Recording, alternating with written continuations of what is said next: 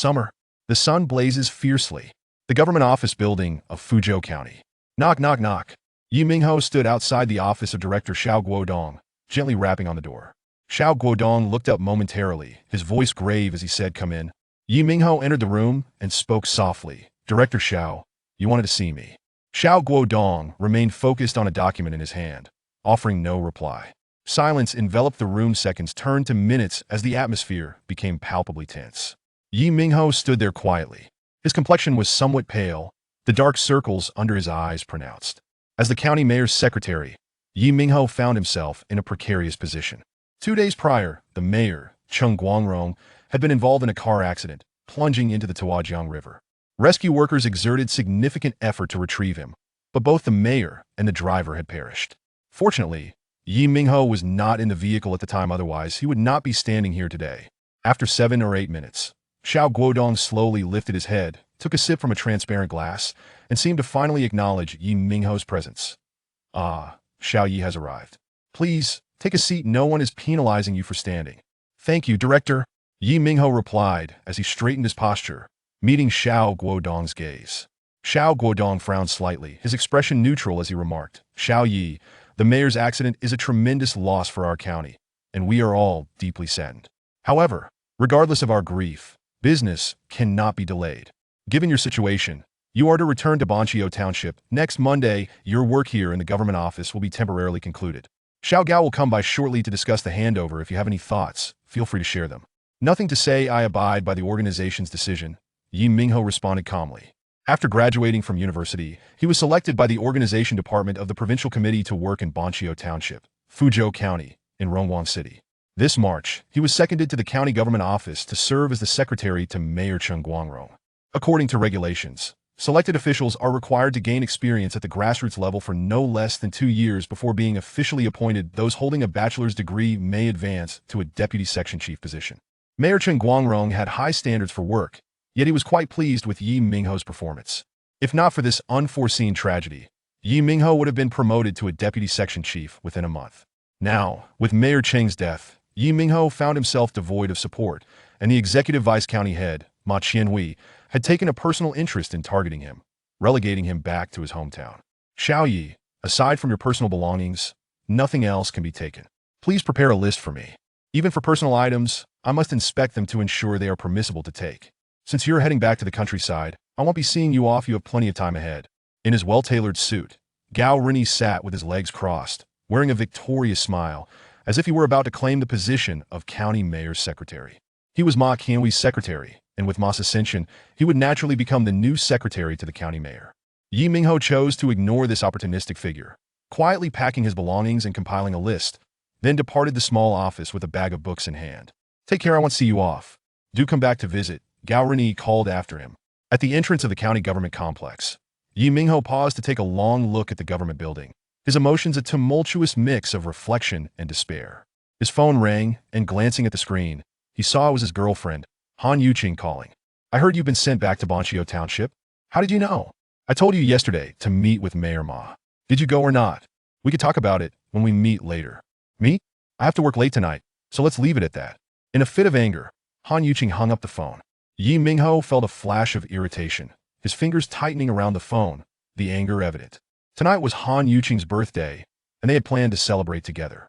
Now, under the guise of working late, she hung up on him, clearly disassociating due to his loss of standing and the subsequent bleakness of his future. Little over a month ago, they had met at a Youth Day seminar, where Han Yuqing had taken the initiative to exchange contact information. After several interactions, they quickly became intimate and began dating.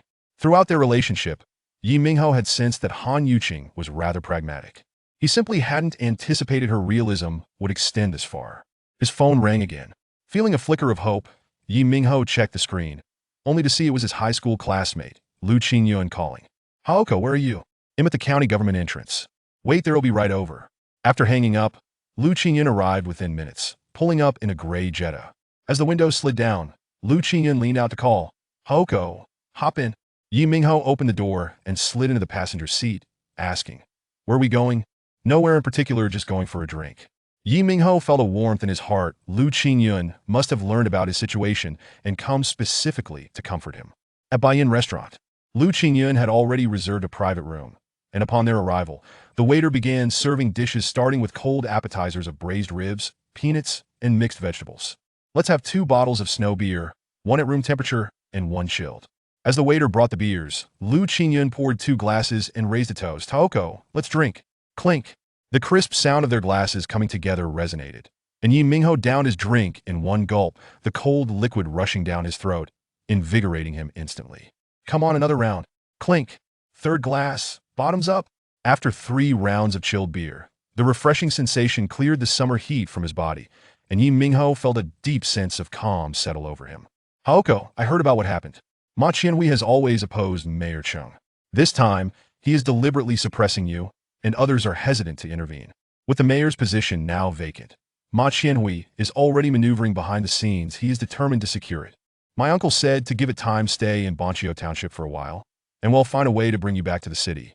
Lu Qingyun, who has been working as the deputy chief at the East Lake Town Police Station since his graduation from the police academy, explained his uncle, Song Guoqiang, served as the executive vice minister of the county committee's organization department.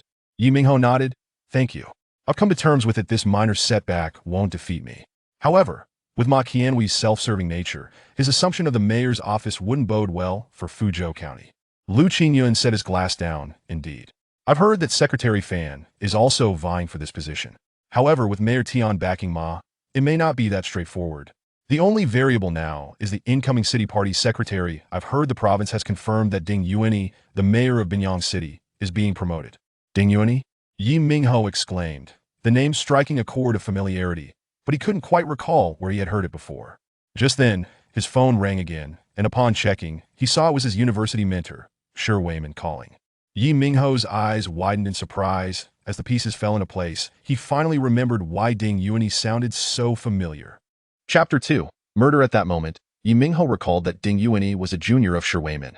During his 3rd year, Ye Minghao had met Ding Yuanyi once at his mentor Shi Weiman's residence. At that time, Ding Yuanyi had just been appointed as the mayor of Binyang City for less than a month and had specifically sought Shi Weiman's guidance on the developmental direction of Binyang City. While the two engaged in discussion, Ye Minghao was present, serving tea and water. Later, they shared a dinner, during which he accompanied them in consuming 2 liang of baijiu. Although they had only met once, the connection through his mentor, Shi Weiman, afforded Ye Minghao the opportunity to establish a rapport with Ding Yuanyi. Contemplating this, Ye Minghao's spirits soared, and he swiftly connected the call. Shi Weiman remarked, Minghao, I have seen your message. It is indeed unfortunate about Director Cheng. One can see he was a pragmatic leader with vision. Do not lose heart regarding work matters. How about you come to the school tomorrow for lunch? We can have a chat. Certainly, Professor, Ye Minghao replied, a hint of excitement in his voice. Shi Weiman, the vice president of Jiangzhou University, had always valued and looked after him, and Ye Minghao had maintained contact, occasionally updating him on recent developments. Following the car accident involving Qing Guangrong, Ye Minghao had felt despondent, worrying about his own future, prompting him to send a lengthy message to Shi Weiman. Now, with the invitation to dinner, he saw an opportunity to have his mentor introduce him to the soon-to-be-appointed Secretary Ding. After hanging up, Ye Minghao mused aloud, that was a call from my university mentor, inviting me to Jiangdu for a meal. Lu Qingyun took a swig of beer and chuckled, go ahead, it's good to clear your mind. Ye Minghao nodded, yes, I met Secretary Ding once at my mentor's house. They are alumni and share a good relationship. Lu Qingyun paused, then exclaimed with delight, really? If you can pave the way with Secretary Ding, your prospects will be a breeze. Perhaps you should consider becoming his secretary. Then Ma Qianhui will undoubtedly be at your beck and call. Ye Minghao shook his head. It's still too early to say such things. You must leverage this connection wisely. The whole city is awaiting Secretary Ding to take the helm. Isn't Ma Qianhui vying for the mayor's position? If Secretary Ding doesn't approve, his hopes will be dashed. Why not promote Secretary Fan instead, blocking Ma Qianhui's path? Lu Qingyun grew increasingly animated, his eyes sparkling. Secretary Fan's backing comes from Director Wu of the Municipal People's Congress. He may not be able to outmaneuver Ma Qianhui, however. If you can speak favorably of him to Secretary Ding, the dynamics will shift at that point. You need not return to Bonjiao Township. You could remain as the county mayor's secretary, flaunting your presence before Ma Qianhui, driving him to despair. Observing his friend's fervor, Ye Minghao smiled wryly. Why the excitement?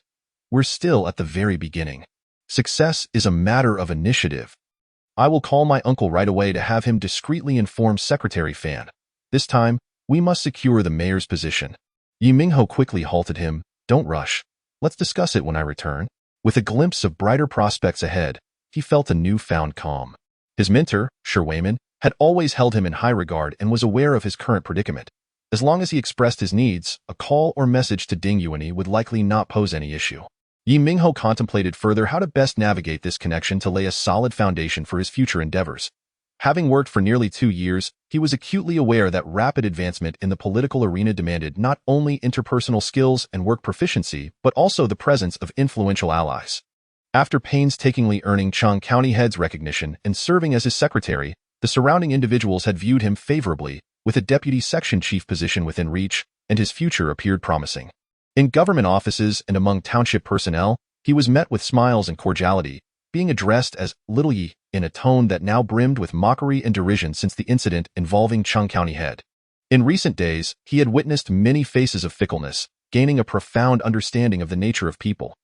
Even if Ma Qianhui failed to secure the mayor's position, his role as a member of the county committee would allow him to deliberately target and suppress Ye Minghao, leaving him feeling as though a mountain were crushing him, with little hope of recovery.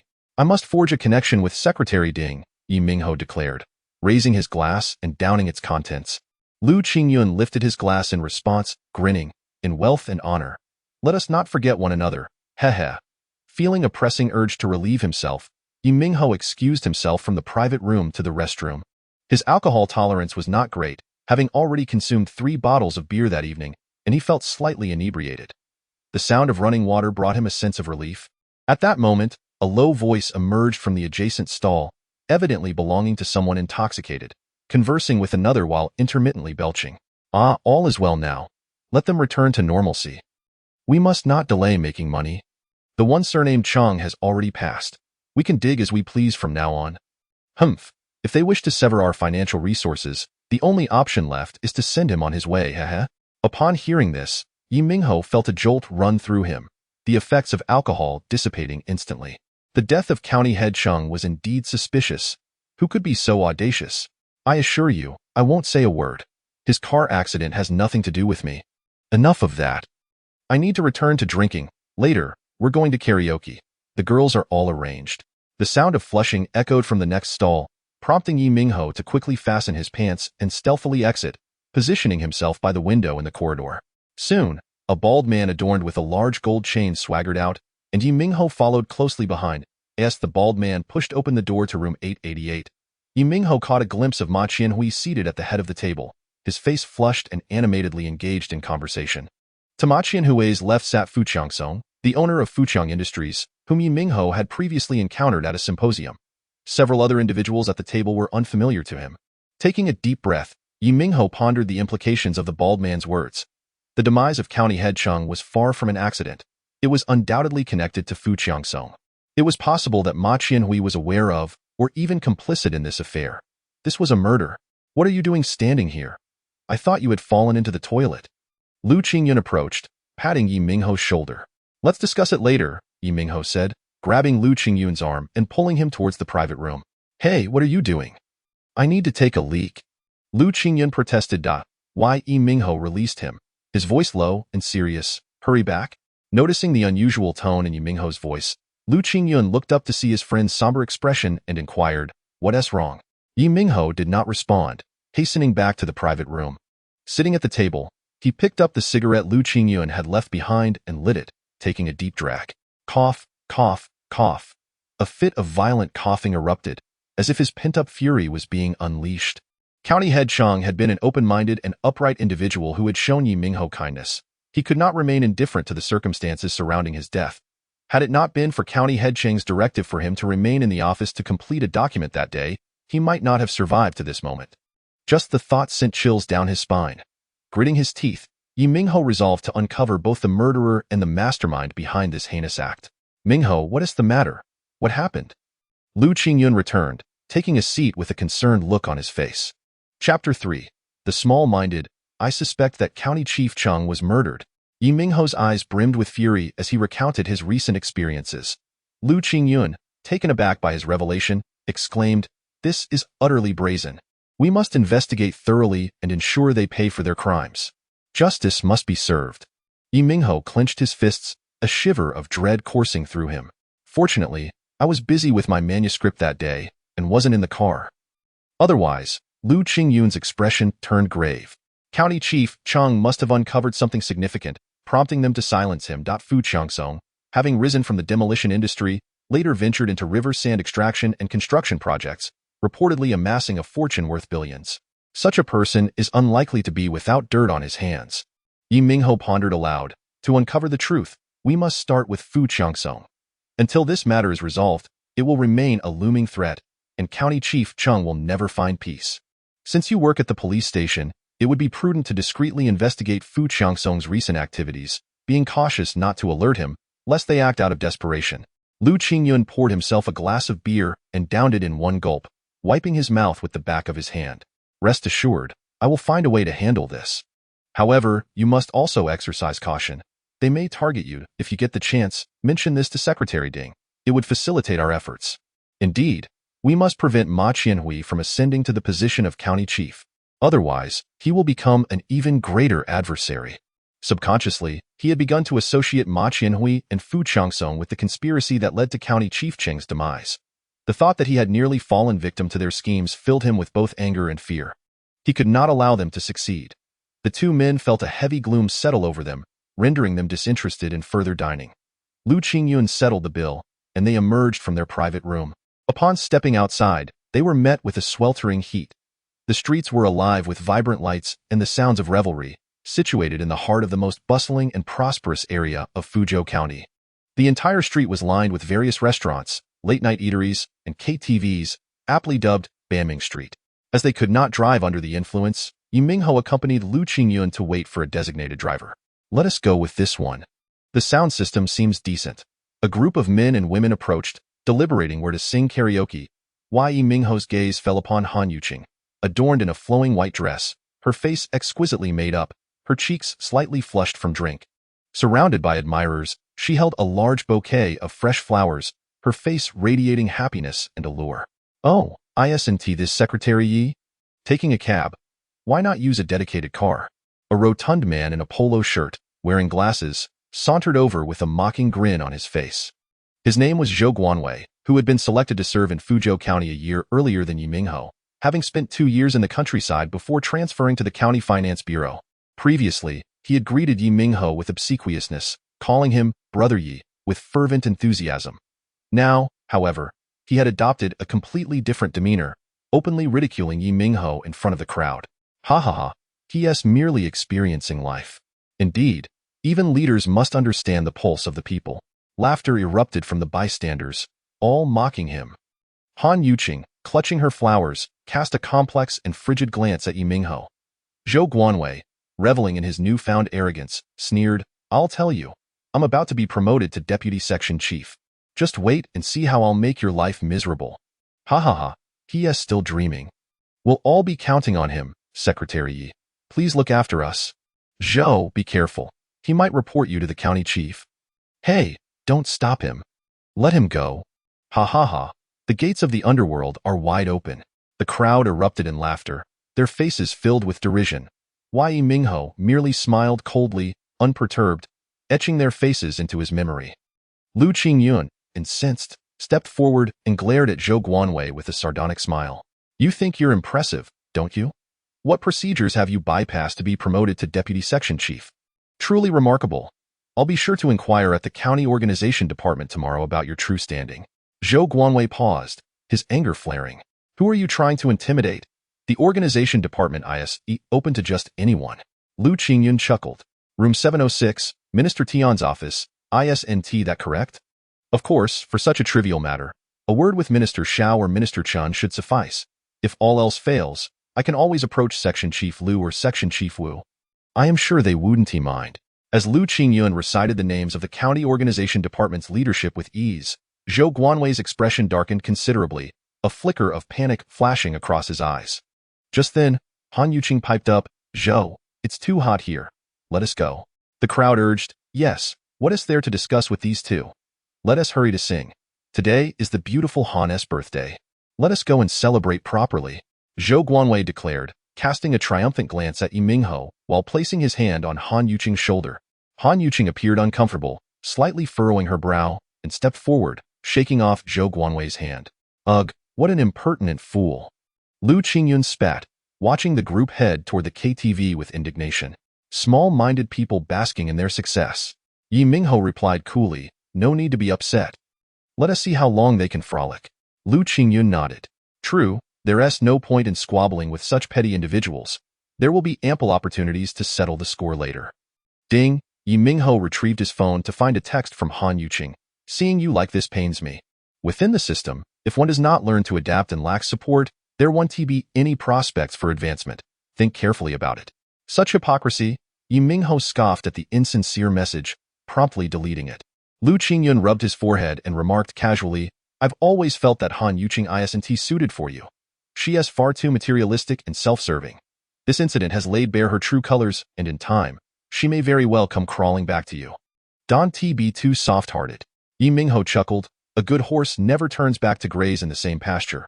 Rest assured, my recent experiences have shown me the true nature of human relationships. I will have no further dealings with her. Lu Qingyun laughed heartily. It's good that you can see it clearly. I was worried about you just now. Upon returning home, Ye Minghao found his parents seated on the worn-out sofa in the living room. The television was turned down low, and both bore somber expressions. Ye Minghao changed into his slippers and sat beside them, inquiring, Mom, Dad, what is wrong? His father, Ye Changgue, hesitated, shaking his head. It's nothing. We just watching television. Have you been drinking? Would you like some hangover soup? His mother, Zhou Xiaofan, hesitated before asking, Son, has the county sent you back to the countryside again? Ye Minghao froze for a moment, perplexed. Mom, who told you that? Chapter 4. Shamelessness. Zhou Xiaofan furrowed her brow and said, Who else could it be but our director Lu? He called me in for a discussion, claiming that I was unsuitable for union work and urged me to return to the storefront as a sales clerk. He even pretended to comfort me, asserting that the county's decision to send me back to the countryside was a sign of their regard and training for me, suggesting that gaining rich grassroots experience would lead to boundless prospects in the future. Bah, they are nothing but shameless scoundrels, ingratiating themselves to those in power, shifting their allegiances with the wind. Initially, they harassed me into joining the union, and now they dismiss me back. I even treated the staff at the storefront to a meal, and this? Ye Changgue reached out to pat her hand in consolation, saying, There's no need to dwell on it. If you must return, then return. After decades of work, you've not lost much. Zhou Xiaofan, in her indignation, smote her thigh and exclaimed, What is wrong with me expressing my frustration? And you? Weren't you supposed to be reassigned back to the county? Now that's been put on hold too, is it not, because our son has lost his backing? They turn their backs faster than flipping a page, a congregation of shameless individuals. She was infuriated. The rapidity of their transformation was astounding. Ever since Ye Minghao had become Secretary Cheng's aide, their circumstances had also shifted. Zhou Xiaofan had previously worked as a sales clerk at the County Supply and Marketing Cooperative's East Street branch. Although her job was not particularly demanding, her income was meager and her freedom limited. Earlier this month, Director Lu had inspected the storefront, engaged her in conversation, and volunteered to transfer her to the union office, with the handover scheduled for the following Monday. Now, suddenly, that arrangement had fallen through, leaving her quite incensed. Ye Changgue, a secondary school teacher instructing mathematics at Dicey Town Middle School, had to catch a bus every morning by 6:30 to reach the school, and would not return home until at least 7 p.m. after classes. Over the years, he had toiled from dawn till dusk, neglecting his family, and despite exploring numerous avenues, he had been unable to secure a transfer back to the county. Last week, his uncle, Xie Bingkuan, had facilitated a dinner with Director Wu from the Education Bureau, who had promised to resolve Ye Changgue's transfer issue. However, today he received word from his uncle that the transfer was temporarily unfeasible, and they would have to revisit the matter later. Coupled with their son being reassigned to the countryside, 3 pieces of bad news in a single day had left both Ye Changgue and Zhou Xiaofan in poor spirits. These people truly know how to shift with the winds. What kind of faces will they show when they realize I am acquainted with the newly appointed municipal secretary? Ye Minghao pondered, feeling a deep sense of reflection. As the saying goes, good news seldom travels far, while bad news spreads like wildfire. Yet, the news of his being dispatched back to the countryside had circulated alarmingly quickly. It was evident that someone had orchestrated this. It must be that shameless wretch, Gao Runny. Ye Minghao thought to himself, recognizing him as a quintessential opportunist. He would let him bask in his arrogance for a few days before dealing with him appropriately. The lack of a transfer is not a disaster. Things were fine before, and perhaps circumstances will change again in due course, Ye Minghao reassured her. Zhou Xiaofan frowned, expressing her dissatisfaction. What angers me most is their fickleness. They are utterly untrustworthy. Son, you must work hard. Only then can your father and I hold our heads high. You need to return to the county soon. There's little room for development in the countryside. Yi Changgue, growing impatient, replied, All right, enough of that. Didn't you say you were going to make wake-up soup? Is it wrong for me to voice my concerns? Zhou Xiaofan mumbled. Just then, a series of knocks echoed at the door. Zhou Xiaofan, puzzled, walked over to open it. Elder brother, what brings you here? Outside, her uncle, Zhou Aigua, awkwardly smiled and said, Xiaofan, so you are all home. Zhou Xiaofan nodded, inviting him in. Yes, come in and sit. Elder uncle, Ye Minghao greeted as he rose. Zhou Aigua rubbed his hands together, wearing a somewhat awkward expression as he said, Minghao, you're off work now. Ask the secretary to the county head. Your job must be quite demanding and exhausting. Living in the countryside, they were unaware of the happenings in the county and naturally did not know that Ye Minghao had been sent back. Ye Minghao offered no lengthy explanations, merely responding that he was managing well while pouring his uncle a cup of tea.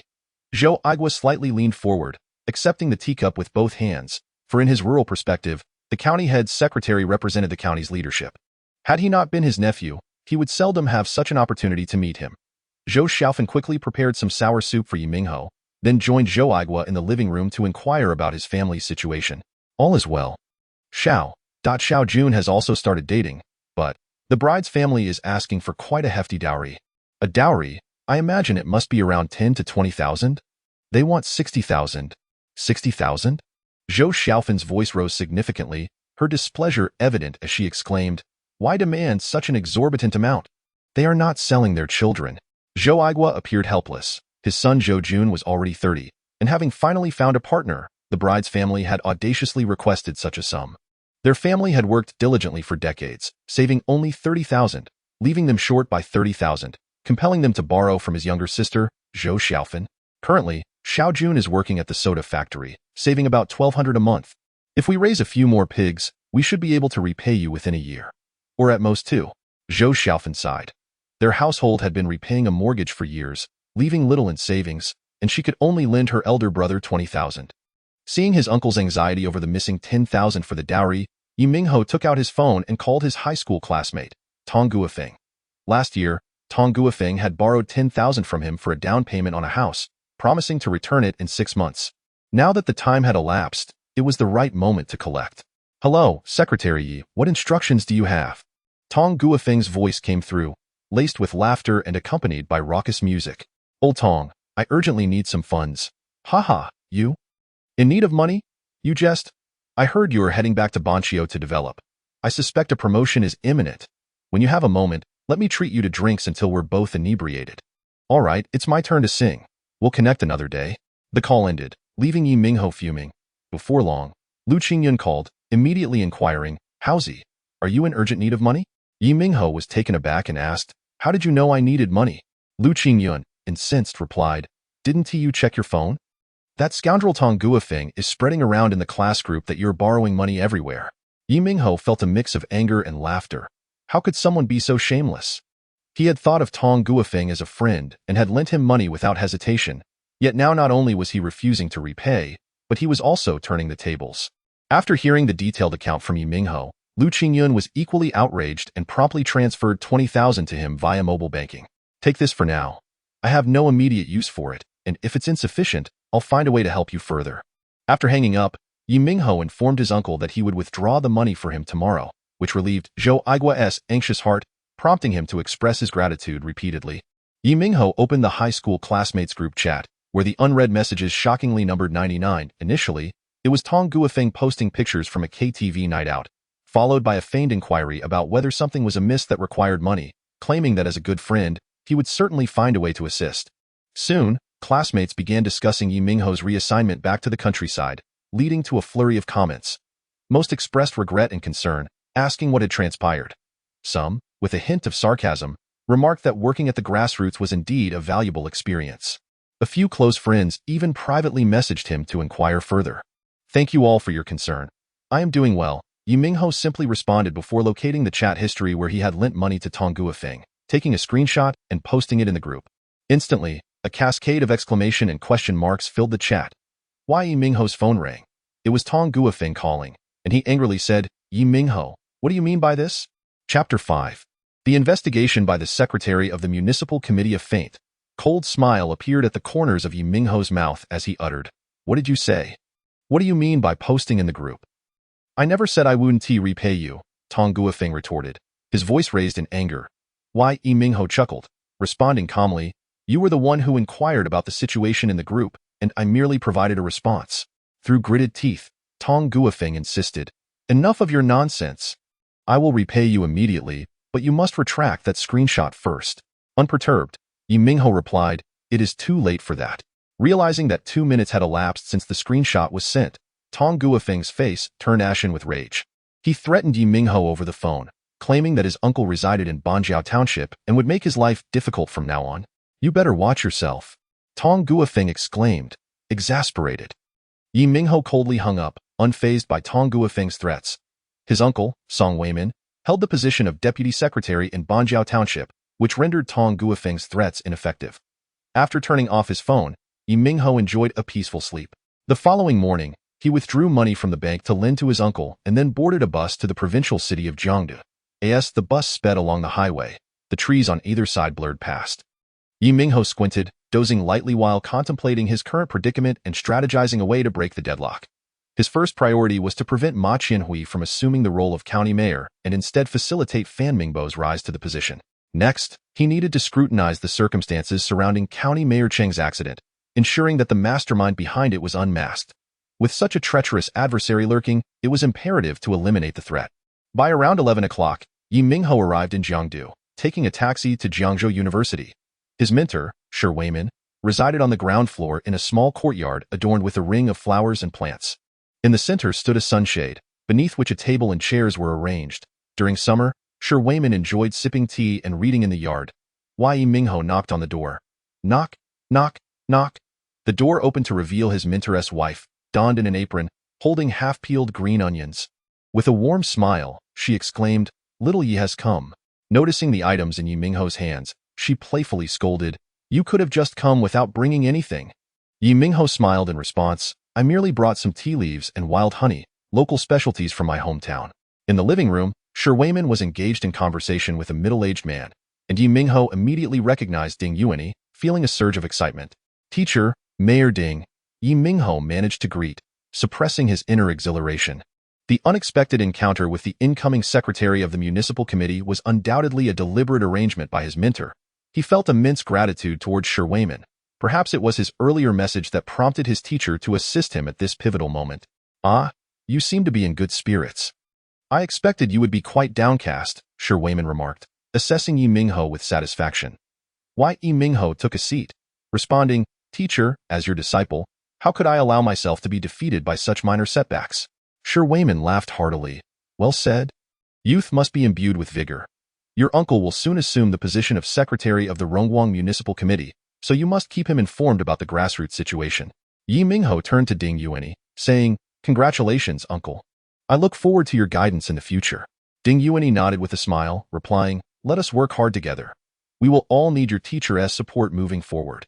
Shi Weimin added, As you head to Rongguang City, you will finally have the opportunity to showcase your talents. I will advocate for you at the provincial level. Ye Minghao paused, pondering the implications of his teacher's words. Ding Yuanyi, noticing his surprise, chuckled, Little Ye, you might not be aware, but your teacher is about to be promoted to vice governor. Ye Minghao exclaimed with delight, Teacher, congratulations. You will now have a greater platform to put your economic theories into practice. The cascade of good news filled Ye Minghao with immense excitement. In his 40s, Shi Weimin had served as the vice president of Jiangzhou University for nearly 4 years. Previously, as a consultant to the provincial government, he frequently imparted knowledge on enterprise property rights and corporate governance to provincial leaders. With his forthcoming role as vice governor, he would undoubtedly oversee economic affairs. With his mentor, Shi Weimin, at the provincial level and his uncle, Ding Yuanyi, at the municipal level, Ye Minghao felt confident that his future political career would be smooth sailing. During the meal, Ye Minghao raised a toast to Shi Weimin, expressing his congratulations but more importantly, his gratitude. The occasion clearly demonstrated his teacher's profound care for him. When discussing Ding Yuan's upcoming responsibilities, Shi Weimin remarked, Rongguang City is an old industrial city that has lagged in development over the past few years. It will require considerable effort to shed its burdens and revitalize the stagnant waters. Ding Yuan, evidently well informed about Rongguang City, stated, moreover, many leaders from Rongguang City have gone elsewhere. While this is a valuable asset, it can also pose challenges at times. He then turned to Ye Minghao. Having served as the secretary to the county mayor, could you share insights about the county's situation? Ye Minghao understood that this was the future municipal party secretary's way of grasping the county's circumstances, as well as an implicit examination of his own capabilities. He set down his wineglass and pondered briefly before responding, Fuzhou County is a significant agricultural hub, with a population of 860,000. Last year, the gross domestic product reached 5.6 billion yuan, while fiscal revenues amounted to 690 million yuan, against expenditures of 2.17 billion yuan. Within the county, over 20 types of mineral resources have been identified, including natural gas, coal, limestone, quartz sandstone, clay, construction materials, and shale, with more than 200 mining sites. However, the development and utilization of these resources are lagging, plagued by disorganized management and an inconspicuous impact on economic stimulation. As Ye Minghao articulately detailed the economic conditions of Fuzhou County, with precise and substantive data, Ding Yuan felt a quiet admiration in his heart, recognizing the practicality of this young man. In recent years, the industrial economy of Fuzhou County has stagnated, leading to a significant increase in the number of laborers seeking employment elsewhere.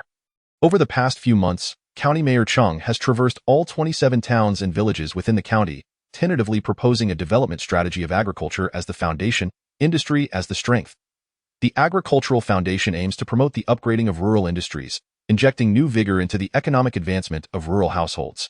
While the industrial strength intends to bolster investment attraction, develop processing, manufacturing, and chemical industries, establish economic development zones and industrial parks, and vigorously cultivate township enterprises to achieve a rapid ascent in the county's GDP and enhance fiscal income. These two aspects are mutually reinforcing. Robust industrial development can create additional job opportunities, retaining the rural youth labor force and enabling local employment, thereby fostering an upgrade in local consumption. Shi Weimin nodded slightly. These ideas had previously been discussed with Ye Minghao, and overall, they were quite aligned with the realities of a western agricultural county like Fuzhou. It is unfortunate that Mayor Cheng has encountered difficulties. Whether this blueprint can be realized remains uncertain. Ye Minghao remarked with a hint of melancholy, then continued, of course, planning is one matter, while execution is another. Given the intricate relationships within the local cadre team, if their enthusiasm cannot be galvanized, even the most splendid blueprint would be rendered mere scrap paper. Moreover, the executive vice-county head, Ma Qianhui, diverges from Mayor Cheng's vision. He aspires to construct a new city, hoping to regenerate Fuzhou County through real estate and urban expansion, thereby driving economic growth. He directly laid a trap for Ma Qianhui, as he was merely stating the truth, and anticipated that Ma Qianhui would fervently advocate his reconstruction of Fuzhou's new city theory upon meeting Ding Yuan. A glimmer of a smile flickered in Ding Yuan's eyes as he said, on that note, why not delve into the composition of the cadre team in Fuzhou? Given that we have indulged in some libations today, feel free to speak candidly. There is no harm in honest discourse. Chapter 6 Dialogue. Ye Minghao felt a surge of secret delight within. After laying the groundwork for so long, he was awaiting this very statement. There are over 300 leadership officials at the subdepartment level and above in Fuzhou County, among which 47 hold positions at the deputy division level or higher. Less than 5 of these officials are from outside, with the vast majority having risen through local ranks, resulting in a complex web of interpersonal relationships. According to rumors, there are 21 families in the county that each boast 5 or more officials at the subdepartment level or higher, with several other families having 2 to 4 such officials. These families are intertwined, creating a vast network of relationships and interests.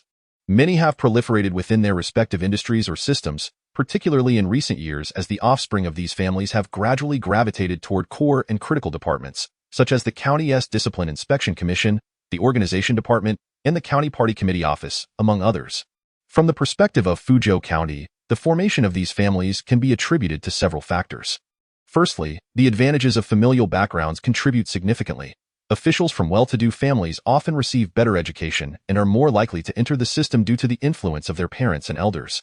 Secondly, some officials' children, lacking in academic performance, resort to leveraging connections to enlist in the military, gaining experience before transitioning back into the system. Thirdly, these families cultivate a circle of acquaintances and vested interests that mutually support one another, often without the need for explicit communication. Lastly, the deliberate nurturing by elder family members plays a crucial role. For instance, Deputy County Head Ma Qianhui, as I understand, has a wife who serves as the vice chair of the County Women's Federation, a daughter who is the deputy director of the county television station, a son-in-law who is the secretary of Donghu Town, and a nephew who is the deputy director of the County Power Supply Bureau, along with a niece who chairs the credit cooperative. These families resemble clusters of grapes, their vines climbing ever higher along their trellises, expanding their reach and basking in increasing sunlight and nourishment. In contrast, the children of ordinary families lack such structures and miss out on abundant sunlight and rain, resulting in a naturally slower growth. It is fair to say that Fuzhou County is a microcosm of Rongguang City. Ding Yuanyi occasionally furrowed his brow, listening attentively as Ye Minghao spoke eloquently. He then inquired, "What do you perceive as the advantages and disadvantages of this situation?" Shi Weimin regarded Ye Minghao with a smile, his eyes brimming with admiration for this attentive disciple who excelled in observation and critical thinking, proving his efforts worthwhile. After a moment's contemplation, Ye Minghao replied, "The advantages lie in the potential to enhance efficiency and cultivate a harmonious and stable atmosphere. As for the disadvantages, firstly, the formation of interest networks can lead to mutual obstruction. Without a strong hand to amalgamate these networks, even the best policies and measures may falter in execution. Secondly, it creates an inherent unfairness for children from ordinary families. Lastly, the entanglement of various relationships and interests results in stagnation, making revitalization exceedingly difficult." Ding Yuanyi nodded, pressing further, "How do you think this should be changed?" Ye Minghao chuckled wryly. "That is no easy task. In the short term, I believe the key is to select the right primary leaders for the county. In the long term, it is essential to bolster the exchange and rotation of officials, and through public recruitment and selection, cultivate and nurture young officials to inject fresh blood into the system." Shi Weimin spoke gravely. The situation in Fuzhou County likely mirrors that of many grassroots levels across various provinces and cities. This is a cultural soil that has taken millennia to form in Huaxiat. To instigate change will require sustained effort. Minghao, since you have discerned these issues, it is imperative that you remain true to your original aspirations, brave the currents, root yourself in the grassroots, achieve results, and thus have the opportunity to enact change in the future. After a moment's reflection, Ding Yuanyi added, "Currently, with the position of county head vacant, how do you think it should be arranged?" "Master Uncle, I have only served as the county head secretary for a few months." "Ha! No matter. I am completely in the dark regarding the situation in Rongguang City and Fuzhou County. Feel free to speak, and I shall listen. In that case, allow me to share a few thoughts on the matter. Presently in Fuzhou County, everyone's eyes are on the position of county head. The most prominent candidates seem to be Deputy Secretary of the County Party Committee Fan Mingbo and Executive Deputy County Head Ma Qianhui. Mayor Tian Wanbang is backing Ma, who previously served as his secretary, while Secretary Fan is the son-in-law of the vice chair of the County People's Congress, Wu Taiping. Comparatively, many believe that Ma has a greater chance of success, given the support from the mayor. However, Wu, known for his integrity, is intolerant of wrongdoing. Having previously held positions as a member of the Municipal Party Standing Committee and Deputy Mayor, he has often criticized and pointed out issues within the municipal work, offending numerous individuals, to the extent that some have dubbed him unsettled. Yet, in my opinion, Ma is not particularly suited for the role of county head for three primary reasons. First, as a local official, he is enmeshed in the county's intricate web of interests, leading to an inability to extricate himself. Second, his approach to work is excessively utilitarian, fixating on superficial achievements. Third, I harbor suspicions regarding his substantial connection to the death of County Head Chung. "What evidence do you have?" Ding Yuanyi exclaimed, his expression one of shock. "This is no trivial matter. I am aware." Ye Minghao, slightly inebriated, found himself unable to restrain the words that flowed forth, recounting what he had heard the previous day at the hotel. "The county's vehicles, I assure you, are well maintained, and the drivers, being former military personnel, possess the requisite skills. Moreover, that stretch of road is merely a gentle curve. How could they end up in the river?" Now, the memorial service for County Head Chung has already concluded, seemingly solidifying the narrative surrounding his demise. Yet I believe this matter must be clarified, lest County Head Cheng's spirit remain restless and the perpetrator evade justice. More critically, the ramifications of this incident could implicate numerous individuals and activities engaged in unlawful conduct, which cannot be allowed to go unpunished. Regardless of who assumes the position of county head, and wherever I may be, I shall persist in my pursuit of the truth. Ye Minghao's face flushed, his eyes slightly bulging, and his head spinning. Yet his mind remained clear. At this moment, he could still address Ding Yuan as Master Uncle, expressing his thoughts candidly and indulging in a measure of frankness without fear of consequence. Once Ding Yuan assumed the role of secretary of the Rongguang Municipal Committee, suitable opportunities for such direct discourse would be scarce. Hence, Ye Minghao was resolute. Even if his current candor might lead to Ding Yuan's discontent, he felt compelled to lay everything bare. The mere recollection of his own near drowning and the lurking presence of the hidden adversary sent a chill down his spine. Shi Weiman's expression grew serious. This is truly beyond the pale. Yuan, this matter requires urgent attention. Some entrenched interests are audaciously bold. If we do not strike decisively, they will only become more emboldened. Ding Yuan nodded. Indeed, we must treat this with the seriousness it deserves. The situation in Fuzhou County is quite severe. Senior brother, Minghao possesses insight and ideas. He truly is a promising talent. Shi Weiman smiled with pride. Of course, after years of teaching and nurturing, my ability to discern talent has proven quite accurate. Why not have Minghao serve as your secretary? Chapter 7. Do you know who I am? Ding Yuan's eyes sparkled as he turned to Ye Minghao and smiled. Minghao, would you be willing? Ye Minghao's heart raced rapidly, for serving as the secretary to the municipal party secretary was undoubtedly a colossal opportunity, a veritable leap to the heavens. Spending a few years alongside leadership could elevate him to a deputy division level in the future. For Fuzhou County and even Rongguang County, attaining such a position was a pinnacle that countless individuals pursued throughout their lives but could never reach. Most officials, toiling diligently, would retire merely as section-level cadres. Yet, as the secretary to the municipal party secretary, once recognized, promotion would be effortless. Previously, Ye Minghao had only served as the secretary to the county magistrate, where every leader, big or small, greeted him with utmost enthusiasm. The long-standing concern of his parents regarding his job transfer was on the verge of resolution. The municipal party secretary was the highest authority in the city, and his secretary undoubtedly held significant weight, an invisible power with numerous benefits. Many even privately referred to secretaries as the number 2 leader. It was undeniable that the temptation was immense, and Ye Minghao found himself somewhat swayed. Taking a deep breath, he replied, "Thank you, Uncle Shi, but I still wish to hone my skills at the grassroots level, to solidify my foundation and enhance my capabilities. In due time, if you still regard me favorably, I shall seek to learn from you." Upon finishing, he glanced at Ding Yuan with a hint of trepidation. Ding Yuan laughed heartily. "Very well. Since you aspire to root yourself in the grassroots, I shall not force you. The grassroots are indeed a crucible for personal growth, and I hope you mature swiftly. Fuzhou County is complex, but do not carry the burden of thought. As long as it's for work, feel free to reach out to me with any issues. Sometimes, one must think on a larger scale, rather than confining oneself to the affairs of a single county. With a broader perspective, many problems can be effortlessly resolved." Ye Minghao quickly responded, "Thank you, Uncle Shi. I will certainly strive to uphold the honor of both you and my teacher." Shi Weiman smiled. Indeed, although Minghao has had a drink, he remains quite clear-headed. Ye Minghao was momentarily taken aback, but soon realized it was yet another test from his teacher and uncle. Considering his mere 2 years of work experience and being a novice, taking up the role of secretary to the municipal party secretary was not the wisest choice at this juncture. Conversely, garnering the attention of the municipal party secretary while achieving results at the grassroots would provide him with invaluable experience for future growth. Ding Yuan regarded Ye Minghao with unabashed satisfaction.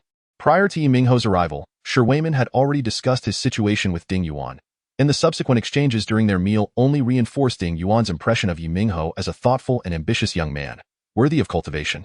In Ding Yuan's eyes, Ye Minghao's analytical approach to issues was remarkably lucid, with thoughts deeper than many of his peers, an exceedingly rare trait for someone so young. He genuinely intended for Ye Minghao to serve as his secretary. Although Ye Minghao might lack experience, he could be trusted and possessed a strong potential for growth. Naturally, Ye Minghao's decision to temporarily toil at the grassroots level also pleased him.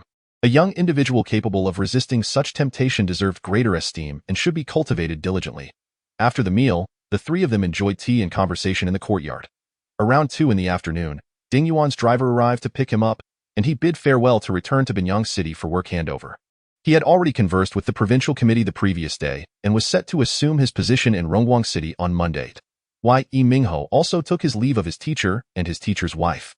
His meeting with Ding Yuan today was a special arrangement by his mentor, filling him with profound gratitude and emotion. He resolved to work diligently, achieve remarkable results, and never disappoint his mentor's expectations. As he walked through the campus, the sycamore trees cast cool shadows, and cheerful campus songs played over the loudspeaker. Groups of students strolled past, radiating youthful vibrancy, their faces alight with energy and hope. Ye Minghao exhaled deeply, the aroma of Wuliangye liquor lingering in the air, his heart brimming with ambition. Ding! The sound of a text message notification rang out. It was a message from Lu Qingyun. How's it going? Ye Minghao smiled and promptly dialed his number. Howsy, are you free to talk now? How did your mentor respond to introducing you to Secretary Ding? I heard he is starting on Monday. Lu Qingyun fired off a series of questions, sounding quite anxious, while Ye Minghao hailed a taxi, gesturing for the driver to head to the bus station, while he replied, I met Secretary Ding. He offered me the position of secretary, but I declined. What? You must be out of your mind. The secretary to the municipal party secretary, and you turned it down. Lu Qingyun exclaimed, his voice startling Ye Minghao. After a moment, he cautiously inquired, Are you pulling my leg? Did you really meet Secretary Ding? I wouldn't lie to you. I shared a drink with him and the teacher at noon and discussed the situation in Fuzhou County. Really? That's fantastic. Did Secretary Ding genuinely want you as his secretary? Yes, but I still wish to remain in Fuzhou County, so I declined. Perhaps in the future, the opportunity will arise again. Wow, you're incredible. But as long as Secretary Ding recognizes you, it doesn't matter where you are. Did you bring up the matter with Secretary Fan? I laid some groundwork. Let us discuss it further when I return. All right, when are you coming back? We should treat Secretary Fan to dinner and discuss the next steps. I'm heading to the bus station now. Should be back in the county by around 5. Great.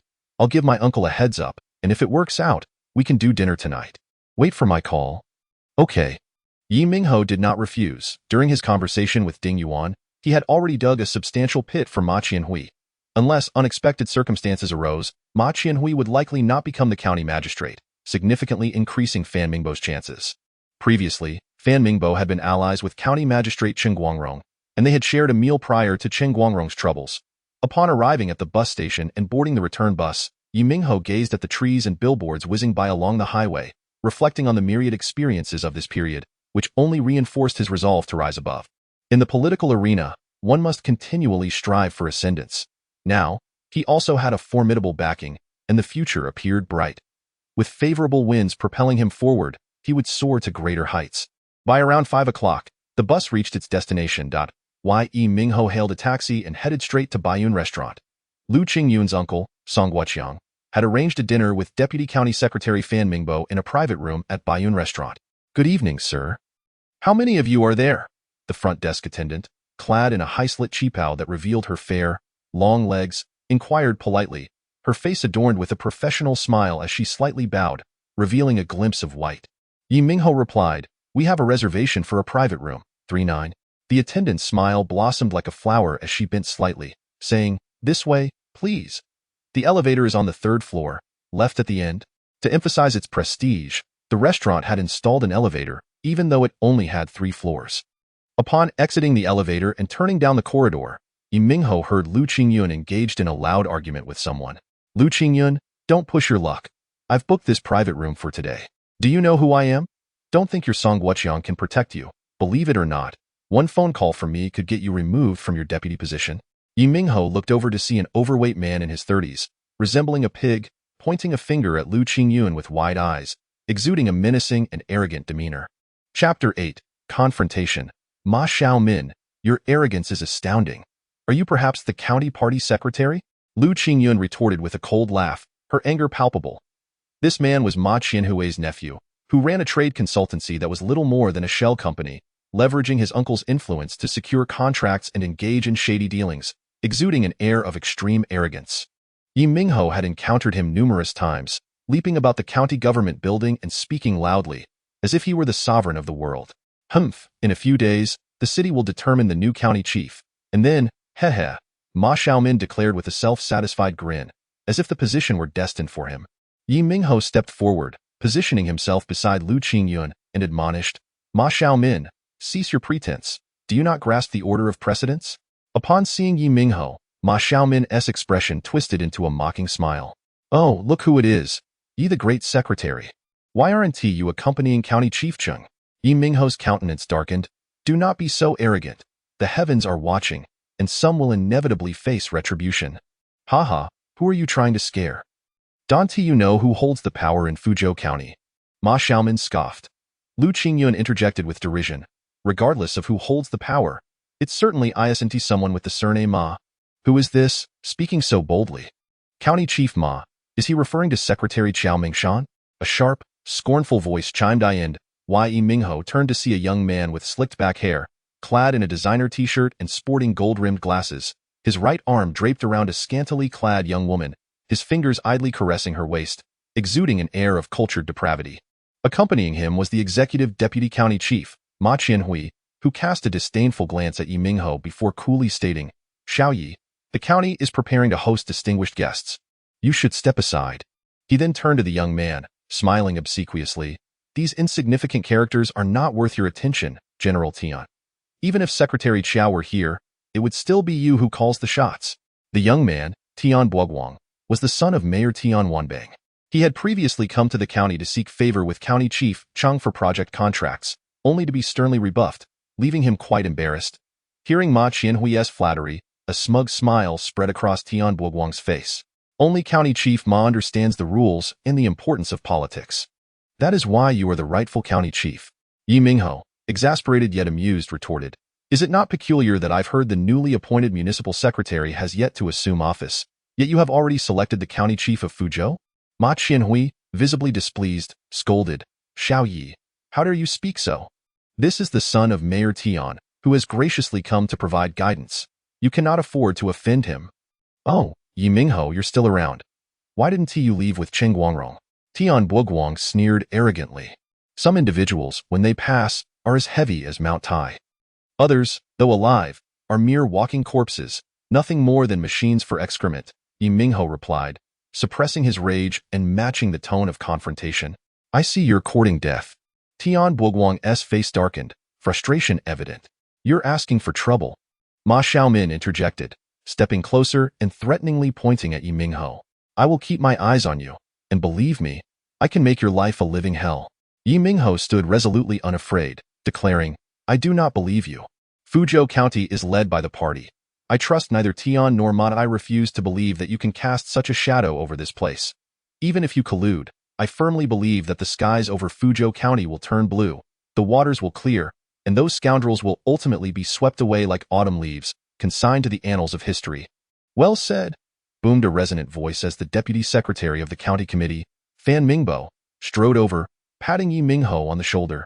He then turned to Ma Qianhui with a smile. What a coincidence. Deputy County Chief Ma has come here to dine. He emphasized the word deputy, once again clarifying that Ma Qianhui was still merely a deputy county chief, not yet in a position to dictate matters. Ma Qianhui's expression darkened, as if he were about to burst with indignation. He shot back. If Deputy Secretary Fan can dine here, then surely I can too. Ha ha ha, of course, I would expect nothing less, Fan Mingbo replied, pausing before adding, I would not dare to bully the weak, nor would I threaten anyone. His double entendre only served to further frustrate Ma Qianhui, who glared venomously at Ye Minghao, contemplating how to retaliate against the young man. Seeing Ma Qianhui's predicament, Tian Buoguang stepped forward to assist, feigning a smile. Deputy Secretary Fan, you certainly have a commanding presence. However, I've recently heard that Director Wu has raised numerous issues, causing quite a stir among several departments in the city. Fan Mingbo remained unperturbed by the provocation, smiling as he replied, Indeed, some individuals harbor guilty consciences. Even in high positions, if they cannot manage their families, how can they find peace within? His father-in-law, Wu Taiping, frequently criticized the city government's work, much to Mayor Tian Wanbang's chagrin. On one occasion, after having a drink, he openly remarked in front of several officials, the Wu family is truly troublesome. They must be dogs, causing unrest. Unbeknownst to him, Wu Taiping overheard and, in a fit of anger, confronted the mayor at his office door, indirectly berating him in a manner that resonated throughout several floors, leaving Tian Wanbang extremely embarrassed. Tian Buoguang's face flushed with anger, and he seethed, We shall see about this, Fan. Fan Mingbo chuckled, I await the challenge. Humph. Tian Buoguang snorted coldly, turning to leave, with Ma Qianhui and Ma Xiaomin hastily following him. Using the tiger's power to intimidate, Fan Mingbo scoffed disdainfully. The group settled into a private room, where Lu Qingyun instructed the waiter to begin serving the dishes before joining Ye Minghao in pouring drinks. They gathered around an octagonal table, with each person occupying a corner. Fan Mingbao took the head of the table, with Song Guoqiang seated to his left. Lu Qingyun chose to sit at the foot of the table, facing away from the door, while Ye Minghao occupied the seat to Fan Mingbao's right. Once the cold dishes were served, Song Guoqiang cheerfully remarked, "Secretary Fan, everything is ready. We await your command." Fan Mingbao raised his glass and proclaimed, "Today is the weekend, a rare opportunity for us to gather. Let us seize this moment to unwind. Tonight, may we all enjoy ourselves and share a toast." "Cheers!" Everyone responded, clinking glasses and downing their drinks in one go. For the second round, Fan Mingbao asked Song Guoqiang to propose a toast. After a brief moment of refusal, he raised his glass, expressing gratitude for Fan Mingbao's support and wishing for Ye Minghao and Lu Qingyun's rapid growth. For the third round, Fan Mingbao requested Ye Minghao to make a toast, candidly stating that he would need Ye Minghao's strong support moving forward. Despite Ye Minghao's repeated refusals, he eventually stood up, raising his glass in salute to Fan Mingbao and Song Guoqiang. After finishing his drink and placing the glass down, Song Guoqiang inquired, "Minghao, I heard you met Secretary Ding in Jiangdu. How did your conversation go?" Upon hearing this, Fan Mingbao paused, laying down his chopsticks, eyes filled with anticipation as he looked at Ye Minghao. Chapter 9. Scheming as he gazed upon the expectant faces surrounding him, Ye Minghao chose not to conceal anything and elaborated on his experiences in Jiangdu, the provincial capital. When he recounted Ding Yuan's analysis of the cadre situation in Fuzhou County, Fan Mingbao gripped his wine glass tightly, inhaling deeply, while Song Guoqiang's eyes sparkled with excitement, prompting him to pour himself another drink. Upon learning that Ye Minghao had met the future mayor in Jiangdu, Song Guoqiang initially found it hard to believe. After repeated confirmations, he called Fan Mingbao, brimming with exhilaration. Upon hearing the news, Fan Mingbao readily agreed to dine together. However, both men harbored modest hopes. After all, Ye Minghao was merely a junior official. Even if he had met Secretary Ding, it was unlikely he would have had a substantial conversation, let alone influence the forthcoming dynamics in Fuzhou County. They merely sought to glean whatever information they could from Ye Minghao. Yet, the accounts Ye Minghao shared exceeded their expectations entirely. Secretary Ding had engaged him in profound dialogue and had even inquired about the candidates for the county magistrate. Fan Mingbao felt a surge of excitement. Ye Minghao had laid the groundwork for him, bringing him a step closer to the coveted position of county magistrate. "Minghao, allow me to toast to you. I am grateful for your advocacy on my behalf," Fan Mingbao said, filling Ye Minghao's glass and raising his own. "Secretary Fan, I merely spoke the truth," Ye Minghao replied, clinking glasses with him. "Having spent several months in the government office, I have gained some insight into Ma Qianhui, and he is utterly unfit for the role of county magistrate." Fan Mingbao nodded in agreement. "I am familiar with this individual as well. He is self-serving and maintains close ties with businessmen. Truth be told, I do not feel an absolute need to vie for this position, but with it now vacant, the thought of someone like Ma Qianhui ascending to power, wreaking havoc, is intolerable. In office, one must strategize. Having chosen the path of governance and arrived at this juncture, I can only forge ahead bravely, striving to accomplish work beneficial to the populace, thus allowing me to act with a clear conscience. I too am but an ordinary individual. However, as a party member, even if I cannot entirely forsake personal interests for the public good, I can at least prioritize the collective over the individual, ensuring that I do not profit at the expense of the public. This is my moral baseline." Fan Mingbao expressed passionately, unable to contain his sentiments. Song Guoqiang interjected, "Secretary Fan articulates the matter with remarkable clarity. We are all but mortals, subject to desires and emotions. Yet, as leaders, we must adhere to certain principles, with the maintenance of integrity as our foundation. Yet, some individuals lack regard for the populace, their eyes solely fixated on personal gain." Lu Qingyun raised his glass, stating, "Secretary Fan, I toast to you, wishing you every success in your endeavors." Fan Mingbao chuckled. "This endeavor still requires Minghao's strategic insights. I have heard they are considering your return to Banjiao. On Monday, I shall contact the organization department to arrange for you to be temporarily assigned to the county committee office." Ye Minghao pondered before responding, "Thank you, Secretary Fan, but at this juncture, it seems futile to go to the county committee office. I believe it prudent to return to the countryside for now. I will endeavor to provide useful information to Secretary Ding, and I encourage you to explore various avenues as well." Fan Mingbao's father-in-law had once served as a member of the Municipal Standing Committee and was currently the deputy director of the Municipal People's Congress. Though his forthright nature had alienated many, he undoubtedly possessed connections, and it would be feasible to seek assistance. "Very well, you may remain in seclusion for a few days, and then returned to the county government office. I have conversed with County Chief Chung, who expressed great satisfaction with you, noting your sharp insights. I shall require your counsel greatly in the future. After a hearty meal, Fan Mingbo rushed to the city that very night, intending to discuss subsequent actions with his father-in-law. The next day, Ye Minghao took the opportunity to rest at home. Early Monday morning, he made his way to the bus station and boarded a van bound for Banjiao Township. Located in the eastern part of Fuzhou County, Banjiao Township lies 15 kilometers from the county seat and less than 20 kilometers from the city center. At 8:20 a.m., Ye Minghao alighted at the entrance of the township government, staring at the aging 5-story building, a whirlwind of emotions swirling within him. When he had been seconded to the county government office, he had resolved to perform admirably, determined to establish a foothold in the urban area. He recalled how his colleagues at the township government had congratulated him, their faces adorned with smiles, whether feigned or genuine. Later, both the secretary and the township head had taken the time to invite him to a meal in the county seat. "Ah, is that not Secretary Yi? What brings you back?"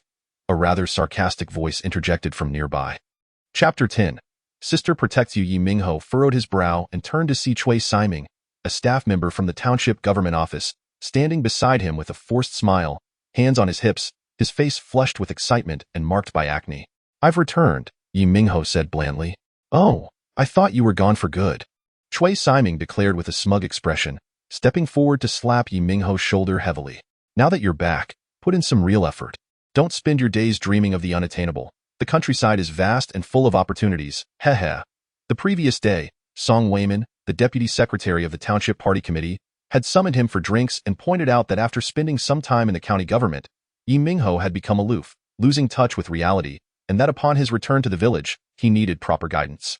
Simultaneously, Song Weiman expressed his full support for Cui Siming as a candidate for deputy director of the party and government office, though the township head had shown interest in Ye Minghao, advising him to tread carefully. Cui Siming was resolute in his determination to take down Ye Minghao, fixating on him with disdain. He had little patience for these self-important university graduates. Feeling a sharp pain from the heavy slap on his shoulder, Ye Minghao grimaced and remarked, "Cui Siming, ease up. Are you trying to harm your own father?" "I'll deal with you," Cui Siming retorted, his face turning pale with anger as he raised his fist. "What are you doing, Cui Siming? Don't bully the university student." A clear, ringing voice interjected, accompanied by a fragrant aroma as a voluptuous figure positioned herself protectively in front of Ye Minghao. Zhou Tsuixia, the director of the Township Women's Federation, stood with her hands on her hips, glaring fiercely at Cui Siming. "Cui, if you lay a hand on him again, just wait and see if I don't tear your face apart." Cui Siming, begrudgingly retracting his fist, spat in frustration. "Ye Minghao, hiding behind a woman, is that all you've got?" Zhou Tsuixia sneered, "Pa, get lost." With that, she gestured as if to claw at him with her fingers. "You'll regret this." Cui Siming seethed, retreating in disgrace. Zhou Tsuixia turned back with a smile, saying, "Don't be afraid, Xiao Yi. Some people are just paper tigers. I'll protect you. Just stand up to him." "Thank you, Sister Xia. I'm fine," Ye Minghao replied, a faint smile tugging at his lips. Zhou Tsuixia, though not very old, approximately 27 or 28, had a bold personality and could be quite risque when intoxicated. Her husband had suffered a car accident 3 years prior, leaving him partially paralyzed. It was said that he had suggested divorce multiple times, yet she remained steadfast, devotedly caring for him as if living a widow's life. "It's a pity that Director Chang has left." Don Tilu's heart, Xiao Ye.as a university student, you have numerous opportunities ahead. Work diligently, and you'll find plenty of chances for advancement in the township, Zhou Tsuixia comforted him. Ye Minghao nodded. "I'm all right, thank you, Sister Xia. Let us go. Remember to check in with Secretary Yang and Mayor Hu first," Zhou Tsuixia said, giving Ye Minghao's arm a gentle pat as she moved forward, her figure swaying enticingly. Her curvaceous physique caught the attention of many men, who cast furtive, lustful glances her way. Ye Minghao hurried to catch up, and upon reaching the second floor, just outside the party and government office, he overheard Cui Siming loudly disparaging him. Ye Minghao has only been a county secretary for a few days and thinks he's above everyone, completely disregarding the township's leaders and colleagues. Just now, I greeted him at the door, and he barely acknowledged me, as if his eyes had grown to his forehead. I swear he seems ready to float away. Director, you must give him a reality check, or he won't know how many eyes the King of Horses has. As Cui Siming continued his tirade, He noticed Ye Minghao at the door and immediately fell silent, snorting disdainfully as he picked up a rag to wipe the table. Talking behind someone's back, your tongue festers with pus. Zhou Cuixia scoffed. Director Liu, I'm back to report for duty, Ye Minghao said, ignoring Cui Siming as he approached Lu Feiyang, the director of the party and government office. Lu Feiyang nodded, remaining seated. Xiaoyi, now that you're back, settle in and get to work. Since you've been away for quite a while, you'll be responsible for cleaning for a time. After that, you can take a seat over there. His demeanor was cold as he pointed to a small desk by the door. The office housed 7 people, all working within a large shared space, which contained 8 desks in total. The position at the entrance was the least desirable, always exposed to foot traffic, offering no privacy, and typically left vacant. Lu Feiyang's decision to assign Ye Minghao to the door was clearly intentional. Ye Minghao remained unfazed, nodding in acknowledgement. Understood. With that, he turned and exited the room. Hey, I said to clean up, make sure to come in earlier next time. Cui Siming shouted, turning back to Lu Feiyang. Director, just look at his attitude. Chapter 11. Ye Minghao strikes me. Lu Feiyang wore an expression of displeasure. This Ye Minghao is utterly disregarding propriety, thinking that just because he serves as a secretary in the county, he can wield authority like a tiger borrowing the ferocity of a wolf. Cui Siming interjected with embellishment. Indeed. It is one thing for him to ignore me, but to display such insolence towards the director is intolerable. He shows utter contempt for leadership and must be reprimanded. Enough. Focus on your own responsibilities, Lu Feiyang replied. Just then, the phone rang, displaying the caller ID of Song Weiman, the deputy secretary of the Township Party Committee. He quickly answered the call. After hanging up, Lu Feiyang hurriedly made his way to Song Weiman's office on the 3rd floor. Song Weiman tossed a cigarette to Lu Feiyang, and the two began to indulge in smoke-filled conversations. Ye Minghao has reported back, hasn't he? He is a university student, quick-witted, and having spent several months working in the county, he must be properly nurtured now that he has returned. We need to assign him significant responsibilities. Young people must learn to humble themselves, maintain composure, endure hardship, and diligently fulfill every task entrusted by the organization to grow rapidly. By the way, old Xie sprained his ankle a couple of days ago and needs some time to recuperate. We cannot delay the village work in Tian's Huayuan. We must arrange for personnel as soon as possible. Secretary Song, why not assign Ye Minghao to work in the village? He is a university graduate with a solid theoretical foundation and is quite adept at writing materials. However, his lack of grassroots experience, particularly his unfamiliarity with rural conditions, is his most significant shortcoming. This presents a perfect opportunity for him to learn a valuable lesson. Song Weiman nodded in approval. Yes, you are absolutely right. We must intensify the comprehensive training of our young talents and assist them in quickly bridging their gaps. You propose this, and I will communicate the specifics with Secretary Yang and Mayor Hu. After a brief exchange of pleasantries, Lu Feiyang took his leave. Upon returning to the office, he found Ye Minghao seated at his desk, poring over documents. A smile emerged on Lu Feiyang's face. Xiaoyi, the leadership is genuinely concerned about your development. We are preparing to tailor training to address your shortcomings, so be sure to seize this opportunity.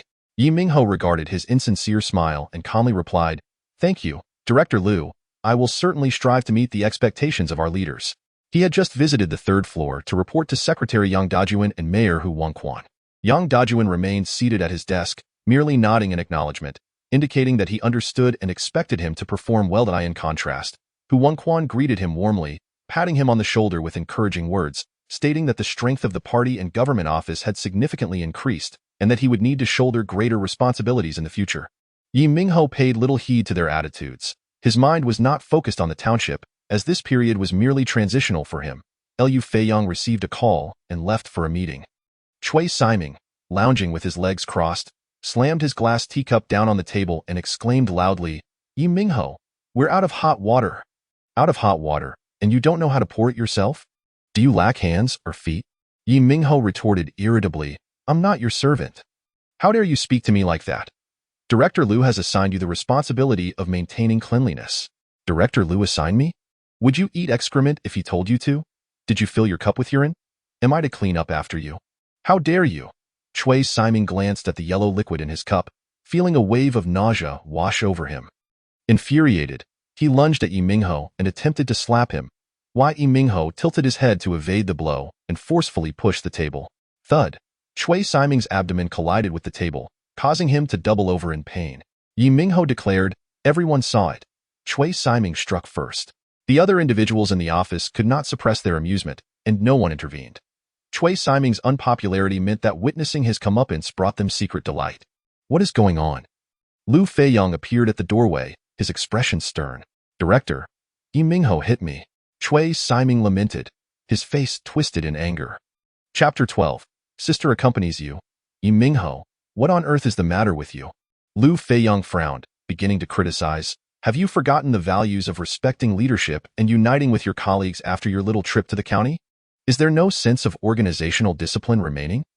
With arms crossed defiantly, Ye Minghao retorted with a cold smile, Director Lu, first and foremost, I have not disrespected anyone. Moreover, respect is reciprocal. Just moments ago, when you went to the meeting, Chui Siming asked me to fetch him water. When I declined, he leaped up, ready to strike, and ended up colliding with the table. Who is to blame for that? He is not even a leader yet. Even if he were, would pouring himself a cup of water cause him to lose an arm? Previously, when I visited Secretary Yang and Mayor Hu, I observed that they both served themselves water. Is he truly more esteemed than Secretary Yang and Mayor Hu? The party and government office exists to serve the leaders and the various departments of the township. If we cannot maintain our own positions, how can we possibly execute our work effectively? Lu Feiyong inhaled deeply, his inner fury rising. This young man certainly had a way with words, yet his tone and attitude. Was this truly a display of respect for leadership? You weren't saying that just now, Chui Siming fumed, his eyes reddening with anger. What did I say? I merely stated that I am not your father. Is that incorrect? I mentioned that if there is no hot water, should one not pour it themselves? Is it a matter of lacking hands or feet? Ye Minghao shrugged, countering, did I err in my statement? You also mentioned that Director Lu forced me to eat. Eat what? Lu Feiyong, growing impatient, interjected, enough of this banter. Chui Siming, issue a notice regarding the adjustment of village cadres. The leaders just held a meeting and decided that due to Xie Guanglin's ankle injury, Ye Minghao will be stationed at Tianzhuayuan village. Chui Siming paused, his surprise evident. Yes, I will send it out immediately, haha.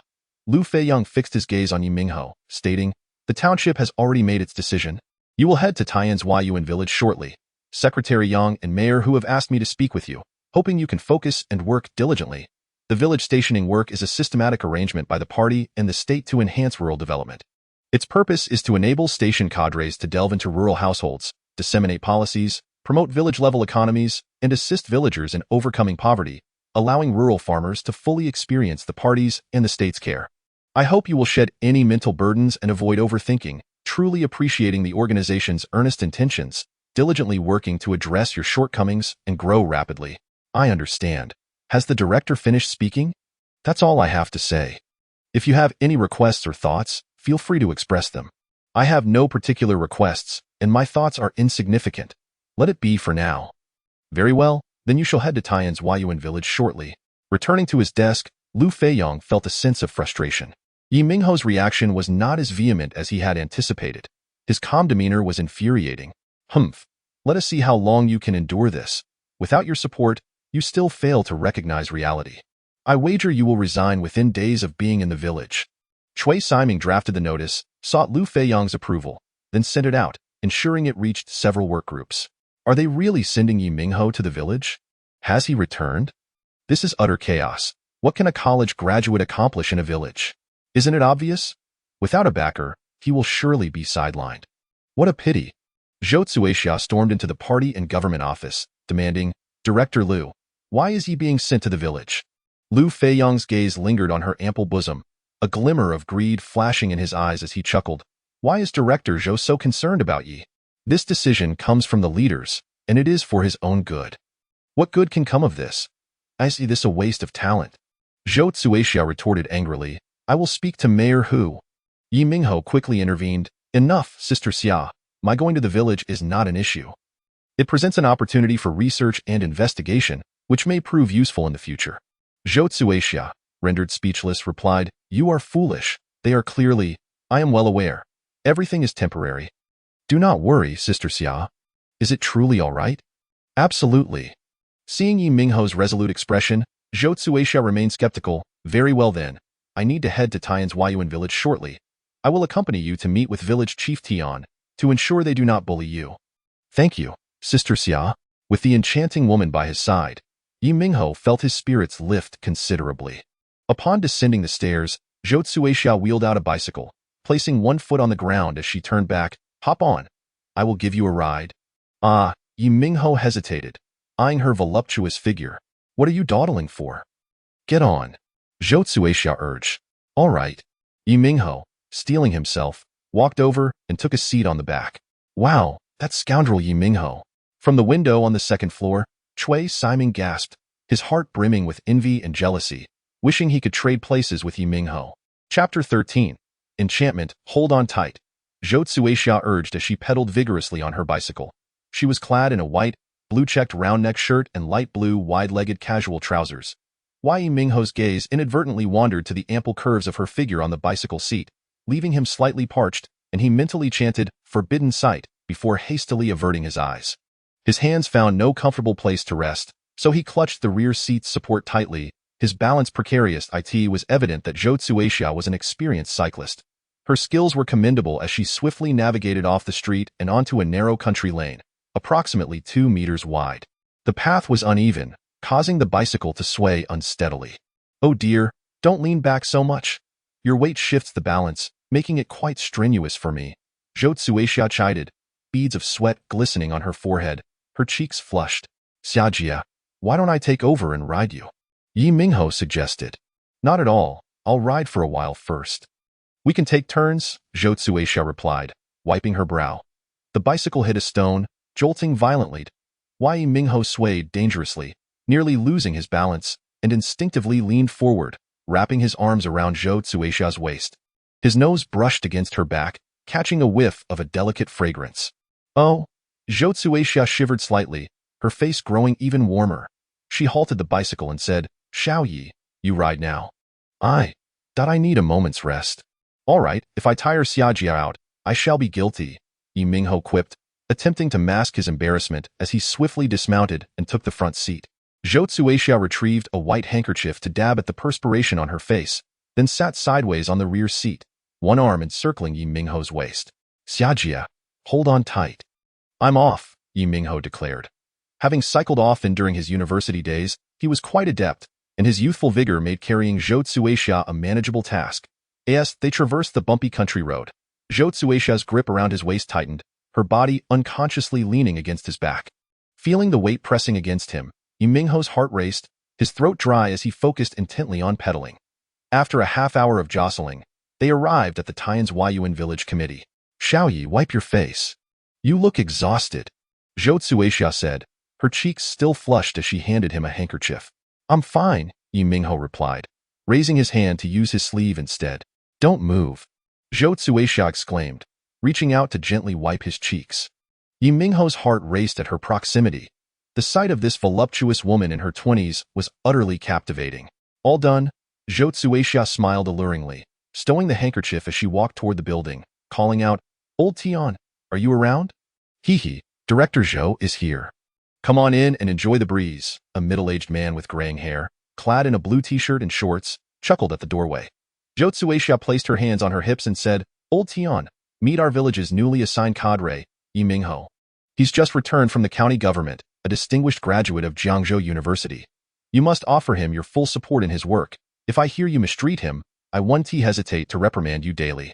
Haha, who wouldn't want to have Director Zhou's name on their lips? Oh, wait, I'm just joking. Village Chief Tian Igua quickly backtracked upon seeing Zhou Tsuixia raise an eyebrow. He extended his hand to Ye Minghao with warmth, saying, Welcome, Cadre Yi, to guide us in our village work. I've heard you served as secretary to County Chief Cheng and have seen the world. The village is impoverished, and our folks toil endlessly, barely scraping by. If you can help us find a way to prosperity, we would gladly give our all. Zhou Tsuixia interjected, Old Tian, what nonsense are you spouting? Xiao Yi is no deity and lacks the Midas touch. He cannot simply make everyone rich at will. Tian Igua frowned. If we can't lead the villagers to prosperity, then what is the point of our efforts? Cadre Yi, I heard County Chief Cheng was a hands-on leader committed to developing agriculture and rural areas. We had high hopes, only to learn of his unfortunate passing in a car accident. Since you served as his secretary, surely you possess some insights. Please help us devise a plan. While we don't expect immediate wealth, at least instill in us a sense of hope, and we would be eternally grateful. Ye Minghao discerned that Tian Igua genuinely wished to find a way forward for the village and replied, "Village Chief Tian, I have been assigned here to assist, and I shall certainly do my utmost to contribute meaningfully. However, I would like to first understand the village's specific circumstances and engage with the locals before discussing development." Tian Igua nodded, "No problem. I'll provide you with an overview. Later, I'll arrange for someone to take you to talk with the villagers. Alternatively, I could convene all the group leaders for a meeting this evening, and you can converse with them." Zhou Tsuexiao chimed in, "Old Tian, we traveled quite a distance, and you haven't even offered us a cup of tea, only demands." "Oh, I was simply overwhelmed with excitement upon seeing Director Zhou," Tian Igua exclaimed, rushing to brew tea for them both. After preparing 2 cups, he began to outline the village's situation. Zhou Tsuexiao stayed for a while, and when the women's director arrived, she accompanied her to mediate a couple's dispute in a nearby household. After half an hour of conversation, seeing Ye Minghao attentively jotting notes, Tian Igua's attitude softened. It seems Cadre Yi is not here to merely put on a show. Ye Minghao smiled wryly, "Village Chief Tian, to be honest, being assigned here was not my intention, but since the organization has placed me here, I must take it seriously. Even if I can't accomplish much immediately, I need to grasp the village's situation and understand the root of their poverty, so that when opportunities arise, I can help them escape it. Xia Guanglin mentioned you were sent to the village as a punishment and advised me to give you a hard time. Pa, when he came to the village, he feasted well but achieved nothing. If you genuinely aim to assist the village, the folks will follow your lead, and I'll go to the township chief and secretary to commend you." Chapter 14. The rain had soaked their clothes. Ye Minghao, unfazed, remarked, "There's no need for formalities. My intention is merely to do something tangible for everyone. However, one cannot voice opinions without first understanding the situation. I must ascertain the conditions of the entire village before discussing anything further." Tian Igua, though recognizing Ye Minghao's youth, found him to be quite pragmatic and ceased to underestimate him. They chatted for over half an hour before calling in a few other village officials to join the conversation. Subsequently, he accompanied Ye Minghao to visit the villagers. "Ah, Secretary Yi is a university student. He certainly possesses good looks. Are you dating anyone? As the secretary to the county magistrate, do you have to serve him meals and wash dishes? Is the magistrate indulging in banquets every day?" It was evident that the villagers were somewhat sidetracked in their concerns, perhaps not taking the interviews seriously at all. Ye Minghao patiently explained, gradually steering the conversation towards the development of Tian's Huayuan village. "Why are we impoverished? It's just our fate. Who would willingly remain here if they have options? Half of our land is hilly, the soil is poor, and farming yields little. The roads are dreadful. A tricycle can barely navigate them, while four-wheeled vehicles cannot enter at all. On rainy days, the muddy paths are treacherous. When illness strikes, the cost of treatment exceeds what we can earn. Last year, I raised 8 piglets, but 7 succumbed to swine fever. I was so frightened that I hurriedly sold the last one, incurring a loss of several thousand. I lack skills, only knowing how to dig in the mud. Regrettably, the fields do not yield golden treasures. I have no hope left. Once my child finishes middle school, I'll send him out to work and see if things improve. I foraged for herbs, but broke my leg and earned nothing. The elders in the township neglect their duties, and without investors, how can we earn a living?" The myriad reasons for their poverty elicited both laughter and sorrow. This was the stark reality of rural life today. Ye Minghao meticulously recorded the villagers' circumstances, heads of households, family members, annual income, as well as their issues and demands, quickly filling a substantial portion of his notebook. Tian Igua remained at his side, speaking little, his expression growing increasingly grave. "Secretary Tian, I perceive that you are different from the others. You genuinely wish to assist the people. You've observed that the common folk are not idly sitting by. Yet why do they remain impoverished and backward? Beyond the remoteness of Tian's Huayuan village and the lack of resources, what lies at the heart of the matter? There are many places like Tian's Huayuan village, where the common folk lead difficult lives. The central government emphasizes agricultural work, issuing a document every year and implementing numerous beneficial policies. Yet, why do these initiatives fail to materialize? I believe the crux lies in execution. Upon reaching the city, county, and township levels, how many truly dedicate their energies to rural development? They are fixated on grand projects. Rural investment is substantial but yields slow results, often proving to be a thankless endeavor. Yet the common people require sustenance. They too recognize the nation's daily growth in strength and wealth, witnessing the flourishing developments in the news, longing for a share of that prosperity. As they made their way back to the village committee for a meal, Tian Aigua expressed his grievances with a heavy heart. Ye Minghao shared in this weightiness, sensing that Tian Aigua, despite his earlier boisterous demeanor, genuinely desired to promote the village's progress, albeit feeling powerless. Village Chief Tian, the issues you've raised are indeed present. However, I believe there will come a day when things improve. The county has previously formulated a development strategy of agriculture as the foundation, industry as the strength, aiming to establish rural agriculture as the bedrock of the county's growth, leveraging industry to rejuvenate rural development, a systemic endeavor. I see potential in Tian's Huayuan village. It is not without avenues. For instance, a significant portion of the land is suitable for cultivating traditional Chinese herbs, and there is potential for raising Huangshan goats and free-range chickens. The key lies in organization, guidance, training, and establishing sales channels, ensuring investments are realized and the industrial chain is streamlined, avoiding chaotic endeavors that lead to losses, much like the plight of old Qian's pig farming.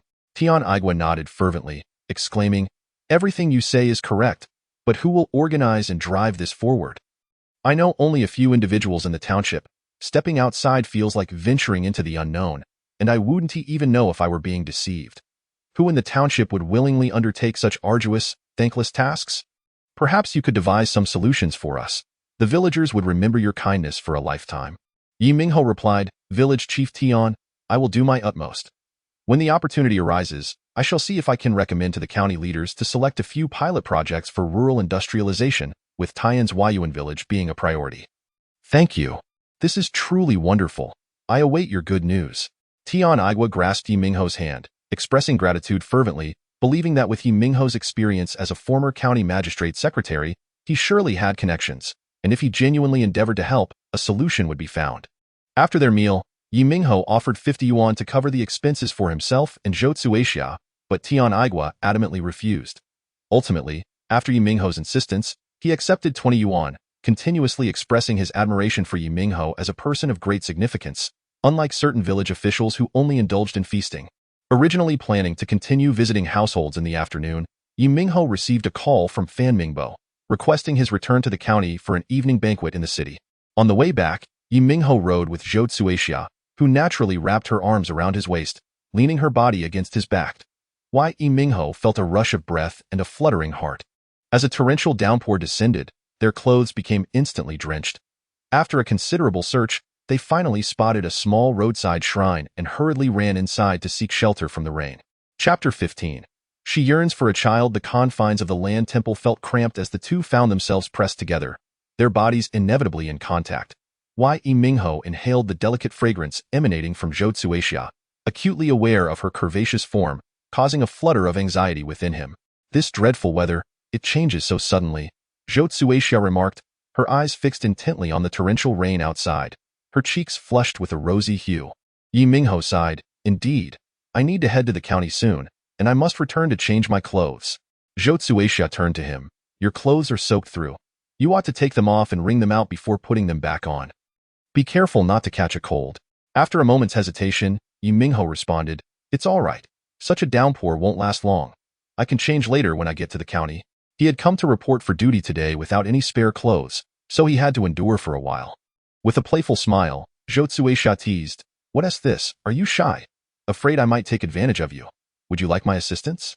As she spoke, she reached out to unbutton his shirt. Ye Minghao quickly interjected, "No need, Sister Xia. I can manage myself." He swiftly shed his shirt, wringing it vigorously before donning it again. Zhou Tsuixia smirked, "I wouldn't have guessed. You possess abs?"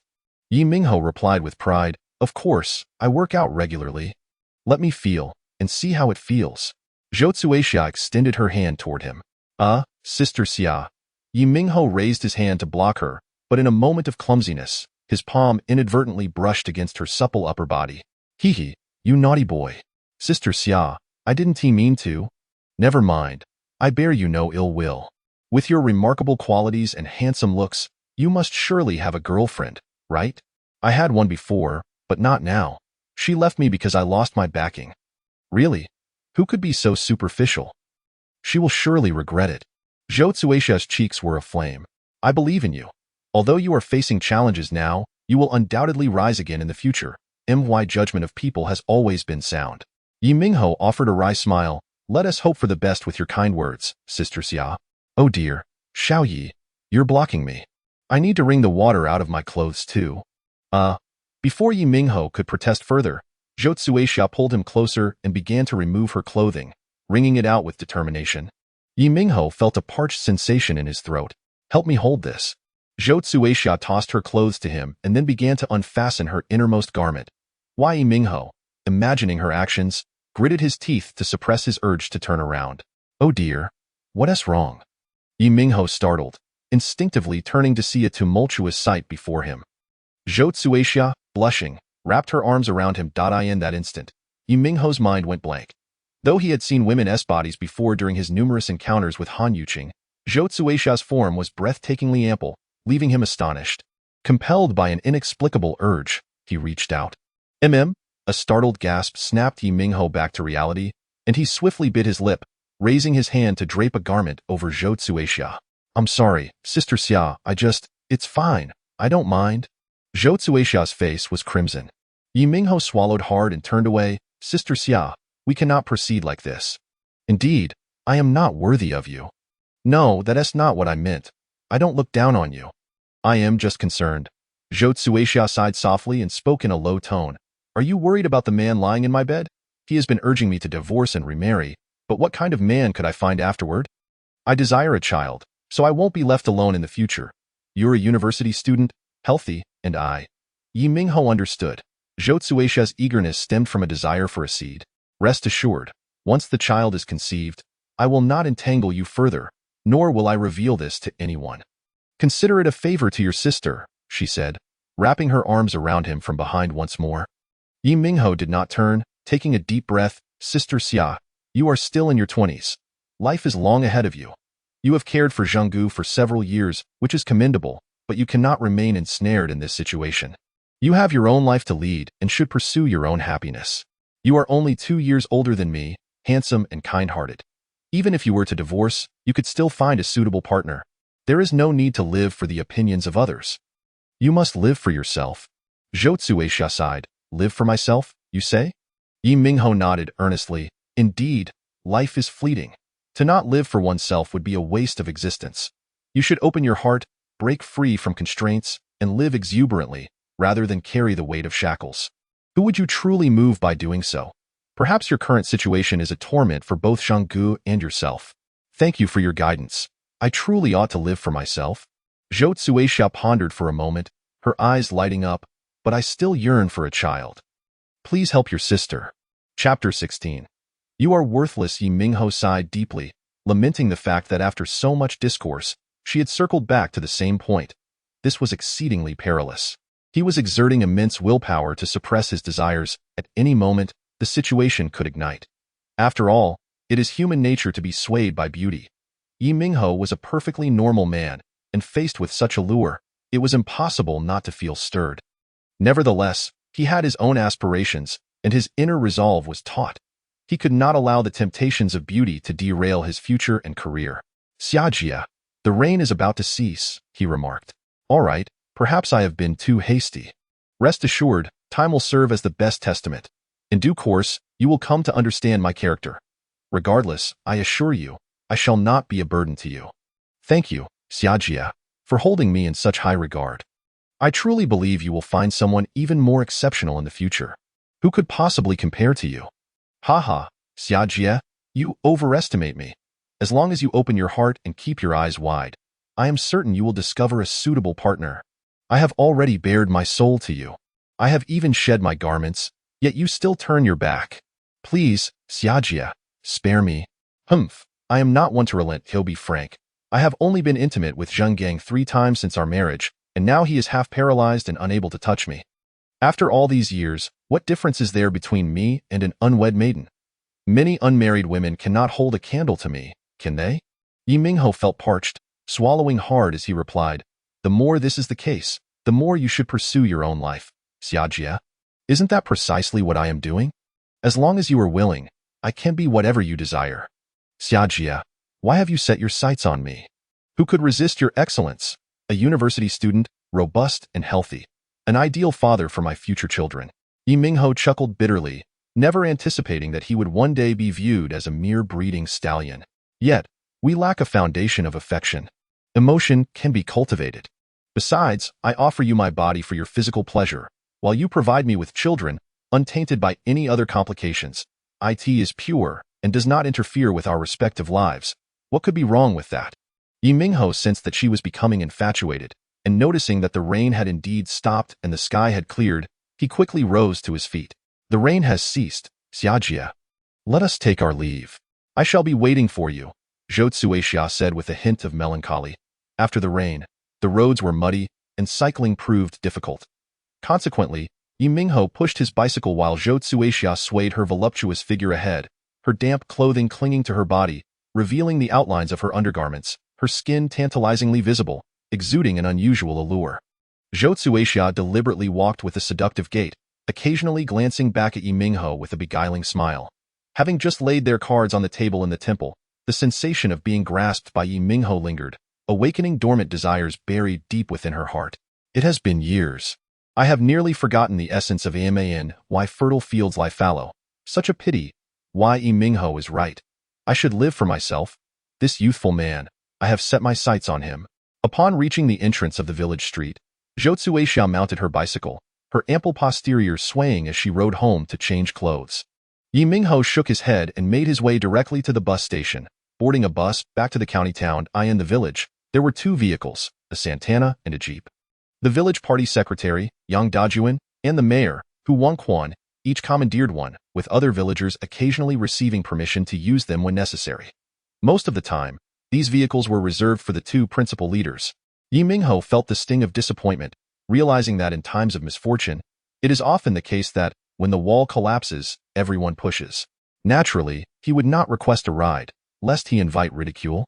In a few days, once Secretary Fan is appointed as mayor, my issues shall be resolved.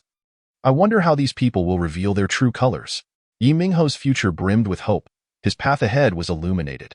The current disillusionment, oddly enough, felt invaluable, allowing him to see through many facades. The appalling attitudes of those around him evoked a sense of amusement, as if he were watching a farcical play. Upon arriving in the county town, Ye Minghao returned home to change clothes and then recalled he needed to call Lu Feiyang to request a half-day leave. You just returned to report. What business do you have to take leave? Lu Feiyang inquired, his tone displeased. The county leaders have assigned me to handle some matters. You don't want to stay in the village, do you? Lu Feiyang sneered, believing he had uncovered Ye Minghao's intentions. Let me tell you, this is just the beginning. The hard days are yet to come. Don't think that having worked in the county for a few months makes you anything special. You need to understand that you have been sent back to the village. What's the matter with being a university student? What does it matter that you once served as the secretary to the county chief? In Banja village, you must learn to be humble, respect your leaders, unite with your colleagues, and focus on your work. Otherwise, there will be no place for you in the village. You will be deemed worthless. Listening to Lu Feiyang's unrestrained mockery, Ye Minghao took a deep breath, clenched his fists, and interrupted him directly. Thank you for your guidance, Director Lu. I shall certainly keep your words in mind and will not disappoint you. Humph, I have said all I need to say. You should take care of yourself. At 4 o'clock, Ye Minghao arrived at the entrance of the county government compound. After waiting for a while, a Passat emerged and came to a stop by the roadside. The window slid down, and Fan Mingbo leaned out, saying, Minghao, get in. Ye Minghao hurried over and opened the front passenger door. Sit in the back. Fan Mingbo instructed. Ye Minghao circled around and settled into the left rear seat. Have you been waiting long? Not particularly. I am stationed in the village now, and it takes over an hour to return. What? They have you stationed in the village? This is utterly absurd. I will call Yang Dajuan. Chapter 17. A call from the secretary. Fan Mingbo retrieved his mobile phone and dialed Yang Dajuan's number, bluntly stating, Secretary Yang, you truly are something. Yang Dajuan was in the midst of a discussion with Song Weimin when he noticed Fan Mingbo's call. He gestured for Song Weimin to wait a moment and answered the call with a broad smile. However, to his surprise, Fan Mingbo doused him with a torrent of cold water, causing the smile on his face to freeze instantly. Secretary Fan, if the work has not been executed properly, I welcome your criticism, Yang Dajuan responded, perplexed yet sincere. Although he was the county party secretary, Fan Mingbo held the title of deputy secretary, and while he might not be able to assist him, it would be effortless for him to sabotage his endeavors. In the political arena, unless absolutely necessary, it is best to avoid offending others, especially those in leadership positions within the county. Fan Mingbo retorted with a sneer, "Oh, a distinguished university graduate, and you directly assign him to the village without hesitation. How commendable." Yang Dajuan quickly grasped the situation and forced a smile, replying, "Secretary Fan, you must be referring to Ye Minghao. The village cadre in Tian's Yuan was injured and requires a replacement. The township is short-staffed and coincidentally, Ye Minghao has just returned and has no specific tasks at hand, making him an ideal short-term substitute. This also serves to address his lack of grassroots experience. Do not patronize me. You know full well what is truly happening. Is Ye Minghao not performing admirably in the county government office? Is he incapable of handling the work in the township's party and government office? Anyone can undertake village work. It is not rocket science. This is a blatant disrespect towards talent. The province and the city place immense importance on the training of selected officials, and this is how you cultivate them." Fan Mingbo criticized sharply, not allowing Yang Dajuan a moment to explain before abruptly ending the call. Ye Minghao interjected, "Secretary Fan, in truth, there isn't much to the village work. It offers me a chance to gain a deeper understanding of the rural realities." Fan Mingbo chuckled, "I am well aware. My admonishment of Yang Dajuan is intended to make him realize that this arrangement is inappropriate. I shall keep a record of this matter." In Banjiao Township, Yang Dajuan hung up the phone, his expression dark and brooding. Song Weimin cautiously inquired, "Secretary, was that a call from County Secretary Fan?" Yang Dajuan nodded. "Indeed, he criticized us for our poor personnel decisions, insisting that Ye Minghao should not be assigned to the village." Song Weimin was taken aback. Why would Secretary Fan concern himself with such a trivial matter? Yang Dajuan took a drag from his cigarette, squinting slightly. Who knows? It seems Ye Minghao has not been idling away his time in the county for nothing. However, his constant visits to report complaints to the leaders shows a blatant disregard for the township party committee. Previously, when Song Weimin suggested sending Ye Minghao to the village, he had given it little thought, considering it merely a pawn in the game. Little did he know that the young man had managed to forge a connection with the deputy county secretary, resulting in his own reprimand and considerable embarrassment. Song Weimin added with embellishment, "Indeed, Ye Minghao has been under the county magistrate for some time, his aspirations soaring high. It seems no one in the township could possibly meet his standards. Secretary Fan, too, has overreacted. Was it truly necessary to make such a fuss over a village assignment? Anyone can serve in the village. Does being a university graduate somehow disqualify him?" Yang Dajuan waved his hand dismissively, his expression still grim. "Since Secretary Fan has taken an interest in him, we ought to cultivate him properly. Village assignments must be approached with seriousness, and he should be given tasks and objectives. If he performs well, he deserves promotion. Even the position of party and government office director is not beyond reach. Should he fail, then no one can be blamed." "Very well. I shall discuss with the party and government office shortly to assign him suitable tasks." Song Weimin felt a surge of satisfaction. He thought Ye Minghao believed he could rest easy with the backing of county leadership. Little did he realize that offending the township party secretary would make his life difficult, unless he possessed the capability to transfer back to the county. Yet, if he truly had the means to return, he would not have found himself relegated to the township in the first place. At that moment, Ye Minghao and Fan Mingbo arrived at the Linjiang Pavilion Hotel in the urban district. Fan Mingbo ordered the dishes and remarked, "Tonight, we are hosting by Xianmin, the executive deputy minister of the municipal organization department. He previously collaborated with my father-in-law and has spent over 4 years in the organization department. He is quite an upright individual and holds considerable influence within the department." Ye Minghao responded, "I have also met Minister Bai. During our orientation 2 years ago, he spoke to us, encouraging everyone to root themselves in the grassroots and make a meaningful contribution. He mentioned that the organization department would always be our home, welcoming us back at any time, which was quite heartwarming." After conversing for a while, the door to the private room opened, and Bai Xianmin, dressed in a blue shirt, walked in with a cheerful smile. "Minister Bai, welcome. Please, take a seat," Fan Mingbo greeted warmly. "Minbo, you are far too courteous," Bai Xianmin replied as he settled into his seat. Ye Minghao poured a cup of tea and gently placed it before him, saying, "Minister Bai, greetings. Please enjoy the tea." Bai Xianmin lightly tapped the table twice and smiled. "Minbo, have you changed your secretary?" Fan Mingbo chuckled, "Not yet. This is Ye Minghao from the government office, a selected official currently gaining experience in Banjiao Township. He previously worked with County Magistrate Cheng." "Oh, what a pity about Magistrate Cheng." Bai Xianmin expressed some confusion, not fully understanding Fan Mingbo's intentions in bringing Ye Minghao along. However, he surmised that Fan Mingbo likely intended for the young man to familiarize himself with the workings of the county government, which seemed somewhat hasty. It appeared Fan Mingbo was becoming a tad impatient. As the dishes were served, Ye Minghao opened a bottle of Wunyang liquor, pouring 3 cups and placing them before Bai Xianmin and Fan Mingbo, while filling their smaller cups to the brim. Fan Mingbo raised his glass in gratitude for Bai Xianmin's ongoing support and assistance, expressing hope for continued collaboration. Bai Xianmin wore a smile that radiated warmth, making for a congenial atmosphere. After sharing a few drinks, the conversation turned to the newly appointed municipal party secretary, Ding Yuanyi.as, the executive deputy minister of the municipal organization department, and a cadre at the division level. Bai Xianmin had attended the morning's cadre meeting, listening attentively to Ding Yuanyi's address, and highlighted a few key points. Ye Minghao remained silent, primarily serving as a helper, straightening the table, pouring wine, serving tea, and passing tissues. Ring, ring, ring. The sound of a telephone ringing broke through the conversation. Ye Minghao quickly retrieved his phone, having previously set it to silent. The ringtone indicated a call from an important contact. Bai Xianmin watched Ye Minghao with a smile, while Fan Mingbo promptly said, "Minghao, remember to keep your phone on silent next time." Upon seeing the caller ID, Ye Minghao immediately stood up. "Leader, it's a call from the secretary." "Ah, so it is Secretary Qiao seeking you." "Quickly answer it," Bai Xianmin suggested, mistakenly thinking it was Qiao Mingshan, the secretary of Fuzhou County, calling. Fan Mingbo was taken aback, then exclaimed with delight, "Then you must answer right away." "We shall remain silent." Bai Xianmin looked at Fan Mingbo in confusion, uncertain of his meaning. "Ding secretary, hello?" Ye Minghao answered the call.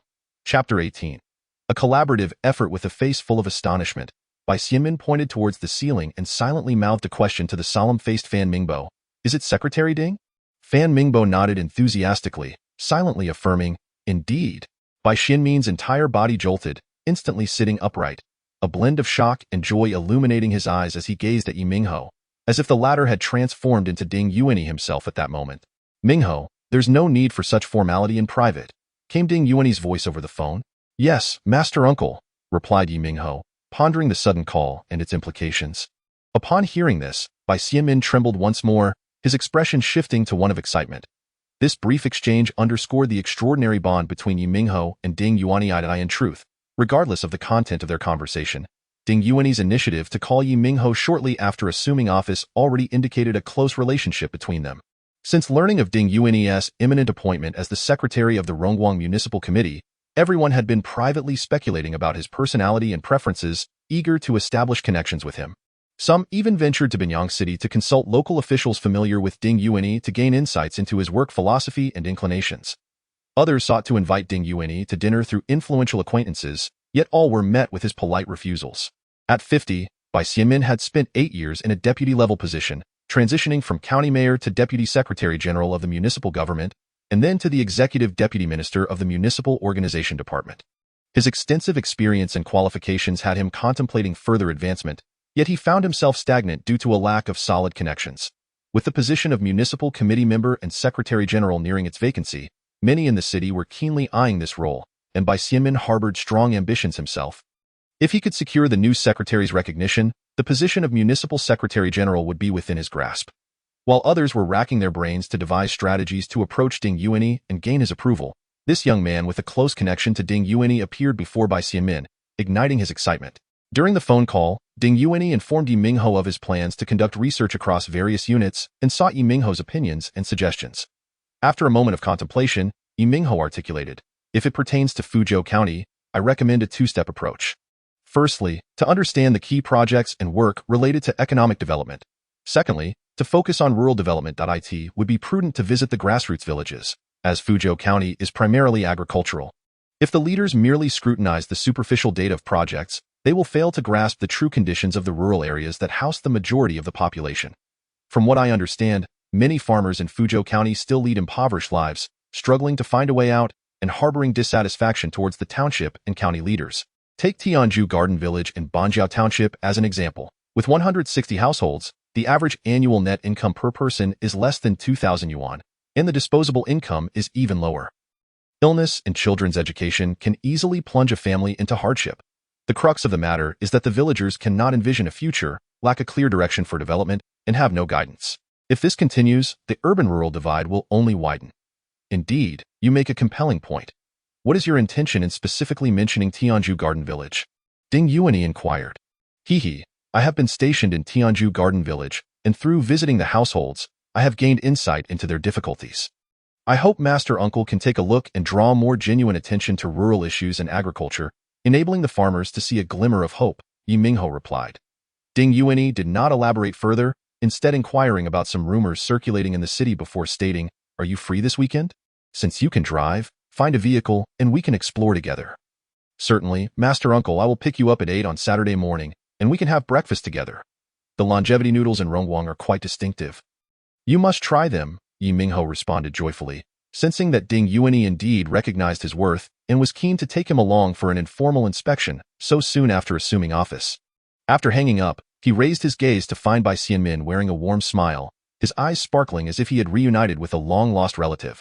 Fan Mingbo, equally exhilarated, remarked, Minghao, it appears Secretary Ding genuinely wishes for you to become his secretary.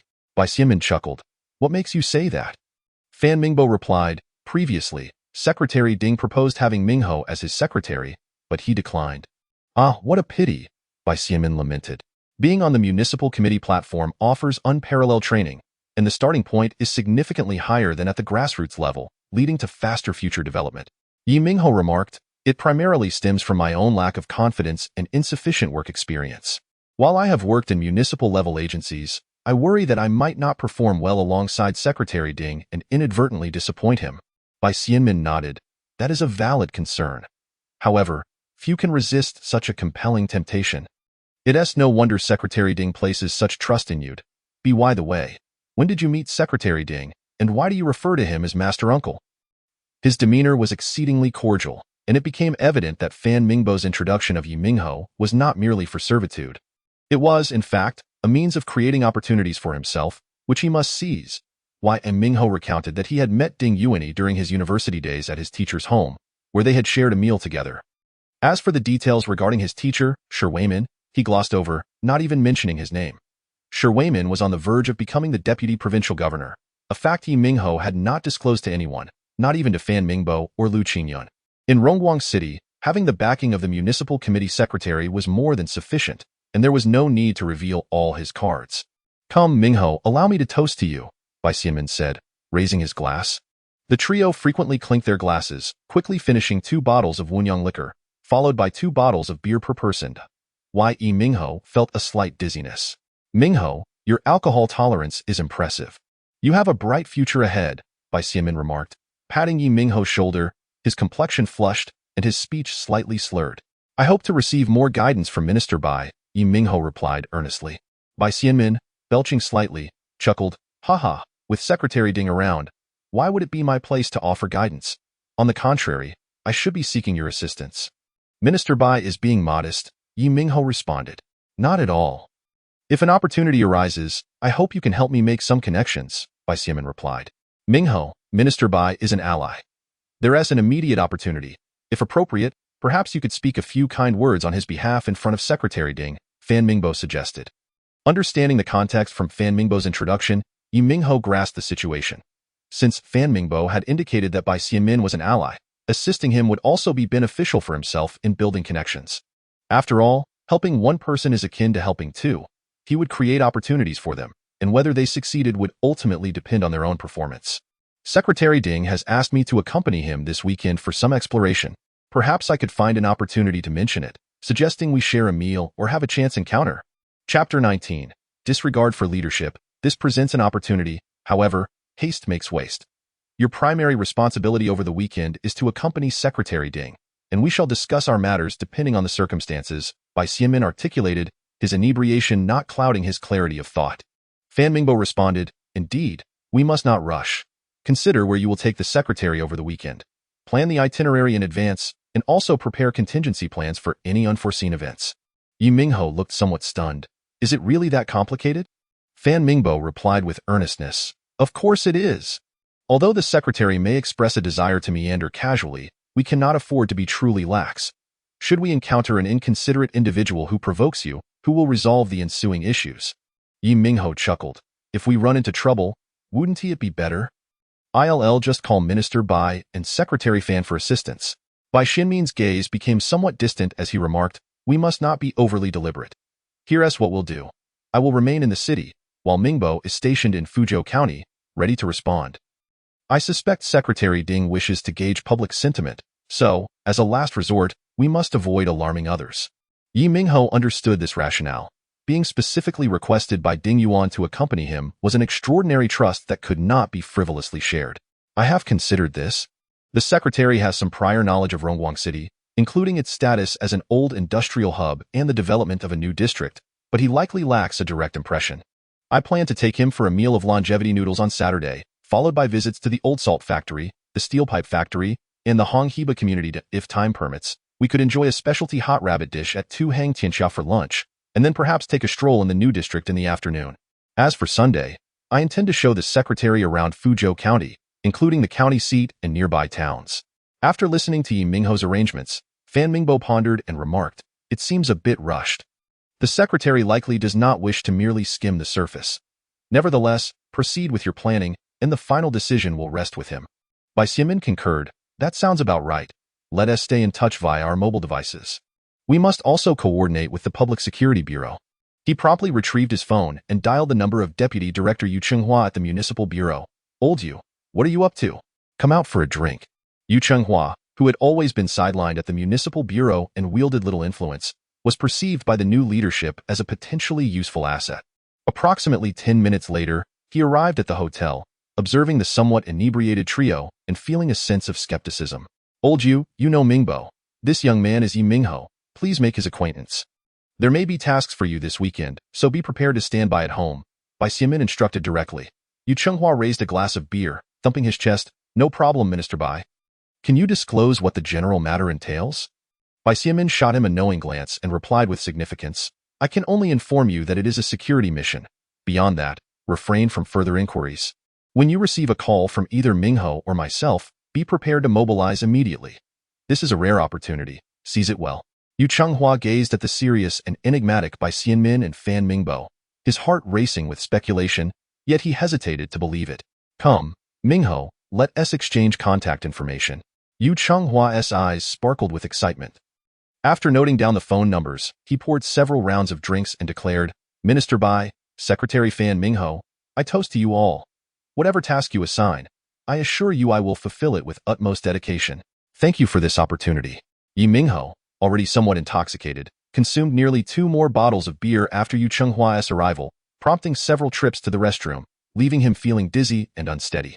Minghao, you're not returning to the county tonight.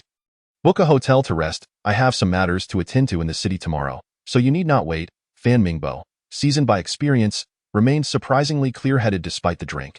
All right. Secretary, Ye Minghao slurred, assisted by Yu Chenghua to the vehicle, where they found a nearby hotel. Presenting his identification at the front desk, he was able to check in without issue. Yu Chenghua helped him into the room, noting that despite Ye Minghao's hazy eyes, he maintained a degree of awareness before departing. Subsequently, Yu Chenghua reconvened with Bai Xianmin and Fan Mingbo downstairs and went out for a late-night meal. Lying in bed, Ye Minghao felt the world spinning, wanting to vomit yet unable to do so. His tolerance for alcohol was decent, yet he was unaccustomed to mixed drinks, particularly the combination of baijiu followed by beer, which overwhelmed him with a surge of alcohol. In a daze, he rolled over halfway through the night, feeling a tumult in his stomach, and hurried to the restroom to expel the contents of his stomach, rinsing his mouth and drinking 2 bottles of mineral water, which alleviated his discomfort. Morning arrived, and Ye Minghao slept soundly. His phone had long since died and shut off. In the Banqiao Township Party and Government Office, Lu Feiyang dialed Ye Minghao's number again, only to hear, as before, the number you have dialed is switched off. This fellow, not only is he late, but his phone is also unreachable, Lu Feiyang remarked with a dark expression. Director, look. Ye Minghao has only just returned and is already absent without leave, not answering calls, a quintessentially free-spirited and undisciplined attitude, utterly disregarding authority. Chui Siming chimed in, stoking the flames. Ye Minghao is absent from work? Did he request leave? Deputy Secretary Song Weiman overheard and inquired with a frown. Chapter 20. Disciplinary action. Chui Siming felt a surge of excitement within him, his face flushed with indignation as he exclaimed, Indeed, Secretary Song. Ye Minghao has been absent from work since yesterday afternoon and has failed to show up today as well. He does not answer his phone, completely disregarding the authority of leadership. Song Wayman retorted angrily, "There is absolutely no sense of organizational discipline. Director Liu, please try calling him again." "Understood, Secretary Song." Liu Feiyang promptly activated the speakerphone, but the call still went unanswered. Maintaining a composed demeanor, he stated, "I have already attempted to reach him 8 times. His phone remains switched off." Song Wayman, exasperated yet amused, remarked, "Very well. It seems he has no intention of returning. Director Liu, send him a text message demanding his presence by 10 o'clock, or we will treat his absence as an unexcused absence with serious repercussions. The township is currently addressing issues of work ethic. It is time we set some examples." Chui Siming, inwardly elated, declared with righteous fervor, "Secretary Song, some individuals are indeed behaving inappropriately. We wholeheartedly support the township's efforts to rectify work ethics and to expel those who tarnish our ranks." Song Wayman was pleased with his attitude and instructed, "Director Liu, the party and government office must take heed and strengthen management to rectify this lethargic work culture." Once Song Wayman departed, Chui Siming eagerly approached Liu Feiyang, saying, "Director Liu, Ye Minghao's conduct is utterly unacceptable, leading Secretary Song to criticize us. He must be disciplined. Otherwise, he will undoubtedly continue to trample over you. Spare me your nonsense. Do not presume to instruct me on how to conduct my duties." Liu Feiyang admonished, his brow furrowed. "Director, I would never dare. I am merely expressing my dissatisfaction on your behalf." "Very well, I shall get to work immediately." Chui Siming, feeling quite triumphant as he observed Liu Feiyang's stern expression, turned to another staff member and exchanged a knowing glance, signaling for him to stoke the flames. "Director Liu, individuals like Ye Minghao, who disrupt our team, must face serious disciplinary action. Otherwise, everyone will emulate his behavior, and how will we accomplish our work?" "Enough, I understand." Liu Feiyang was incensed, feeling that Ye Minghao's return had undermined his authority within the party and government office. He composed a text message to Ye Minghao, the tone exceedingly harsh. Ye Minghao was roused from his slumber by the persistent hum of a vacuum cleaner in the adjacent room. Sitting up in bed, he felt achy and parched. He gulped down nearly half a bottle of mineral water, then checked his phone, only to find it had died. Without a charging cable, he called the front desk, and before long, a staff member brought one up. As his phone charged and took its time to power on, Ye Minghao proceeded to freshen up. After blow-drying his hair, he picked up his phone and turned it on. Ding, ding. The notification for new messages chimed repeatedly. Confused, Ye Minghao checked the notifications. The first was from Zhou Tsuixia, who had sent 5 messages. "Where are you, Minghao? Why is your phone off? Hurry and call back. Song Wayman wants to deal with you for unexcused absence. The township is in a meeting, and I hear Secretary Yang is in agreement. You need to find an excuse and plead with Deputy Mayor Hu. This matter could escalate. If they pursue it, it could spell trouble, and carrying a disciplinary mark would be detrimental. If you have connections in the county, get them to intervene quickly." Then he noticed Liu Feiyang's message, demanding his presence at the party and government office by 10 o'clock, or else his absence from yesterday afternoon would also be counted as unexcused. "It's already nearly 11 o'clock. Even if I were to fly back, I wouldn't make it in time. Traveling from the city center to Banqiao Township would, at the very least, take an hour." After contemplating, Ye Minghao dialed Liu Feiyang's number. "Ye Minghao, where are you? Do you realize this is work hours? Disappearing during work hours? You truly have no sense of organizational discipline. I'm telling you, the township committee has singled you out as an example, and they intend to impose strict penalties. You need to return immediately. A meeting on work-style rectification is about to commence, and a disciplinary decision regarding you will be announced. This is utterly embarrassing." Liu Feiyang was beside himself with rage, having just been reprimanded by Secretary Yang Dajuan for his lax management and being told to reflect on his practices. All of this was a result of Ye Minghao's actions. "Director Liu, I accompanied County Secretary Fan on official business in the city yesterday. My phone died, and I overslept. This is not an unexcused absence," Ye Minghao explained patiently. "Stop your excuses. Secretary Fan cannot save you this time." Liu Feiyang replied impatiently, convinced that Ye Minghao was leveraging connections. If he were truly capable of assisting Secretary Fan, he wouldn't have been sent back to the township. "What will it take for you to believe me, Director Liu?" Ye Minghao inquired, recognizing that, regardless, his tardiness this morning was an undeniable fact, leaving him no choice but to swallow his pride. "Humph, enough of your chatter. Return to face the consequences." Liu Feiyang angrily ended the call. Ye Minghao gazed at his phone with a rueful smile. Just then, his phone rang again. It was Zhou Tsuixia calling. Xiajia. Minghao, where have you been? The township claims you are absent without leave and are seeking to discipline you. You must return at once. Xiajia. I accompanied county leadership to the city for official matters, had a bit too much to drink last night, and slept until after 10. I only discovered my phone was dead when I woke up. I borrowed a charger from the front desk to power it on, and I just called Director Liu, but he doesn't believe me. Are you truly with county leadership? You need them to call the township on your behalf. I've heard Secretary Song is furious and intends to use you as an example. Have you crossed him? Don't worry. I will speak to the leadership immediately. That is good to hear. I was so worried. If you receive a disciplinary mark, it could have significant repercussions. Thank you, Xiajia. It will be fine. Hehe, if you truly wish to thank me, then you must agree to what I proposed yesterday. Ye Minghao, now sweating profusely, quickly responded, Xiajia, I will call the leadership right away. I have to go now. Zhou Tsuixia, irritated, hung up the phone and glanced around the office, ensuring no one was present, before muttering with a slight blush. After such fervent advances yesterday, I refuse to believe a cat wouldn't steal a fish. This widow is truly relentless, Ye Minghao thought to himself as he dialed Fan Mingbo's number. The phone rang several times without being answered, prompting Ye Minghao to hang up, realizing that Fan Mingbo might be preoccupied at that moment. Dressed in clothes still carrying the scent of alcohol, Ye Minghao descended to return the charger and was informed at the front desk that his room had already been paid for. He understood that Yu Changhua had settled the bill and resolved to repay him the next time they crossed paths. He then took a taxi to Meojiaba, where cabs specifically servicing the route from the city to Fuzhou County awaited passengers. A ride cost 20 yuan, with drivers standing at the roadside, scanning for passengers. Upon spotting someone disembarking nearby, they would jog over, calling out, Fuzhou, anyone going? We just need one more. In reality, at that moment, their vehicle might only be carrying one passenger. Once enough passengers boarded, they would set off. Noticing that the first vehicle had already accommodated 2 passengers, Ye Minghao negotiated with the driver for 30 yuan to depart immediately. They could pick up additional passengers along the way, potentially earning more. The driver readily agreed, closing the door and accelerating swiftly towards Fuzhou County. En route, Fan Mingbo returned his call. After hearing Ye Minghao's account, he immediately declared, I will call Yang Dajuan right away. It seems he is merely looking for trouble.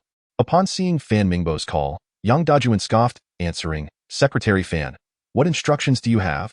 Chapter 21. The maize field. After finishing a phone call, Fan Mingbo's expression darkened considerably. He had unexpectedly encountered a setback. After some contemplation, he decided to call Ye Minghao, saying, Minghao, I don't know what kind of medication Yang Dajuan has taken, but he refuses to budge. However, rest assured, I will call Secretary Chow shortly.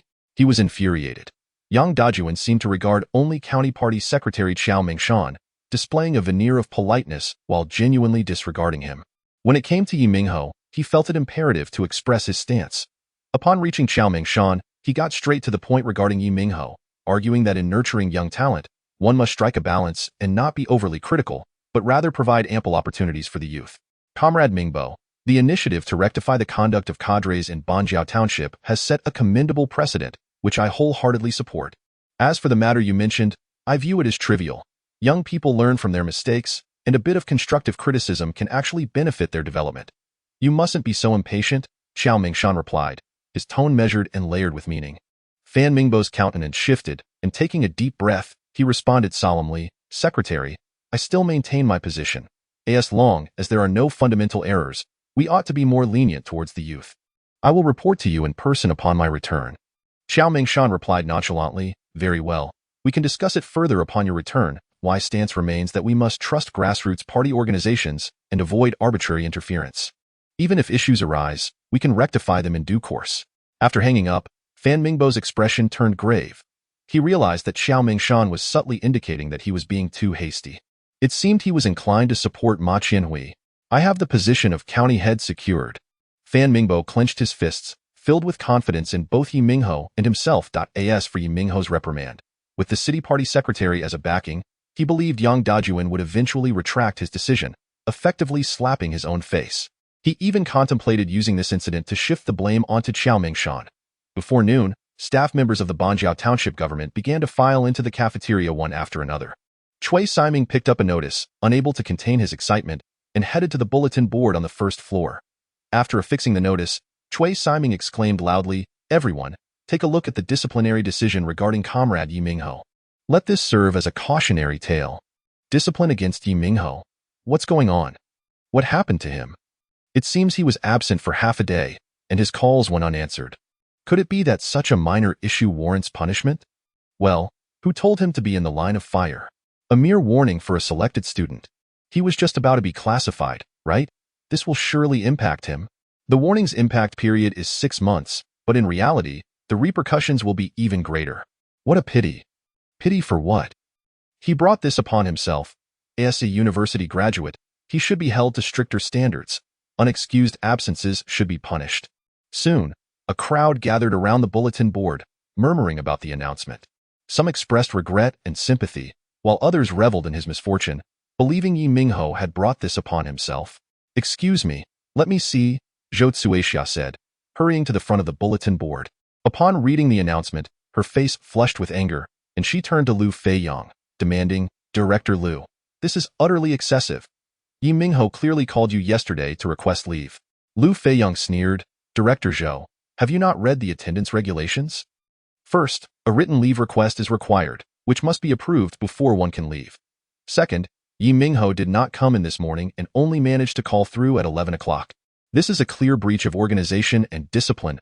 Third, take note that the disciplinary action was decided by the Township Party Committee and bears their official seal." Zhou Tsuixia retorted angrily, "Even if his leave request was not compliant, it doesn't warrant a warning. Half a day of absence could be addressed with criticism and education, couldn't it? Reflect on yourself. Have you never had a lapse? I recall you left early last Wednesday and Thursday. Wasn't that also an absence?" Lu Feiyang's face flushed crimson as he responded, "I was attending to matters in the county. Both Secretary Yang and Secretary Song are aware." Zhou Tsuixia countered, "Ye Minghao was also attending to county leaders." Lu Feiyang scoffed, "Which leader was he with? What business did he conduct? Who knows?" Zhou Tsuixia was momentarily at a loss.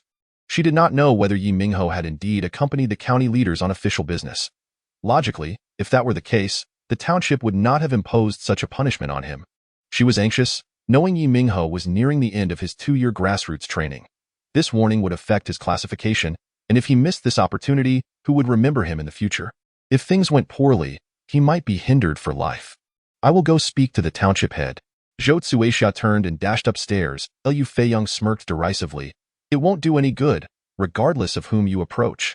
He was aware that this disciplinary action had been personally decided by Yang Dajuan and had the backing of Deputy Secretary Song Weimin and others. During discussions, the township head, Hu Wangquan, had remained silent. Chui Siming remarked with a chuckle, "Hey, she's in quite a rush. Does she have a crush on that pretty boy? They must be involved." "How do you know?" "Come on, tell us." Chui Siming surveyed the crowd with pride, saying, "As soon as Ye Minghao returned yesterday, they hooked up, even sharing a bicycle to Tian's Yuan village, embracing and getting cozy. Who knows, they might have sneaked off to the maize field." Chui Siming. A furious shout rang out as Zhou Tsuixia stormed over, raising her hand to claw at Chui Siming's face. "Ah!" Chui Siming screamed as 3 gashes were carved into his right cheek, blood streaming down instantly. Zhou Tsuixia, still unsatisfied, retaliated by clawing at his left cheek and then delivering a swift kick right between his legs. "Ouch!" Chui Siming howled in agony, clutching his groin as he collapsed in distress. Chapter 22. Acceptance amidst resentment. The crowd was taken aback. This woman was excessively fierce in her outburst. A few women hurriedly rushed forward to restrain the furious Zhou Tsuixia. Lu Feiyang, trembling with fear, crouched down to check on the situation and then beckoned 2 individuals to carry Chui Siming swiftly to the nearby clinic. "What is happening? What is all this commotion?" The village party secretary, Yang Dajuan, stood with his hands clasped behind his back, his expression dark and authoritative. "Secretary Yang, Zhou Tsuixia has clawed Chui Siming's face and even kicked him in the groin," Sister Xia from the agricultural office shouted excitedly. Yang Dajuan's face darkened. "What kind of nonsense was this?" Zhou Tsuixia retorted angrily. "Who told him to spread baseless rumors? I've shown remarkable restraint by not tearing his mouth apart." Yang Dajuan inquired, "What did he say?" Sister Xia eagerly answered. "He claimed that Zhou Tsuixia and Ye Minghao were riding bicycles together, flirting and sneaking into the cornfield halfway. Observing Zhou Tsuixia's furious demeanor, she puffed her chest out like a fighting cock. "These are all words from Chui Siming." With a stern expression, Yang Dajuan admonished Zhou Tsuixia, Chui Siming's reckless words are indeed wrong, but your actions of assault are equally unacceptable. Once he has been treated, the medical expenses shall be your responsibility. Zhou Tsuixia, feeling indignant, shot back, I am willing to cover the medical expenses, but he must also apologize to me. Yang Dajuan, irritated, frowned and waved his hand dismissively. We shall discuss this later. Having said that, he proceeded to the dining hall. Zhou Tsuixia quickly intercepted him. Secretary Yang, Ye Minghao called in sick yesterday. I returned with him from Banzhuayuan village. He wasn't absent without reason. Yang Dajuan halted, staring at Zhou Tsuixia. This matter does not concern you. If you wish to avoid gossip, then refrain from meddling in others' affairs. The village party will not wrong anyone arbitrarily, nor will it indulge anyone. With that, Yang Dajuan strode into the dining hall, eye in his mind. He pictured Zhou Tsuixia's voluptuous figure, contemplating that if she were to seek him out privately, perhaps he could indulge her a little. Zhou Tsuixia, feeling resentful, attempted to pursue him for further explanation, but Sister Xia blocked her. What's the rush? Are you truly smitten? What are you talking about? He's just a university student. It's such a shame for him to be penalized. Sister Xia wore a mischievous grin, her gaze appraising Zhou Tsuixia, muttering, with her ample curves, she's far too good for that fellow. Ye Minghao is back. Someone shouted.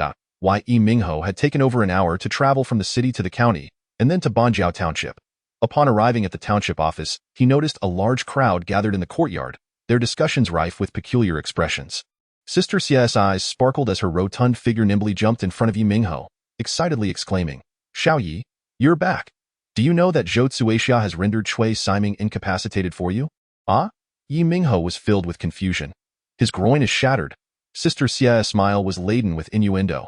She leaned closer to Ye Minghao, her eyes sparkling with excitement, nearly drooling. Zhou Tsuixia shouted, Sister Xia, those who spread baseless rumors will surely suffer. I haven't said anything false. Everyone witnessed it, didn't they? Indeed.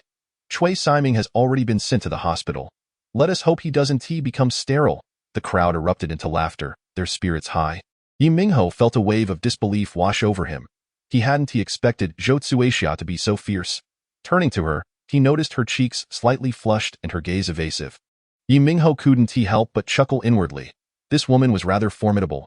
Why Ye Minghao, did you see? You've received a warning, indeed. What were you up to? Quickly plead with Secretary Yang for leniency. The crowd clamored, some genuinely concerned, others feigning sympathy, urging Ye Minghao. Why Ye Minghao approached the notice board, swiftly scanning the announcement, a cold smirk appearing on his face. Clearly, this matter was instigated by Song Weiman, with Yang Dajuan's tacit approval. Reflecting on his previous tenure as the county mayor's secretary, these individuals would often call, send messages, and even invite him to meals, treating him with warmth and courtesy as if he were family. Now, upon returning to the township, their attitudes had performed a complete about-face, as if they bore a grudge against him. Truly, the fickleness of human nature was astounding. Once Yang Dajuan finished his meal and emerged, he spotted Ye Minghao and, with a grim countenance, summoned him to his office. He explicitly informed him that the township's decision regarding his penalty was a collective resolution made after careful consideration by the party committee, intended as a warning to prevent him from straying further down the wrong path. Upon hearing this, Ye Minghao struggled to contain his anger. Secretary Yang, I find this matter deeply unjust. I will report this to the higher authorities. I had called in sick yesterday, and there is a record of my leave. Moreover, county leaders can corroborate that I was not absent without leave. The township's decision, made without due inquiry, is manifestly unreasonable. Yang Dajuan, his face darkened, rebuked, unjust? Even if you feel wronged, you must accept it. What grounds do you have for discontent? Where is your leave request? This is a workplace, a bureaucratic institution, not a school where you can act as you please. I understand the rules of the bureaucracy. I will resolve this matter according to the proper procedures. Ye Minghao's fury surged like molten lava. What is this attitude? Refusal to comply with organizational decisions. Do you wish to oppose the organization? Yang Dajuan felt his authority challenged, rising to tower over Ye Minghao, coldly asserting, I warn you, continuing this ruckus will not benefit you, though not assume that knowing a few leaders makes you invincible. In Banjiao Township, you will not stir up any significant trouble. Ye Minghao stood firm, unyielding. I have noted this, Secretary Yang. I believe there are venues for reason. Yang Dajuan chuckled, haha, I shall await your attempts. Knock, knock, knock. Lu Feiyang knocked on the door and, upon seeing Ye Minghao, His expression soured instantly. Ye Minghao, maintaining a stoic demeanor, walked straight past him without acknowledging his presence. Lu Feiyong, irate, exclaimed, "Secretary, Ye Minghao has gone too far." Yang Dajuan scoffed, unfazed. "He won't be able to turn the tide against me." Lu Feiyong, eager to ingratiate himself, added, "Indeed, he remains oblivious to his situation. In Banjiao Township, the secretary is akin to the Buddha. Even if he were the Monkey King, he must comply with the golden hoop." Yang Dajuan, feeling triumphant, settled into his seat. Lu Feiyong continued, "Secretary, the county office just issued a notice stating that tomorrow, Secretary Ding from the Municipal Party Committee will visit the county for research and may tour one of the townships, so everyone should prepare accordingly." Yang Dajuan, taking this seriously, responded, "Ensure everyone is notified to convene a meeting at 2:30 this afternoon, preparing in accordance with the standards of Secretary Ding's visit to the township."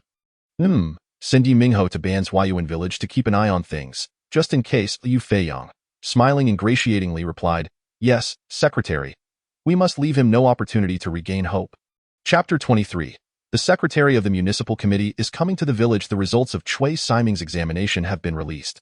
His cheeks bear the marks of scratches, treated with ointment, and it is anticipated that once healed, faint traces will remain. Although his injury is quite painful, it is not severe. It is merely swollen and expected to ache for several days. He harbors both hatred and fear towards Zhou Tsuixia, vociferously declaring his intention to report her to the authorities. After Lu Feiyong's persuasion, he refrained from filing a report and sought no compensation, instead demanding disciplinary action against Zhou Tsuixia from the township government. Township head Hu Wengquan spoke with Zhou Tsuixia, delivering a stern reprimand, emphasizing the detrimental impact of this incident and stating that the township committee would issue a formal criticism, while also ordering her to compensate Chui Siming 500 yuan. Zhou Tsuixia agreed to the compensation but insisted that Chui Siming must also apologize for his defamatory remarks. Chui Siming, however, refused to apologize. After some attempts at mediation, Lu Feiyong deemed the matter resolved and chose not to pursue it further.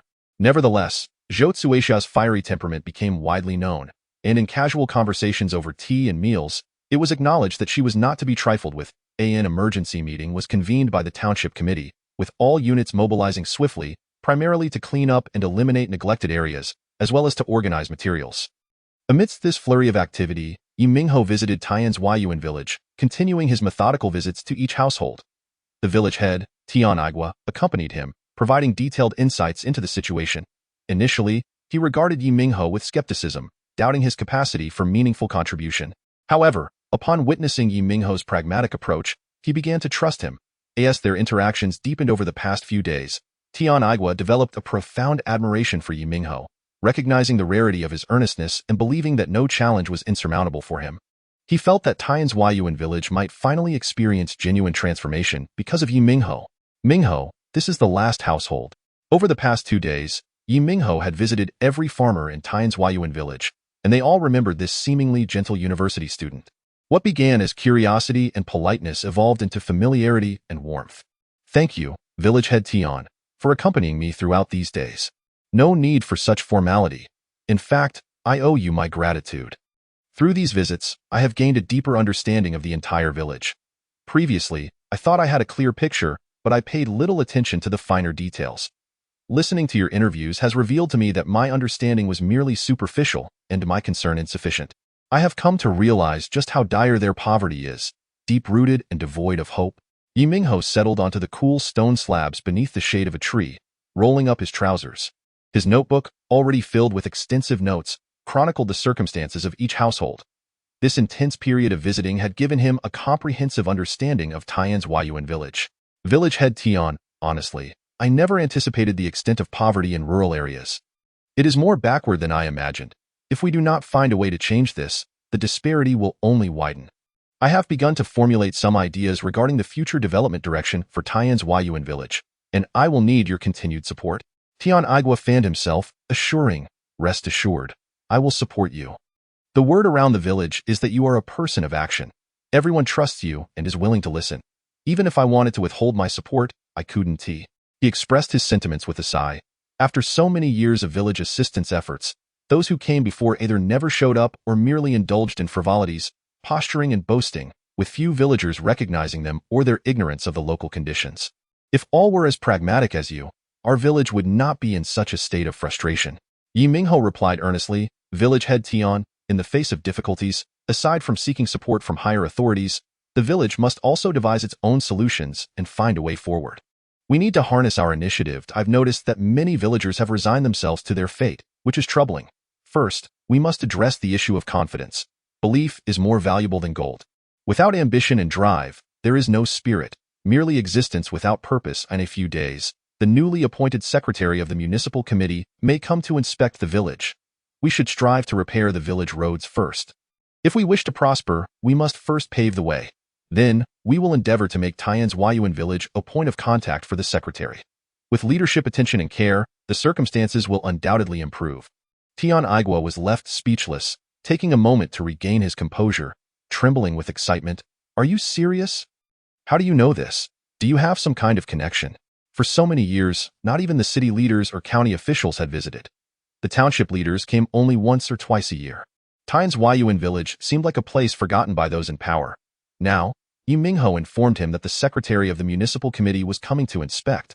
This revelation struck him like a thunderclap, leaving him dizzy and in disbelief. Ye Minghao offered a slight smile, about to respond when his phone rang. Noticing it was Han Yuqing's number, he instinctively ended the call. When she called again, he continued to decline.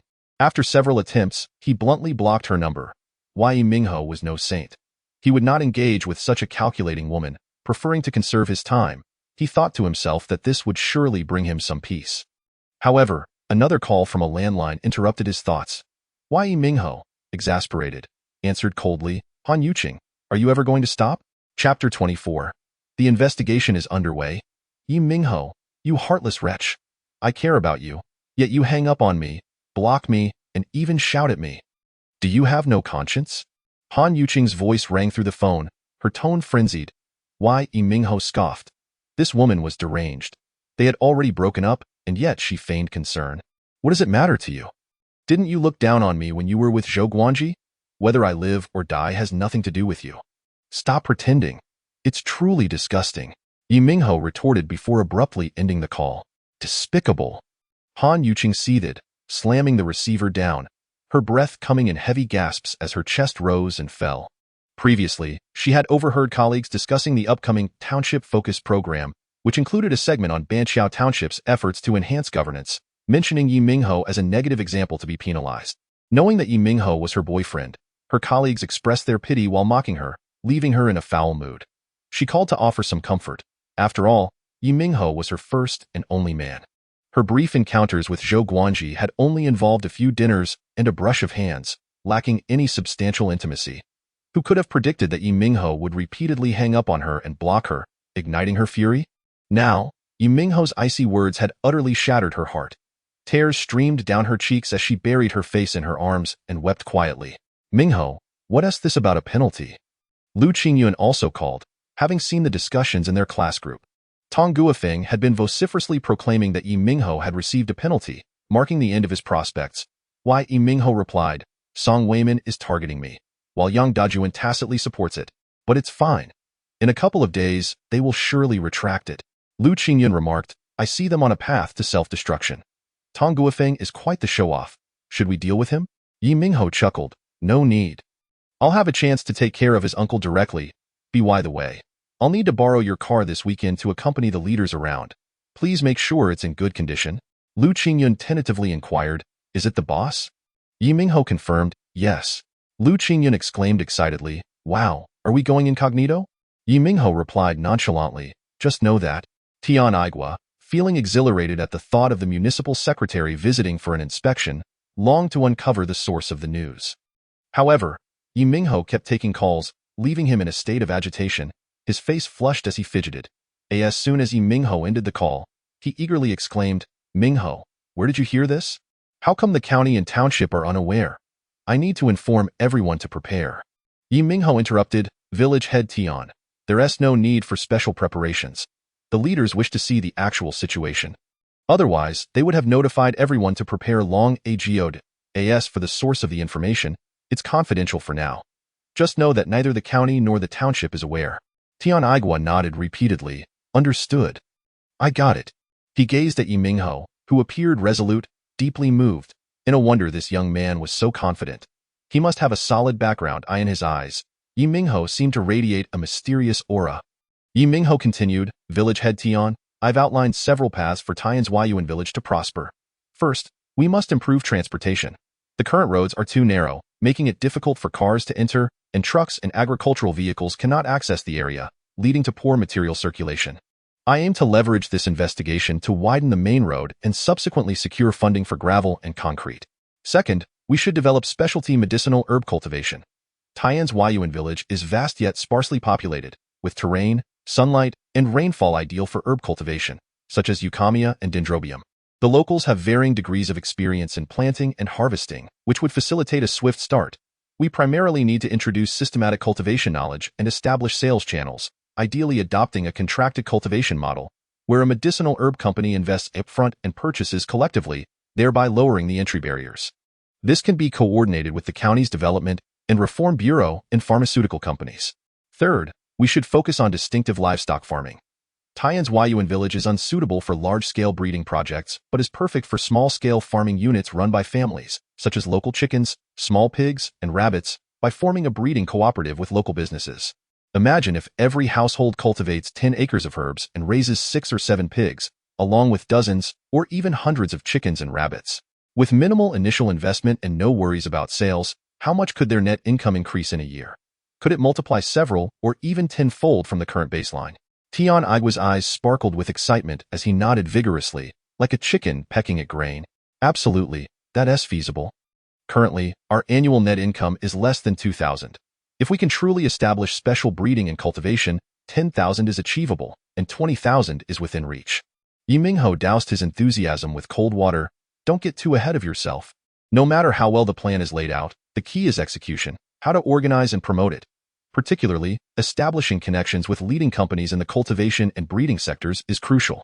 What Tian's Yuan needs is a rural version of investment attraction. Besides our foundational work, the county's attention and support are vital. Tian Aigua lamented, that's the biggest issue. If someone were overseeing this, we wouldn't be so behind. Ye Minghao replied, thus, the county's development philosophy and the leader's focus are paramount. I will find a way to address this. On Thursday morning, the newly appointed Municipal Secretary Ding Yuan, accompanied by the Organization Minister Mao Chunhai and City Committee Secretary Yu Xiaobin, arrived in Fuzhou County for an investigation. He first convened a meeting at the county government to hear reports from the county committee and government, engaging in brief exchanges with each member of the county leadership team. After the meeting, Ding Yuan and his entourage inspected the Qingwang Industrial Park and made a detour to the Old City. County Party Secretary Chao Mingshan, Deputy Secretary Fan Mingbo, and Executive Vice County Mayor Ma Qianhui accompanied the visit. At noon, Secretary Ding and his group dined at the distinctive restaurant Jingpin Dohua in the Old City. Upon finishing their meal, Ding Yuan remarked, Fuzhou County is a major agricultural county. Without industry, there is no wealth, and without agriculture, there is no strength. Rural development is foundational. We cannot only focus on urban construction, but must also attend to rural areas and farmers. This afternoon, let us visit Banqiao Township. Comrade Mingshan, I recall that Banqiao Township has the lowest per capita income in Fuzhou County, correct? Xiao Mingshan nodded, yes, Secretary Ding. Banqiao Township is largely mountainous, with a weak economic foundation and scarce resources, making development indeed challenging. Ma Qianhui added, Secretary Ding, Fuzhou County's agricultural foundation is weak, and development is difficult. Therefore, we are mobilizing everyone to strengthen investment attraction, especially promoting new city construction.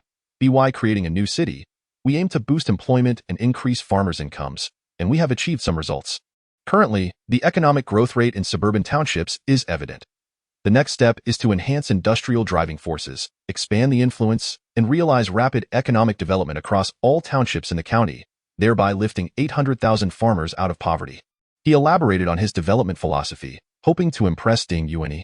Ding Yuan's visit, accompanied by the Municipal Organization Minister and supported by Fan Mingbo and Ma Qianhui, signified a clear intent behind the inspection. Indeed, it is a line of thought. Ding Yuan nodded, neither affirming nor denying, before turning to Fan Mingbo and asking, Comrade Mingbo, have you contemplated the development issues facing Fuzhou County? Chapter 25. Trouble looms upon witnessing the situation. Ma Qianhui's face turned pale, his heart racing with anxiety and trepidation. He sensed that Ding Yuan was not entirely satisfied with his explanations. Feeling somewhat disheartened, he cast a gloomy glance at Fan Mingbo, questioning his understanding of economics. At that moment, Confronted with the query from the municipal party secretary, Fan Mingbao, with unwavering confidence and measured calmness, replied, "Secretary Ding, my daily responsibilities predominantly revolve around party affairs. However, I also pay heed to the county's critical undertakings, particularly economic development. The economic foundation of Fuzhou County is weak, and we have made numerous plans and exerted considerable effort, yielding some results, yet the disparities remain significant. I have particularly noted that the advancement of several neighboring counties is accelerating, widening the gap between us, creating an urgent need to reverse this trend swiftly. To develop the economy of Fuzhou County, our primary focus must be on attracting investment. We must mobilize the entire county, engaging in comprehensive investment promotion. Investments bring not only capital but also technology, invigorating industries, fostering employment, and increasing income, thereby stimulating consumption and ultimately achieving prosperity. Investment attraction is not merely a singular endeavor or solely the responsibility of the county government. It necessitates a unified approach across the county. Under the coordinated efforts of the county committee, all officials and staff must participate collectively, implementing a system of accountability with clear objectives for each unit and rigorously assessing performance. We must reward those who contribute to our success with due recognition. Moreover, attracting investment should not solely focus on large projects. Fuzhou County is predominantly agricultural, characterized by a dual economic structure. We must emphasize the development of the rural economy, leveraging township enterprises to stimulate rural growth, increasing agricultural funding, and attracting businesses to invigorate the endogenous momentum of the rural economy. We must exert every effort to optimize the business environment, ensuring a safe and prosperous Fuzhou, so that investors feel encouraged to enter, settle, and remain. In the towns, it is crucial to combat local thuggery, allowing the populace to pursue their development and financial aspirations without fear.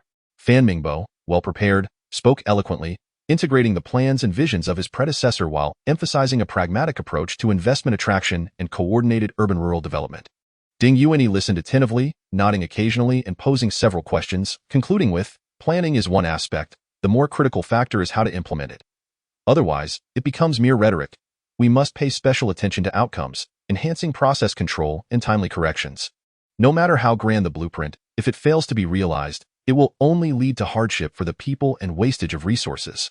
Xiao Mengshan interjected, "Secretary Ding's critique is entirely accurate. We shall diligently strive, under the correct leadership of the municipal committee, to actualize the development plans for Fuzhou County, working for the welfare of the people." Upon hearing this, Fan Mingbao felt an immediate discontent. Was Ding Yuanyi's remark a criticism? It seemed more like a call for encouragement and motivation. Xiao Mengshan, in his view, was deliberately obscuring the truth and skewing the narrative. Qian Hui cast a grateful glance at Xiao Mengshan, his heart brimming with unease, a mix of jealousy and resentment brewing within him. In Banjiao Township, Secretary Yang Dajuan was also fraught with anxiety and excitement. "Everyone, we must be vigilant and ensure there are no slip-ups. Secretary Ding's first visit to Fuzhou County for research must include an inspection of Banjiao Township. This is a rare opportunity. We must present our work effectively to gain the leader's recognition and support. Now, I will outline the reception arrangements. Mayor Duan, you will oversee security and stability, ensuring the police cooperate fully to control all unstable elements." As everyone busied themselves, Yang Dajuan retained Lu Feiyang, instructing him to keep a close watch on Ye Minghao, ensuring he did not cause any disturbances. Lu Feiyang called Ye Minghao, informing him that Secretary Ding was coming for an inspection and might visit Tian's Huayuan village, urging him to prepare thoroughly. Upon receiving the call, Ye Minghao was somewhat perplexed. How could Lu Feiyang possibly know about Ding Yuanyi's impending visit to Tian's Huayuan village? It was peculiar for him to kindly suggest preparing for a welcome. Contemplating the matter, Ye Minghao soon began to chuckle, realizing that Lu Feiyang was likely attempting to deceive him into staying at Tian's Huayuan village. He could not fathom that Ding Yuanyi would actually venture there. He was genuinely curious to see what expression Ye Minghao would wear at that moment. Around 2 o'clock, Secretary Ding Yuanyi and his entourage arrived at Banjiao Township. Noticing the group waiting at the entrance, Ding Yuanyi did not exit the vehicle but instructed the secretary and township head to accompany him while the others returned to their duties. "Secretary Qiao, where is Secretary Ding headed?" Yang Dajuan inquired as he got into the car with County Party Secretary Xiao Mengshan. "He hasn't specified, but it seems he intends to head straight to the village." "Have you notified everyone?" Xiao Mengshan responded. We weren't aware that Secretary Ding would be visiting the village. We only prepared for the township," Yang Dajuan hurriedly replied, pulling out his phone to inform Lu Feiyang to quickly send out a notification about Ding Yuanyi's impending visit to the village, urging all villages to prepare adequately. If any mishap occurred, the township would face serious accountability. The convoy proceeded along the rural road, which narrowed as they advanced. Township head Hu Wangquan furrowed his brow tightly, suspecting they were indeed en route to Tian's Huayuan village. Mayor Ma, is Secretary Ding heading to Tian's Huayuan village? Hu Wangquan inquired. Ma Qianhui, feeling somewhat discontented, replied, he hasn't said. Prepare yourselves and be ready to adapt to the situation. Hu Wangquan felt certain they were indeed traveling to Tian's Huayuan village. With Ye Minghao stationed there and having recently faced disciplinary action, he feared that if trouble arose, Yang Dajuan would bear the brunt of the consequences. A faint smile crept across his lips at the thought. For a long time, Yang Dajuan had kept him under considerable pressure. If he could leverage this opportunity to oust him, his own days of ease would finally commence. The vehicles came to a halt, and upon seeing Ding Yuanyi emerge, everyone hurriedly exited their cars. What village lies ahead? Ding Yuanyi inquired nonchalantly. Report to Secretary Ding, the road ahead leads to Tian's Huayuan village, but it is still under construction and not passable. Yang Dajuan stepped forward, hoping to dissuade Ding Yuanyi from proceeding to Tian's Huayuan village. The road may be impassable, but we can walk. If the common folk can traverse it, why should we not? Ding Yuanyi replied, displeased, and began striding forward. Sweat beads formed on Yang Dajuan's forehead as he quickly pulled out his phone, dialing Lu Feiyang's number, urgently whispering, Tian's Huayuan village. Notify them immediately, we're walking over. And tell Ye Minghao not to speak out of turn, or there will be serious consequences. The trek on foot would take around 20 minutes. They should still have time to prepare. On the other end of the line, Lu Feiyang was equally stunned, realizing that his earlier words had come to fruition. Secretary Ding was genuinely heading to Tian's Huayuan village, which would inevitably put Ye Minghao in a precarious situation. He took out his phone, attempting to contact village chief Tian Aigua, but the line was perpetually busy. Dialing Ye Minghao's number yielded the same result. Without knowing the numbers of others, he wiped his sweat, repeatedly attempting to connect with the two, but to no avail. Something is amiss. Lu Feiyang felt an ominous premonition and hurriedly called Yang Dajuan to explain the predicament. Yang Dajuan was infuriated, nearly smashing his phone in frustration at such a critical moment. Yang Dajuan, Hu Wangquan, come here at once. Ma Qianhui called back. Yang Dajuan hastily ended his call and rushed over. How many times have you visited Tian's Huayuan village in the past year? When was the last time? Ding Yuanyi inquired. Chapter 26. Reporting complaints. Yang Dajuan felt a sudden jolt in his heart. It had been quite some time since he last visited Tian's Huayuan village, at least a year or two, though he could not recall the exact date. In this desolate place, where nothing flourished, the village head was miserly and inconsiderate, offering neither delectable food nor refreshing drinks. What was the purpose of coming here? Secretary Ding, I make it a point to visit every few months, approximately 2 or 3 times a year. Additionally, we are vigorously implementing the village residency system, assigning key personnel to the village to promote policies, resolve issues, and collaborate on development, Yang Dajuan fabricated earnestly. However, Ding Yuanyi was not satisfied and pressed further. What month did you visit this year? Mid-March, Yang Dajuan reluctantly concocted a timeline. Ding Yuanyi remained noncommittal and turned to Hu Wangquan. And you, Director Hu? Hu Wangquan was well prepared, declaring that he frequently traversed the village, spending several days each month there, albeit visiting Tian's Huayuan village somewhat less often, 2 to 3 times a year, promising to increase efforts in the future. Ding Yuanyi then inquired about some basic information regarding Tian's Huayuan village. The two men racked their brains to respond, their clothing soaked with sweat. Finally, they arrived at Tian's Huayuan village, where the village officials were present. Ye Minghao was discussing development strategies with them. The distinctive approach to specialty farming and breeding proposed by Ye Minghao was deemed feasible by all, and several ideas and thoughts were shared. Yang Dajuan stepped forward enthusiastically, introducing, Secretary Ding, this is Comrade Tian Aigua, the village head. This is Comrade Ye Minghao, dispatched by the township to take root here. He is a university graduate selected for public service, with a flexible mindset and solid theoretical knowledge, who works diligently. He has just returned from a secondment at the county government and is a key individual for our township's development. Ding Yuanyi shook hands with both men and, upon learning that they were discussing development plans, requested village head Tian to elaborate on the details. Tian Aigua, having anticipated this, recounted the discussed plans, concluding, Chief, we understand that for these plans to materialize, they must receive substantial support and assistance from higher authorities. Your visit to our village has filled us with hope. Frankly speaking, I have not been a competent village head. Witnessing the backwardness of our village over the years has left me feeling powerless. Had it not been for Ye Minghao's presence, we would have had no direction whatsoever. Ding Yuanyi nodded, stating, "Poverty is not to be feared. The greatest fear lies in losing ideas and hope, in lacking the motivation to strive. From what you say, it appears you have found a viable path forward, which is commendable. Comrade Mingshan, the challenges raised by village head Tian must be taken seriously by the county. We must engage in a systematic approach and ensure timely progress, lest their hopes turn to despair." Xiao Mingshan firmly replied, "Rest assured, Secretary Ding, we will ensure implementation and strive to transform Tian's Huayuan village into a model, achieving a moderately prosperous society at the earliest." Ding Yuanyi admonished, "It is not enough to merely speak. Shouting slogans without action is utterly meaningless." Noticing the notebook in Ye Minghao's hands, he took it and perused its contents, expressing great satisfaction. Indeed, Comrade Minghao's work is commendably thorough. To effectively address rural issues, one must first understand the rural landscape and its inhabitants.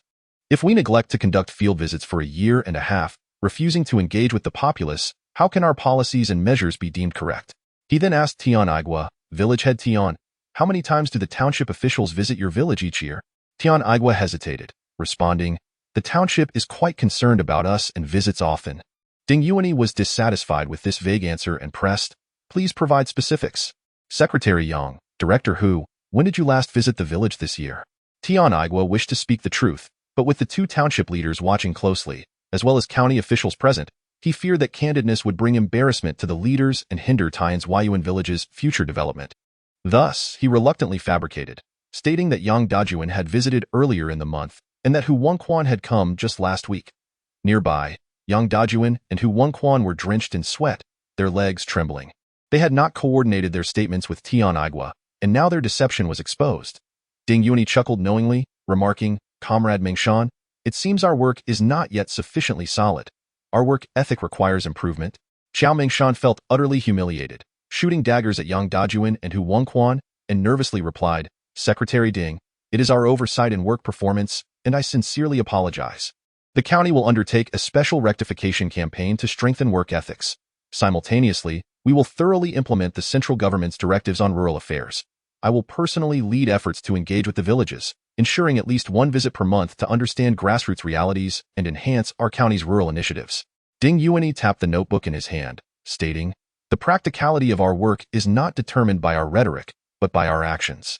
Comrade Minghao has only been stationed in the village for a few days, yet this notebook is filled with information about the villagers' circumstances, collaboratively developing actionable strategies. That is true diligence. Upon reviewing the situation in Tian's Huayuan village, I am deeply alarmed. Secretary Yang, Director Hu, the township level is the most crucial executor of rural work. Do you genuinely comprehend the conditions of each village? Have you truly visited Tian's Huayuan village? Tian Igua realized that his insincere fabrication had been uncovered by Secretary Ding. Observing the pallor on Yang Dajuan's and Hu Wangquan's faces, he steeled himself and declared, "Secretary Ding, Ye Minghao is wholeheartedly dedicated to planning our village's development, and we are all immensely grateful to him. We are willing to heed his call for the advancement of our farming and breeding initiatives. We have a request. We hope the county will rescind any disciplinary actions against him." Yang Dajuan trembled all over, nearly collapsing to the ground, his mind buzzing. "Comrade Mingshan, what wrongdoing has Ye Minghao committed? And what disciplinary measures do you intend to impose on him?" Ding Yuanyi turned to Xiao Mingshan, his tone calm but probing. Xiao Mingshan was drenched in sweat, responding, "Secretary Ding, the county has not imposed any disciplinary actions against Ye Minghao." "Yang Dajuan, what is the meaning of all this?" Yang Dajuan stammered, This, Secretary Ding, Secretary Xiao, is a misunderstanding. The township recently undertook a work-style rectification, and Ye Minghao was in the city on official business, which led to some colleagues mistakenly believing he was absent without leave. However, the township has clarified that Ye Minghao had properly requested leave via phone, and there is no issue of disciplinary action. Xiao Mingshan added with a forced smile, "Secretary Ding, it truly seems to be a misunderstanding. However, this also indicates that Comrade Ye Minghao's work has garnered recognition from the villagers, who are speaking up for him." Ding Yuanyi snorted coldly, remaining non-committal. He was no fool and could clearly sense that the main leaders of Banqiao Township were not being practical, sending a university student to the village, all while the disciplinary issue likely existed.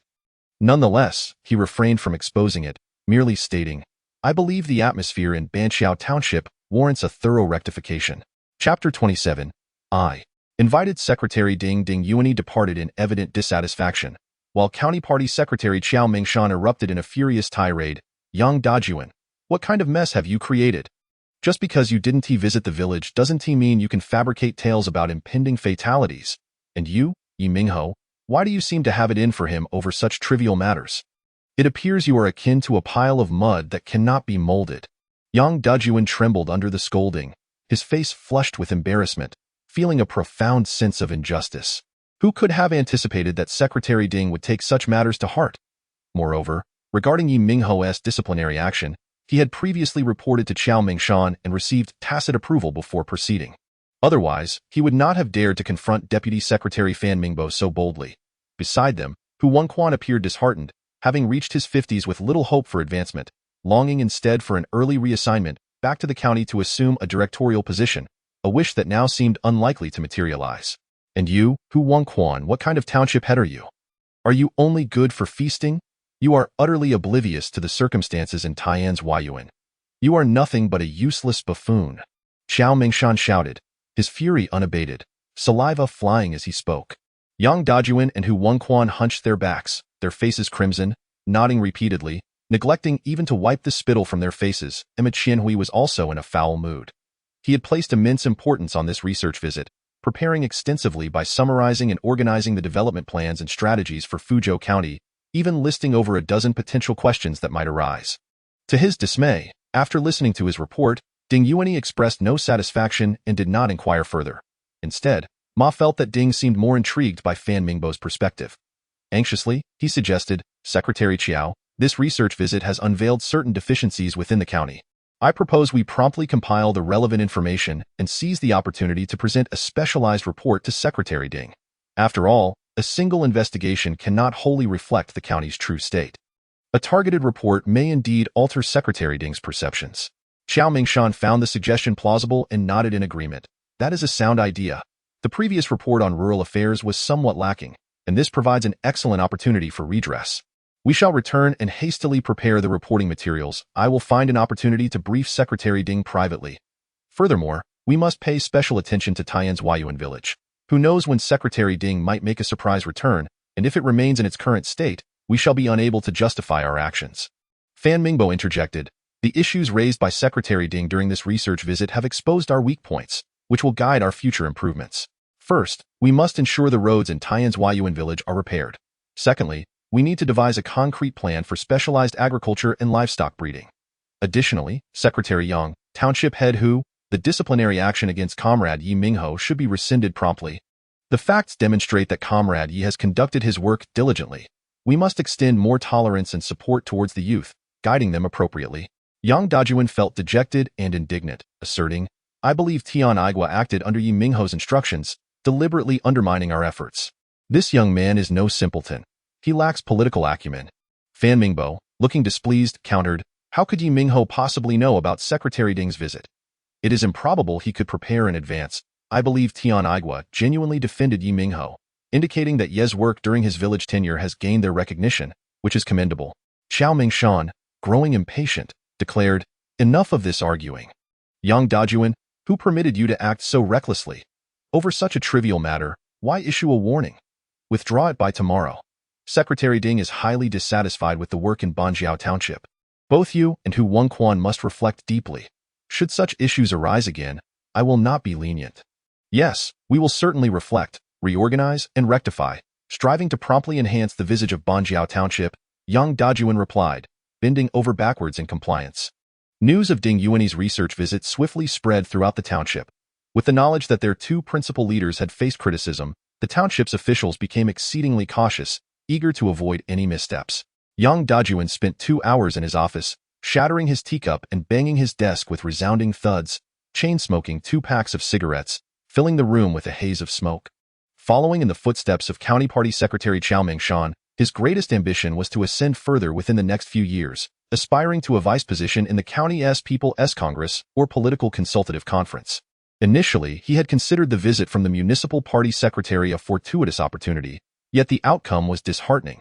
It seemed that aspirations for a deputy director position were now dashed.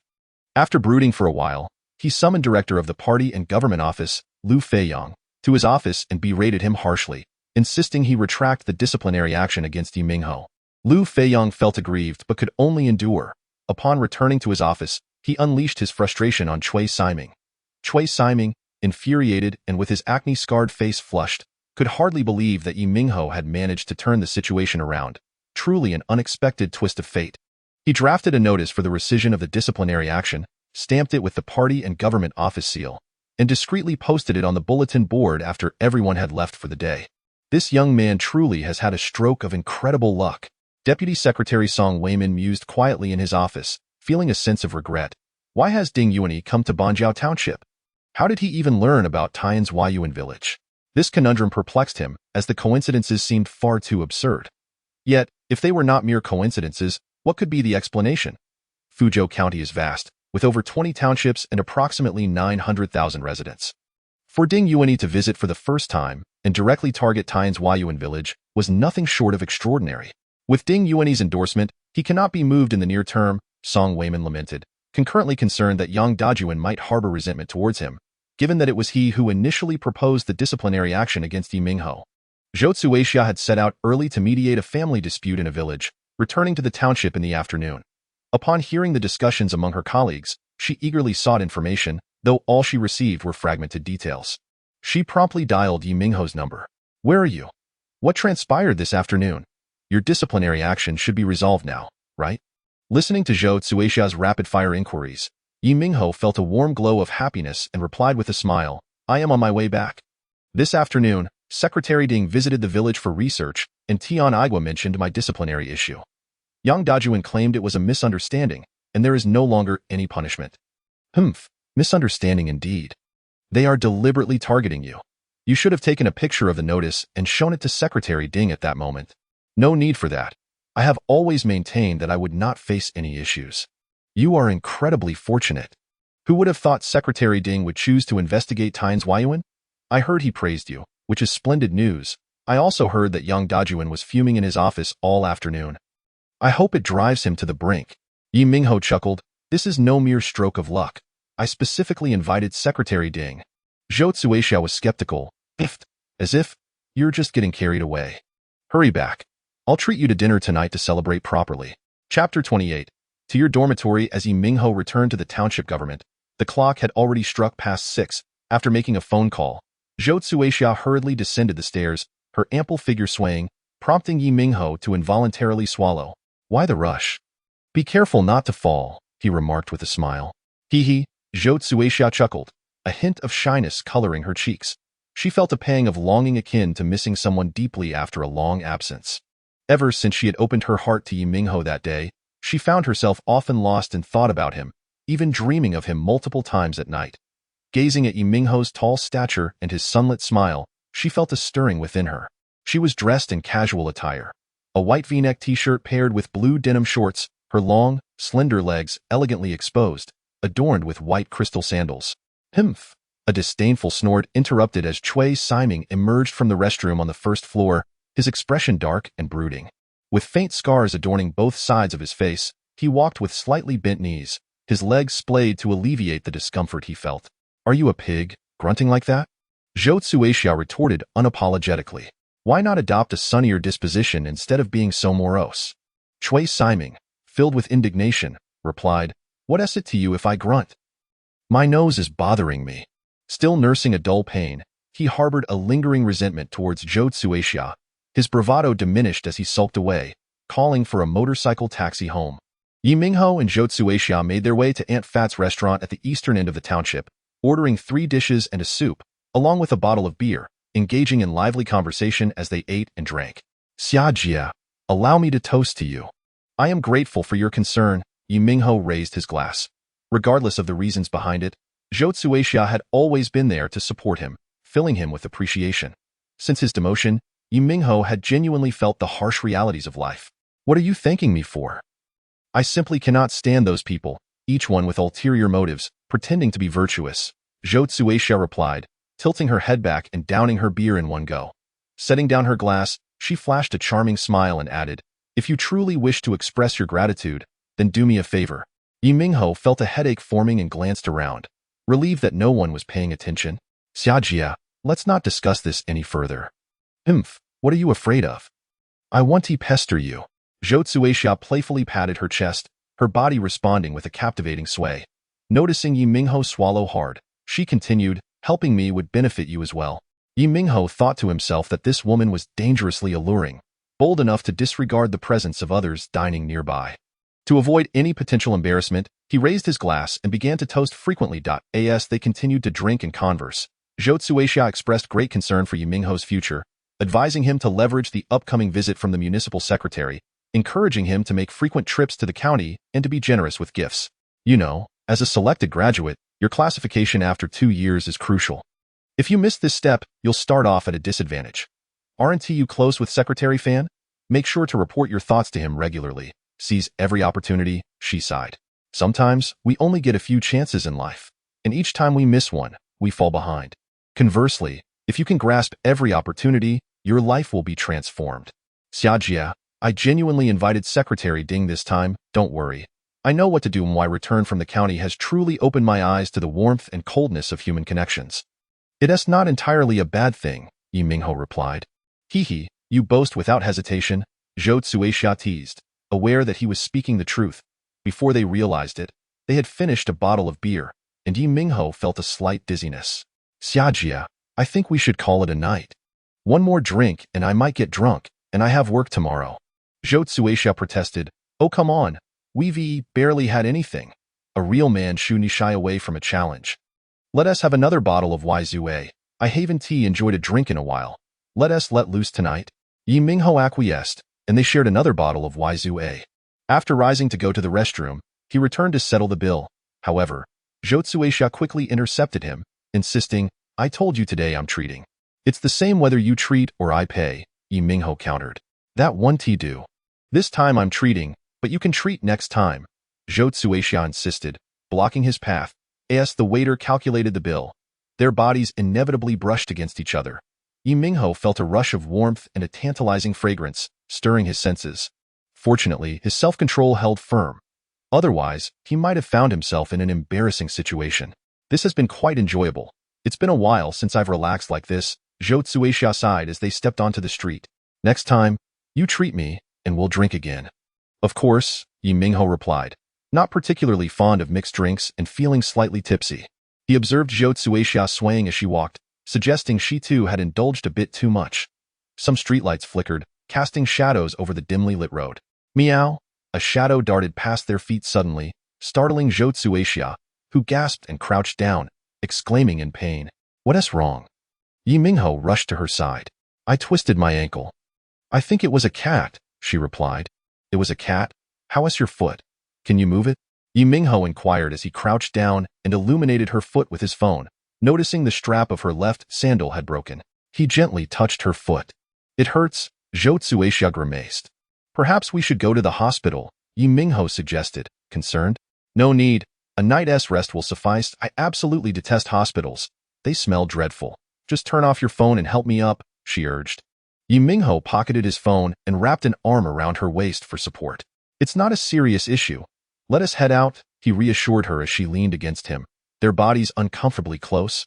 After a couple of steps, she gasped, I can't. It still hurts. Why don't you carry me? What? Don't be silly. Hurry up and squat down. All right then. With a reluctant sigh, Ye Minghao crouched down. A triumphant smile graced Zhou Tsuixia's lips as she draped herself over his back. He secured her slender legs with both arms and, with a burst of strength, stood up. Let us go to your dormitory. Huh. It's inconvenient for me to go back like this. If my foot starts hurting badly tonight, no one will take me to the hospital. Let us go to your dormitory to observe the situation, she explained. Why Ye Minghao hesitated, uncertain of her sincerity. Oh come on, let us move. I am not afraid. Why should you be? Are you worried I'll eat you or something? She teased, wrapping her arms around his neck, her breath warm against his ear, her upper body resting softly against him. Chapter 29. Fire upon me beneath the dim glow of the street lamp. Ye Minghao staggered slightly as he carried Zhou Tsuixia on his back, his hands firmly gripping her ample hips to prevent her from slipping. Their dormitory was situated on the second floor of a dilapidated building in an old alleyway, once a storeroom long since abandoned, now repurposed temporarily, though it remained uninhabited. Upon returning to Banqiao Township, being an outsider, The party and government office routinely provided him with a key to a room, leaving the decision of occupancy entirely up to him. "We've arrived," Ye Minghao announced as he opened the door and gently laid Zhou Tsuixia onto the single bed, standing beside it with his hands on his hips, breathing heavily. Zhou Tsuixia's cheeks flushed a rosy hue, a playful smile dancing on her lips as she remarked, "You seem a bit fatigued." With a hint of irritation, Ye Minghao replied, "Try carrying someone this far and see how you fare. You might be even more exhausted than I am." "Hee, fatigue or not, unless you let me verify, you're once again up to your mischief." "Indeed, I am." Her eyes glimmered with mischief as she leaned forward, revealing a glimpse of her porcelain skin. Ye Minghao swallowed hard, saying, "This is quite dangerous." "Humph, just how dangerous can it be?" Zhou Tsuixia teased, beckoning with her finger. "I'm unafraid. Come at me, fire upon me." A sheen of sweat broke out on Ye Minghao's forehead. This woman's allure was utterly intoxicating. Though slightly inebriated, he maintained a semblance of rationality, striving to resist the seductive advances of this captivating young woman. Zhou Tsuixia playfully lifted her garment to fan herself, pouting, "It's so hot." Ye Minghao's mouth went dry, and he hurried to the bathroom to splash water on his face and wipe down his body. "Let us take a moment to rest." "It has been a long day," he suggested. "Why are you sitting over there? Lie down on the bed," Zhou Tsuixia coaxed sweetly. "Why?" Ye Minghao replied, "The bed is too small. I fear I might push you off." "Not at all. This bed is spacious enough. Come on, I'm not afraid of being squeezed." Ye Minghao opted to remain seated in the nearby rattan chair, eyes closed, enjoying the gentle breeze from the fan. He suspected that Zhou Tsuixia was merely feigning discomfort, her foot undoubtedly unharmed. This woman was certainly employing all her wits to achieve her desires. Feeling a bit dizzy, he inadvertently drifted into slumber. Zhou Tsuixia listened to the even rhythm of his breathing. She quietly rose, shedding her garments, and approached him barefoot. Awakened from a delightful dream, Ye Minghao sighed, "Is your foot still in pain?" "Humph," taking advantage yet playing coy. At this point, Ye Minghao could not backtrack. He embraced Zhou Tsuixia and joined her on the bed. After their passionate encounter, he lay back panting, "Are you satisfied now? Let us rest for a while, then we can continue," Zhou Tsuixia replied, insatiable as ever. After 3 vigorous rounds, Ye Minghao was genuinely exhausted, and only then did Zhou Tsuixia appear content. After resting for half an hour, she quickly washed up, donned her clothes, and announced, "I'm leaving to avoid being seen. It wouldn't reflect well on you." "If you're concerned about appearances, you shouldn't have come," Ye Minghao retorted. "Silly, I did it for you," Zhou Tsuixia said, planting a soft kiss on his forehead. "Take a breather. There will be plenty of opportunities ahead. The field is always there. We mustn't exhaust the ox." Ye Minghao playfully smacked her on the backside. "Very well. I shall let you experience my prowess another day." "I've already experienced it," Zhou Tsuixia replied with a mischievous grin. Early the next morning, Ye Minghao made his way to the township government office. He brewed a cup of tea, seated himself at his workstation, sipping while organizing his thoughts. The development strategy for Taiyan's Huayuan village had become clear. The key now was implementation. He intended to meticulously draft a plan for its execution, marking his contribution to the village's development. He prided himself on seeing tasks through to completion, and the advancement of Taiyan's Huayuan village could serve as a model, providing valuable insights for the growth of other towns and villages in the county. Cui Siming occasionally glanced up at Ye Minghao. Noticing he had no intention of leaving, he queried, "Ye Minghao, why are you still here and not out in the village?" Setting down his pen, Ye Minghao shot him a look. "What business is it of yours?" "You?" Cui Siming exclaimed, exasperated. "You are a village cadre. What are you doing in the office? I'm responsible for attendance." "Humph. Wielding your authority over trifles, I'm merely organizing Secretary Ding's directives from yesterday. Do you need to supervise that?" Cui Siming seethed, his teeth clenched. "What kind of attitude is this? Don't you think, just because Secretary Ding praised you a couple of times that you can strut around like a peacock? What if I do take pride in it? If you have the ability, why not get Secretary Ding to commend you?" Ye Minghao's retort left Cui Siming speechless, his frustration bubbling beneath the surface. Just then, Lu Feiyang received a phone call, stating, "Ye Minghao, just now. Mayor Hu arranged for you to expedite the development plan for Taiyan's Huayuan village. The township will discuss it tomorrow." "I'm sorry, I have prior commitments tomorrow and cannot work overtime." "What did you say?" "I said, I have prior commitments tomorrow. Is it too much to ask for you to work a little overtime for the unit?" "What's with your attitude? I need to accompany the leaders for visits and research this weekend. Ha ha ha. Both Lu Feiyong and Chui Siming couldn't help but laugh. To them, Ye Minghao's claim seemed utterly absurd. How could a mere selected official dare to boast about accompanying city leaders on research trips, completely unaware of his own limitations? Ye Minghao coldly replied, "If you don't believe me, ask County Committee Secretary Fan." Lu Feiyong halted his laughter, his anger flaring. "Ye Minghao, don't use county leadership to pressure me." With that, he picked up the phone and called Mayor Hu Wangquan. "Mayor, Ye Minghao says he is unavailable this weekend. He needs to accompany city leaders for research. Yes, he said you could ask Secretary Fan." On the other end, Mayor Hu Wangquan was incensed, nearly slamming down the phone. Initially, he had harbored some goodwill and sympathy for Ye Minghao, but after receiving a severe reprimand from Ding Yuan the day before, his resentment had begun to fester. Furthermore, this morning, Yang Dajuan had offloaded the responsibility for the development of Taiyan's Huayuan village onto him, instructing him to lead the effort to devise a development plan that would satisfy the city and county leaders. He had arranged for Lu Feiyong to collaborate with Ye Minghao to expedite the plan, only to find that Ye Minghao had audaciously refused to work overtime, showing blatant disregard for authority. After some contemplation, he dialed the number for Deputy Secretary Fan Mingbo of the County Committee. "Secretary Fan, I would like to report that we are preparing to formulate a detailed development plan for Taiyan's Huayuan village, with Ye Minghao spearheading the proposal, which we will submit to the county for review on Monday." Chapter 30 Clue, Old Hu, you were also present at the scene yesterday. Ye Minghao has clarified the development strategy for Taiyan's Huayuan village. The key now is to refine the details and ensure implementation. This matter should be spearheaded by your township government. You must immerse yourselves and push it forward diligently. You cannot offload everything onto Ye Minghao, Fan Mingbo remarked with evident displeasure.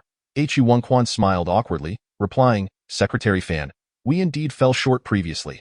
Fortunately, Ye Minghao conducted an in-depth investigation in Taiyan's Huayuan village and discovered a path for development. We hope to leverage the momentum from Secretary Ding's visit to the city to turn Taiyan's Huayuan village into a model. Ye Minghao is a talented individual nurtured by the county, and we also wish for him to exert a greater influence." Fan Mingbo scoffed, "Ultimately, it seems you are reluctant to engage your own intellect, unwilling to dive deep into the matter. Moreover, do you truly regard Ye Minghao as a talent? What about the disciplinary issue? Was it truly a misunderstanding? Old Hu, I must say, you cannot always be conciliatory. Principles must be upheld." Hu Wangquan's face flushed crimson. "Secretary Fan, enough said. The county will handle matters concerning Ye Minghao. Just ensure you do not create any chaos," Fan Mingbo concluded, abruptly hanging up the phone. Fan Mingbo's spirit soared. He felt he had performed commendably during the research process yesterday, at least better than Ma Qianhui. Moreover, Ding Yuan's direct investigation in Taiyan's Huayuan village underscored Ye Minghao's considerable influence. With Ye Minghao's support and this inspection, he believed the position of county head was within his grasp.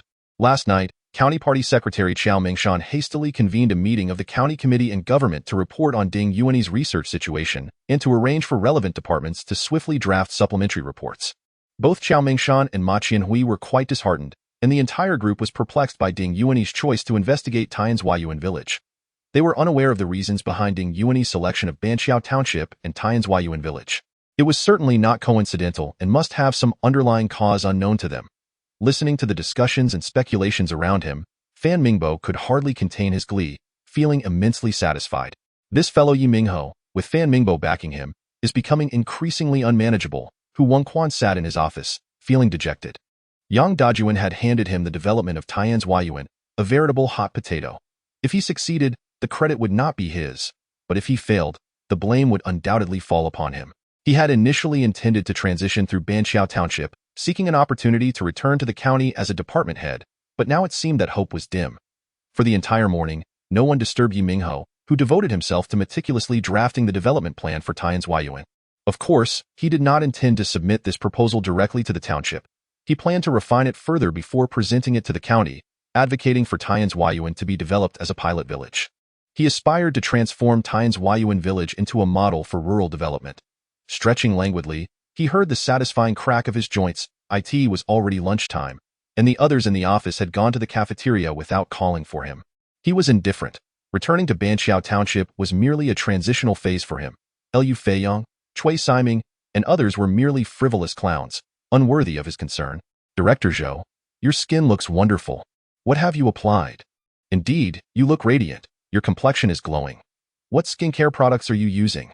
"Hee hee, Nothing compares to a man. Essence is the best nourishment. Hihi, Zhou, isn't that right? Ahead, a woman emerged from the cafeteria, laughing and joking. Zhou complexion was fair with a rosy glow, her brows elegantly arched. Dressed in a blue round-neck shirt, her figure was curvaceous. Upon spotting Ye Minghao approaching, her eyes sparkled, and her lips curled into a slight smile. Recalling her colleague's remarks, she couldn't resist gently stroking her smooth, delicate skin, memories of last night's escapades flooding her mind, causing her body to warm slightly. Why, Ye Minghao noticed Zhou Suishia's alluring gaze and mused that this woman had become even more enchanting after their night together. They exchanged brief greetings and passed each other. As he settled down in the cafeteria, a text notification chimed. It was from Zhou Suishia. Are you going to the county tonight? Ye Minghao felt a flutter in his heart, somewhat tempted. Once the boundaries between men and women are crossed, the pretense of restraint often dissipates. Zhou Suishia, a voluptuous woman, was particularly enticing.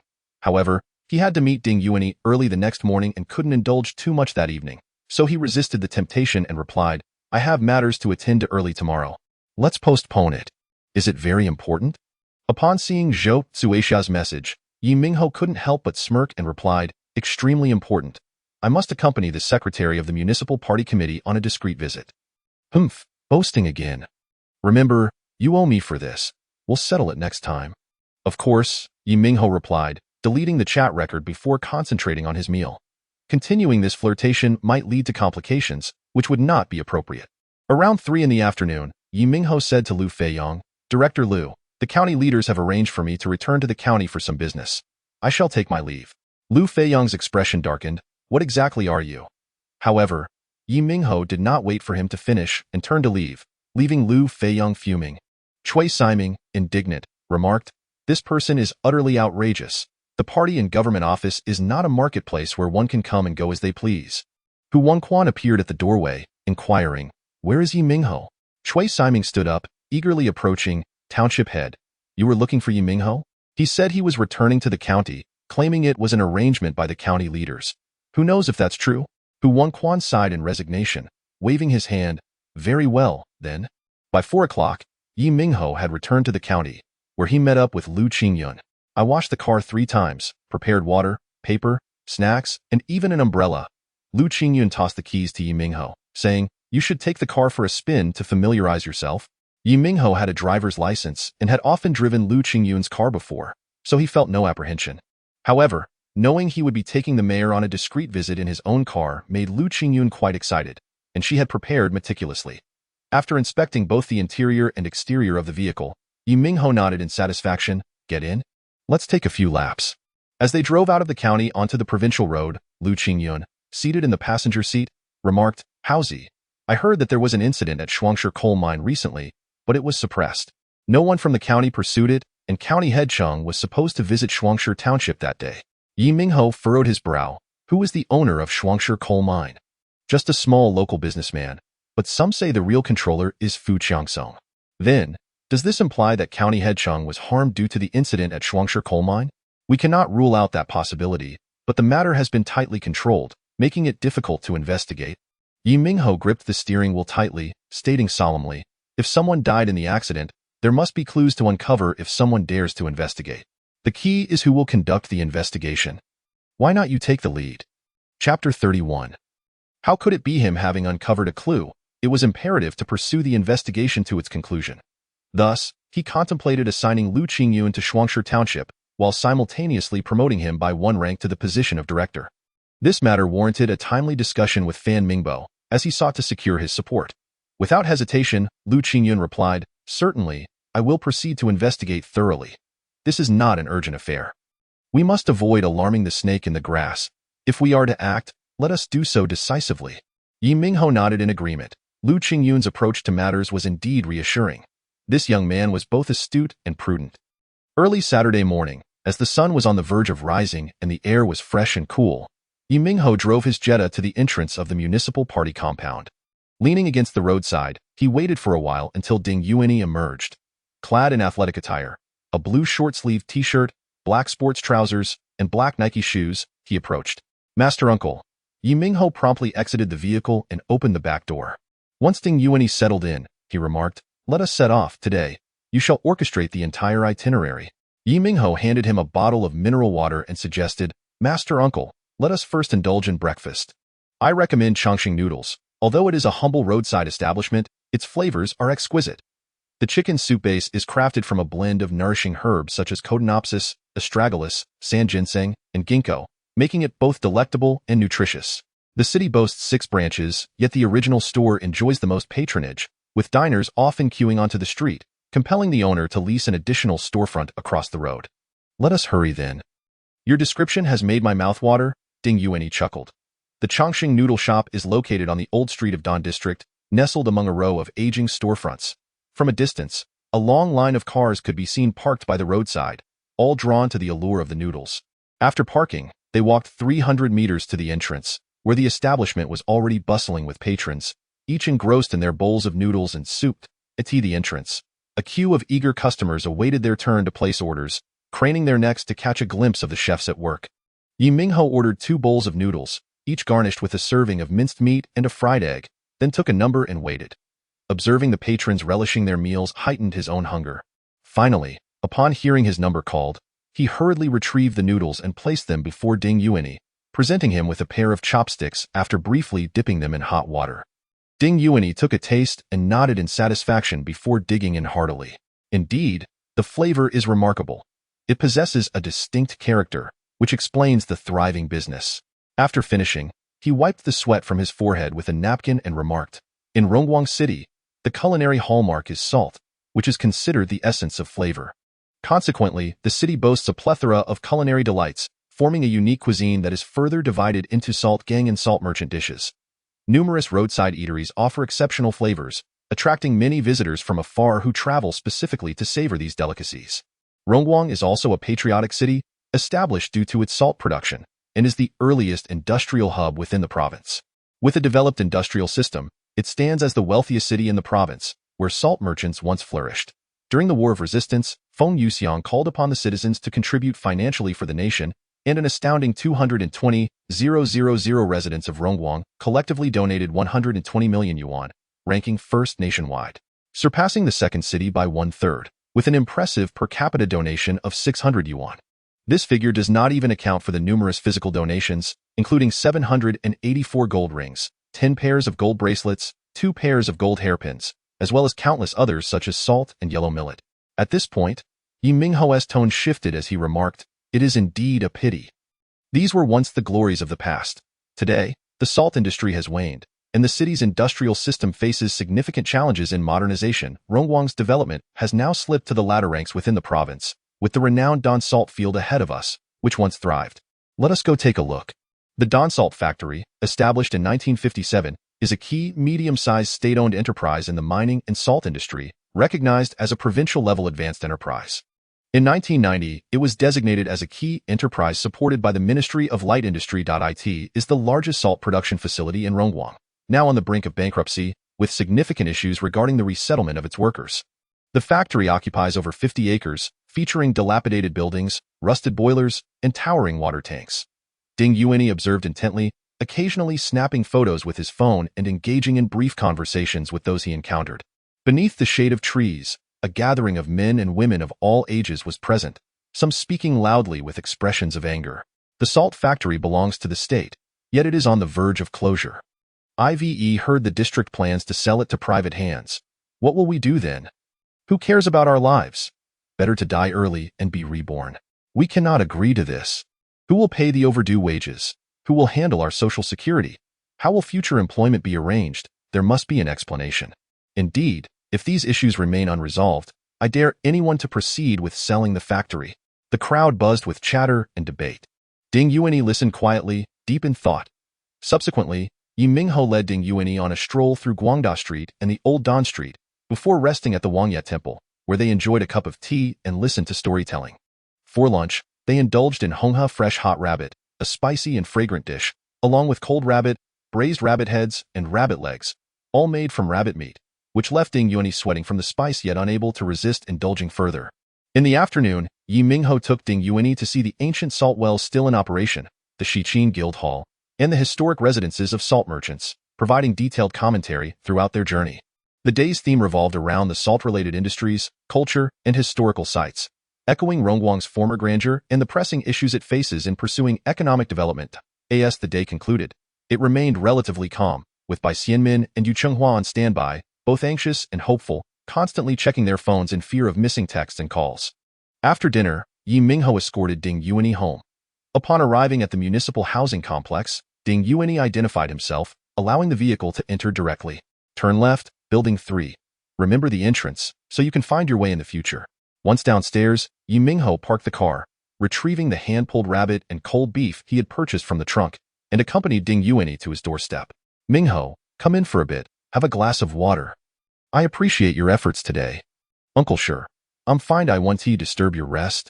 Ye Minghao replied, preparing to contact Bai Xianmin for tea and a chat, seeking nearby accommodations for the night.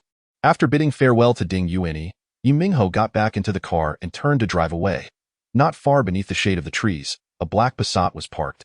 Inside, Qiao Mengshan, the county party secretary of Fuzhou County, gaped in astonishment, his expression one of disbelief. Ye Minghao? What is his relationship with Secretary Ding? Upon seeing Ye Minghao exit the car, he initially thought he was hallucinating, rubbing his eyes vigorously. He had brought supplementary reporting materials compiled by the county party office, intending to present them to Ding Yuanyi in person, but had waited in vain all day. He never expected to encounter Ye Minghao here. It seems that Ye Minghao and Secretary Ding share a close relationship. They are certainly not newly acquainted.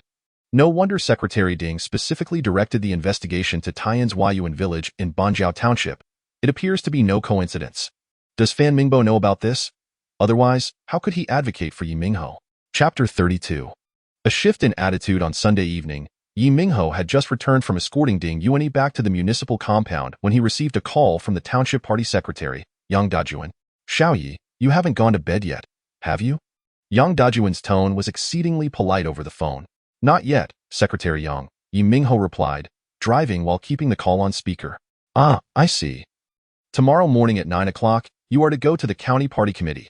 Secretary Qiao wishes to hear your report on the development strategy for Taiyan's Huayuan village. This is a rare opportunity, so be sure to seize it and organize your thoughts well tonight. Understood. Thank you, Secretary Yang. After hanging up, Ye Minghao felt a twinge of confusion, uncertain as to why County Party Secretary Qiao Mengshan suddenly wished to meet him. It certainly wasn't solely for the development strategy of Taiyan's Huayuan. That matter could be directly handled by the township government. He was aware that Qiao Mengshan was a firm believer in bureaucratic hierarchy, or in simpler terms, somewhat bureaucratic in nature, and would never meet with someone as junior as a grassroots university student for such specific work. On Monday morning, after having breakfast, Ye Minghao arranged for Lu Qingyun to take over his car at the county government entrance and then made his way to the county party committee office building at a leisurely pace. Noticing that he had some time to spare, he decided to visit Fan Mingbo's office. You've worked hard these past few days. Fan Mingbo greeted him with a smile. It was nothing much, just a chance to serve as a guide, Ye Minghao replied with a chuckle. Over the past couple of days, he had accompanied Ding Yuanyi around and had not encountered any significant issues. He had seized every opportunity to provide a detailed account of the situation in Fuzhou County, sensing that Ding Yuanyi was likely nearing a decision regarding the position of county mayor. Make sure to organize the detailed plan for Taiyan's Huayuan well. Relying solely on Banqiao Township won't suffice. I envision using Taiyan's Huayuan village as a pilot project. Maintain some connections and strive to establish it as a model. We can invite Secretary Ding for guidance later, Fan Mingbo expressed with confidence, beginning to strategize for the next steps. Ye Minghao promptly presented the detailed proposal he had drafted on Friday. Secretary Fan, here is my initial draft for your review. My idea is for the county to establish a pilot group with relevant county departments participating to drive this initiative forward. By excelling in one area, we can eventually expand our efforts, accumulating more experience for rural economic development. Fan Mingbo nodded in delight, saying, I share your thoughts. Once things are settled, you should return to the government office to oversee this matter. Also, we should take the opportunity to engage Banqiao Township. It's filled with individuals who do little to contribute. After chatting for a while, Ye Minghao took his leave and prepared to head to the 9th floor to meet County Party Secretary Qiao Mengshan via the elevator. Ye Minghao, what brings you here? Gao Rini, the secretary of Ma Qianhui, greeted him with a mocking expression as the elevator doors opened. Shouldn't you be minding your own business in the township instead of wandering around? Ye Minghao scoffed. Do you have any authority over where I go? Secretary Qiao has summoned me. I have a report to deliver. Gao Rini retorted angrily. Secretary Qiao is looking for you? Who do you think you're fooling? I advise you to return to the countryside and not get ahead of yourself. Dreaming of returning to the county is futile. Ye Minghao deemed it pointless to argue with such a petty individual. He was confident that one day he would have the last laugh. Upon arriving on the 9th floor, Ye Minghao nodded politely and made his way directly to Secretary Qiao Mingshan's office. Gao Rennie, skeptical, trailed behind, convinced that Ye Minghao was merely boasting and would likely just circle around the entrance to the county secretary's office. Qiao Mingshan's office was a spacious suite, with a small secretary's room upon entry, furnished with a desk hosting a computer and a row of filing cabinets against the wall. "Hello, Director Chen." Ye Minghao knocked gently before entering. "Minghao, please have a seat." "The secretary is in a meeting," Chen Jianjun, Qiao Mingshan's secretary, greeted him warmly, quickly preparing a cup of tea for Ye Minghao. "How have you been during this time?" "Thank you, Director Chen." "I am doing well," Ye Minghao replied, slightly taken aback by his affability. Chen Jianjun was typically aloof, showing little courtesy except to county leaders and heads of significant departments. "I heard that Secretary Ding from the municipal committee praised you specifically. He holds your work in high regard. You might find yourself reassigned to the city soon, so do keep me in mind then." "That's not true. I haven't done anything deserving of such recognition. I wouldn't dare to hope for a position in the city." "Minghao, you are far too modest. We should share a drink sometime when you have the chance." Ye Minghao was astonished by Chen Jianjun's unexpected warmth. In the corridor, seeing Ye Minghao sharing laughter with Chen Jianjun, Gao Rennie furrowed his brows, filled with suspicion. Could it be that Ye Minghao was genuinely meeting with Secretary Qiao? Just then, the county party organization minister, Tian Hongguang, emerged from within. Why, Ye Minghao quickly stood to greet him. "Very good," Tian Hongguang nodded, smiling as he patted Ye Minghao on the shoulder. Gao Rennie, witnessing this, felt increasingly agitated, forcing a smile to greet Tian Hongguang, who merely grunted in response, showing no expression. "Minghao, the secretary is ready to see you." Chen Jianjun reappeared with a smile after reporting inside. Ye Minghao approached, knocked on the door and announced, "Good morning, Secretary Qiao." Qiao Mingshan rose from behind his expansive desk, his face radiating warmth as he said, "Xiao Yi, welcome. Please, take a seat. Jianjun will bring in the tea." Chen Jianjun complied, bringing in the previously prepared tea. "Set it on the coffee table. Let us chat over there," Qiao Mingshan instructed, moving to the seating area. Ye Minghao felt puzzled. Qiao Mingshan's amiable demeanor was entirely uncharacteristic, leaving him bewildered. From what he understood, Qiao Mingshan was typically cordial only with a few main leaders of the county, showing little warmth to others, regardless of their rank.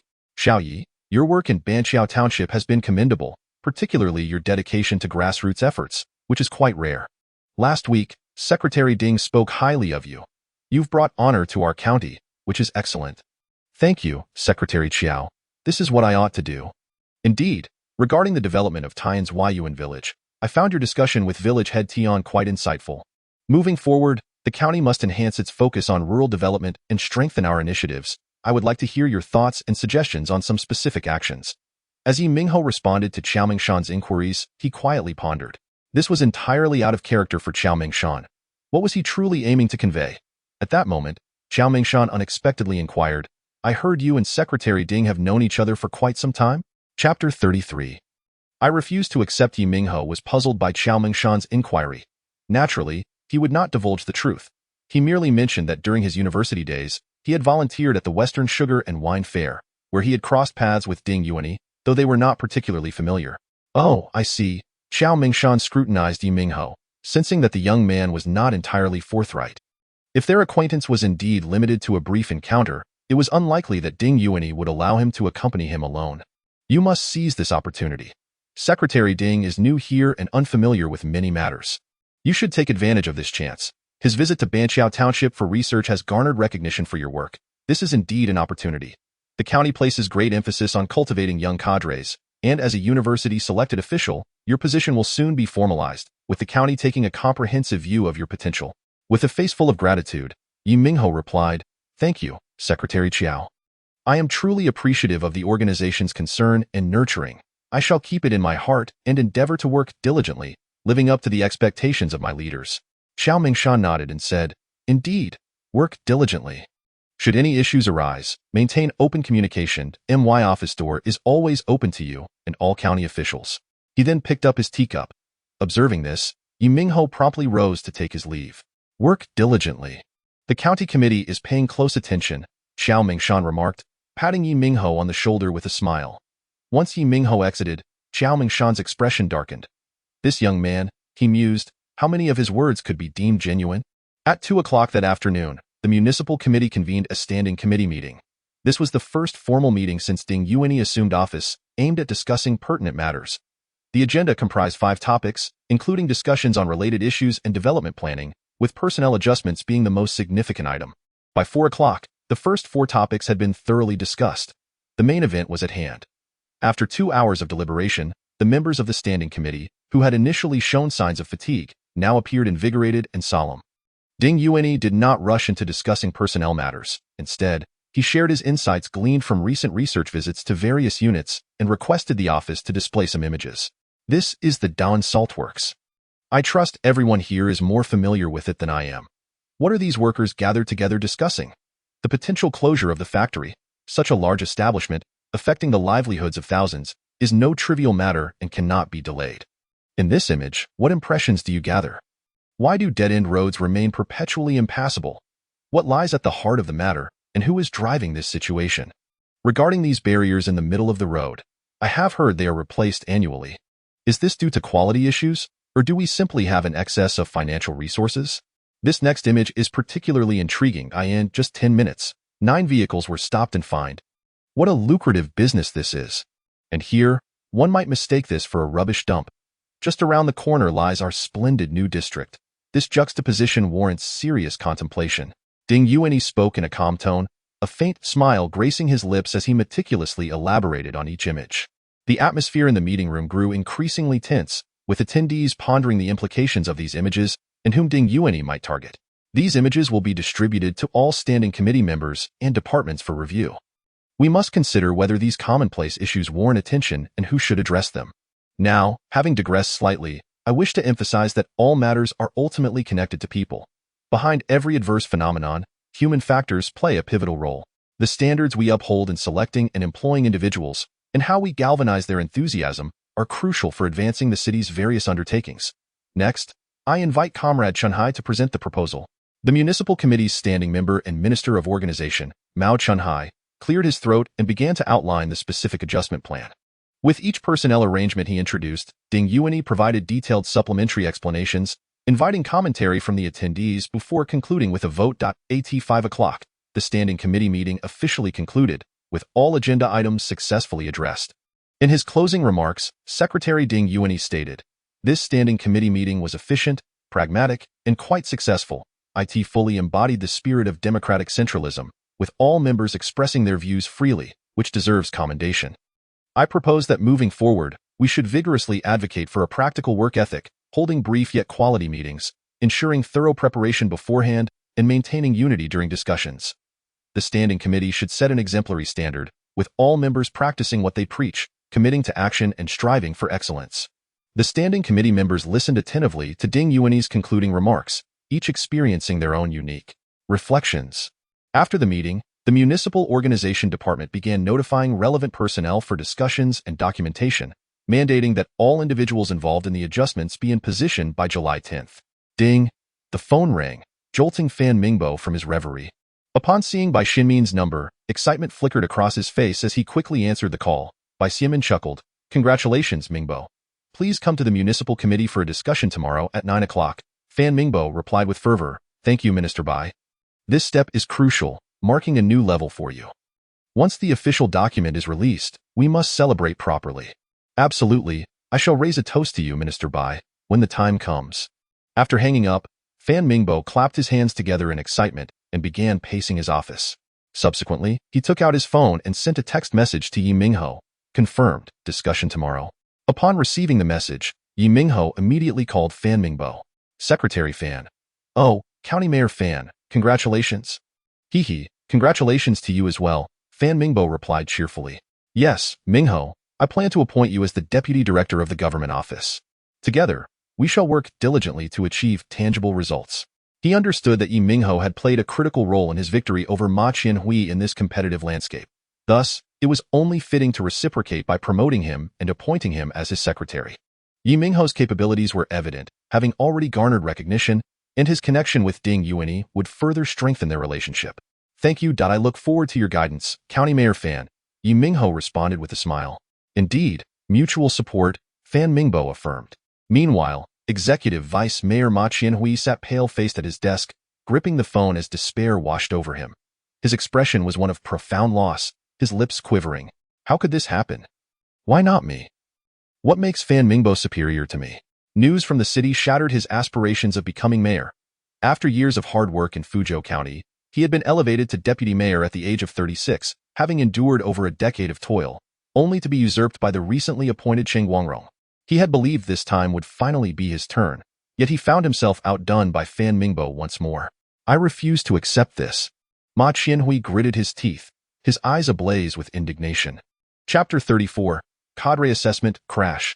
The sound of shattering glass echoed from the inner office, causing Gao Rennie to startle. After a moment's hesitation, he rose to retrieve a teacup he had prepared earlier. Having washed it thoroughly, he brewed a fresh cup of tea and cautiously pushed open the door, entering with trepidation, County Chief. Ma Qianhui's face was ashen, and he bellowed, "Get out!" Grabbing a pen holder from his desk, he hurled it at Gao Rennie, the object striking him squarely on the forehead with a dull thud. Gao Rennie let out a pained gasp, clutching his head in his flustered state. The teacup slipped from his grasp, hot water splashing onto his thigh, eliciting a wince of agony. Yet, in the face of Ma Qianhui's furious outburst, he dared not cry out. Retreating in silence while enduring the pain, a trickle of blood flowed down his forehead, prompting him to hastily pull out a tissue to dab at the wound. Upon seeing the crimson stain, he retrieved a small mirror from his drawer, inhaling sharply as he observed a 2-centimeter gash on his forehead, blood seeping relentlessly. He refrained from making a scene, pressing a towel firmly against the injury, which throbbed painfully. What the hell is his problem? I haven't done anything to provoke him, so why is he unleashing his fury on me? Gao Rennie thought in frustration. He felt that serving as Ma Qianhui's secretary was akin to being a subordinate, constantly berated and humiliated. Had it not been for the prospect of better career advancement, he would have long since resigned. After a while, Ma Qianhui's voice thundered from within. "Where the hell are you?" Gao Rennie removed the towel, noting that the bleeding had ceased, though the pain lingered. He hastily applied a band-aid and proceeded to tidy up the shattered glass. Upon seeing the band-aid on Gao Rennie's forehead, along with the bloodstains that had not been fully wiped away, Ma Qianhui frowned but chose not to comment. Gao Rennie, suppressing his indignation, completed the cleanup of the glass shards and carefully closed the door. The burning pain in his thigh made him grit his teeth in silent resentment. Soon, the news of Fan Mingbo's impending appointment as county chief spread throughout the county. During this period, everyone was keenly observing the selection of the county chief, with many pinning their hopes on Ma Qianhui, only to be surprised when Fan Mingbo emerged victorious in the end. "Minghao, is it true that Secretary Fan is really going to be the county chief?" Zhou Tsuixia exclaimed excitedly upon arriving at the party and government office. Ye Minghao nodded. "I have heard the same."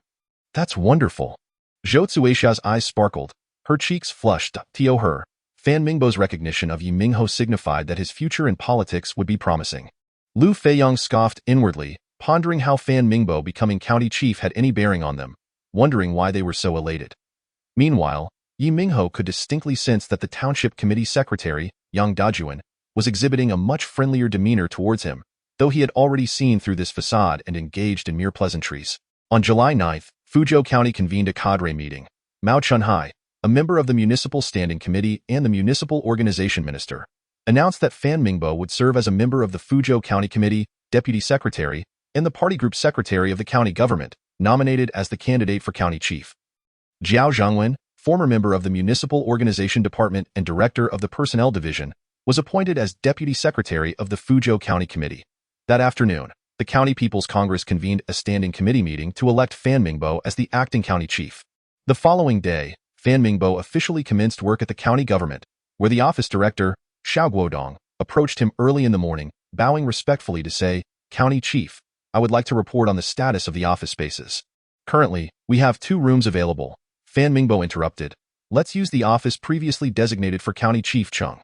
Just clean it up, ensure it's well ventilated, add some greenery, and install a row of bookshelves." Xiao Guodong took notes and added, "County Chief, regarding your driver and secretary, we can discuss the secretary in a couple of days. As for the driver, let us have Tao Guangrong from the county committee office come over." "Understood. I will handle it right away." Xiao Guodong's expression remained respectful, though he felt a tinge of disappointment. He had placed his bets on Ma Qianhui, only to find that Fan Mingbo had taken the lead. It was clear that Fan Mingbo had his own ideas, making Xiao Guodong apprehensive about his role as director. Subsequently, Fan Mingbo convened a meeting of the county government, engaging in brief discussions with several deputy county chiefs to familiarize himself with the key tasks at hand. Ma Qianhui's demeanor was dark as he spoke with veiled hostility, expounding on the construction and advancement of the new town. Fan Mingbo remained composed, stressing the importance of leveraging Secretary Ding's research visit to propel the county's annual objectives into action. He urged the government team to lead by example, maintain focus, take responsibility, manage their personnel diligently, and uphold a sense of urgency in crisis, ensuring that their respective areas of responsibility ranked among the top 3 in the city's annual evaluations. After the meeting adjourned, several deputy county chiefs, aside from Ma Qianhui, spoke with Fan Mingbo at length. Leaders from various departments within the county government also came in succession to report on their work, with Xiao Guodong temporarily stepping in as secretary, bustling about. On July 11th, the county committee held a standing committee meeting to discuss the classification of selected students and personnel adjustments. That afternoon, the county organization department arrived in Banjiao Township to conduct cadre assessments. Upon receiving the notice, the township government personnel engaged in animated discussions. Who is being promoted? I heard it's Ye Minghao. Really? He is just a fresh graduate, barely 2 years into his career, and he is about to become a deputy section chief. For us, it's a struggle to achieve even that in a lifetime. Well, that is because you didn't study hard enough. A deputy township head at such a young age, TSK. I think he is going to some department in the county. Zhou Tsuexia's face flushed with excitement as she texted Ye Minghao, "Congratulations. We must celebrate." Ye Minghao replied, "Let us wait for another day." Zhou Tsuexia sent back a blushing emoji. "All right, whatever you say." Ye Minghao felt a bit embarrassed. This woman certainly knew how to tease. Leading the assessment was Song Guoqiang, the executive deputy minister of the county organization department. He first conversed with Yang Dajuan for a few minutes, primarily conveying the requirements of the assessment to ensure its smooth execution. "Comrades, we will now commence the meeting. First, I will introduce the leaders attending." Yang Dajuan presided over the meeting, stating, "The primary task of this meeting is to conduct a democratic vote on the proposed appointees. Please take a look at your ballots. You must indicate the identity of the voters and mark a tick in the corresponding brackets next to the recommendation options. I hope everyone will approach this with a fair and objective attitude to ensure we fulfill the county committee's directives. After voting, please remain in the meeting room for further instructions. Following the vote, the assessment team will conduct interviews." His message was clear. The voting had to pass. If the county committee's intentions were not met, they would have to repeat the process. Lu Feiyang's expression darkened as he hesitated, gripping his pen for a moment before frowning and marking a tick beside "recommend." Chui Siming lowered his gaze at his ballot, his mind buzzing with thoughts. He glanced around furtively before quickly marking a tick beside "not recommend," folding the ballot with a sense of guilt. Chapter 35.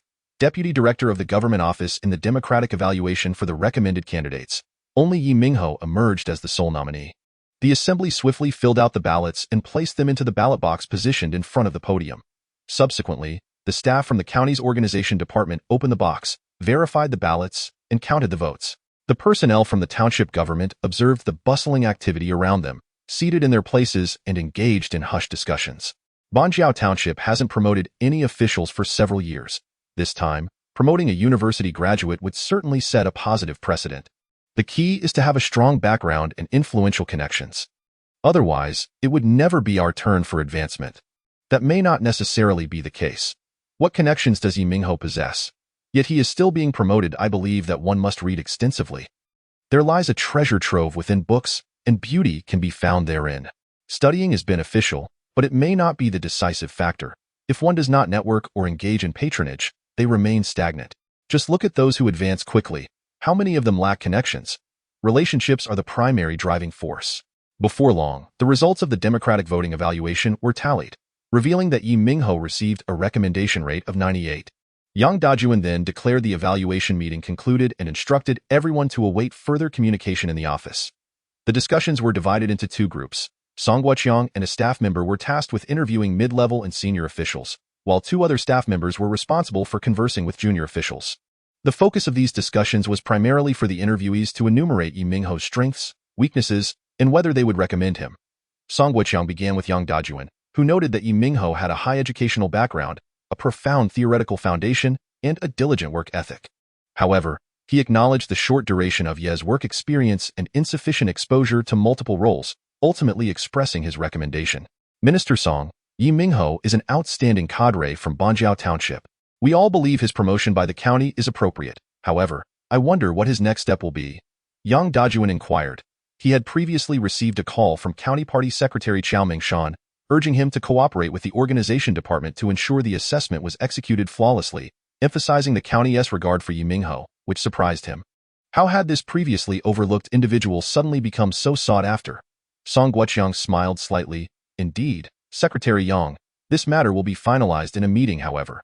That I have heard that Secretary Fan holds Ye in high regard.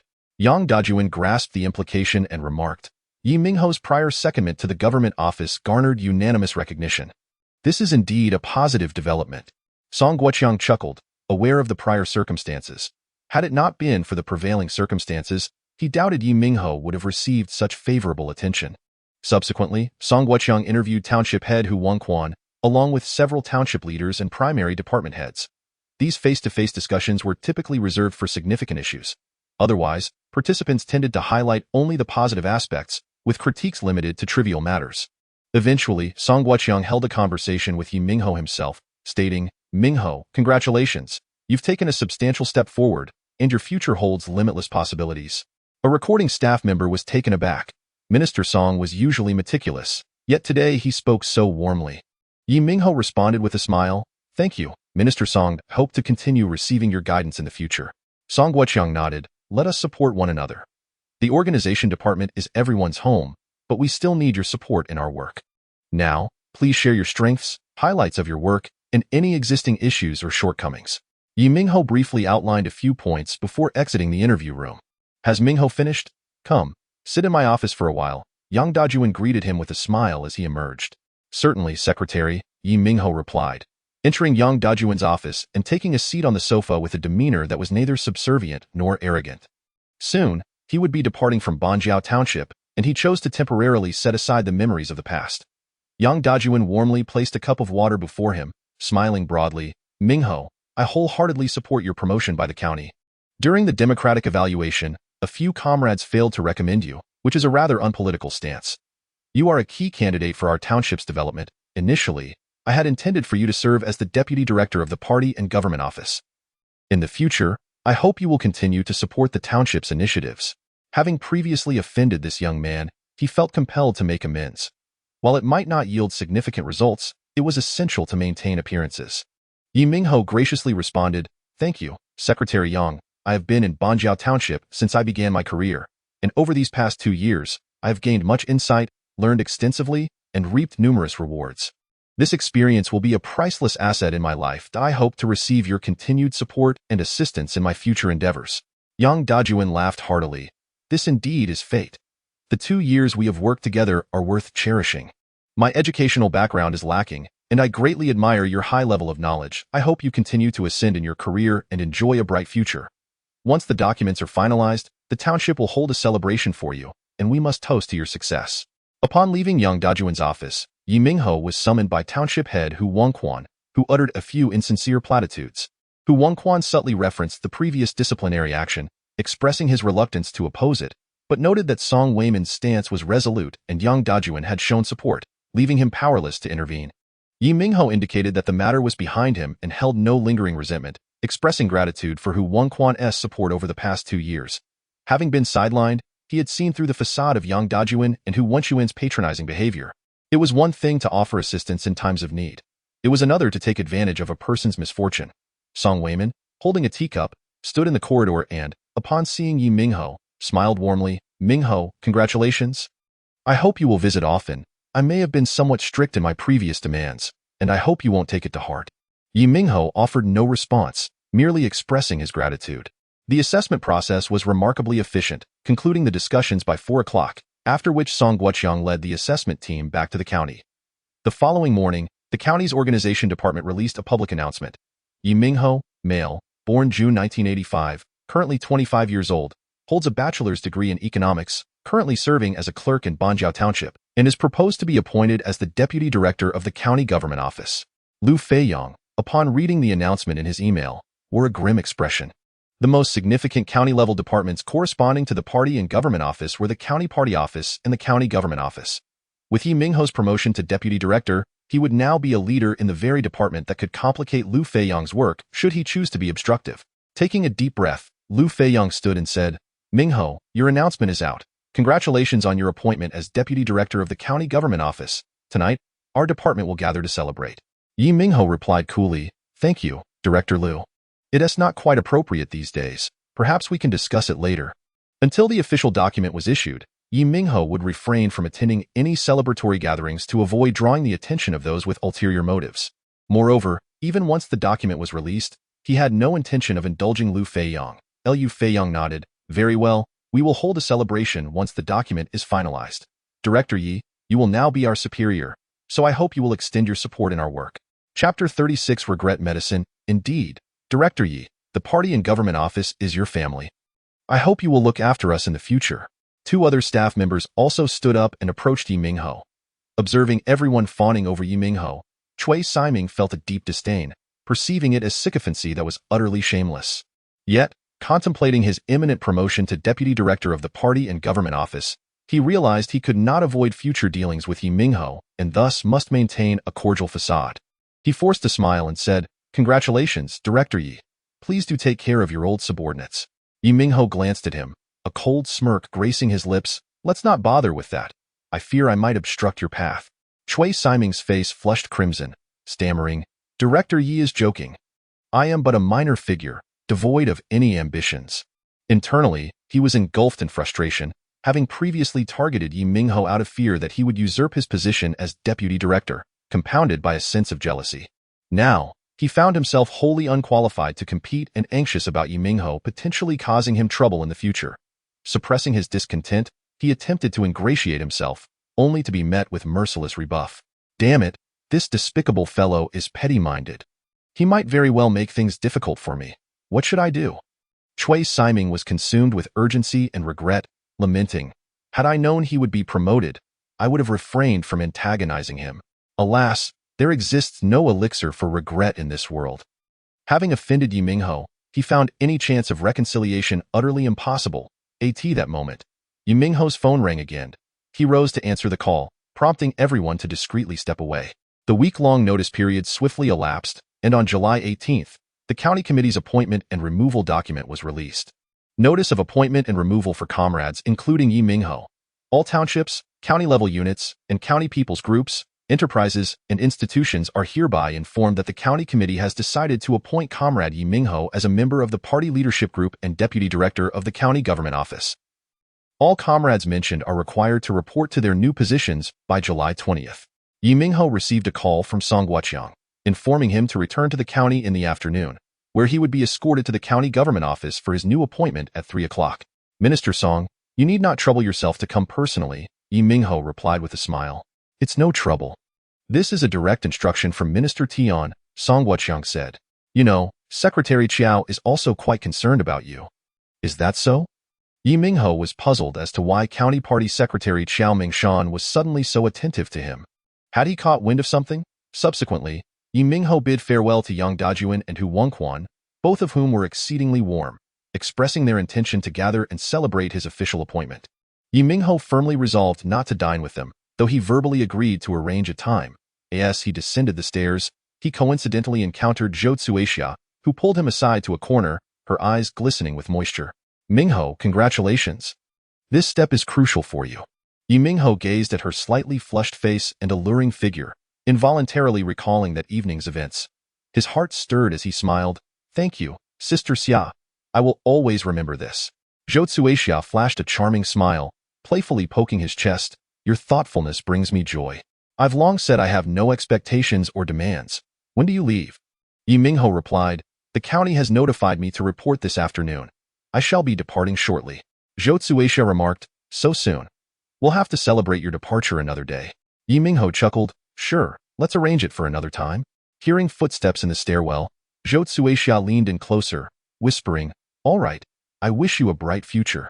Remember the promise you made me." Inhaling her faint, lingering fragrance, Ye Minghao's heart raced. Upon returning to the party and government office, Ye Minghao picked up his already packed backpack and addressed everyone. Ladies and gentlemen, I am leaving. Farewell. Lu Feiyong promptly stood up, saying, Director Yi, please wait a moment. I will arrange a car to take you. Ye Minghao, without turning back, replied, No need. I will head to the bus station to catch a ride. Lu Feiyong's expression soured. Ye Minghao's dismissal felt ungrateful. Chui Siming's demeanor was equally unpleasant as he remarked, Director Lu, he's been promoted. He's looking down on us mere mortals. Lu Feiyong shot him a glare, angrily retorting, Be quiet. Reflecting on the matter, he realized that he initially bore no prejudice against Ye Minghao. It was Chui Siming's instigations that had unwittingly led to his unkindness, creating an unapproachable adversary. Always stirring up trouble, why not focus on work instead? Director Yi exemplifies integrity, refraining from misusing public resources. He is a model for us all. I advise you to cut out the pretense and commit to your duties. Yes, Director Lu is right. I shall amend my ways, Chui Siming said, his face pale and his tone sincere, though internally he seethed with anger. This bastard, unable to deal with Ye Minghao, is taking it out on me instead, bullying the weak. Ye Minghao returned to the county town shortly after 11, calling Lu Qingyun. The two decided to dine at a roadside eatery. Lu Qingyun had also been promoted, becoming the director of the Shuangshi Township Police Station, and they planned to investigate Chen Guangrong's death, using Shuangshi coal mine as their entry point. Lu Qingyun said, I will first gather some intelligence and clarify the personnel at the police station. I suspect there may be connections to Shuangshi coal mine, which makes me hesitant to rely on them. Ye Minghao nodded. First, clean up the ranks. Those who should be replaced must be replaced. As for the County Public Security Bureau, you should find a way to communicate with them. I will also speak to Director Fan to secure a few dependable individuals. Lu Qingyun chuckled. That shouldn't be difficult. The county chief controls the purse strings, and if they don't comply, their funding will be halted. Suddenly, he grimaced. Isn't that Han Yuqing and Zhou Guanhui? Ye Minghao turned to look, spotting Han Yuqing in a blue dress, appearing displeased as she attempted to hail a taxi. Zhou Guanhui, with a smile plastered on his face, was saying something incessantly, yet Han Yuqing remained aloof, ignoring him. Lu Qingyun sneered, last time Zhou Guanhui boasted about a promotion. Now that he's not included, Han Yuqing must be quite disappointed. I wager she's regretting her previous actions, never anticipating that you would return to the countryside only to be promoted. Regret, alas, is an elixir that does not exist in this world.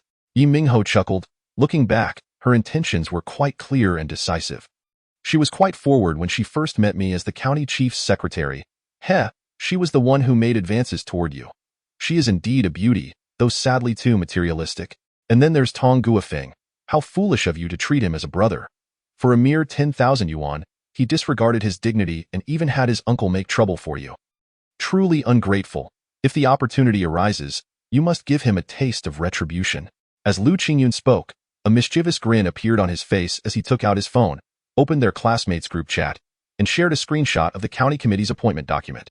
Chapter 37. To be marginalized in a lavish private room, Tong Guofeng awaited the arrival of his guests. Feeling utterly bored, he picked up his phone and opened the class group chat, casually clicking on a picture posted by Lu Qingyun.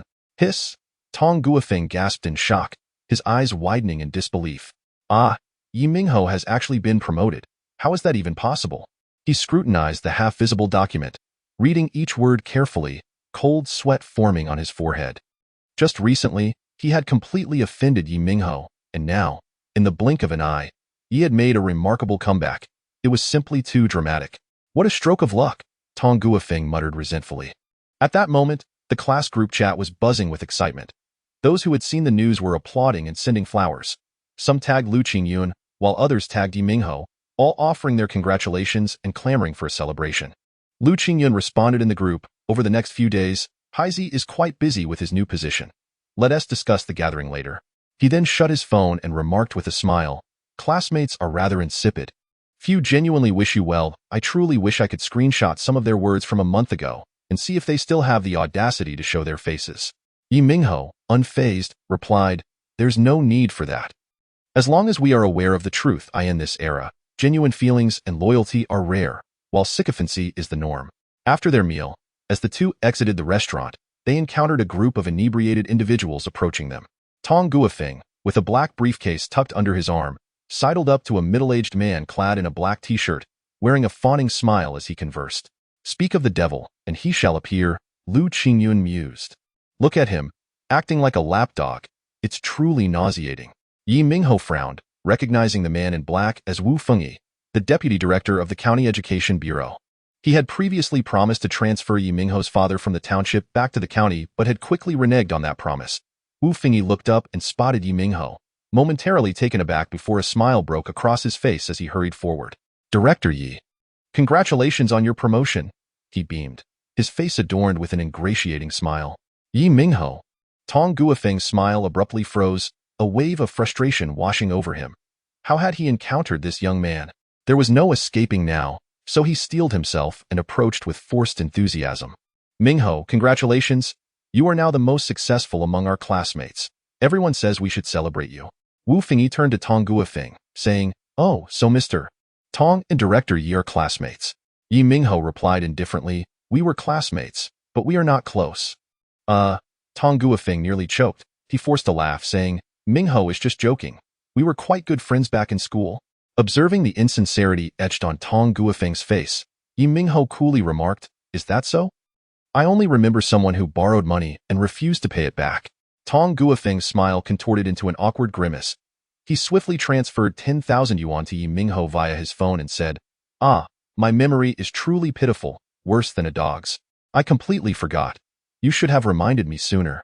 Ye Minghao accepted the money and coldly stated, "Tong Guofeng, mind yourself." With that, he entered Lu Qingyun's car. As the Jetta drove away, Tong Guofeng's expression darkened, simmering with anger. "Director Wu, that Ye Minghao is insufferably arrogant. He is merely an office deputy director, yet he carries himself as if he owns the world." Wu Fengyi's countenance was equally grim. He had never anticipated Ye Minghao's resurgence. It was said that County Mayor Fan Mingbo held him in high regard, not only appointing him as secretary but also advocating for his promotion to deputy director of the office. Had he known this would transpire, he would have transferred Ye's father earlier, avoiding such a passive predicament. "Mr. Tong, I have a meeting this afternoon. See you later," Wu Fengyi said, hailing a taxi to leave. As for Tong Guofeng's ambition to secure the catering contract for the second middle school, he could forget about it. Wu Fengyi wasn't foolish. It was evident that Ye Minghao harbored resentment towards Tong Guofeng, and it would be unwise to associate with him henceforth. At 2:30 in the afternoon, Ye Minghao arrived directly at the county government. While waiting for the elevator on the first floor of the office building, he encountered several staff members from the government office, all warmly greeting him. Ye Minghao proceeded to the 7th floor, to the county mayor's office. Upon seeing him, Fan Mingbo stood up and shook his hand, smiling. "From now on, we can truly embark on a grand endeavor. My idea is for you to work closely with me for a while, and when a suitable candidate emerges, I will select a secretary. You are already familiar with the routine, so it should not be difficult. Rather, I have many tasks that require your oversight. You're too kind, County Mayor. You are the leader, and I will wholeheartedly comply with your directives. Wherever you point, I will follow." Ye Minghao smiled.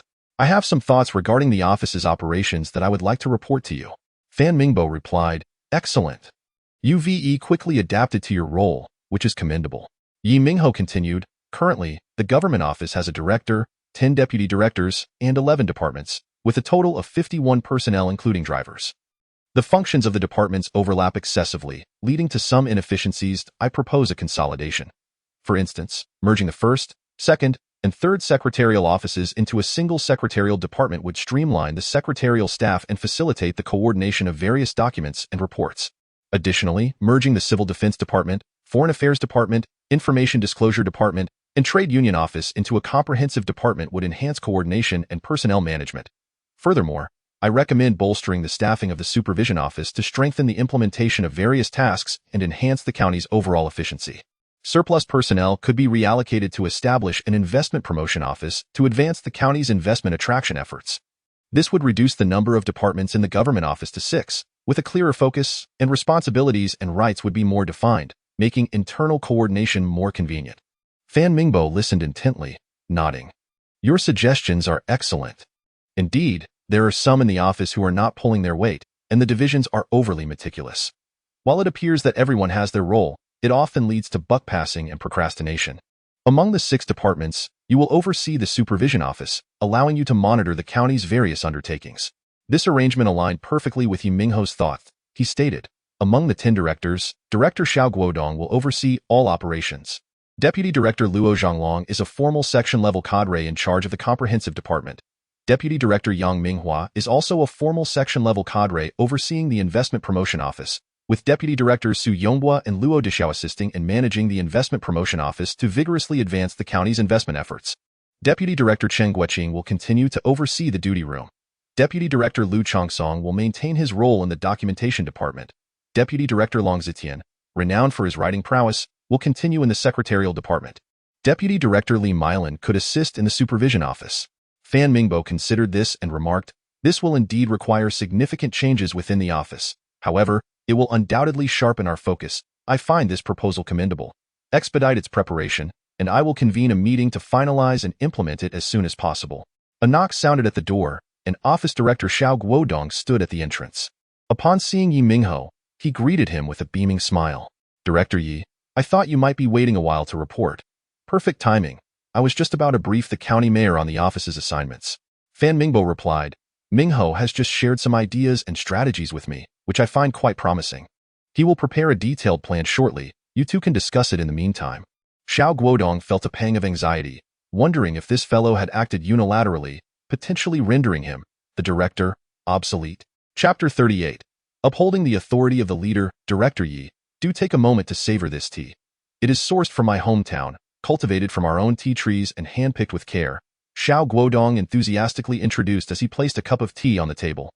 Ye Minghao lifted the cup, inhaling its delicate fragrance that was both refreshing and invigorating. He couldn't help but exclaim, "This tea is indeed exceptional, fragrant yet not overwhelming, leaving a lingering aftertaste." Xiao Guodong smiled warmly, replying, "Isn't it? I shall give you a bag to take home. Savor it at your leisure, and I have plenty more if you wish." "Then I shall not be modest." "Thank you, Director Xiao," Ye Minghao responded graciously. "Modesty is unnecessary. We will be collaborating closely in the future, and I will be counting on your support," Xiao Guodong said. Since Fan Mingbo's ascension, he had felt a twinge of anxiety in his heart. After all, he had previously placed all his bets on Ma Qianhui, seldom engaging with Fan Mingbo. The thought of Fan Mingbo's possible displeasure filled him with trepidation regarding his future. Now in his 40s, Xiao Guodong was not yet ready to step aside prematurely. He harbored aspirations of climbing higher on the career ladder. Ye Minghao, with a reassuring smile, said, "Director Xiao, rest assured, I will devote myself fully to our work and ensure seamless cooperation. As a party cadre, compliance with superiors and upholding the authority of our unit's leader is the most fundamental requirement in quality. The county government. We follow the county head. In the government office, we follow you, Director Xiao. This is a responsibility bestowed upon us by the organization and fundamentally reflects our political stance. There is nothing more to discuss." Xiao Guodong exhaled in relief. The young man had articulated his sentiments perfectly. As the director of the government office, he was ostensibly the county government's chief steward, yet all operations still revolved around the county head. His previous inclination to place all his trust in Ma Qianhui stemmed from the latter's role as the executive deputy county head, which he believed was a stable foundation. However, with Ma Qianhui's defeat and Fan Mingbo's appointment as county head, his focus inevitably shifted to Fan Mingbo. Regrettably, Fan Mingbo had seemed somewhat distant in recent days, amplifying his concerns. Director Yi speaks with great insight. No wonder you are an esteemed graduate. In just a few words, you elucidate the essence of our work. As the director of the government office, it is indeed my duty to lead by example, uphold the authority of the county head, and serve all our leaders well. Upon observing Xiao Guodong's newfound ease, Ye Minghao internally sighed, recognizing the constraints of operating within the system.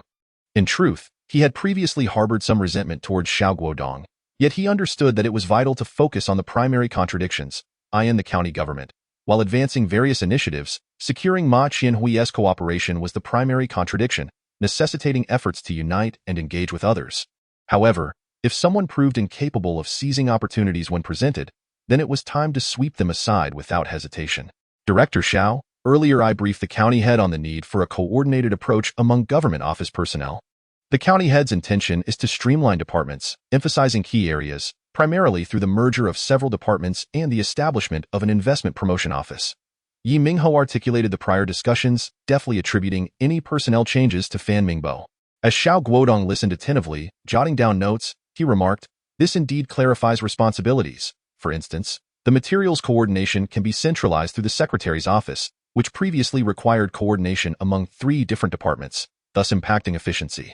Furthermore, consolidating the union, information, and civil defense matters into the comprehensive department will facilitate better organization.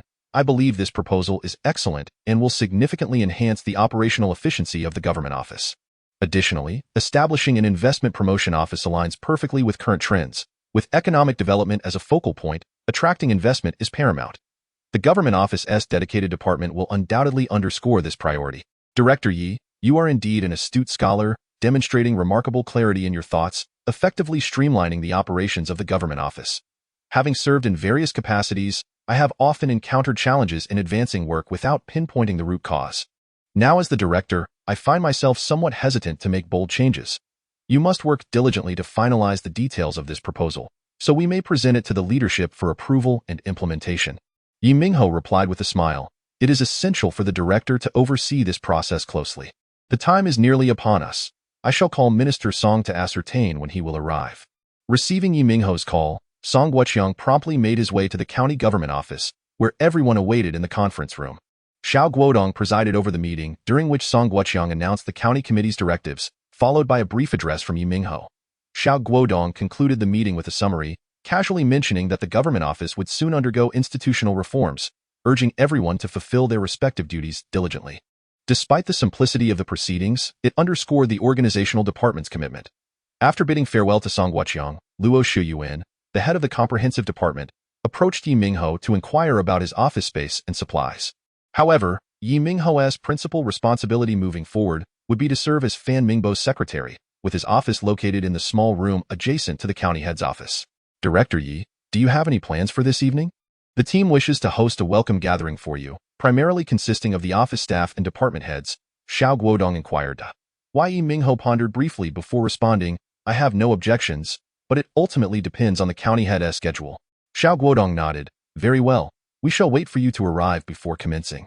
Upon returning to his office, Ye Minghao first filled the teacup for Fan Mingbo, then inquired, County head, the office is planning a dinner gathering this evening. What are your thoughts? Fan Mingbo smiled. You may go. I have no pressing matters. Please arrange for a 2-week research initiative. We shall maintain a low profile, no notifications, no announcements, just a direct engagement with the grassroots. Inform those who need to report soon to keep a record and await further instructions. Ye Minghao noted this down, replying, Understood, County Head. I just spoke with Director Xiao, who also believes that adjustments to the government office are necessary. He expressed his commitment to uphold political principles, comply with your leadership, and ensure the county head's authority is respected while serving all county leaders. We share a consensus on this matter. However, I believe the crux lies in listening to words and observing actions. Should one be able to translate words into deeds and fulfill their promises, they would be a commendable colleague. Fan Mingbo chuckled. You are correct. After a period of reflection, I sense he is becoming anxious. We shall see how he performs moving forward.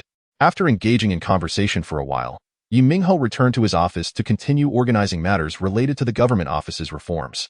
He received several phone calls, the first offering congratulations on his promotion, while others sought to report to the county head. Ye Minghao diligently recorded each call, advising them to await further notice. As the workday drew to a close, his phone rang once more. Upon answering, he was met with a choked voice. Minghao, it's me, don't hang up. Ye Minghao furrowed his brow. Han Yuqing, we have parted ways.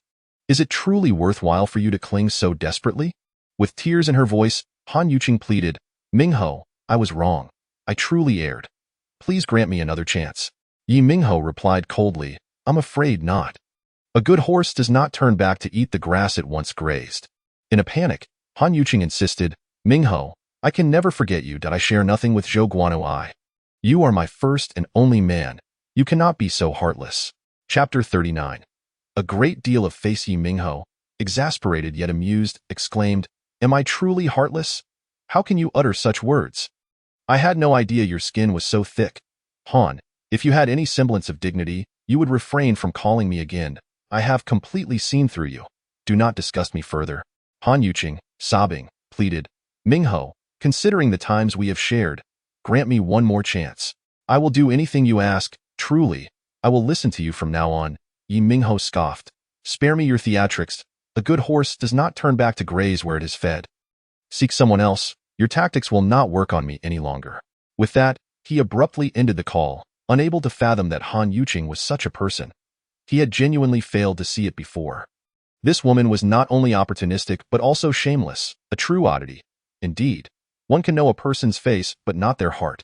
Fortunately, he had now discerned her true nature and resolved to distance himself from such individuals in the future. Setting the phone down, Ye Minghao swiftly blocked Han Yuqing's new number. Subsequently, he tidied his desk and rose to descend the stairs. As the elevator doors opened, he was met with the sight of Gao Rennie, whose countenance was decidedly grim. A bandage adorned his forehead, and upon seeing Ye Minghao, his eyes darted away. After a brief hesitation, he greeted politely, "Director Ye." Ye Minghao nodded and inquired, "What happened to your forehead?" Gao Rennie's expression darkened further as he stammered, I accidentally ran into a wall." Ye Minghao, fully aware of the underlying circumstances, added fuel to the fire. "Oh, I thought perhaps someone had struck you. Be careful. Working so hard every day, you must prioritize your safety."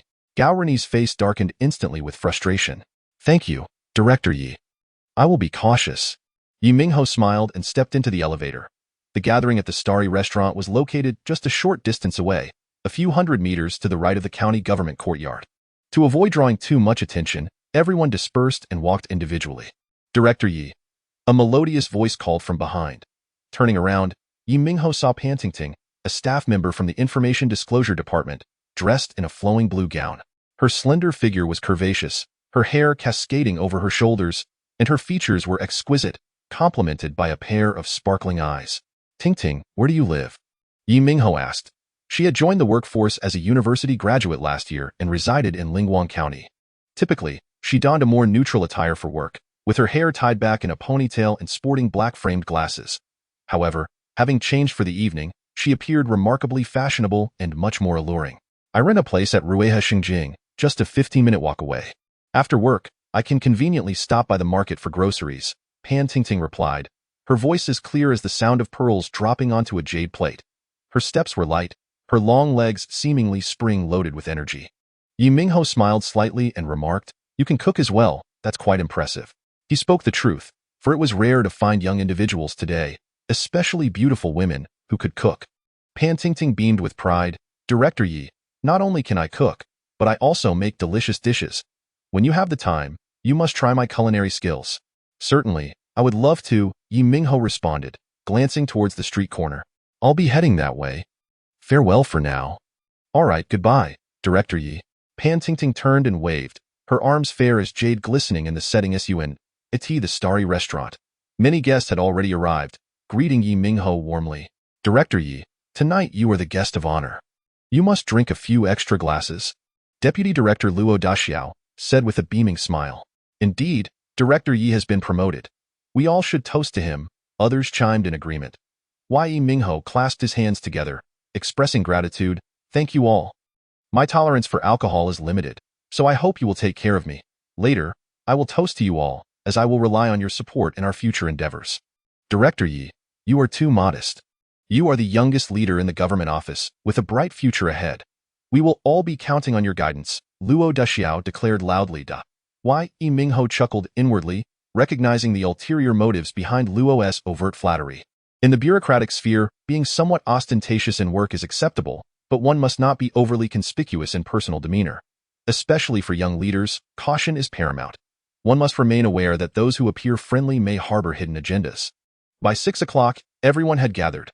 Xiao Guodong took his seat at the head of the table, positioning Ye Minghao to his left, while Du Qiuping, who had been assigned as the deputy secretary in Shuangshi Township, sat on his right. Ye Minghao insisted on swapping seats with Du Qiuping, recognizing his seniority and the fact that Du was also being promoted at the same level. Previously, Du had served the county's standing committee member and deputy county head, Wang Lianyun. This reassignment was intended to enrich his experience as a foundation for future promotion. Xiao Guodong raised his glass, announcing, "Today is a joyous occasion as we gather to bid farewell to Director Qiuping and welcome Director Minghao. Cheers." Everyone raised their glasses in unison. Xiao Guodong then invited Du Qiuping to propose the second toast. Du Qiuping raised his glass in gratitude, requesting everyone's continued support in his work. "Director Ye, please propose the third toast," Xiao Guodong said with a smile. Ye Minghao lifted his glass. "Certainly, Director Xiao. Esteemed colleagues, it is an honor to join this family at the government office. I have previously worked briefly in the government and received much support from all of you. I look forward to your continued guidance in our future collaborations. Cheers to all of you." Luo Daxiao remarked, "Director Ye, You are overly polite, asked the secretary to the boss. We will need your assistance in the future. Indeed, Director Ye, we will rely on you to speak well of us. Others chimed in jovially. Ye Minghao cast a glance at Luo Daxiao, realizing that this individual, who had previously worked alongside Ma Qianhui, was determined to oppose him. We are all here to serve our leaders and the grassroots, supporting one another in our endeavors, Xiao Guodong said with a smile. Let's drink. After several rounds, the atmosphere relaxed, and Ye Minghao took the initiative to make his rounds starting with Xiao Guodong. At that moment, his phone rang. He checked to see it was Fan Mingbo calling, and quickly stepped aside to answer. Minghao, where are you dining? I'll come over for a drink, Fan Mingbo inquired. Ye Minghao hesitated for a moment before replying, County Head, we are at the Starry Restaurant. Great, I know that place. I'll be there in a few minutes, Fan Mingbo said before hanging up. Returning to his seat, Ye Minghao informed Xiao Guodong, Director Xiao, the county head is on his way, and he wishes to toast everyone. Ah, Xiao Guodong exclaimed, his face lighting up with excitement. Quickly, bring an extra chair. Everyone, pause for a moment. Director Yi has just informed us that County Head Fan is coming to drink with us. Is that true? The County Head is personally coming to toast us? Director Yi truly has face, the crowd murmured, all setting down their chopsticks and clearing the table, filled with anticipation and nervousness. Chapter 40. The opportunist Ye Minghao and Xiao Guodong arrived at the hall to wait. After a while, Fan Mingbo made his entrance, with driver Tao Guangrong trailing behind, clutching a bag. County Chief. Xiao Guodong approached eagerly to greet him, feeling a sense of pride that the county chief would personally attend the departmental gathering. Although he was aware that Fan Mingbo had come primarily for Ye Minghao, he nonetheless perceived a sign of promising prospects. Fan Mingbo nodded and said, Let us go. Upon entering the private room, everyone rose to their feet, their faces brimming with respect as they greeted him. Fan Mingbo took a seat at the head of the table, smiling as he remarked, No need to stand on ceremony. Please, sit down. I happened to have some free time and heard Minghao mention that you all were here to welcome him, so I thought I'd drop by to see everyone. Thank you, boss, Ye Minghao replied. Thank you, leader. Thank you, county chief. Everyone expressed their gratitude, carefully taking their seats. The way they looked at Ye Minghao had transformed. The county chief was exceedingly kind to him, not only selecting him as a secretary but also promoting him to deputy director and even coming in person to support him. Many present had served as secretaries but had never experienced such treatment. Fan Mingbo first toasted Ye Minghao, then raised his glass to Du Qiuping, encouraging him to work diligently at the grassroots level, to demonstrate resolve in his duties, and to achieve tangible results, assuring him that he would keep a close eye on those dispatched from the government office. Du Qiuping's face flushed with excitement, his hands slightly trembling as he held the glass. Subsequently, Fan Mingbo turned to Xiao Guodong, saying, Guodong, let us toast. As the director of the government office, your responsibilities are considerable. You must coordinate the day-to-day workings of the county government while also maintaining an overview of the entire county. I hope you will offer more support in the future. Xiao Guodong quickly rose, holding his glass with both hands, the rim touching the base of Fan Mingbo's glass, and exclaimed, County Chief, you flatter me. I will certainly strive to fulfill your expectations and provide excellent service and coordination. If I fall short in any regard, please do not hesitate to offer your criticism and guidance. Sit down and drink, Fan Mingbo joked. Standing is not allowed. Once you lift your backside, you'll have to start over. Thank you, County Chief, I'll drink standing and swallow while seated. Everything is in the drink. I will demonstrate my commitment through my actions in the future. Xiao Guodong finished his glass in one go. This occasion was exceedingly rare, a moment for him to pledge his loyalty. With so many witnesses present, it would firmly associate him with Fan Mingbo, alleviating any concerns he might have. Fan Mingbo was satisfied with his attitude and proceeded to toast with the others. Following that, everyone surrounded Fan Mingbo to offer their toasts. Such an opportunity was truly precious.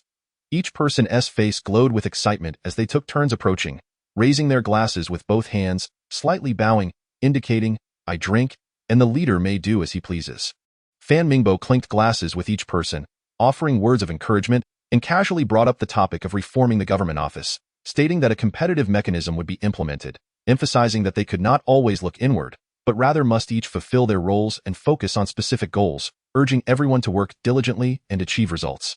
Having toasted each individual, Fan Mingbo rose, indicating that everyone should continue, as he would take his leave. Once Fan Mingbo departed, the atmosphere in the private room instantly became vibrant, with everyone excitedly toasting one another, and Ye Minghao partook in plenty of drinks. Around 9 o'clock, Ye Minghao returned home. Oh, Minghao, you're back. You've had quite a bit to drink, haven't you? Quickly, Prepare some sour soup. In the living room, his Aunt Ye Zhonghua and Uncle Xie Bingkuan beamed upon seeing Ye Minghao walk through the door, standing up with genuine concern. Ye Minghao greeted them and noticed 2 gift bags on the table, furrowing his brow. His mother, Zhou Xiaofan, quickly prepared a bowl of sour soup, which Ye Minghao drank in one go, leaning back on the sofa, pressing his hands against his temples. Minghao, I heard from your uncle that you've been promoted. We are all overjoyed. You've made it. We are all so happy for you. Our Ye family finally has someone in a position of authority, and now everyone can bask in your glory. His Aunt Ye Zhonghua's eyes narrowed into slits as she smiled. Ye Minghao replied, It's nothing grand, just an ordinary position. It hardly warrants such excitement. I'm merely benefiting from the achievements of others. How could I let anyone ride on my coattails? In his memory, his aunt and uncle seldom visited their home. Even during the new year, it was often his uncle who drove to the foot of the building and called his parents to come down to collect some festive gifts, never stepping inside, completely disregarding their family. Yet now, they were eagerly bringing gifts. Since Ye Minghao began serving as Chen Guangrong's secretary, his aunt and uncle had already visited 3 times, each time bringing something, their attitude remarkably cordial.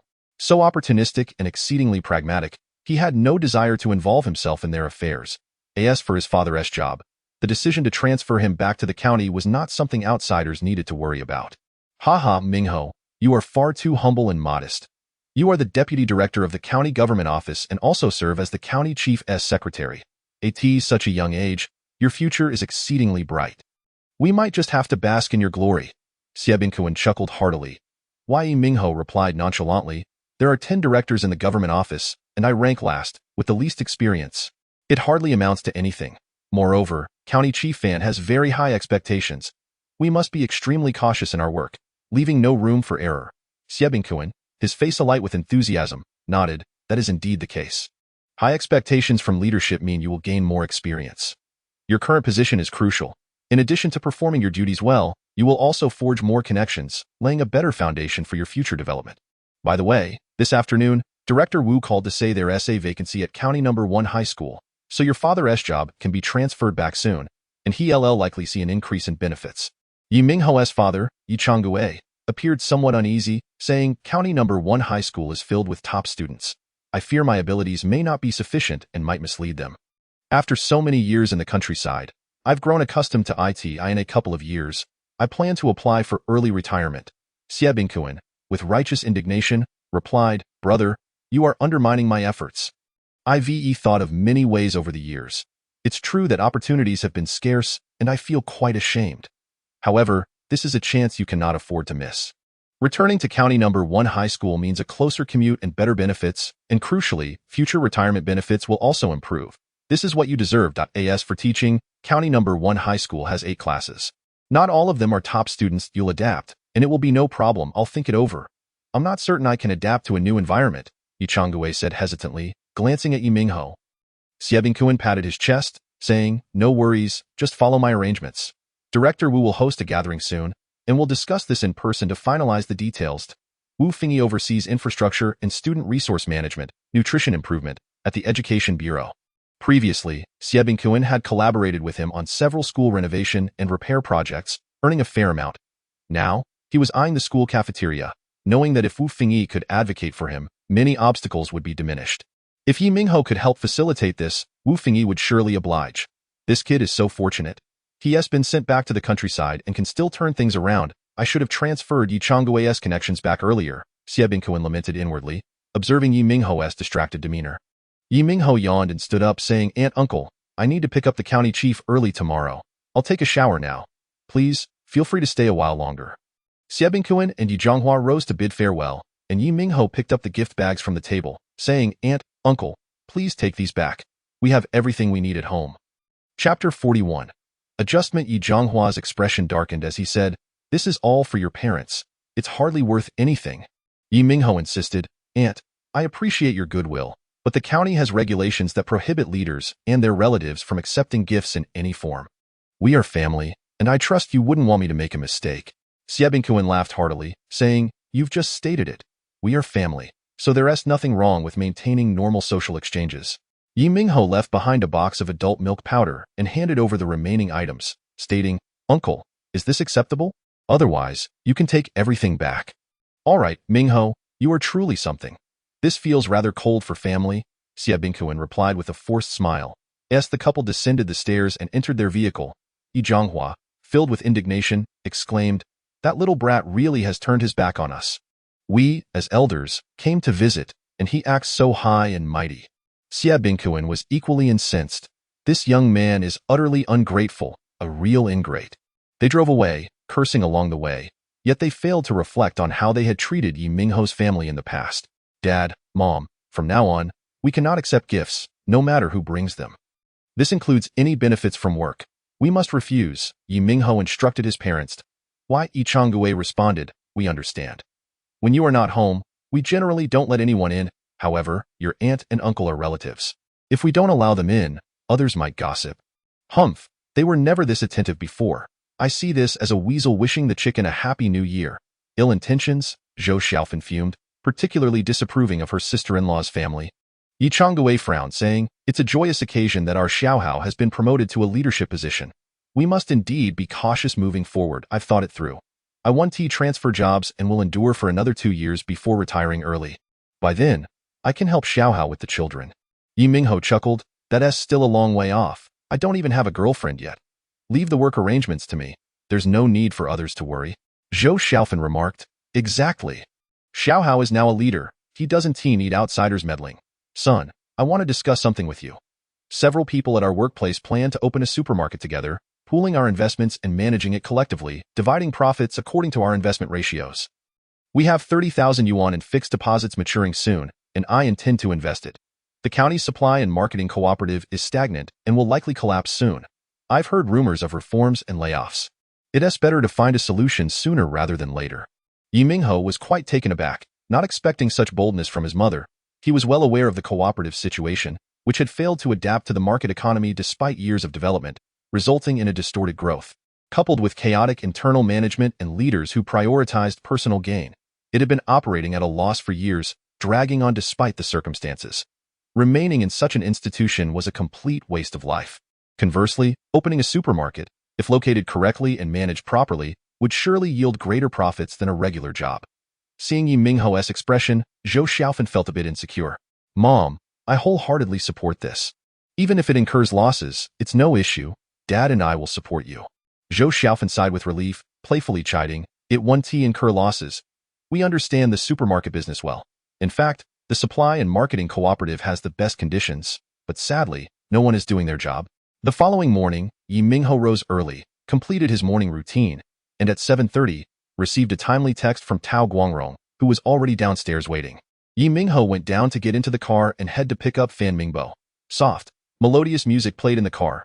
Tao Guangrong preferred silence but was diligent in his work, qualities that leaders appreciated in a driver.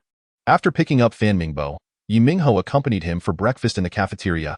Upon arriving at the office, he swiftly put together the government office's reform proposal, emailed it to Xiao Guodong, and spent half an hour discussing it in his office. Afterwards, the two presented the report to Fan Mingbo. Fan Mingbo made some revisions to certain details within the proposal and then stated, "This proposal is quite mature and needs to be expedited for implementation. I will first communicate with Secretary Chiao, and we shall convene an office meeting at 2 this afternoon to finalize it. You two should draft a request to the organizational department and ensure the documents are dispatched within this week. Minghao, please notify everyone about the meeting." "Understood, County Chief," Ye Minghao replied, jotting it down in his notebook. Although it was a simple task, he recorded everything, believing it would aid in future organization. However, he found himself puzzled. Adjustments within the county government's internal departments could be approved by the county chief's office, and the organizational department would not likely oppose it. It seemed unnecessary to obtain Secretary Chiao's consent. Fan Mingbo called Xiao Mingshan and subsequently sent over 2 proposals for discussion. Ye Minghao then set about notifying various county leaders about the meeting, first visiting Ma Chenhui's office. Gao Rini sat at the computer typing, a bandage on his forehead, looking quite distressed. "Secretary Gao, is County Chief Ma available?" Ye Minghao inquired casually. "Hello, Director Yi." Gao Rini looked up, quickly standing up in a fluster. "County Chief Ma is here. Please hold on." Ma Qianhui sat at his desk with a serious expression, nodding as he listened to Ye Minghao's brief report. Ye Minghao took no particular note of it, and then proceeded to the office of Vice County Chief Wang Lianyun. Wang Lianyun's demeanor was markedly warmer, inviting Ye Minghao to sit down, engaging in amiable conversation, and even escorting him to the door upon his departure. The other vice-county chiefs treated Ye Minghao courteously, indicating that a simple phone call would suffice, without the need for him to make a special trip. Upon returning to his office, he found Fan Mingbo already back, looking pleased. I discussed with Secretary Chiao. To advance key initiatives, we will make appropriate adjustments to the duties of several vice-county chiefs. Specifically, County Chief Wang will oversee development and reform, as well as investment promotion. Ye Minghao noted everything down, pondering the implications. It became clear why Fan Mingbo had personally sought out Xiao Mingshan for discussions. Such adjustments and responsibilities reduced Ma Qianhui's control over core departments, leaving him with only the Finance Bureau, which is typically closely monitored by the county chief, limiting his maneuverability. Previously, Wang Lianyun managed agricultural and rural affairs, a thankless task. Now, overseeing the Development and Reform Bureau and Investment Promotion Bureau, his authority had significantly increased. As a member of the county committee, Wang Lianyun's cooperation would undoubtedly facilitate Fan Mingbo's initiatives. At precisely 2 o'clock in the afternoon, Fan Mingbo arrived at the conference room, where all the vice-county chiefs were already present, chatting and smoking. Xiao Guodong, as the director of the government office, delivered a detailed report on the proposal. Since Fan Mingbo had previously indicated he had discussed it with Xiao Mingshan, there were no objections. Attendees merely suggested that the government office should enhance its performance and ensure continuity of work following the adjustments. Fan Mingbo remarked, the government office should expedite the process and issue the documents promptly, with personnel adjustments occurring simultaneously. Next, I would like to discuss the matter of the division of responsibilities. During this period, I feel that everyone has been working diligently and tirelessly, yet there are issues with our division of labor. For instance, the work of development and reform is closely intertwined with investment promotion. Ma Qianhui's expression darkened as he interrupted, County Chief Fan, the topic of division of labor was not communicated in advance, and everyone is unprepared. Moreover, the divisions of the county committee members were approved by the municipal leaders. If we make hasty adjustments, it may not be appropriate. Chapter 42. Insufficient vision. Fan Mingbo remarked, Director Ma need not worry. I have already conferred with Secretary Chiao regarding this matter. Moving forward, we shall individually report to the city leadership, and there should be no issues. Before Ma Qianhui could respond, Fan Mingbo continued, Are there any objections from other colleagues? Wang Lianyun expressed his agreement. Director Fan, I concur with this division of responsibilities. Although my workload has increased somewhat, this allocation is undoubtedly reasonable from the perspective of overall project coordination. I will also strive to excel in development reform and investment attraction, ensuring I do not disappoint the county head. I agree. I have no objections. Agreed. The other deputy county heads voiced their opinions in unison. They recognized that Fan Mingbo had made ample preparations and, since the matter did not encroach upon their own domains, there was no need to oppose him. Qianhui seethed with anger. His face darkened, brows furrowed, and his eyes ablaze with fury. Unfortunately, the top leader wielded absolute authority. He was merely the executive deputy county head and, despite his formidable presence, it was of no avail. Ye Minghao sat beside them, diligently taking notes while closely observing the proceedings, seizing this rare opportunity for learning. Well, everyone has voiced their opinions. Now, the office should promptly draft the request. I will report to the city tomorrow, Fan Mingbo concluded, a victorious smile gracing his face. The adjustment of county leadership responsibilities and the reform of the county government office have but one purpose: to streamline our workflow and enhance coordination. I hope everyone will act within their scope of authority, fully engage in their work, and achieve tangible results. I have complete faith in each of you, and I am delegating authority accordingly.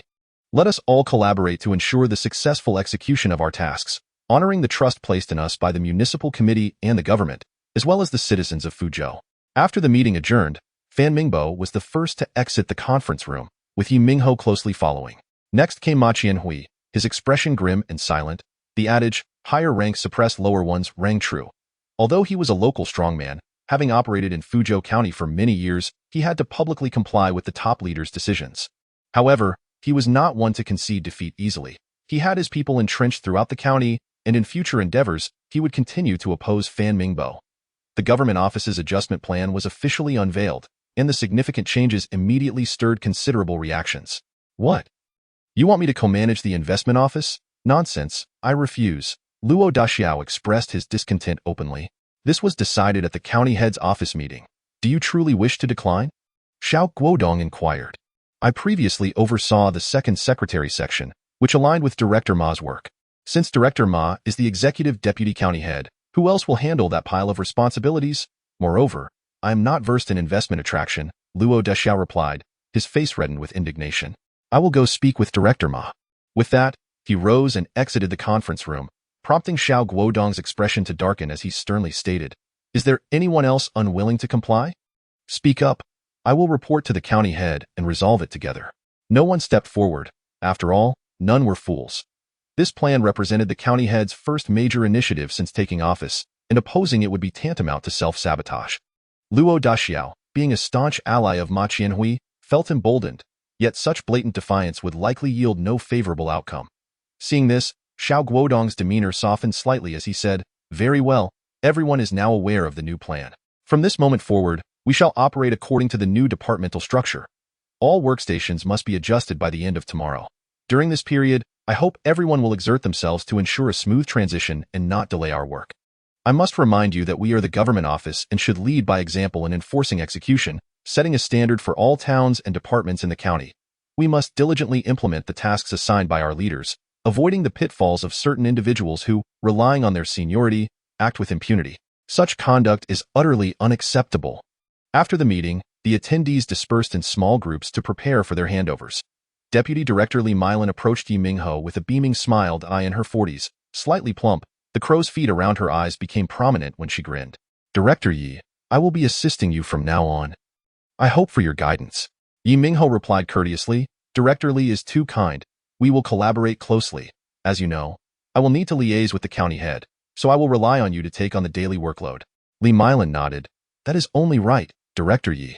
With the personnel increase in the supervision office, we will need you to establish a clear plan for our upcoming work." This internal departmental adjustment introduced a new investment office, with one chief-level staff member overseeing another deputy director. The supervision office also gained an additional cooperating staff member, while the other departments only retained one deputy director each. This clearly reflected the new county head's emphasis on the task at hand. Ye Minghao contemplated, routine supervisory work will proceed as usual. Additionally, we will conduct specialized oversight concerning public security, finance, and petitioning. Li Minghao took out her notebook to jot this down, then remarked, "Director Ye, I will arrange this and will have you review the specific plan later." Ye Minghao stated, "I have heard that Secretary Ding of the Municipal Committee is not particularly satisfied with the city's public security and traffic police efforts. We must leverage our supervisory power to swiftly identify and address issues, focusing on resolving the common concerns of the populace. Our supervisory work must yield tangible results." The county police chief, Lu Gaoxuan, maintained a close relationship with Ma Qianhui.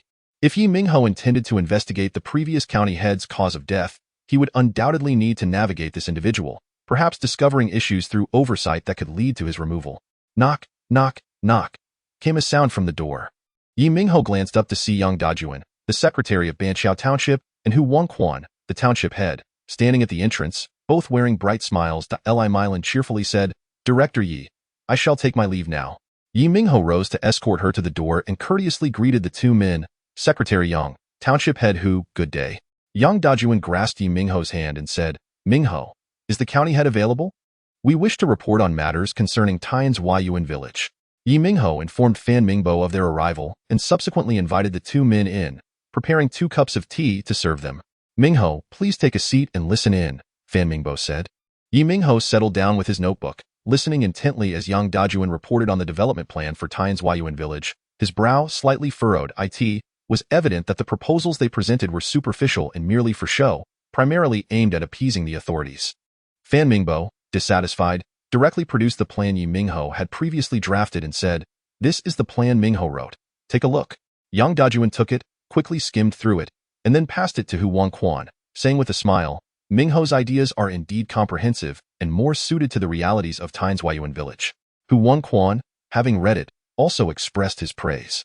As they smiled, both internally cursed, feeling that Ye Minghao was an ingrate, clearly possessing a mature plan but unwilling to share it with them, leaving them to flounder. Regrettably, with Ye Minghao now emboldened, they could only harbor their grievances in silence. Fan Mingbo admonished, "You still lack vision. Tian's Huayuan village is not merely a matter for Banqiao Township. It concerns the entire county.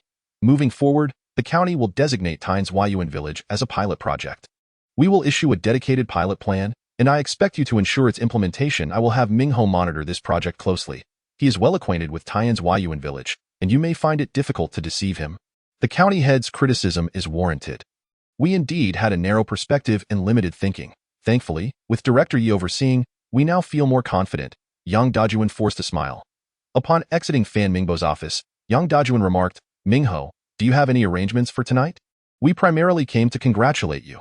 We have already reserved a table at Xiaolayafan. Ye Minghao declined, stating that his schedule was uncertain and he was unsure if the county head would have plans. Not to worry. We shall wait for you. Whenever you arrive, we will commence our meal. After all, we need to consult you regarding the pilot work for Tian's Huayuan village, Yang Dajuan replied. Considering their future interactions, Ye Minghao nodded, very well, I will strive to arrive early. After work, Ye Minghao reported to Fan Mingbo and then took a taxi to Xiaolayafan Hotel. Upon reaching the entrance of the private room, he heard the melodious voice of Zhou Cuifeng within, causing his heart to stir. Chapter 43. A true woman in the private room, Yang Dajuan, Hu Wangquan, Lu Feiyang, and Zhou Cuixia were engaged in lively conversation. Upon the entrance of Ye Minghao, they all rose to their feet. Minghao, you have arrived. Please, take a seat, Yang Dajuan said with a warm smile, grasping Ye Minghao's arm and guiding him toward the main seat. Lu Feiyang, with an air of politeness, bowed slightly and greeted, hello, Director Yi. Zhou Cuixia, her arms crossed, gazed at Ye Minghao with sparkling eyes and a gentle smile. Ye Minghao, however, firmly declined to occupy the main seat, prompting Yang Dajuan to have him sit to his left, with Hu Wangquan on his right. Xiao Zhou, sit next to Director Yi. It will be more convenient for you to assist him later, Yang Dajuan suggested. Of course. I will ensure that our esteemed Director Yi is well taken care of, Zhou Cuixia replied graciously. Lu Feiyang took a position near the door, naturally assuming the role of a servant as the director of the party and government office. As the server began to bring out dishes, Lu Feiyang uncorked a bottle of Wuliangya and poured 5 glasses using a sharing vessel. Noticing 2 tote bags filled with 2 bottles of liquor each on the side table, Ye Minghao realized that if they drank freely, he would undoubtedly become inebriated. Thus, he stated, Secretary Yang, Mayor Hu, I sincerely appreciate your kindness this evening. However, my tolerance for alcohol is limited, and I have work tomorrow, so I cannot indulge too much. I propose a cap on the total amount tonight. Let's stick to these 2 bottles, and you both should drink a bit more. Finishing the 2 bottles, which amounted to approximately 4 liang of alcohol, was manageable. Yang Dajuan chuckled, 2 bottles seem a bit insufficient. I am well aware of your capacity for spirits. Regardless, with the total amount controlled, we have 4 bottles in total. Once they are consumed, we can head home for a good night's sleep. Each of us will scarcely reach a pound. Ye Minghao shook his head, Secretary Yang, if I finish these, I certainly won't be working tomorrow. That's simply one do. Hu Wangquan interjected, Minghao, today is a day of celebration. Don't overthink it. Let's raise our glasses, Secretary Yang. Why don't you propose a toast for us to celebrate Director Ye's promotion? His intent was to disregard the total amount for now and to start drinking, hoping that by the time they had consumed a fair amount, Ye Minghao would loosen up. Yang Dajuan, hearing this, smiled. Yes, let us raise our glasses to congratulate Director Yi on his advancement. With a resounding clink of glasses, the rich aroma of liquor filled the air, accompanied by a fiery sensation upon tasting. Here, have some food, Zhou Cuixia said as she placed 2 slices of cold ear leaves into Ye Minghao's bowl. Dressed in a white short-sleeved t-shirt, her smooth arms occasionally brushed against Ye Minghao's, sending a refreshing chill through him. After consuming 3 rounds of drinks, they took turns toasting with eloquent phrases. This drinking culture was quite prevalent in Fuzhou County. It was often said that officials in the county, after work, were either drinking or on their way to drink. To get things done, one had to partake in drinking. To maintain relationships, drinking was essential. When good fortune arose, one celebrated with drinks. And when faced with troubles, one still resorted to alcohol. If an official found themselves uninvited to drink, it was a sign of impending danger. Minghao, you must pay more attention to Banqiao Township in the future, Yang Dajuan said, his face glistening with the effects of alcohol, his eyes sparkling. You hold the most authority regarding the pilot project in Tian's Huayuan village. You must guide us closely. Otherwise, we fear we may falter. He and Yang Dajuan had already conspired to tie Ye Minghao closely to the project in Tian's Huayuan village to ensure accountability. Ye Minghao nodded, I will keep a close eye on this matter. You have already reviewed the proposal. Next, I will request the county head to establish a leadership group for the pilot project, involving relevant departments, and the township must also handle it accordingly, with designated personnel taking charge. Perhaps, Xiao Zhou, you could be responsible for coordinating this matter? Yang Dajuan suggested with a smile. Zhou Cuixia paused for a moment before responding with a radiant smile. I have no objections. I am familiar with the situation in Tian's Huayuan village, and besides, I will follow Director Ye's instructions closely. It cannot go wrong. Hu Wangquan laughed heartily. Indeed, we shall all heed Director Ye's guidance. This plan is sure to succeed. Secretary Yang, your suggestion is excellent. It is indeed time to bolster Xiao Zhou's confidence. Ye Minghao had the same intention and thus readily agreed. I have no objections. I will coordinate closely with Sister Xia. Successfully managing this project would greatly benefit Zhou Suisha's future development. Director Yi, allow me to toast you first. I hope for your continued guidance, Zhou Suisha said, raising her glass, her eyes glinting with a hint of mischief. This evening, she had not frequently toasted Ye Minghao but had diligently served him dishes, poured soup, and offered napkins, ensuring her service was impeccable, while occasionally toasting Yang Dajuan and Hu Wangquan. She discreetly shielded Ye Minghao, attempting to limit his alcohol intake. Xiao Zhou, you haven't been proactive in toasting Minghao tonight. You need to be more engaged, Hu Wangquan remarked as the 2 bottles of liquor were nearly finished. Lu Feiyang prepared to open a third. Ye Minghao quickly covered the sharing vessel and shook the last drops of liquor, insisting, Secretary Yang, Mayor Hu, we previously agreed to moderate our drinking. We have enjoyed ourselves sufficiently, and we should refrain from opening another bottle. Despite Yang Dajuan and Hu Wangquan's attempts to persuade him otherwise, Ye Minghao remained resolute, leaving them with no choice but to relent. Upon exiting the hotel, Yang Dajuan instructed Zhou Suisha to escort Ye Minghao home. She hailed a taxi and took the front passenger seat. As the vehicle drove off, Yang Dajuan exhaled deeply. Old Hu, this young man is no longer the same. Hu Wangquan's smile faded as he replied, indeed, a deputy director in his 20s, with a bright future ahead, his perspective has undoubtedly changed. Moreover, previously, Yang Dajuan, visibly agitated, waved his hand dismissively, let bygones be bygones. For now, we must ensure the successful handling of the Tian's Huayuan matter. It was Ye Minghao who proposed the initial idea. We must keep him closely involved.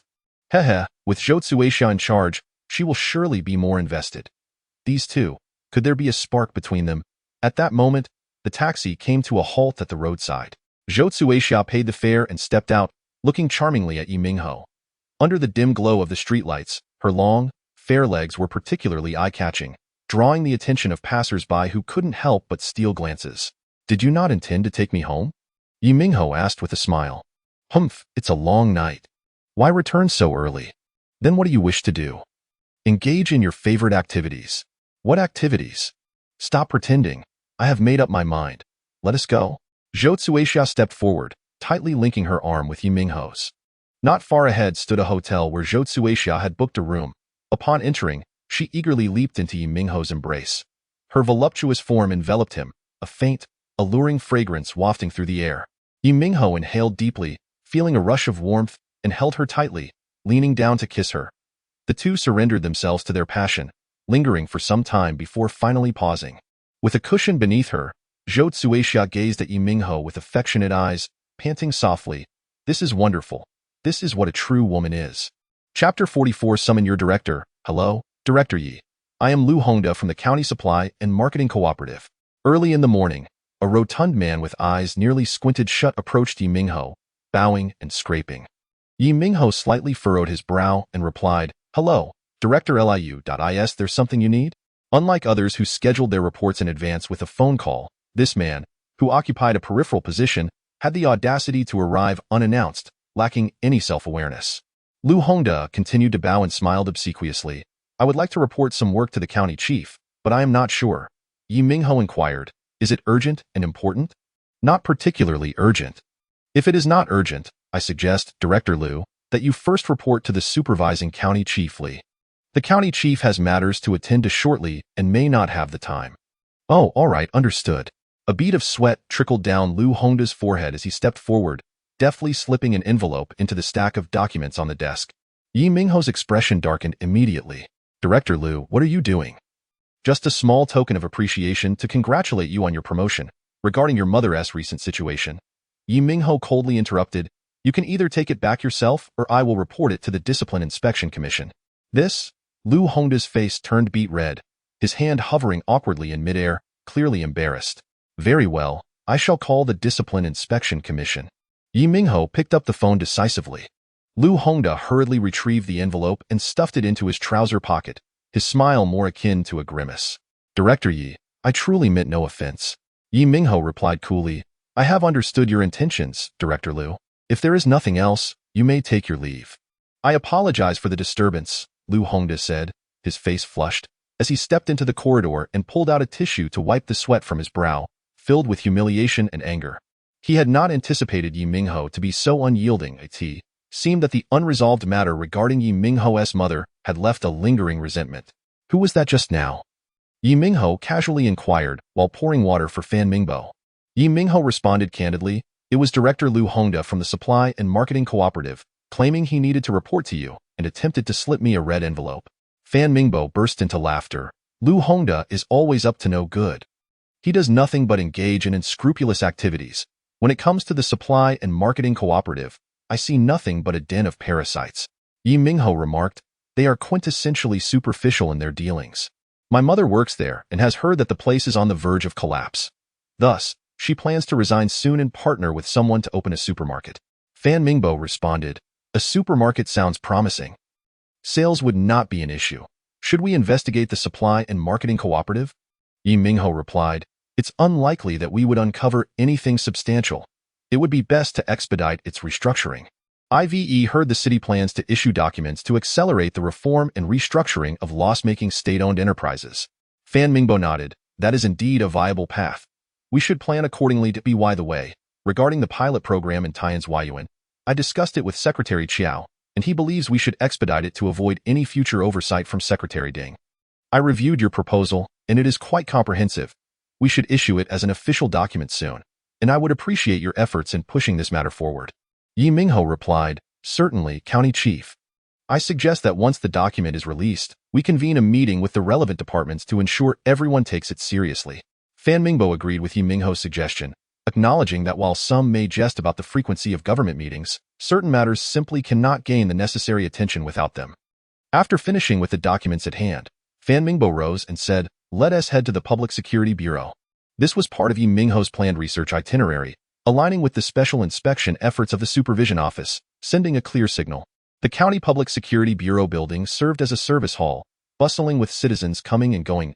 As Ye Minghao followed Fan Mingbo into the hall, he was immediately met with a wave of heat. Many people queued while fanning themselves incessantly at the service windows. Air conditioning was indeed operational, and the officers inside proceeded leisurely with their tasks, appearing rather complacent. Fan Mingbo took a moment to observe, noting the absence of hot water, paper cups, and even sufficient seating for those waiting, with many forced to sit on the floor, creating a scene reminiscent of a bustling marketplace. From one glimpse, one can discern the entire picture. The Public Security Bureau's service awareness is severely lacking. Fan Mingbo exclaimed in frustration. At that moment, a commotion erupted in the queue as people hastily gathered around. Upon inquiry, they learned that someone had fainted while waiting. Ye Minghao noticed that the counter at the service window was approximately a meter high, with a glass panel featuring a 20-centimeter square opening for dialogue and document exchange. Although a chair was placed in front of the counter, it was merely ornamental. Its height rendered it impractical for conversation, forcing individuals to stand awkwardly, leaning and craning their necks to speak through the small opening. As the fainted individual lay unattended, the onlookers hesitated to intervene, fearing complications. Ye Minghao squeezed through the crowd, exclaiming, everyone, please step back to allow for airflow. He then applied pressure to the person's acupressure point. Ah! Came a loud cry as the middle-aged man regained consciousness, slowly sitting up with Ye Minghao's assistance. Someone nearby handed a bottle of mineral water to Ye Minghao, who opened it and offered it to him. Thank you, young man, the middle-aged man said, gulping down nearly half the bottle and wiping the moisture from his lips with a wry smile. How embarrassing. Ye Minghao reassured him, as long as you're all right, it's important to stay hydrated in this heat. The man replied, I brought a bottle, but it ran out while waiting for a pass, and with this heat. Hey, are we going to get anything done, or are we just stuck here? A loud, impatient voice boomed as a tall, burly police officer strode into the hall, exuding disdain and waving his arms as if shooing away poultry. The gathered crowd scattered, and seeing this, the officer sauntered out of the hall with satisfaction. Ye Minghao glanced around the row of service counters, noticing that those in line were straining to bend forward, raising their voices to communicate with the staff inside. Meanwhile, the personnel behind the counter remained indifferent to the recently fainted individual, casually pulling out a bag of sunflower seeds to munch on, appearing to relish the spectacle. Bring your Director Liu out here. Ye Minghao stepped forward, leaning against the glass and raising his voice. What do you want? If you break the glass, you'll have to pay for it, a middle-aged woman inside retorted angrily. I am asking for your director Lu Gaoxuan to come down, Ye Minghao reiterated. Who? Who are you referring to? The woman, thinking she misheard, regarded him with derision. Who do you think you are? Ye Minghao replied sternly. I have noted your badge number. I am Ye Minghao, Deputy Director of the County Government Office. You will now call Director Lu and inform him that the county chief is waiting for him. You, Deputy Director? Don't be ridiculous, kid. This is the Public Security Bureau. Keep causing trouble and I'll have you arrested, she snapped. Why Ye Minghao was incensed. It was truly a case of a scholar meeting a soldier. Fan Mingbo, equally enraged, turned pale and said, Minghao, call Lu Gaoxuan and tell him to come to the hall immediately. Chapter 45. Doomed Ye Minghao retrieved his mobile phone and dialed Lu Gaoxuan's number. Director Lu, the county magistrate is currently in the Public Security Bureau's first-floor service hall. He requests your immediate presence. Lu Gaoxuan chuckled. Ah, Director Ye, I apologize. I was unaware that the county magistrate would be visiting to oversee operations, and I happen to be out handling a case. I won't be able to return right away. Please inform County Magistrate Fan that I will report to the county government as soon as I am back. Ye Minghao covered the phone and relayed the message to Fan Mingbo, who responded with a cold smirk. Very well, we shall seek assistance elsewhere. On the other end, Lu Gaoxuan hung up the phone and turned to Ma Qianhui with a grin. Fan Mingbo has gone to the Public Security Bureau and insists I come over immediately. Ma Qianhui sneered. It seems he has ulterior motives regarding the Public Security Bureau. You should be cautious. Lu Gaoxuan shrugged off the warning. Let him try. It won't be so easy to unsettle me. His distant relative, Bao Hongshan, was a standing member of the Municipal Committee and Secretary of the Political and Legal Affairs Commission. He had weathered several changes in county leadership, maintaining his position for a reason. Ma Qianhui frowned. Still, exercise caution. Ye Minghao scrolled through his contacts and dialed the political commissar, Yao Yiqi. After a brief exchange, Yao Yiqi quickly descended with several deputy directors in tow. Welcome, County Magistrate Fan, to oversee our operations, Yao Yiqi said, hastening to grasp Fan Mingbo's hand warmly, introducing the assembled deputy directors thereafter. With a stern expression, Fan Mingbo gestured around. Look at the multitude of citizens here seeking assistance. No chairs, no fans, no water. Must one grovel to converse with the clerks behind the counter? Are the staff not merely civil servants? Just moments ago, a citizen collapsed here, and those inside remained indifferent. This still a service unit. Where has your conscience gone? You loudly proclaim to safeguard peace and serve the populace, yet where are your tangible actions? Are these mere empty words?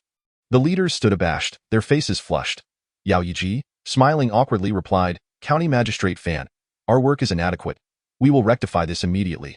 First, we will overhaul our service image and reinforce our service consciousness. Second, we shall enhance the environment of all service halls, ensuring we consider matters from the perspective of the citizens, guaranteeing satisfaction for both the leadership and the public. Typically, Lu Gaoxuan's approach was rather domineering, leaving Yao Yiqi with little authority, often occupying his time idly playing cards alone in his office. Today, with Lu Gaoxuan absent, he sensed an opportunity. Fan Mingbo had come specifically to stir trouble. With a dark countenance, he pointed out recent public grievances regarding social security issues, demanding the Public Security Bureau devise practical solutions to address the citizens' concerns and take stern action against bullying, petty theft, and public disturbances. Having said this, Fan Mingbo turned to leave with Ye Minghao. Everyone, you have heard the county magistrate's demands. Shall we convene a meeting to discuss a rectification plan? Yao Yiqi suggested. There were 7 deputy directors present at the meeting. Yao Yiqi organized a discussion, but after a lengthy deliberation, they failed to produce a single actionable proposal, leaving him quite vexed. At noon, Ye Minghao received a call from Lu Qingyun. Howsy, let us have dinner tonight, along with Deputy Director He Changlin. Ye Minghao smiled. It appeared the Public Security Bureau was not entirely united, and there were still those with aspirations. He subsequently reported the situation to Fan Mingbo, who advised, you should engage with him. He Changlin is an experienced officer, having served many years at the grassroots level. Lu Gaoxuan, relying on his connections, often adopts a hardline stance, winning over some while alienating others. If we clarify our intentions, opportunities will abound. Ye Minghao grinned. Indeed, fortresses are often breached from within. After work, Ye Minghao packed his belongings, descended the stairs, and walked out of the county government building towards a nearby restaurant for dinner. What are you doing? Let go. A sharp voice pierced the air, filled with indignation, sounding somewhat familiar. Ye Minghao followed the sound and saw a man in a red t-shirt gripping the arm of a woman at the entrance of a bakery. The woman was Pan-Ting-Ting, his subordinate from the government office's supervision department. "Come on, beautiful, promise me, and I'll let you go." The man in the t-shirt grinned foolishly, refusing to release her. Pan-Ting-Ting's face flushed with anger as she retorted, "Let go, you scoundrel." "Haha, it's only natural for a brother to fancy beautiful women. Come on, I'll treat you to something nice. Why bother with bread? Get lost. If you don't let go, I'll call the police." "Haha, call the police. I'm so terrified. Should I make the call for you?" Upon witnessing the scene, Ye Minghao rushed forward and delivered a swift kick to the man's waist. "Ah!" The man screamed in agony, collapsing to the ground. Pan-Ting-Ting seized the opportunity to free herself and looked up, her face lighting up with surprise upon seeing Ye Minghao. "Director Ye." Ye Minghao nodded, raising his hand to deliver 2 sharp slaps. "You're finished." The man, just rising to his feet, was met with a daze from the strikes, and he shouted furiously, lowering his head to charge at Ye Minghao. Ye Minghao sidestepped and blocked with his foot, sending the man's sprawling face first to the ground, losing a tooth in the process. "Ugh!" The man clutched his bleeding mouth, glaring venomously at Ye Minghao. "You dare strike me? You'll regret it. And you? I will make sure you end up as a laborer for the rich, selling yourself daily." Ye Minghao clapped his hands and replied with a cold smile, "I await your arrival." Turning to Pan-Ting-Ting, he asked, "Ting-Ting, are you all right? Should we have someone detain this scoundrel? Who gave him the audacity to harass a woman in broad daylight?" "Absolutely. I'll report it right away." The man, overhearing this, took out his phone, boasting, "Zhou Station. I've been assaulted, lost a tooth. I'm at Dongwushan. Hurry and send someone over." After hanging up, the man pointed at Ye Minghao. "You've got guts, don't run." As he spoke, he snapped a few pictures, declaring, "I've got your photo. Even if you flee, I'll have the police bring you back. You're done for." Ye Minghao chuckled. Clearly, this man had some backing, explaining his audacity to harass women in daylight. "Haha, if you're capable, summon someone to apprehend me," Ye Minghao retorted. "Ting-Ting, let us go." Pan-Ting-Ting, somewhat apprehensive, whispered, "Director Ye, should we inform the Public Security Bureau?" Ye Minghao shook his head. "No need. Let us head to dinner first." Pan-Ting-Ting nodded and followed Ye Minghao forward. "Hey, trying to leave? Not so easily. Let us see where you think you're going." The man trailed behind, dialing on his phone. Ye Minghao remained unfazed, waiting for the opportune moment for He Changlin to lend a hand. Before long, they arrived at a restaurant, where Ye Minghao and Pan-Ting-Ting entered a private room. The man, lingering behind, inquired with the staff before making another call. Chapter 46. Deliberate provocation. Upon seeing Ye Minghao enter with a youthful and radiant girl, Lu Qingyun paused momentarily, then his face broke into a beaming smile as he mischievously raised his eyebrows and inquired, "Hazi, who is this lovely lady?" Ye Minghao introduced, "This is Pan-Ting-Ting from the inspection office. We encountered a little incident on the way, so she decided to join me." "Oh," Lu Qingyun responded cheerfully, "Welcome, beautiful. I was just thinking that having a few men dining together was rather dull. Now, with your presence, it's simply splendid." Pan-Ting-Ting quickly interjected, "I hope I'm not interrupting." He Changlin, a robust figure with squinting eyes that often suggested a harmless demeanor, warmly clasped Ye Minghao's hand with a broad smile, exclaiming, "Thank you, Director Ye, for gracing us with your presence." Ye Minghao nodded, acknowledging, "Director He, you are too kind." Without hesitation, he took the seat of honor, while Pan-Ting-Ting settled at the farthest end of the table. Lu Qingyun uncorked a bottle of Wuliangya and poured a shot for each person at the table. Pan-Ting-Ting graciously accepted without protest. Director Ye. He Changlin, still smiling, raised his glass and was about to speak when, with a loud bang, the door was kicked open. A man in a red t-shirt pointed aggressively at Ye Minghao, his face contorted in rage, declaring, "Zhou, it's him." 2 police officers followed closely behind. One, a young auxiliary officer with a face full of acne, brandished handcuffs from his waist, grinning maliciously, "Kid, you've got guts to hit Nye Xiao. Today, I won't let you off easily." He Chonglin's expression darkened as he let out a heavy snort. Just as he was about to ingratiate himself with Ye Minghao, his oblivious subordinate barged in, ready to handcuff someone. This was utterly humiliating. "How dare you? I'll make you pay." Auxiliary Officer Ding Chong, feeling provoked, fumed in frustration. The officer trailing behind was Zhou Jinghua, the deputy chief of the Chengguan police station. He caught sight of He Chonglin's menacing expression and was startled. promptly stepping forward to slap the auxiliary officer. "Get out of here. How dare you speak like that in front of Director He?" "Ah, Chief, why did you hit me?" Ding Chong cried out in dismay. "Have you lost your mind? How dare you shout in front of Director He?" Zhou Jing was scolded angrily, turning to He Chonglin with a smile. "Director He, I apologize for the disturbance. We only came because we received a report." He Chonglin's face was grim. Responding to a call should also involve proper decorum. Kicking down doors, what kind of behavior is that? Is this civilized law enforcement? Ye Minghao coldly interjected, "You've arrived just in time. This man has been harassing a woman in broad daylight. Please take him back and interrogate him thoroughly." "This?" Zhou Jinghua hesitated. He Chonglin's voice turned frigid. "What are you waiting for? Did you not hear Director Ye's instructions?" "Yes," Zhou Jinghua replied reluctantly and turned to the t-shirt-clad man. "Nia Wenbin, please come with us." "Zhou, what do you mean by this?" Nia Wenbin retorted angrily. At this moment, Ye Minghao added, "By the way, since the police are here, Ting Ting, please recount the situation. Consider it a formal report and allow the officers to take notes." Pan Ting Ting nodded, briefly explaining the incident. It was neither trivial nor overly severe, as she had not sustained any significant harm, but public harassment of a woman was certainly grounds for detention. Zhou Jinghua took notes and asked Pan Ting Ting to sign. Then he turned to He Chonglin. "Director He, do you have any further instructions?" He Chonglin replied sternly, "This matter must be handled with gravity. I will keep a close eye on it." Ye Minghao casually remarked, "Next, the county government's inspection office will conduct a special inspection of the Public Security Bureau, starting with the Chengguan police station. A formal notice will be issued tomorrow." Zhou Jinghua's face turned pale at this announcement, his expression filled with uncertainty as he looked at Ye Minghao. After Zhou Jinghua left with Nia Wenbin, He Chonglin remarked, "The Public Security Bureau certainly needs some reorganization. I know this Nia Wenbin. He is the nephew of Lu Gaoxuan's wife, just a small-time thug." Ye Minghao replied solemnly, "When the upper beam is not straight, the lower beam will be crooked." What County Chief Fan witnessed at the Public Security Bureau today, I suspect, is not mere coincidence. As they continued their meal and conversation, He Chonglin's intentions were clear. He hoped to align himself with County Chief Fan Mingbo.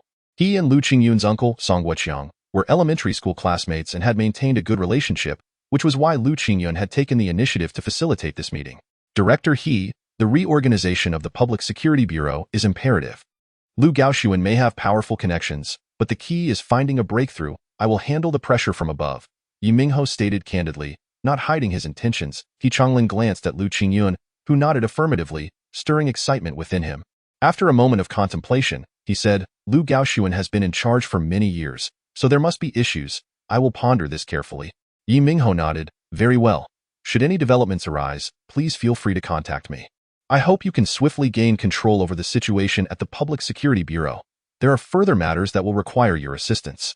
Listening to Ye Minghao's assertive words, He Chonglin was quite taken aback. Where did this young man derive such confidence? Even County Chief Fan Mingbo should not be so assured.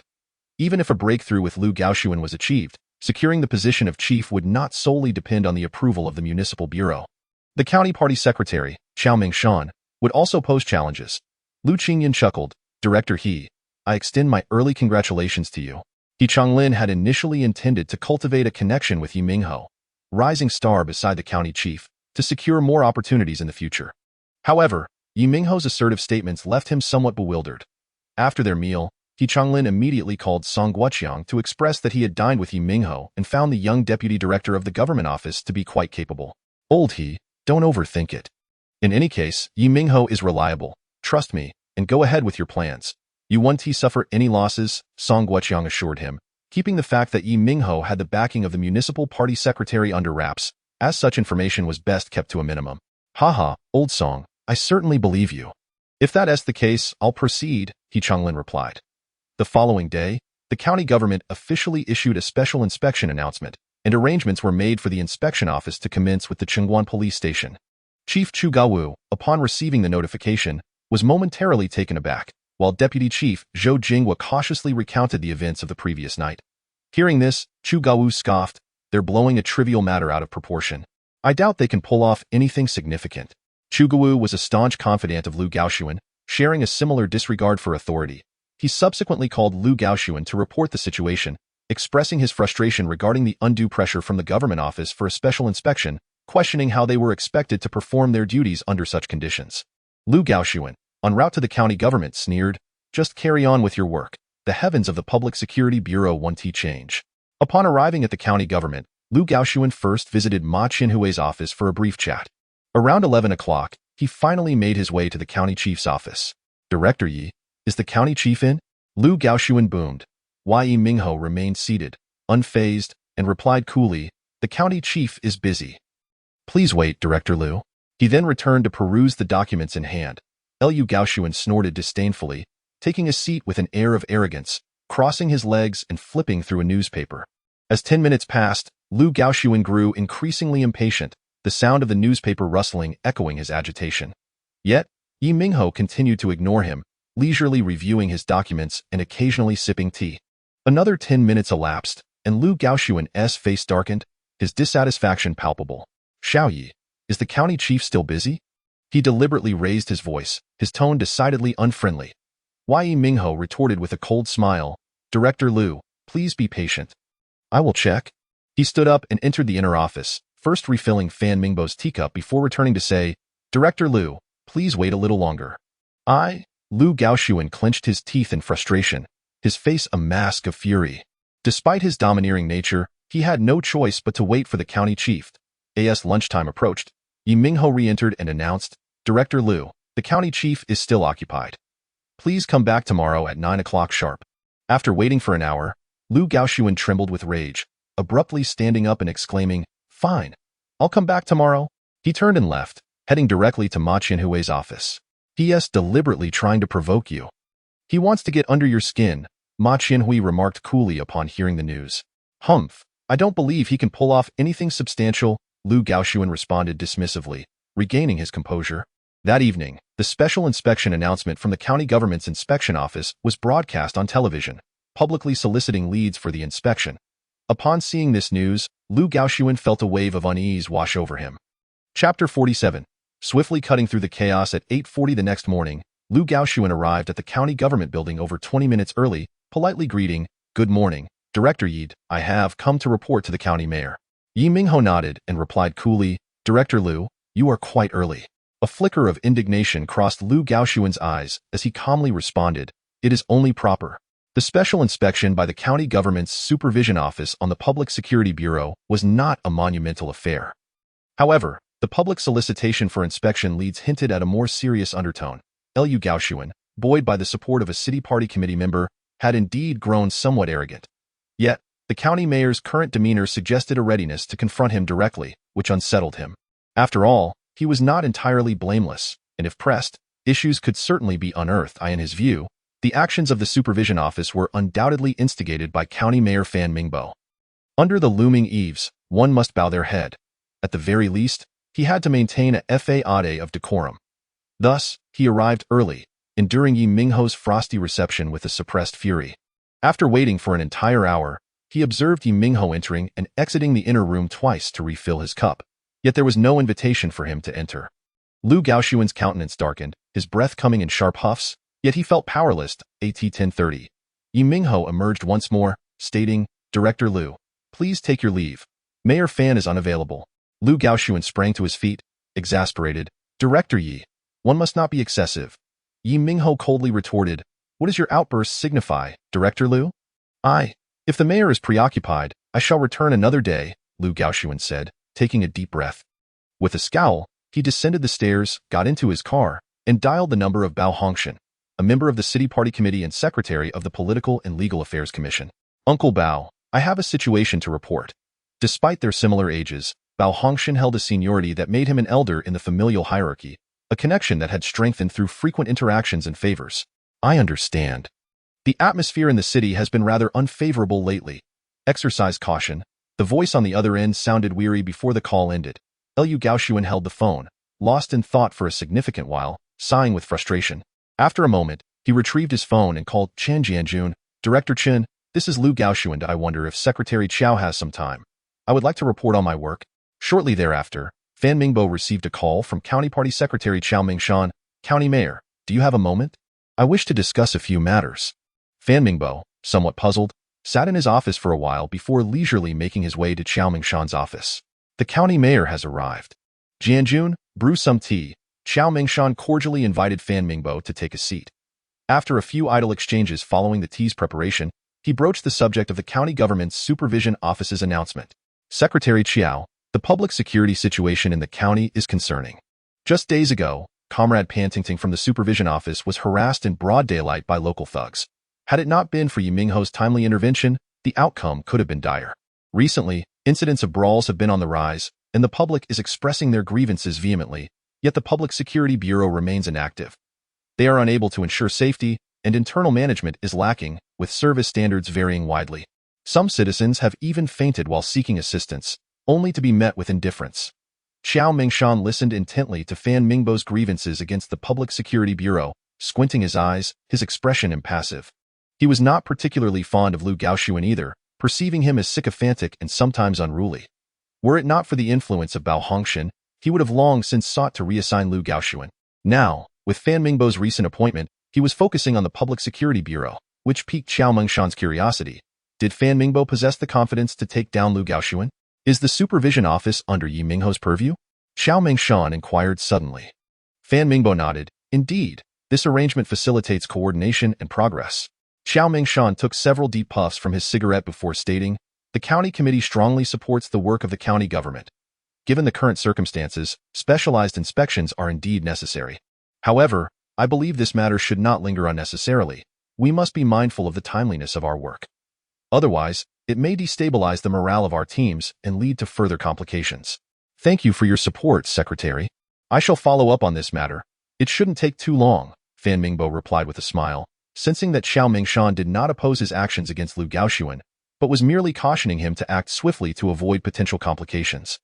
Previously, Ye Minghao had elaborated on the need to thoroughly investigate the cause of the former county mayor's demise, and the Public Security Bureau needed to be held accountable.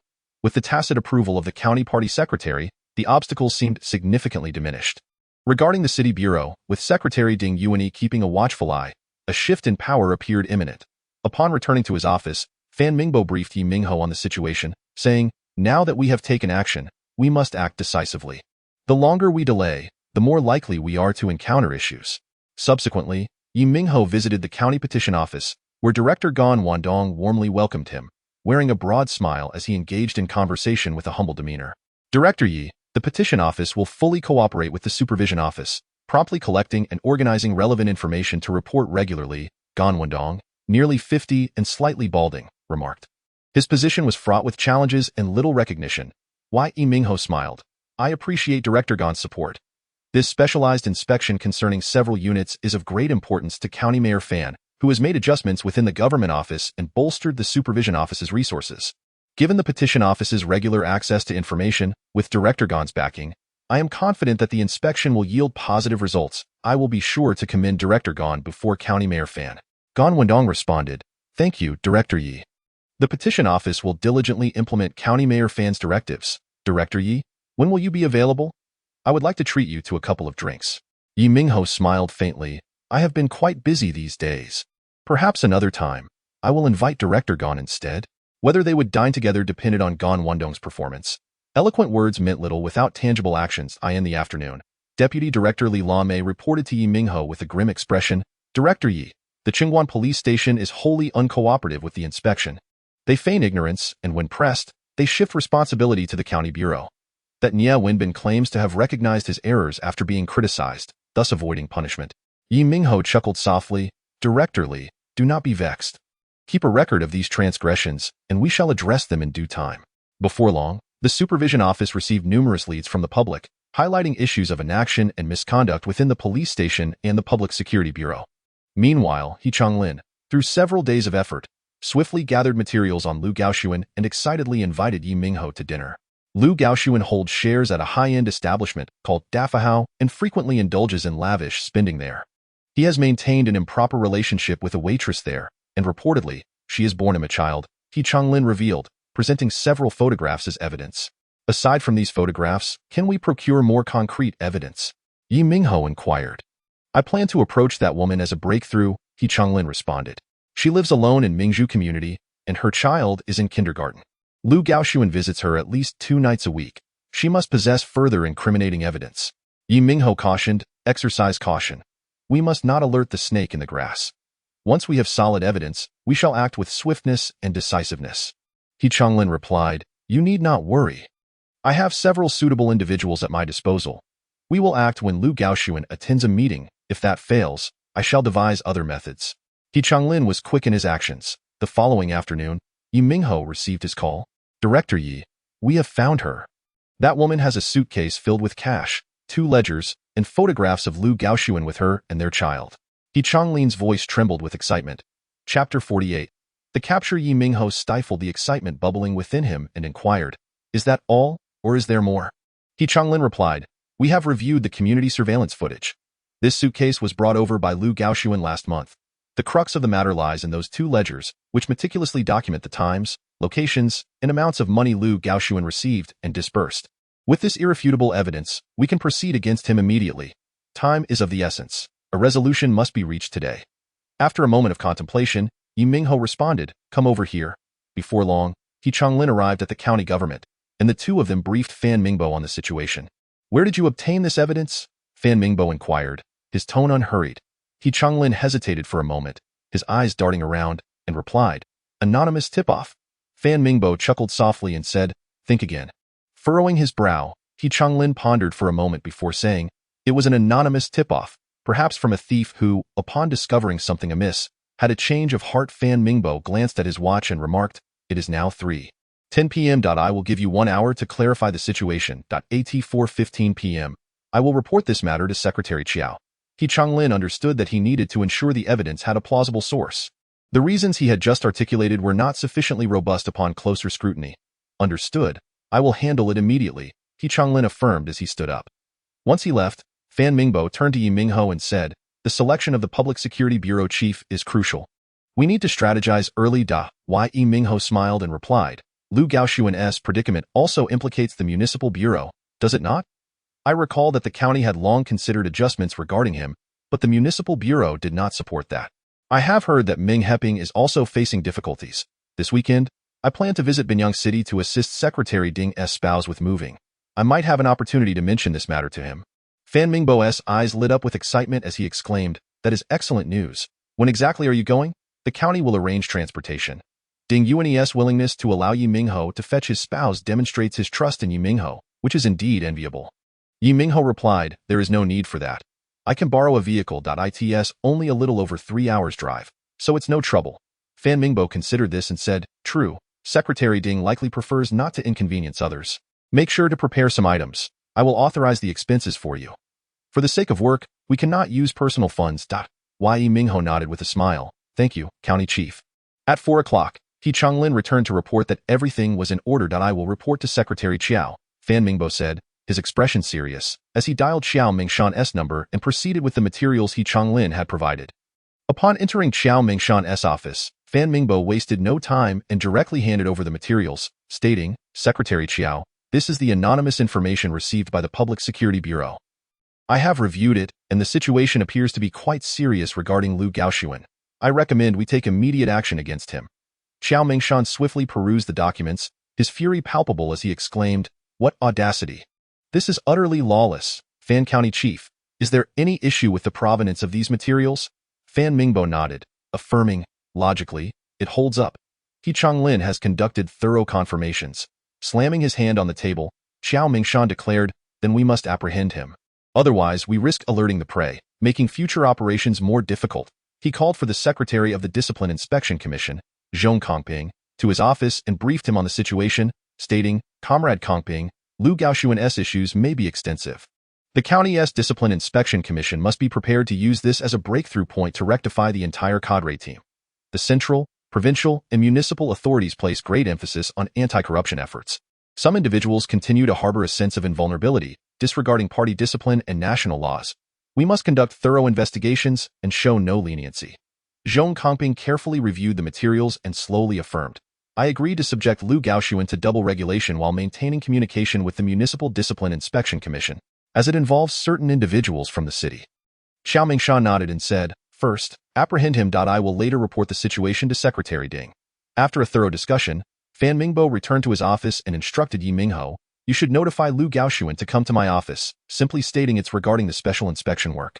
Simultaneously, the Discipline Inspection Commission selected 4 robust personnel to wait in Fan Mingbo's office. He Changlin awaited in the office of the Deputy County Chief, Xia Hongba, who oversees public security and justice. With everything in place, Ye Minghao dialed Lu Gaoxuan's number, his tone devoid of warmth.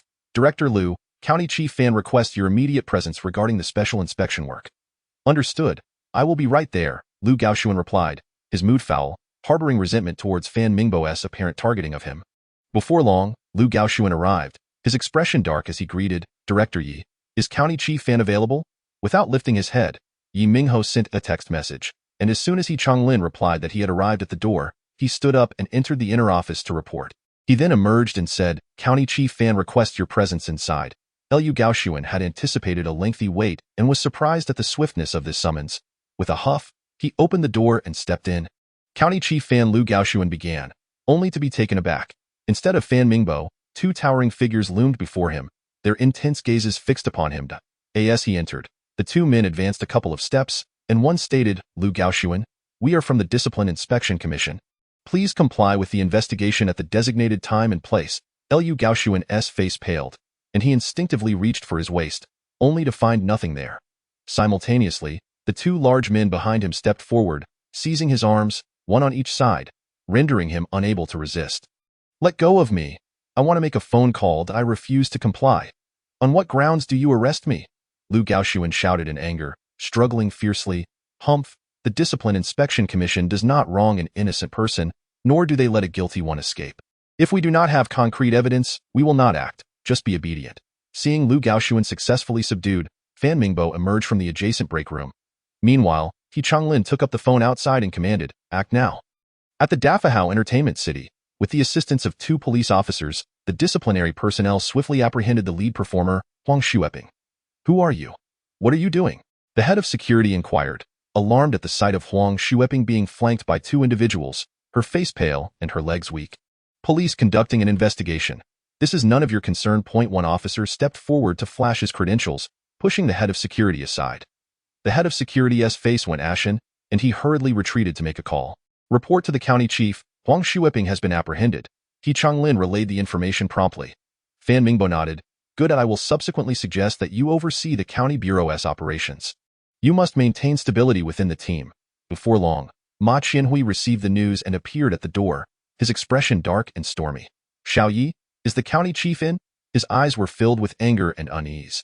With Lu Gaoxuan under investigation, he too was in peril. Chapter 49. The assignment. Ye Minghao offered a faint smile and remarked, the county head is present. Please wait a moment, Director Ma. He entered to deliver a report, and soon emerged to invite Ma Qianhui inside. In truth, Fan Mingbo had instructed that the deputy county heads need not be announced unless there were extraordinary circumstances. However, Ye Minghao deliberately made Ma Qianhui wait, relishing the discomfort it caused him. Once inside, Ma Qianhui found Ye Minghao bringing in a cup of tea, which he placed on the coffee table before stepping out and closing the door behind him. Before long, muffled voices could be heard, with Ma Qianhui animatedly mentioning the Public Security Bureau and public order repeatedly, indicating his growing unease. Not long after, Ma Qianhui emerged with a dark expression and returned to his office, where he shut the door and began making phone calls.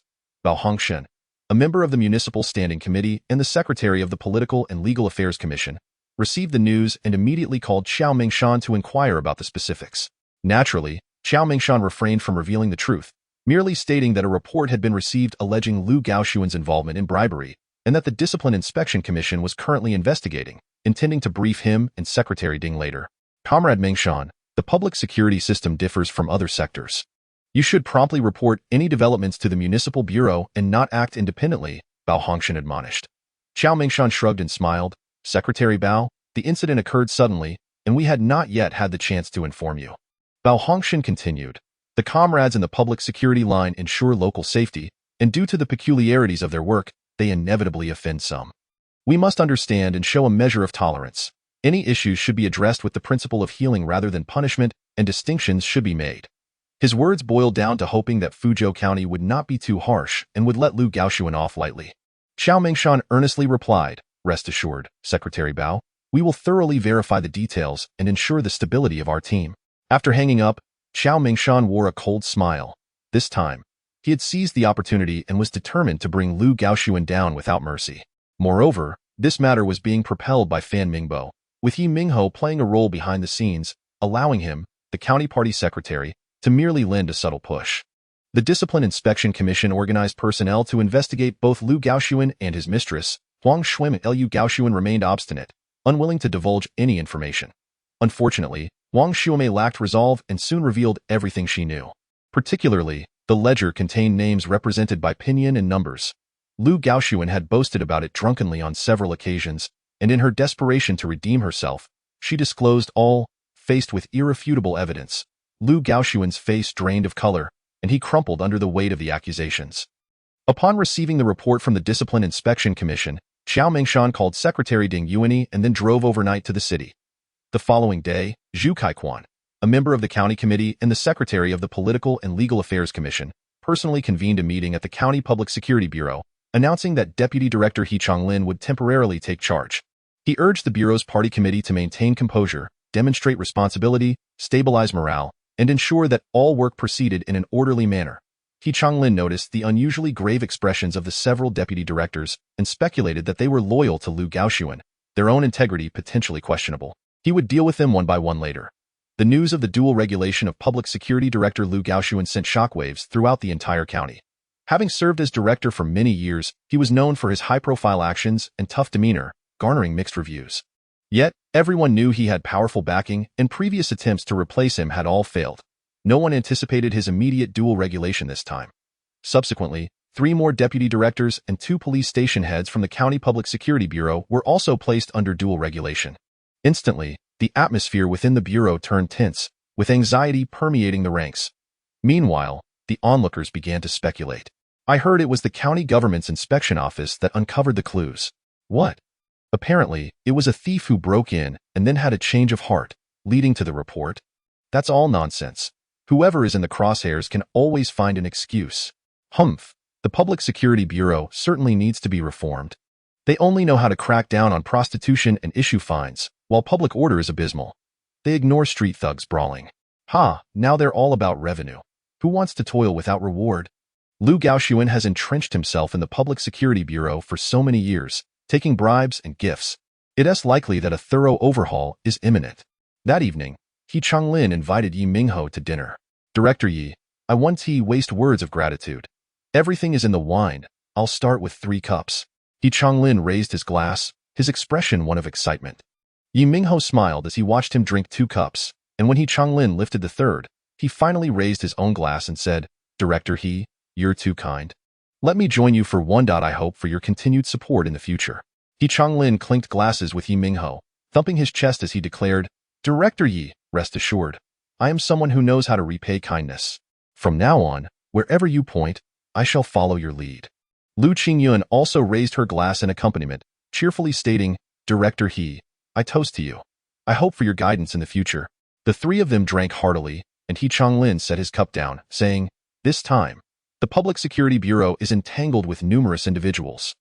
The head and deputy head of the Chengguan police station must be dealt with. Qingyun, how about we transfer you back? Ye Minghao smiled slightly and replied, Qingyun has a special task in Shuangshi.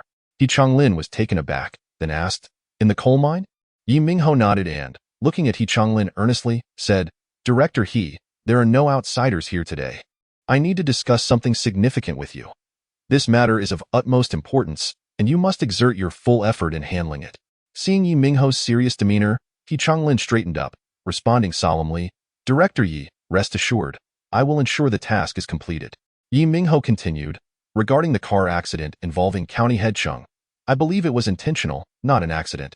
The clues we currently possess are connected to Fu Qiangsong of Fuqiang Industrial. Last time, when Qingyun and I dined at the Baiyun Hotel, as Ye Minghao recounted the details, He Changlin's expression grew grave. This was a serious matter that could potentially implicate county leadership. He finally understood why the county government's inspection office had targeted the Public Security Bureau for special scrutiny. It appeared they aimed to stir the grass to catch the snakes, seeking further leads. Director He, you must assemble a capable team for a comprehensive investigation while being mindful of the impact. Keep it low-key. Report any developments to me immediately. Rest assured, no matter who is involved, we will pursue this to the end. If municipal support is needed, I can coordinate that.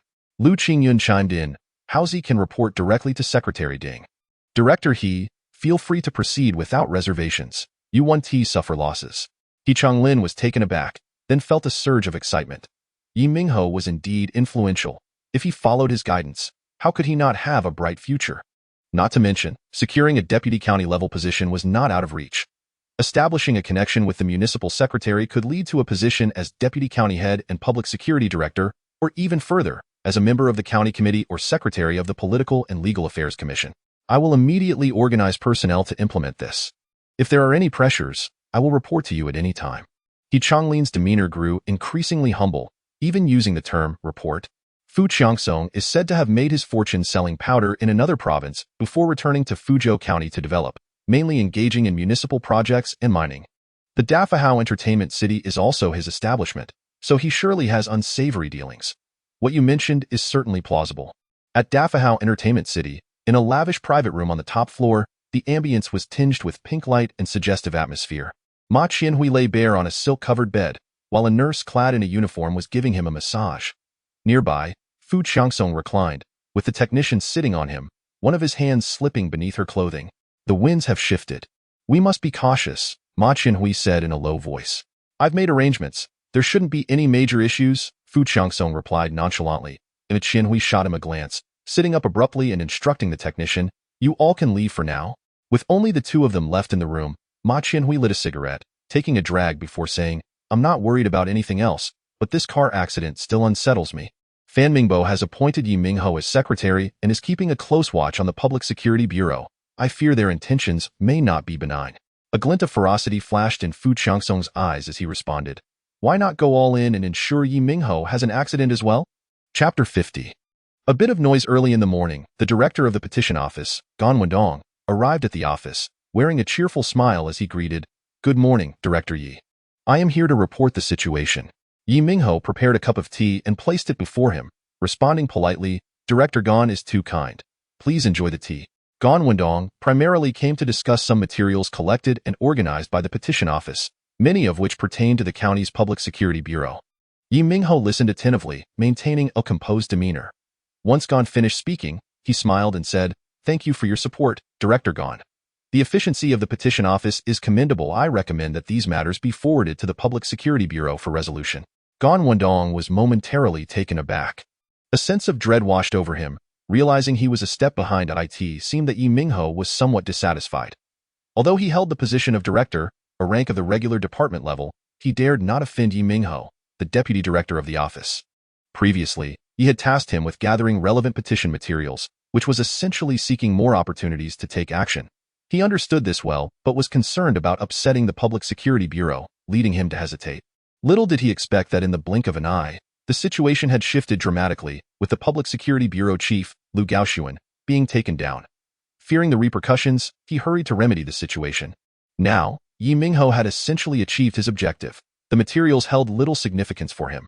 However, with He Changlin currently presiding over the Public Security Bureau, handing over these materials for his handling could create an opportunity for him to assert control over the situation, delineating what should target the issues rather than individuals, and what required thorough investigation.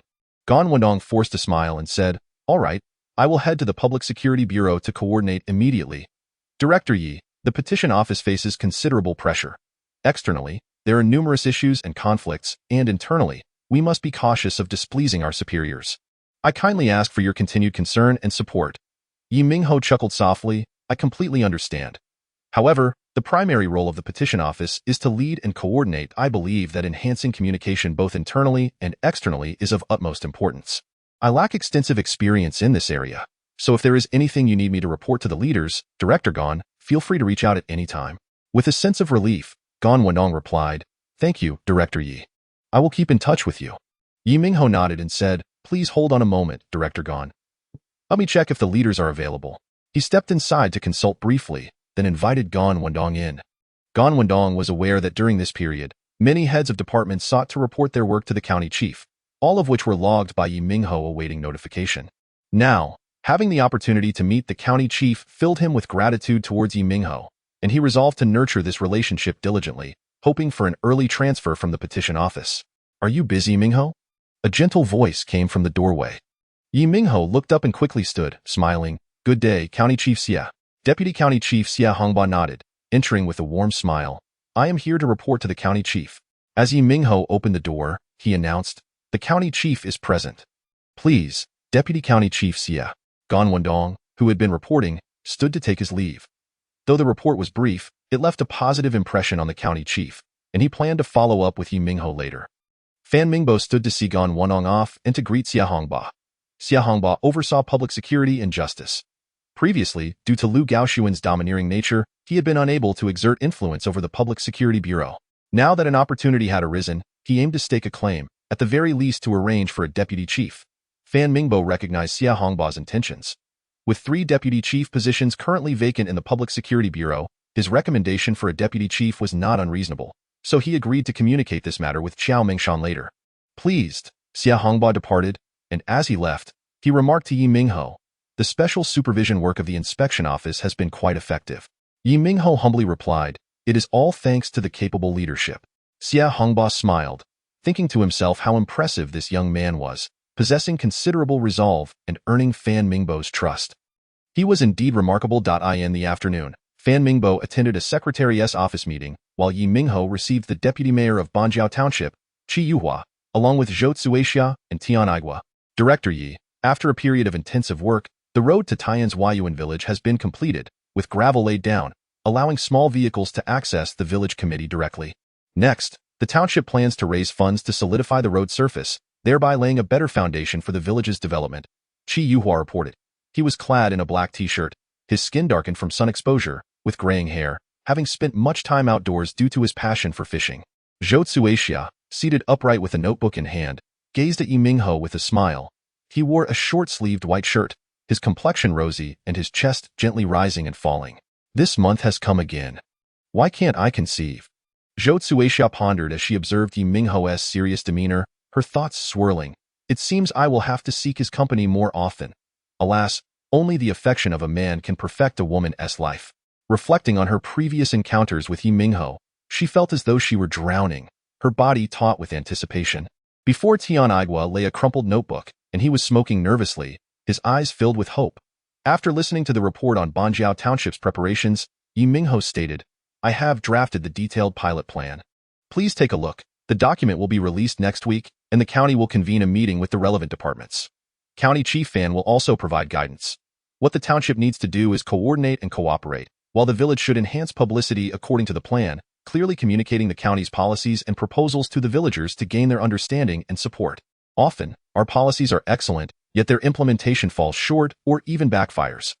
The crux lies in the layers of implementation losing their integrity, inadequate policy dissemination, and sometimes mere perfunctory efforts, with a focus solely on higher authorities while neglecting actual circumstances.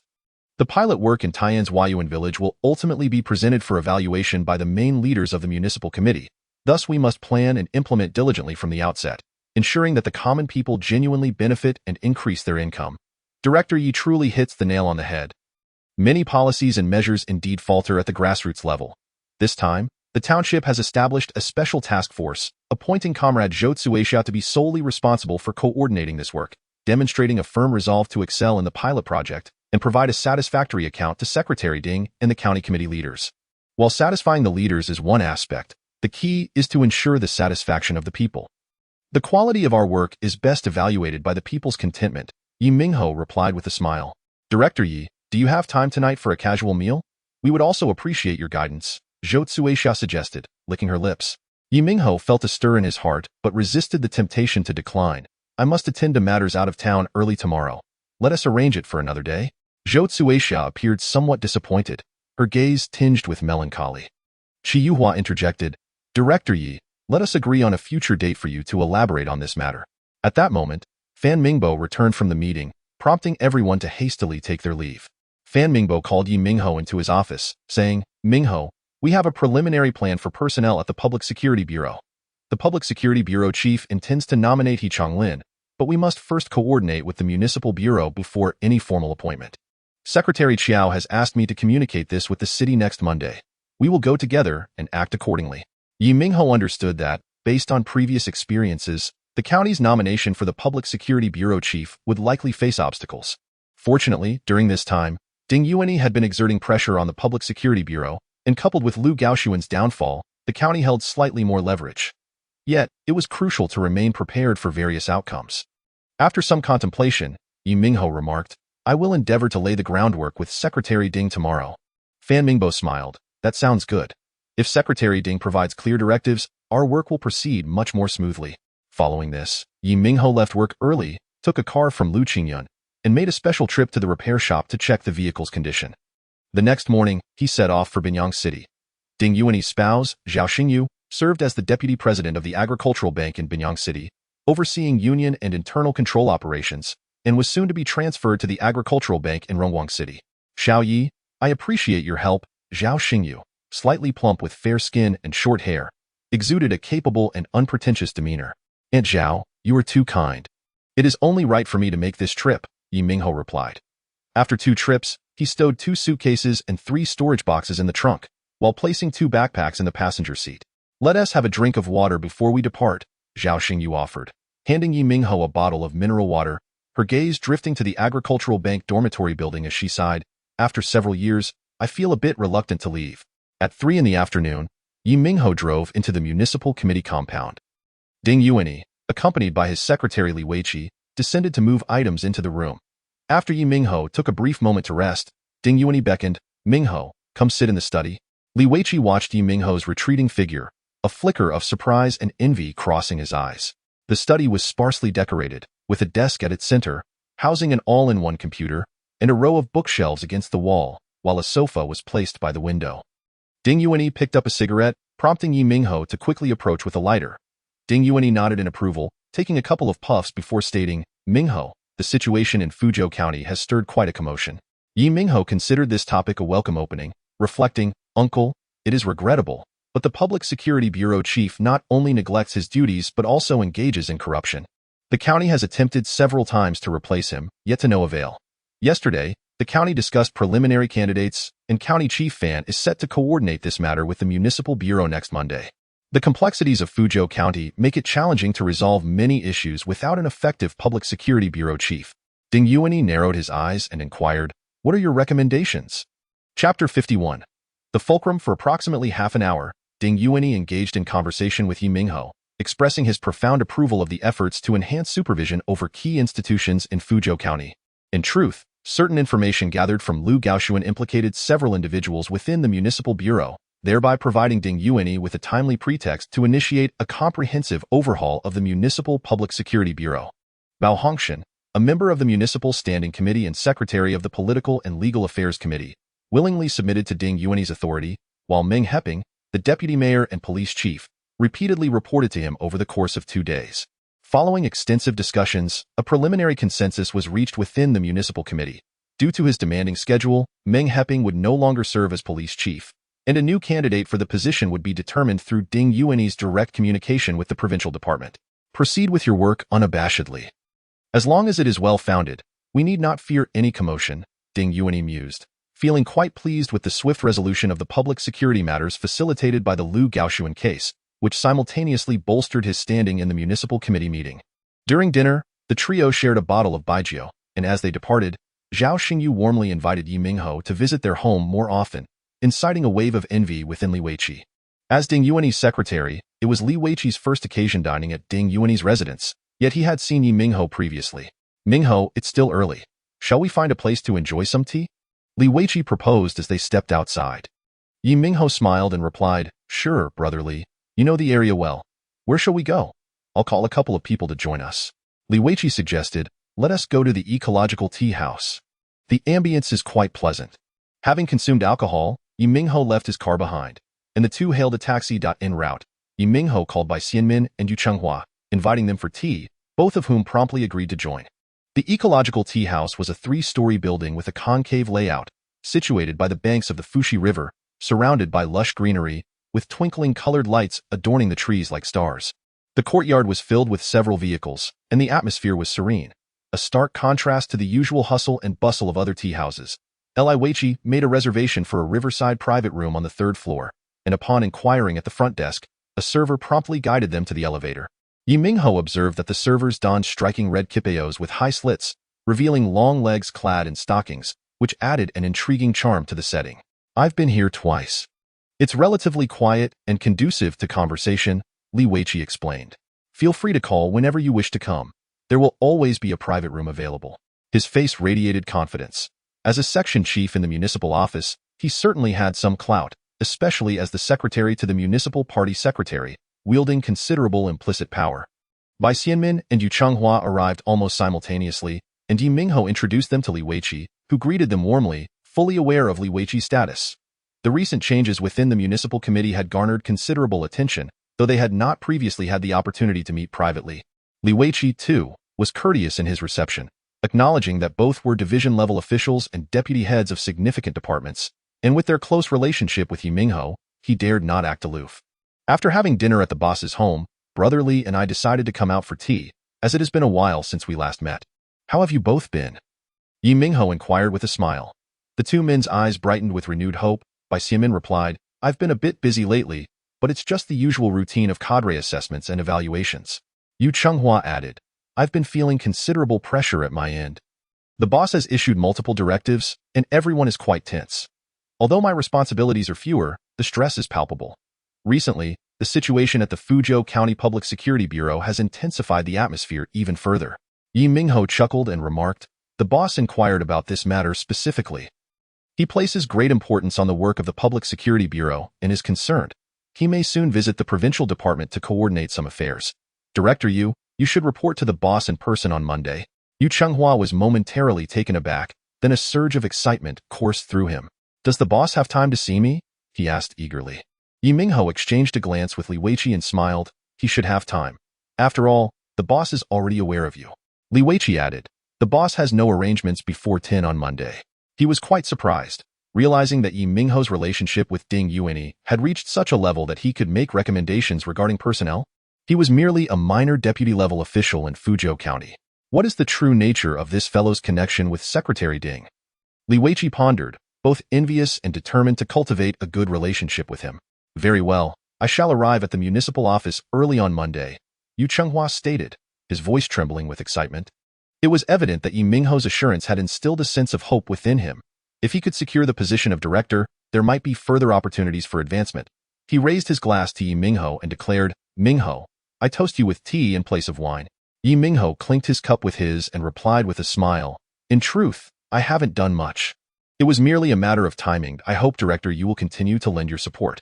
Next week, Director Fan from the county may come to the municipal bureau specifically to discuss the matter of the county's public security director. The county leadership believes that, in light of recent issues, the work of the Public Security Bureau must be strengthened, starting with a capable leader. Yu Changhua nodded, I share that sentiment. With the robust leadership and support of the county committee and government, the work of the county bureau can only improve. Ye Minghao chuckled again and turned to Bai Xianmin, saying, as for the boss, Minister Bai should also take the opportunity to report on his thoughts. Bai Xianmin expressed his gratitude. Thank you for the reminder, Minghao. I shall go next week. He then turned to Li Weiqi, saying, please arrange a suitable time, Brother Li. Li Weiqi contemplated for a moment and replied, the boss has no commitments on Tuesday afternoon. Thank you, Brother Li. Bai Xianmin noted the time. Although secretaries could not dictate their superiors' decisions, the information they shared was invaluable, yielding significant results with minimal effort.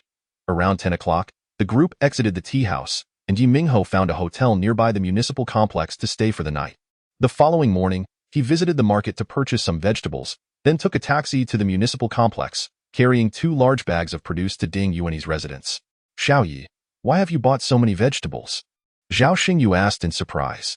Ye Minghao replied, Aunt Zhao, I drank last night and left my car downstairs. On my way this morning to retrieve it, I happened to stop by the market and picked some up. Zhao Xingyu offered, how much did it cost? I'll pay you. Ye Minghao declined, saying, no need, it's just a small amount. It hardly matters. Master Uncle Aunt Zhao, I shall take my leave now and not disturb your rest. As Zhao Xingyu escorted Ye Minghao to the door, she turned to Ding Yuanyi and remarked, this young man is quite astute, neither servile nor arrogant. He is a promising talent. Ding Yuanyi smiled and replied, indeed. He is a favored disciple of Master Wei, and the last time I visited Master Wei's home, he was also present. I observed that he possesses ambition, courage, and a readiness to take initiative. He is a well-prepared young man. I sense that Master Wei intends to nurture him well in a few days. I plan to invite Master Wei to dinner in the province and will prepare to bring him along. Although he is merely a deputy-level official, he serves as a valuable fulcrum, capable of influencing matters at the provincial, municipal and county levels. Chapter 52. Car vandalism. Upon exiting the municipal community, Ye Minghao drove straight back to the county. During the journey, he called Lu Qingyun to return the car. Lu Qingyun mentioned that he was meeting He Changlin at Imi Yangwang for tea and urged him to hurry over for lunch together. With the air conditioning on and music playing, Ye Minghao's spirits were quite elevated. This visit to the city had proven to be immensely fruitful for him. Ding Yuan had expressed complete trust in him, encouraging him to venture boldly and showing a willingness to consider his suggested candidates without hesitation. With the formidable backing of the municipal party secretary, Ye Minghao brimmed with confidence and determination. Imi Yangwang is situated at a crossroads on the eastern section of Fuzhou Avenue, surrounded by banks, clothing stores, and dining establishments, with painted parking spaces lining the roadside. While Ye Minghao was adept at driving, his parking skills left much to be desired, particularly when it came to parallel parking. Spotting a vacant space, he activated his hazard lights, maneuvered his vehicle to align with the A-pillar of the car in front, shifted into reverse, and began to back up slowly while turning the steering wheel sharply. Vroom! At that moment, a sports car sped towards him, veering sharply to claim the parking spot, its body angled awkwardly. The bald man behind the wheel, adorned with a large gold chain, shouted arrogantly, "Hey, I've taken this spot, move aside." Ye Minghao slammed the brakes, his expression defiant as he retorted, "Are you blind? Can't you see I'm parking? Hurry up and clear out." The man, undoubtedly aware of the true cause of Chen Guangrong's demise, might serve as a crucial lead in the investigation. Furious, the bald man glared back, "You're asking for it. I am in a good mood, so get lost." With a cold chuckle, Ye Minghao engaged the handbrake, exited the vehicle to lock the doors, and stood aside as he dialed, "Brother He, I'm at Imi Yangwang. Someone is trying to steal my parking space and is being quite aggressive. They even threatened to resort to violence. Please bring a few brothers over quickly." He Changlin, second in the He family hierarchy and often referred to as He heir, was preparing to head to Imi Yangwang when he received Ye Minghao's call. Sensing trouble, he immediately contacted Vice Captain Chi Tongwei of the Criminal Police Brigade, instructing him to mobilize his team without delay. Well, someone's more arrogant than me," the bald man fumed, dialing for reinforcements as he exited his car. Retrieving a baseball bat from the trunk, he charged forward, violently smashing the Jetta while shouting, "I'll teach you a lesson for trying to steal." Before long, the Jetta was left in ruins, its windows shattered, and its body marred with dents and dings. Ye Minghao pocketed his phone, observing the approach of an armored police vehicle with a smirk. "My people will be here any moment. You'd better not run." The bald man swung the bat dismissively, sneering, "Ha! I am waiting. Let us see what you can do." Just then, a van sped up, skidding to a stop. The doors flung open, and 6 burly men, all sporting crew cuts and clad in black t-shirts, shorts, and sneakers, jumped out, wielding steel pipes. They rushed forward in unison, asking, "Boss, who are we targeting?" "Ha! My crew has arrived. And you? Where are your boys? Today, I'll make it so your mother wouldn't recognize you." The bald man laughed triumphantly. "Hurry up, or I might lose patience and take advantage of the odds." A smile of satisfaction spread across Ye Minghao's face. This was clearly a gang, likely with a history of criminal activities that could be investigated. "What are you doing?" "I've called the police," came a commanding voice. Pan Tingting stormed over, glaring fiercely at the group. Standing protectively in front of Ye Minghao, she exuded an aura of youthful vitality, dressed in a light pink midi dress cinched at the waist with a white belt, her slender figure accentuated by a pair of white sneakers and skin-toned stockings that clung to her shapely calves, captivating the attention of onlookers. Her courage to confront the gang stirred something in Ye Minghao, who gently pulled her aside, reassuring, "It's all right. I've called for help." "Ha! A little lady has come to play. Brothers, take them away and teach them a lesson." The bald man grinned maliciously. "A girl delivered to my doorstep? I won't let this opportunity slip by." Pan Tingting's face turned pale, and she stumbled back into Ye Minghao's embrace. A waft of fragrance enveloped him as he felt her surprisingly firm figure. He instinctively drew her behind him, softly stating, "Don't be afraid." At that moment, the armored police vehicle arrived, halting abruptly. Armed officers disembarked, led by Chi Tongwei, who bellowed, "Don't move. Drop your weapons." "Shit." The bald man stood dumbfounded. The gang members exchanged nervous glances, hastily discarding their pipes and squatting with their hands clasped behind their heads. They contemplated fleeing but were deterred by the sight of Chi Tongwei's firearm. Having experience in such matters, they knew that compliance would likely result in less severe consequences, especially since they hadn't yet engaged in any violence. A few officers produced handcuffs, securing the gang members. The bald man shouted defiantly, "You've got guts, kid. I'll remember you." Ye Minghao merely smiled faintly. The man was likely overestimating his chances for revenge. Just then, a taxi pulled up, and He Changlin exited, striding over and calling out, "Director Ye, are you all right?" "I'm fine, but my car has been vandalized," Ye Minghao replied. These individuals clearly exhibit the demeanor of the Gray Gang. They must have committed numerous offenses that warrant thorough investigation. "Hey, don't make baseless accusations," the bald man yelled from the ground, glaring threateningly. "Watch your mouth, or you'll regret it." Ye Minghao gestured to He Changlin. "See how brazen they are, even in front of the police. They openly threatening a government official. Officer He, we must investigate these individuals and uncover the extent of their misdeeds. I will keep a close watch on this.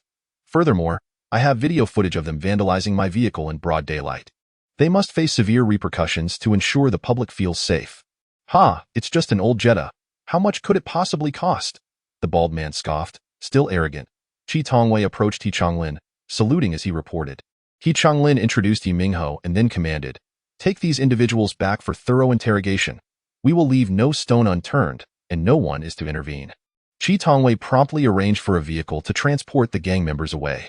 With the position of chief of the criminal police brigade currently vacant, he was eager to make a good impression, knowing that handling this incident effectively could lead to his permanent appointment. "Officer He, the bald man is the key informant regarding the car accident I mentioned earlier. We must dig deeper," Ye Minghao stated gravely. "I anticipate that many will attempt to interfere, so we must withstand the pressure and ensure that our investigators are reliable." He Changlin patted his chest confidently. "Rest assured, everyone I employ is trustworthy.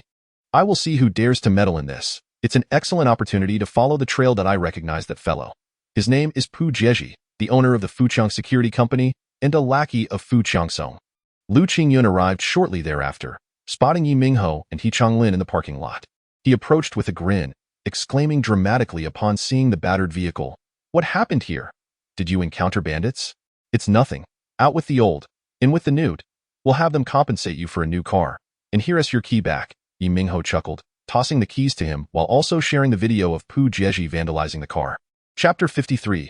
A charming young woman, Director Yi. "If there's nothing else, I shall take my leave," Pan Tingting said with a radiant smile, her voice sweet and melodious. Ye Minghao nodded, responding, "Very well, you may head back. I appreciate your assistance today." "I hardly did much," Pan Tingting replied with a playful pout, revealing a mischievous smile. "However, if Director Yi were to invite me to dinner, I would certainly have the time." Ye Minghao couldn't help but chuckle. "All right then, I shall treat you another day." Lu Qingyun interjected with a grin. "Rather than waiting for another day, why not seize the moment? Let us dine at Emi Yangguang for lunch." Ye Minghao shot him a glance. "But we still have matters to discuss." Pan Tingting quickly interjected, "No worries, I'll take a stroll around the mall and return around 11. Given her insistence, Ye Minghao felt it was impolite to refuse. "All right, enjoy your shopping, and do come back later." "Great. See you soon."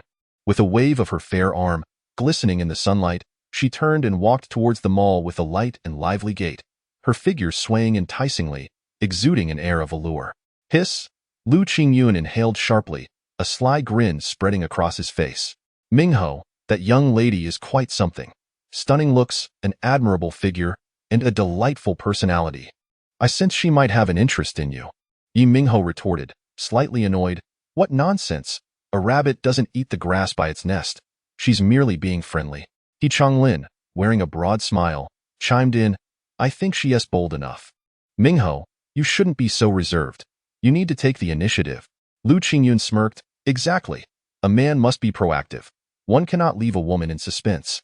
As the conversation took a turn, Ye Minghao raised his hand in exasperation and said seriously, "Let us not digress. We need to go upstairs for tea.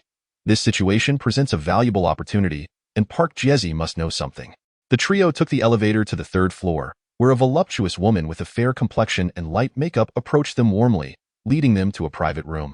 With a cheerful demeanor, she remarked, "Director He, it's been ages since you've attended to my business.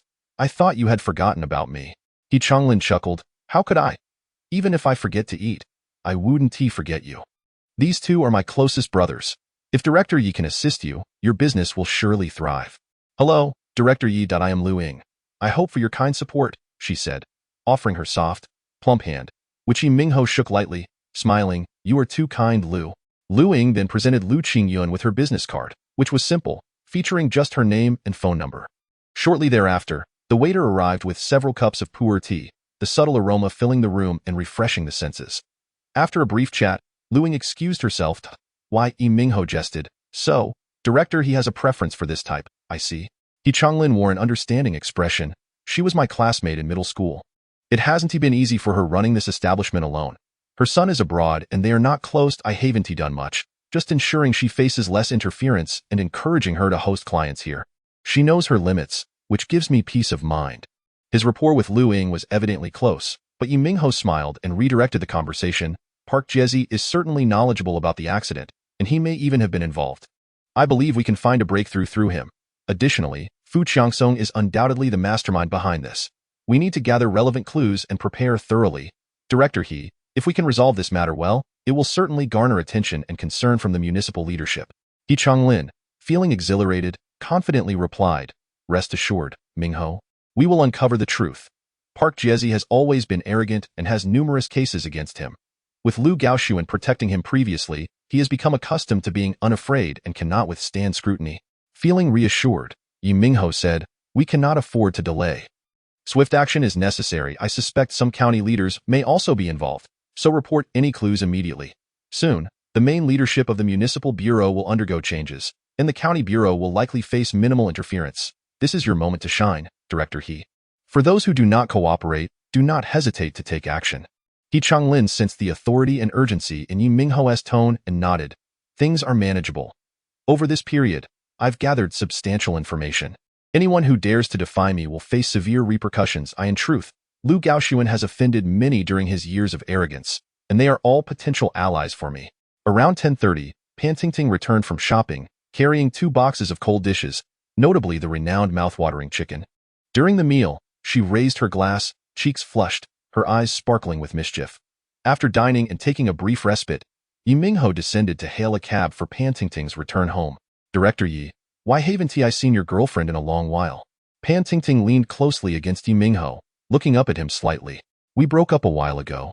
After I was reassigned to Banqiao Township, she wasted no time in leaving me," Ye Minghao replied, feeling a slight warmth from his proximity to Pan Tingting. Pan Tingting gasped in surprise, a glimmer of delight flickering in her eyes as she exclaimed, "Oh, really? She is rather superficial. Now that you've risen in status, hasn't she attempted to reconcile?" "Humph, a good horse doesn't eat from the same pasture twice. I've already blocked her." "Exactly. There are plenty of fish in the sea. See, there's a famous saying that within 5 steps, there must be fragrant grass. I believe in you. You will undoubtedly find a more outstanding girlfriend. Thank you for your kind words. After this experience, I've gained clarity about some individuals and situations. From now on, I shall leave everything to fate." "Hee, why do you sound as if you've transcended worldly concerns?" "My dear Director Yi, life is so beautiful. You should embrace joy and sunshine. You have a stunning beauty right in front of you."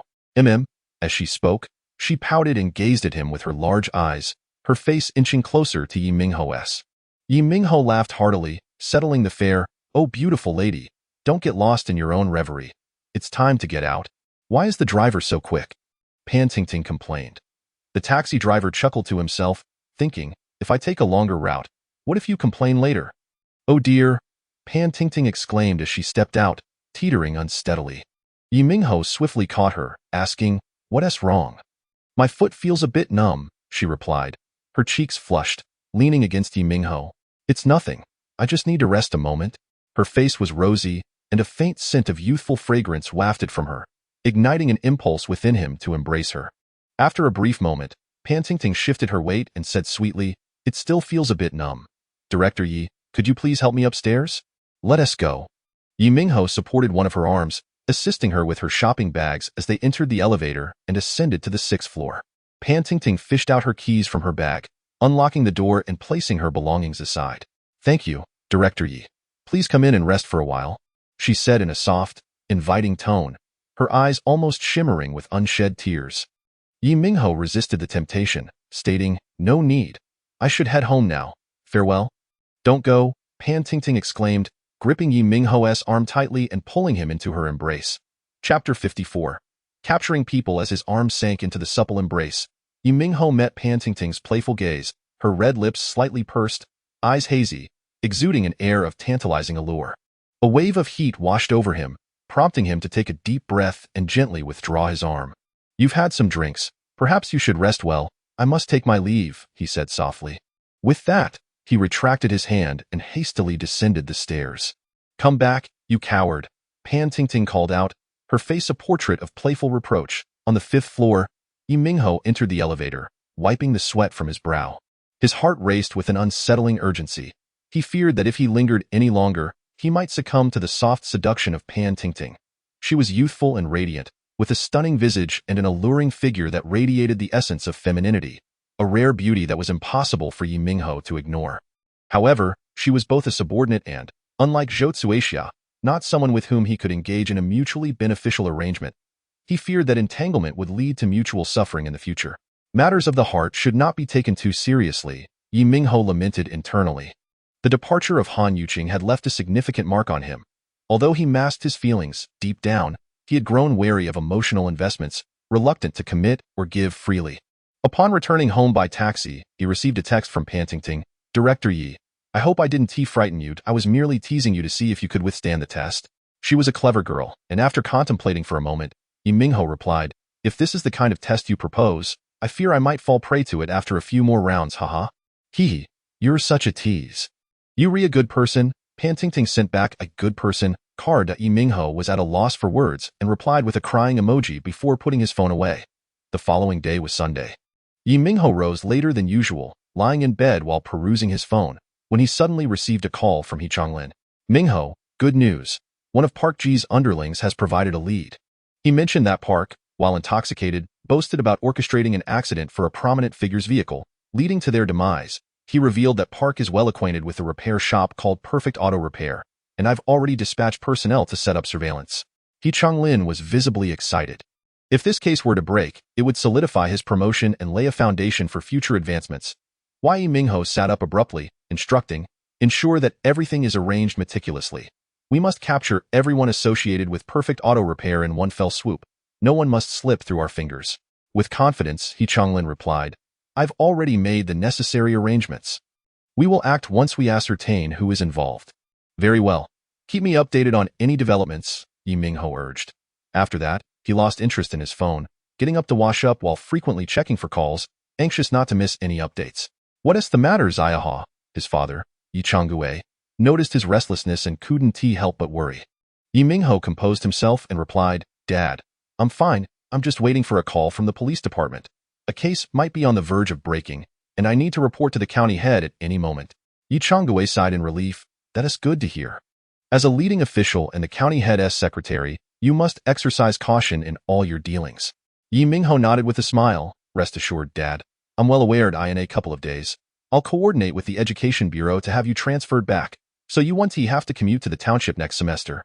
Ye Changue accepted this, recognizing his son had achieved a deputy-level position, equivalent to Director Tian of the Education Bureau, and such minor matters shouldn't pose much trouble. After years of early mornings and late nights commuting between the county seat and the township, he was indeed weary. During this time, his mother, Zhou Xiaofan, had taken a leave from her job to fully devote herself to establishing a supermarket, diligently overseeing the renovation site with great enthusiasm. After chatting with his father for a while, Ye Minghao's spirits stabilized, and he reminded himself to maintain composure and steadiness, regardless of the circumstances. Shortly after 11, He Changlin called again, and Ye Minghao quickly answered. He could sense the gravity in He Changlin's voice, slightly trembling. "Minghao, we've apprehended everyone. One of the mechanics named Lu Runjia has confessed. Park Ji's paid him 50,000 yuan to tamper with the brakes of a vehicle, leading to the accident. He evaded capture for over half a month before returning to work just a couple of days ago. Our analysis suggests that it was indeed County Head Ching's vehicle." Ye Minghao exhaled deeply, feeling as if all his strength had been drained at once. He leaned back against the sofa and said gravely, "Excellent, I will report this to County Head Fan immediately. Make sure to interrogate Park Ji's thoroughly and detain anyone else involved without delay. Let South remain in close contact." He Changlin responded earnestly, "Understood, I'll stay at the county bureau." After hanging up, Ye Minghao took several deep breaths before dialing Fan Mingbo's number. "Minghao, is there something you need?" Fan Mingbo inquired gently. With a serious tone, Ye Minghao replied, County Head. The police have confirmed that County Head Cheng's car accident was indeed orchestrated. It was Park Ji's from Fuchang Security who employed a mechanic named Liu Runjia to carry out the deed. Liu has confessed, and the police are currently interrogating Park Ji's. I recommend we swiftly detain Fu Qiangsong. If he escapes, it will be problematic. Fan Mingbo was taken aback, pondering for a moment before responding. Without concrete evidence, detaining Fu Qiangsong at this juncture may be inappropriate. After all, he is a county representative. For now, we should monitor him and await leads from the police before proceeding with formal charges. Ye Minghao felt a sense of helplessness, yet he understood the validity of Fan Mingbo's concerns. I worry that someone in the county might tip him off. Fu Qiangsong will likely learn of this soon. Clearly, attempting to harm a county head implicates significant interests and issues. Park Ji's is certainly not the mastermind. He is merely an executor. Fan Mingbo sighed, Minghao, I recognize your urgency, but this is a serious matter, and certain protocols must be followed. Please collaborate with the police to devise an appropriate course of action. I will promptly report and communicate with Secretary Chiao. Ye Minghao understood his intent and quickly called He Changlin, instructing him to arrange for reliable personnel to keep an eye on Fu Qiangsong to prevent his escape while simultaneously gathering evidence to detain him. Meanwhile, Xiao Mingshan was leisurely sipping tea at a resort when he received Fan Mingbo's call. His expression changed dramatically. He leapt to his feet, knocking over the teacup, soaking his trousers in tea. Is this true? Have we truly apprehended them? What have they confessed? Xiao Mingshan bombarded with questions, his face ashen, without a moment's pause as he rushed outside. The driver, seeing his urgency, promptly went to start the car. Seated in the car, Xiao Mingshan's countenance darkened, akin to the sky before a tempest, his feet trembling slightly. If the county head had been the victim of an orchestrated car accident, he as the county party secretary would bear responsibility. Upon returning to the county committee, seeing Ye Minghao and Fan Mingbo together, Xiao Mingshan's brows furrowed even deeper. What is the current situation? Fan Mingbo took a deep drag from his cigarette, glancing at Ye Minghao before saying, Minghao, you should explain. Certainly, Secretary, County Head. Here is the situation. Ye Minghao detailed the matter comprehensively, concluding with a recommendation. Considering the relationship between Park Ji's and Fu Qiangsong, I suggest we detain him promptly. If he escapes, it may be difficult to account for. While there was currently no evidence linking Fu Qiangsong to the orchestration, Ye Minghao firmly believed he was the one pulling the strings behind the scenes. Before long, He Changlin called to report new developments regarding the incident involving Fujian Company, which had resulted in the deaths of a family of 5. I understand. Continue the interrogation, Ye Minghao instructed, hanging up the phone, his gaze resolute. From this moment forward, the darker side of Fujian Industries was poised to be unveiled. Could Ma Qianhui truly evade justice? Chapter 55. Elevating you to the deputy county level, Secretary Ding has instructed that a thorough investigation must be conducted, regardless of who is involved. We must pursue it to the very end. The city will also dispatch a special task force to the county for guidance, Xiao Mingshan stated with a dark expression after finishing his call. Fan Mingbo's face was grave, and his tone heavy as he remarked, Mayor Tian has demanded strict and swift action while also emphasizing the need for confidentiality. We must remain vigilant about public opinion to prevent any adverse societal repercussions. Ye Minghao silently absorbed the conversation, clearly noting the differing demands of the two principal leaders from the municipal committee. Ding Yuanyi favored a stringent investigation, while Tian Wanbang leaned towards speed and secrecy. One could understand the rationale behind this. After all, Ding Yuanyi, having recently arrived, quickly uncovered this major case and naturally wished to clean house thoroughly to heal the wounds.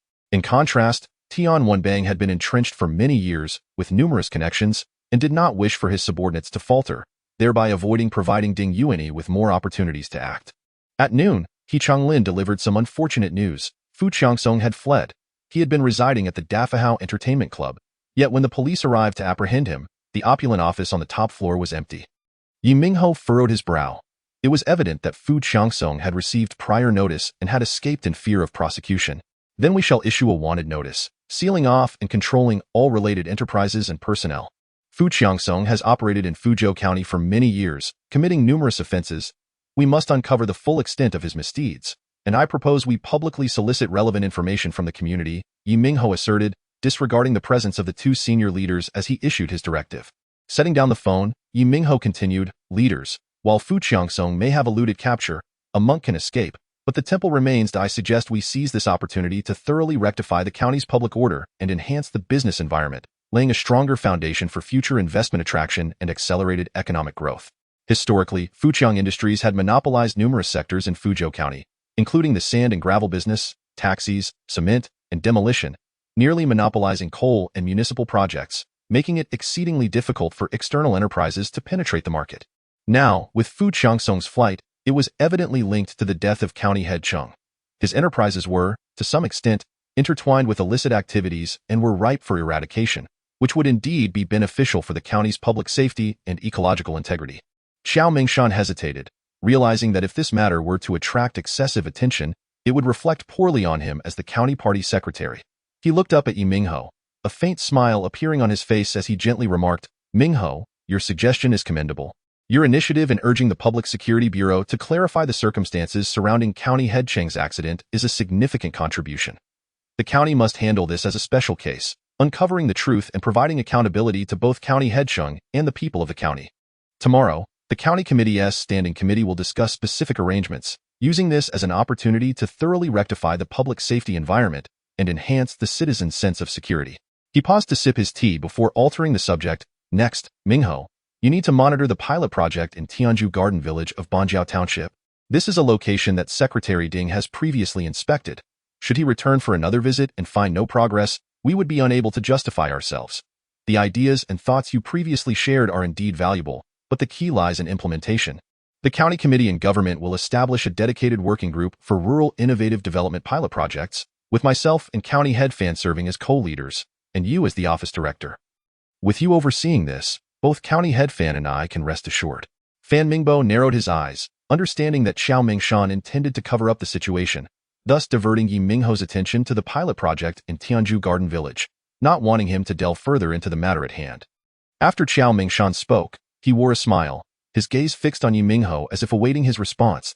While Ye Minghao was acutely aware of the underlying implications, his tone grave as he replied, "Secretary Qiao, County Head Fan, reflecting on County Head Cheng's situation fills me with dread. I often wake in the middle of the night, pondering that had I been with County Head Cheng at that moment, I too would not have escaped. Moreover, what could possibly be at stake that would compel them to brazenly conspire against the county head? Their audacity raises the question of whether they would dare to act a second time. Contemplating these matters often disrupts my sleep. Now that we have made a breakthrough, it is imperative that we resolve this matter to alleviate the unease that plagues us. As for the pilot project in Tianju Garden Village, I shall fully comply with the county's unified arrangements." Qian Jianjun silently observed from the side, his expression one of disbelief as he scrutinized Ye Minghao, pondering why Secretary Qiao's stance was so evident. Yet this young man remained so resolute. What could he possibly be relying upon? Xiao Mingshan's expression darkened as he reflected for a moment before declaring, "Minghao's concerns are not unfounded. This matter must be investigated thoroughly, and all involved parties must be brought to justice. Of course, Mayor Tian's directives are equally crucial. Fuzhou County's development is at a pivotal juncture, with merely 4 months remaining in the year. We cannot allow our work to falter, lest we find ourselves at the bottom of the year-end assessments." Fan Mingbo glanced at Ye Minghao and nodded. "Indeed, time is of the essence. I have prepared a comprehensive plan to bolster investment attraction, with each department and township setting clear targets, monitoring progress, and signing responsibility agreements. Should we fail to achieve these goals by year-end, it will be reflected in unit assessments and cadre evaluations. Additionally, the bottom 5 performing units and townships must report to the county cadre meeting. Secretary Qiao, time waits for no one. The success of our economy hinges upon the effectiveness of our investment attraction efforts, and this must be undertaken under the unified leadership of the county committee, mobilizing all cadres to take proactive action. I recommend we discuss and finalize this tomorrow." Ye Minghao took a sip from his teacup, understanding Fan Mingbo's intent to compel Xiao Mingshan to take a definitive stance. Xiao Mingshan's indecisive nature often led him to tread cautiously, seeking balance and avoiding conflict. This had been a significant factor in Fuzhou County's lackluster development over the years. It was precisely this hesitation that allowed individuals like Ma Qinhui's faction to grow increasingly brazen. With a composed expression, Xiao Mingshan lifted his cup, then set it down, contemplating for a while before resolving, "Very well, tomorrow we shall convene." The pilot project in Tianju Garden Village will also be included in the arrangements. Fan Mingbo let out a sigh of relief. Once this plan was disseminated as a decision of the county committee's standing committee, he would be able to wield his authority and take decisive action. In the evening, He Chonglin arrived at the county government to report on the progress of the case investigation. The Public Security Bureau had responded swiftly and was working diligently, having already apprehended 27 related suspects. The county's Public Security Bureau had issued a wanted notice for the fugitive Fu Qiangsong and requested a reward of 100,000 yuan for a nationwide Class A wanted notice. Xiao Mingshan expressed his full approval and commendation for the Public Security Bureau's efforts, instructing He Changlin to maintain momentum and pursue the investigation thoroughly while ensuring confidentiality and managing public opinion.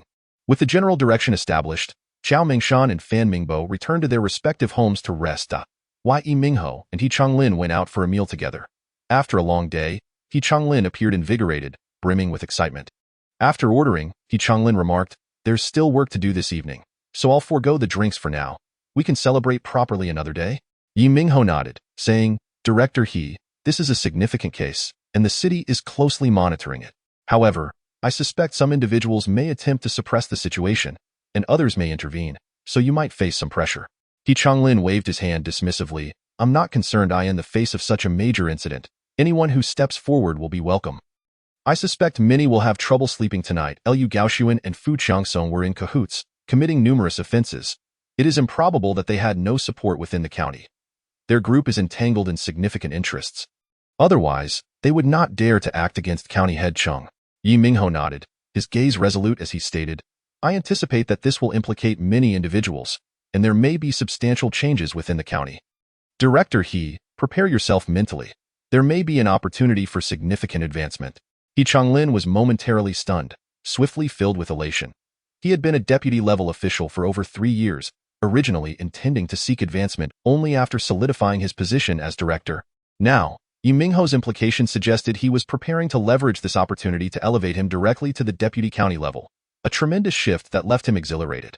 Just a few days prior, he had invited Song Guoqiang to dinner, subtly inquiring about Ye Minghao's background. Although Song Guoqiang did not speak explicitly, the information he revealed left He Changlin astounded. It appeared that Ye Minghao had played a pivotal role in Fan Mingbo's bid for the county head position. With this in mind, what did he have to fear about his future while aligning himself with Ye Minghao? Suppressing his excitement, He Changlin raised his teacup and declared, "Minghao, I toast you with tea in place of wine. I will say no more. I will follow your lead in all matters, and together, we shall forge a successful career." Chapter 56. Out in the open for many, it was a night devoid of slumber. The Public Security Bureau was ablaze with light as He Changlin summoned a team of capable personnel to conduct intensive interrogations of the apprehended suspects through the night, determined to unearth more valuable leads. Others were engaged in incessant phone calls, probing for information, strategizing, or convening in hushed gatherings to devise countermeasures. At dawn the following day, as Ye Minghao had only just risen, He Changlin's call rang through, announcing significant breakthroughs from the previous night's questioning. This implicates Deputy County Head Yu Qianlong and Yo Mulin. They facilitated municipal project contracts for Fujiang Industries, not only accepting bribes but also indulging in the illicit services arranged by Fu Qiangsong at the Grand Fortune Entertainment Center. We discovered some recordings in a concealed safe. The footage is quite disturbing, along with videos of their transactions. Ye Minghao pondered for a moment before inquiring, "Aside from the two of them, is there anyone else?"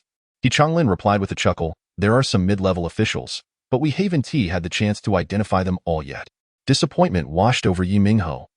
Why was Ma Qianhui not implicated? Given his ties with Fu Qiangsong, it was implausible that he hadn't availed himself of the services at the Grand Fortune. "All right, expedite your report to Secretary Qiao so that we can take the next steps." After hanging up, Ye Minghao entered Fan Mingbo's office to relay the news. Fan Mingbo nodded in approval, a smile gracing his lips. "Minghao, you have indeed accomplished a great feat this time. Although Fu Qiangsong has fled, we have uprooted his network in Fuzhou County. This is a boon for the county, purifying our cadre and enhancing the business environment. I have conferred with Secretary Qiao. Once we resolve these matters, Fuzhou County can advance unencumbered and focus on economic development, which is our primary task at present." In the wake of this operation, Fu Qiangsong's interests in Fuzhou County had been thoroughly dismantled. While it was regrettable that evidence against Ma Qianhui was lacking, his influence had nonetheless been significantly curtailed. Fan Mingbo felt a surge of elation, regarding Ye Minghao with admiration. He was undoubtedly a valuable asset, not only instrumental in securing the position of county head, but also in carving a path through adversity, facilitating the execution of future tasks. Even Xiao Mingshan seemed inclined to make concessions. Under normal circumstances, the county party secretary would oversee personnel matters, firmly controlling key positions within the county and townships. However, Xiao Mingshan had indicated a desire to collaborate on arrangements, provided that the situation was swiftly resolved and the county's operations returned to normalcy. This aligned with Fan Mingbo's interests. While a certain level of upheaval was necessary, excessive turmoil could breed discontent. Leveraging the cases of Lu Gaoxuan and Fu Qiangsong, Fan Mingbo planned to place his own people in significant positions, ensuring that forthcoming endeavors would proceed more smoothly. This was his greatest gain. As a county head, delivering exemplary political performance was paramount, and a stable, harmonious environment served as the foundation for such achievements. Fan Mingbo glanced at the time and instructed Ye Minghao to notify the deputy county heads of a meeting at 10:30 to primarily discuss enhancing investment attraction strategies and the pilot program for Taiyan's Huayuan village. Ye Minghao first proceeded to Ma Qianhui's office, where he found him sporting dark circles under his eyes, a clear indication of sleepless nights. "County head Ma, do take care to rest. Your exhaustion would be a loss for the people of Fuzhou County," he remarked with a wry smile as he prepared to leave. Qianhui shot him a glare, his anger palpable, and with a huff, he dismissed Ye Minghao without a word. Moments later, Gao Rini outside heard the sound of a teacup shattering and felt a wave of anxiety wash over him. Qianhui had been in a foul temper lately, frequently lashing out, making every day a trial. "Are you deaf?" Ma Qianhui's voice, dark and brooding, echoed through the room. Gao Rini trembled, hastily rising to fetch a pre-prepared teacup and carefully brewing another cup of tea, placing it cautiously on Ma Qianhui's desk. Then, he bent low, sweeping up the shards of glass from the floor, his heart racing with anxiety. He feared an outburst from Ma Qianhui could see him punished, the scar on his forehead still fresh as a reminder of previous encounters. "Damn it, how did I end up so unlucky?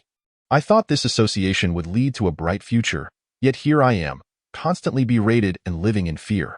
When will this end?" A wave of desolation washed over Gao Rini. Ye Minghao, in high spirits, arrived at the office of Wang Lianyun, the county's standing committee member and deputy head. Wang Lianyun greeted him with a smile. "Minghao, with all your responsibilities, there's no need for a formal notification for a mere meeting. A quick call or text would suffice." Ye Minghao replied with a grin, "County head Wang, no matter how busy I may be, I cannot overshadow the leadership's obligations. I understand the protocols, and besides, it is my duty." Wang Lianyun regarded him with appreciation. "Your work ethic is commendable. If everyone were like you, our tasks would be far easier."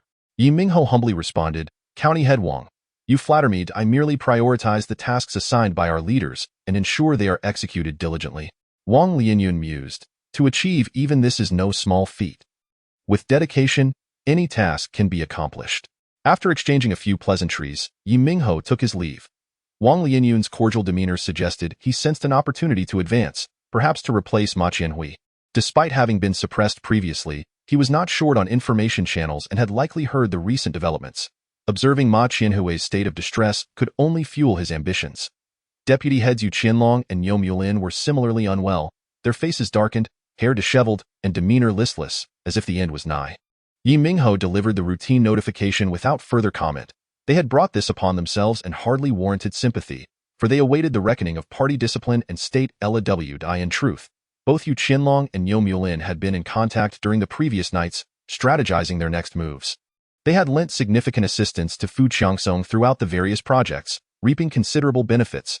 With Fu Qiangsong's downfall, their exposure was imminent, and their only hope lay in his continued evasion of capture, which could allow them to escape unscathed. Yet, with reports emerging of the police uncovering substantial evidence at the Grand Fortune, sleep eluded them as they pondered the implications.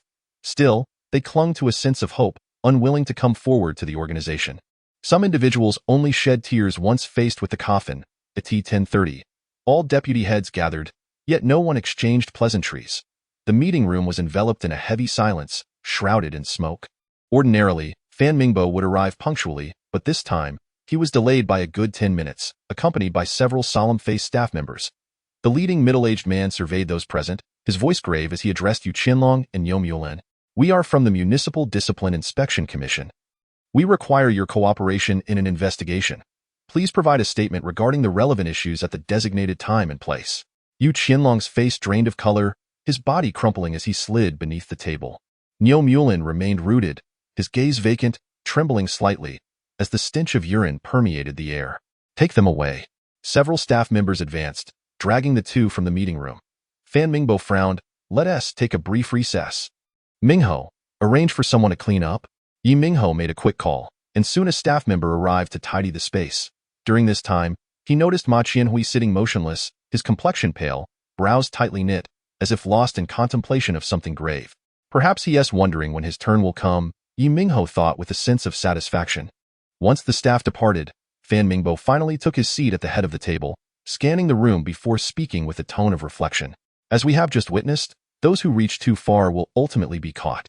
Yu Qianlong and Ye Minghao's violations of regulations have been exposed, so let this serve as a cautionary tale. I hope everyone will take heed, adhere strictly to regulations, maintain integrity in governance. County Head Ma, would you care to comment? Ma Qianhui appeared taken aback, his expression darkening further. After a moment of silence, he muttered, County Head Fan speaks wisely. We must all comply earnestly. Fan Mingbo nodded. As for the matters concerning Yu Qianlong and Ye Minghao, let the Municipal Discipline Inspection Commission conduct their investigation. The work of the county cannot falter. County Head Wang, please take charge of their portfolios temporarily until we can make further adjustments. Wang Lianyun acquiesced to the arrangement. Subsequently, Fan Mingbo continued, today's meeting primarily concerns two proposals. The county government must reach a consensus before presenting them to the County Committee Standing Committee this afternoon. Moving forward, we need to establish procedural rules. Relevant topics must first be discussed and agreed upon in the office meeting before being brought to the Standing Committee. As Fan Mingbo articulated his points, it became evident to all that he was methodically consolidating power within the county government. Having previously garnered Wang Lianyun's support, the public dual regulation of the two deputy heads by the Municipal Discipline Inspection Commission was evidently a calculated move on his part, intended to instill fear among the ranks. Observing Ma Qianhui's disheveled state, devoid of any semblance of opposition, only reinforced this notion. In less than a month since his appointment, Fan Mingbo had deftly seized control of the county government, showcasing remarkable acumen. Meanwhile, the eyes of the assembly shifted towards Ye Minghao, diligently taking minutes from his position at the back of the room. All were aware that he was intricately linked to these developments. Previously, while serving as secretary to Chen Guangrong, he had maintained a low profile, but now he appeared transformed. At that moment, Ye Minghao glanced up, meeting the eyes of his peers, a subtle smile gracing his features. Chapter 57.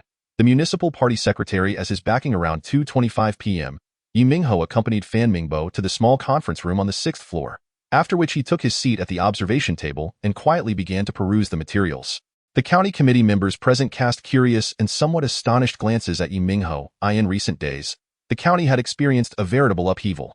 Two deputy county heads were placed under investigation, the police department was effectively dismantled, and the county's wealthiest individual, Fu Qiangsong, had been compelled to flee. A significant number of officials awaited investigation, leading to a palpable sense of anxiety, with some unable to sleep through the night. A special task force from the Municipal Party Committee had entered Fuzhou County, and the county's Disciplinary Inspection Commission had commenced around-the-clock work.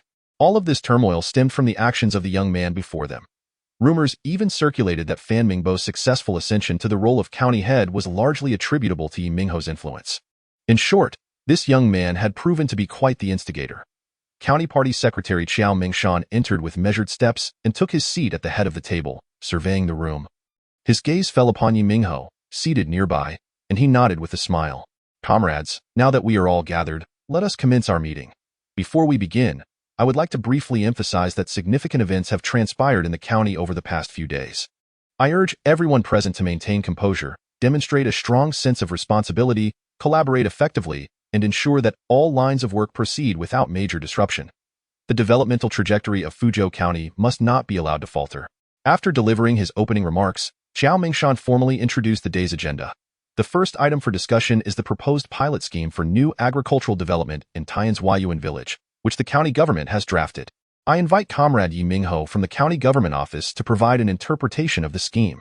Although Ye Minghao was not required to present at the standing committee meeting, Qiao Mingshan had specifically requested his attendance beforehand, citing his familiarity with the situation, and thus Ye Minghao could not decline.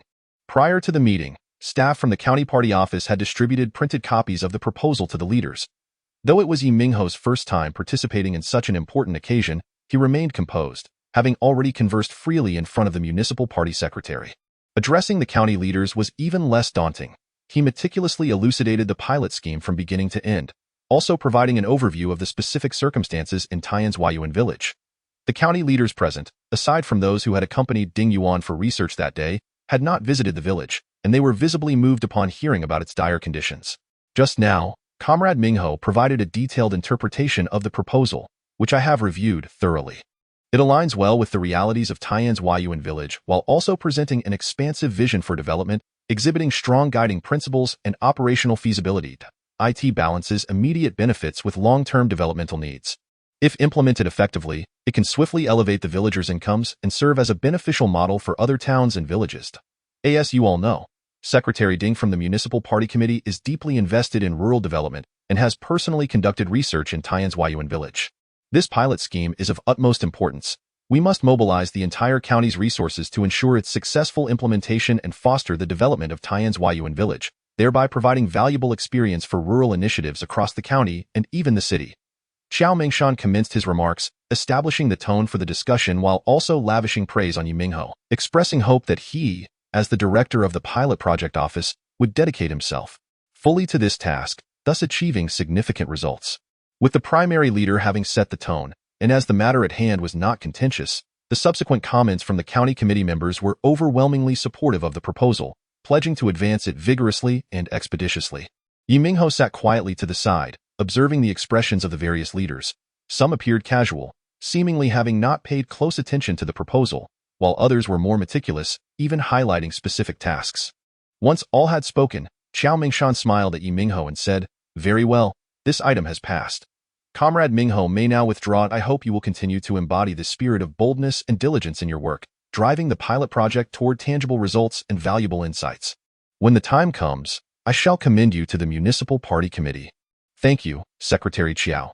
I shall certainly strive to meet expectations," Ye Minghao replied with a slight bow, maintaining a demeanor of respectful confidence as he rose and exited the conference room under the watchful eyes of the leaders. Upon returning to his office and taking a sip of tea, He Changlin entered with a broad smile, casually placing a box of tea leaves on the desk. "I've caught a big fish." Ye Minghao placed the tea leaves in the drawer and inquired, "Who?" "Zhu Kaiquan." He accepted hundreds of thousands. While indulging in the pleasures of wealth, he was caught on tape. No wonder he has been so compliant these past few years. "He's been under someone's thumb," He Changlin said, his eyes sparkling with excitement.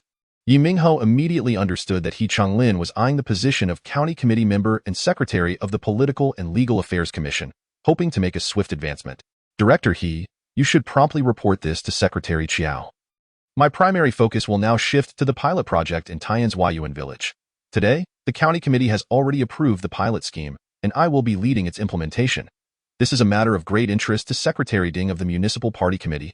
Ye Minghao's words momentarily dampened He Changlin's enthusiasm, his eyes dimming slightly as he forced a smile. "You certainly have your hands full, and leaders appreciate capable individuals like you. Minghao, this opportunity is too precious to let slip away." Ye Minghao nodded. "I understand, but the challenges are indeed substantial. I will do my utmost to advocate for you.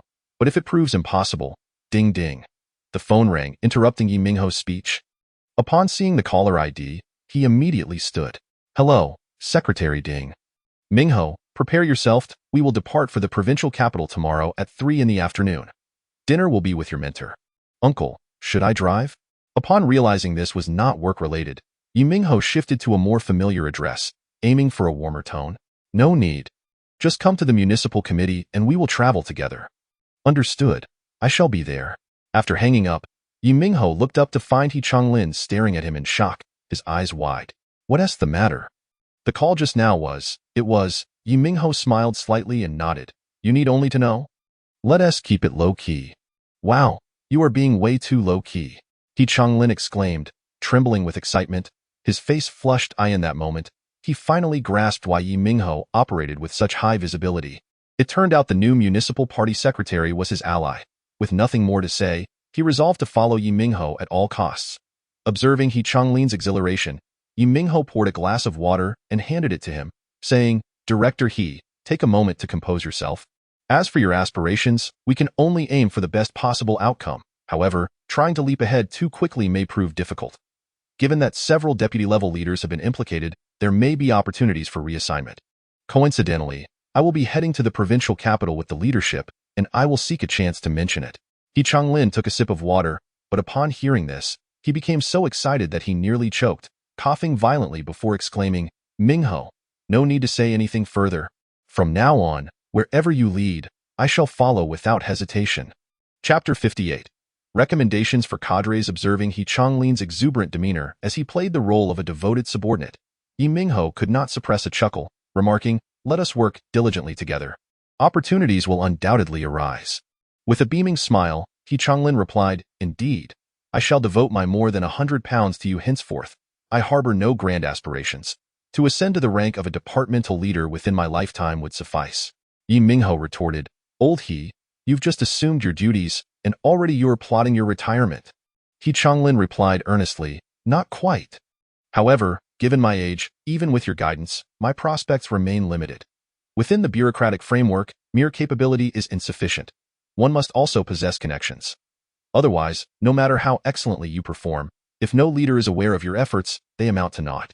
You, being a university graduate with commendable skills and strong abilities, must seize any opportunity and strive for a swift ascent." Ye Minghao recognized the truth in his words. This is indeed a society governed by relationships, where connections serve as a form of productivity.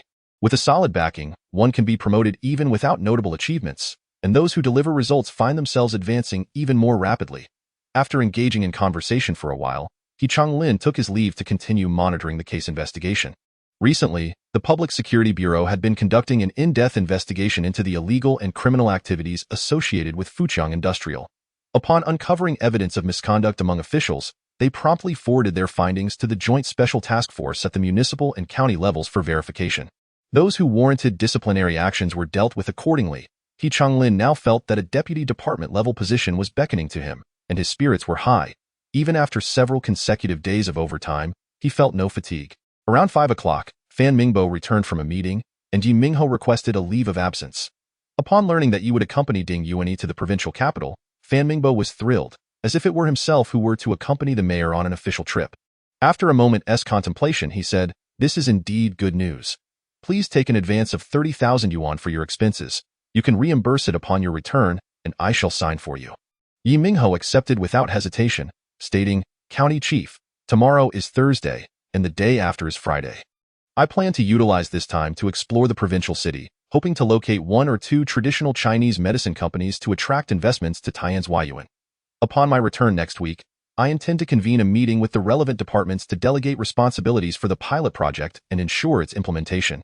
Fan Mingbo nodded approvingly, expressing, "Your approach is commendable. Although the county committee has decided to have you spearhead the pilot project, it does not mean you are to undertake it alone. You must fully leverage the capabilities of the relevant functional departments.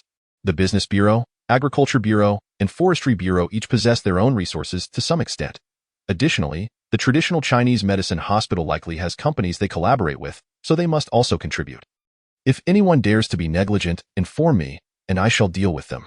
Ye Minghao chuckled, saying, "Thank you, Secretary Fan.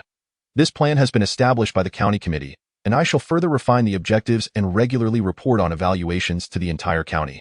Anyone who falters will face public embarrassment." The following morning, Ye Minghao withdrew 30,000 yuan and deposited it into his bank account for safekeeping. Although Ding Yuanyi had mentioned that no preparations were necessary, it was essential to be well prepared when accompanying a leader. After a brief rest at noon, Ye Minghao requested the driver to drop him off at the municipal party committee half an hour early. Upon reaching the 7th floor and entering Ding Yuanyi's office, Li Weiqi was momentarily taken aback upon seeing Ye Minghao, but quickly composed himself, smiling as he said, "The secretary is currently in a meeting. Please take a seat for a while, and I will brew you a cup of tea." Ye Minghao hastily replied, "Li Gu, there's no need for that. I have bottled water, and it will be convenient to drink in the car later." Li Weiqi refrained from pressing the issue further and settled into a chair, observing Ye Minghao's calm demeanor with a mix of envy and jealousy. He was aware that Ding Yuanyi was hosting a dinner for provincial leaders that evening, and he had initially considered volunteering as a server to gain experience. Little did he know that Ye Minghao had been invited as well, leaving uncertain whether he would be permitted to attend the banquet. At around 2:40 p.m., the door opened and Mao Chunhai, the municipal standing committee member and organizational minister, emerged with a beaming smile. Ye Minghao promptly stood to greet him. Mao Chunhai paused momentarily before grinning broadly and patting him on the shoulder, saying, "Comrade Minghao, splendid. I heard you've joined the county government. Work diligently alongside Mingbo.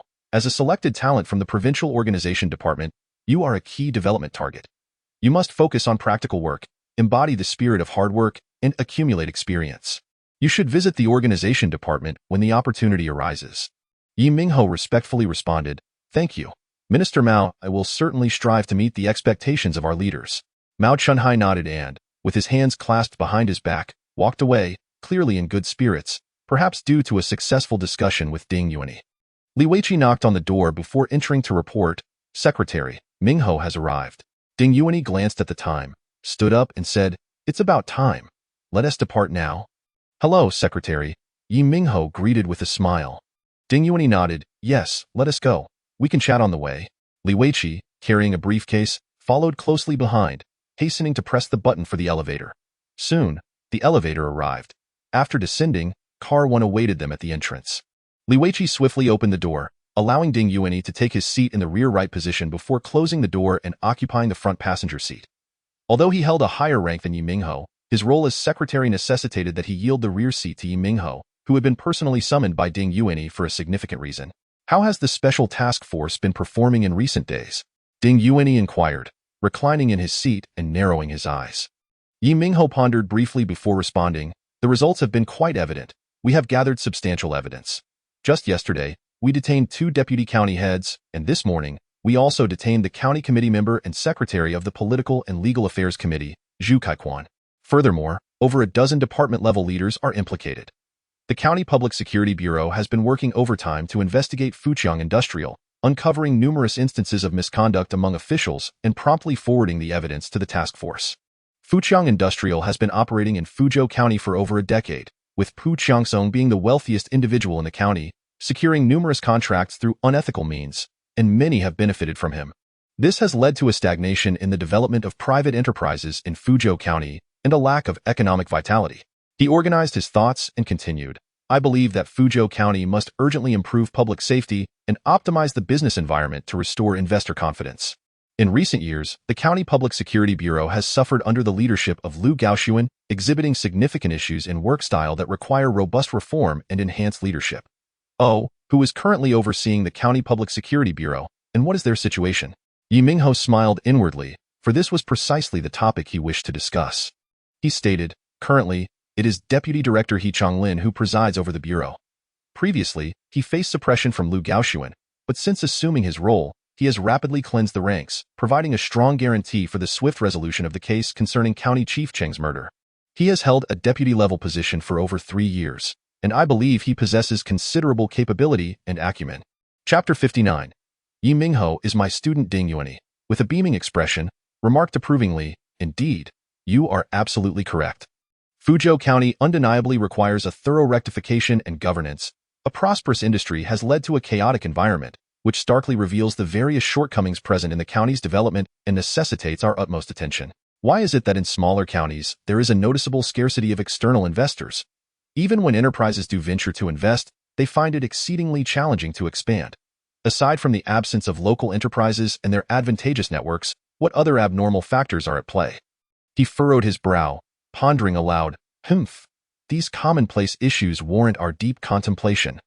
In certain regions, officials proliferate, engaging in rent-seeking behaviors, resulting in an extremely unfavorable business climate that deters external enterprises from entering. Those that do become akin to lambs awaiting slaughter. Is it not true that some areas thrive on nepotism? Your point is profoundly significant. Optimizing the business environment is imperative not only for Fuzhou County but for the entire city, requiring a clear transformation. This is the foundation for effective economic development. What specific ideas do you have? During this period, Ye Minghao has been diligently contemplating this issue, meticulously gathering and organizing practices from various regions, particularly those in the more developed eastern areas, and has conducted a thorough analysis. I propose to approach this matter from 3 perspectives. Firstly, we must transform functions and cultivate a service-oriented government.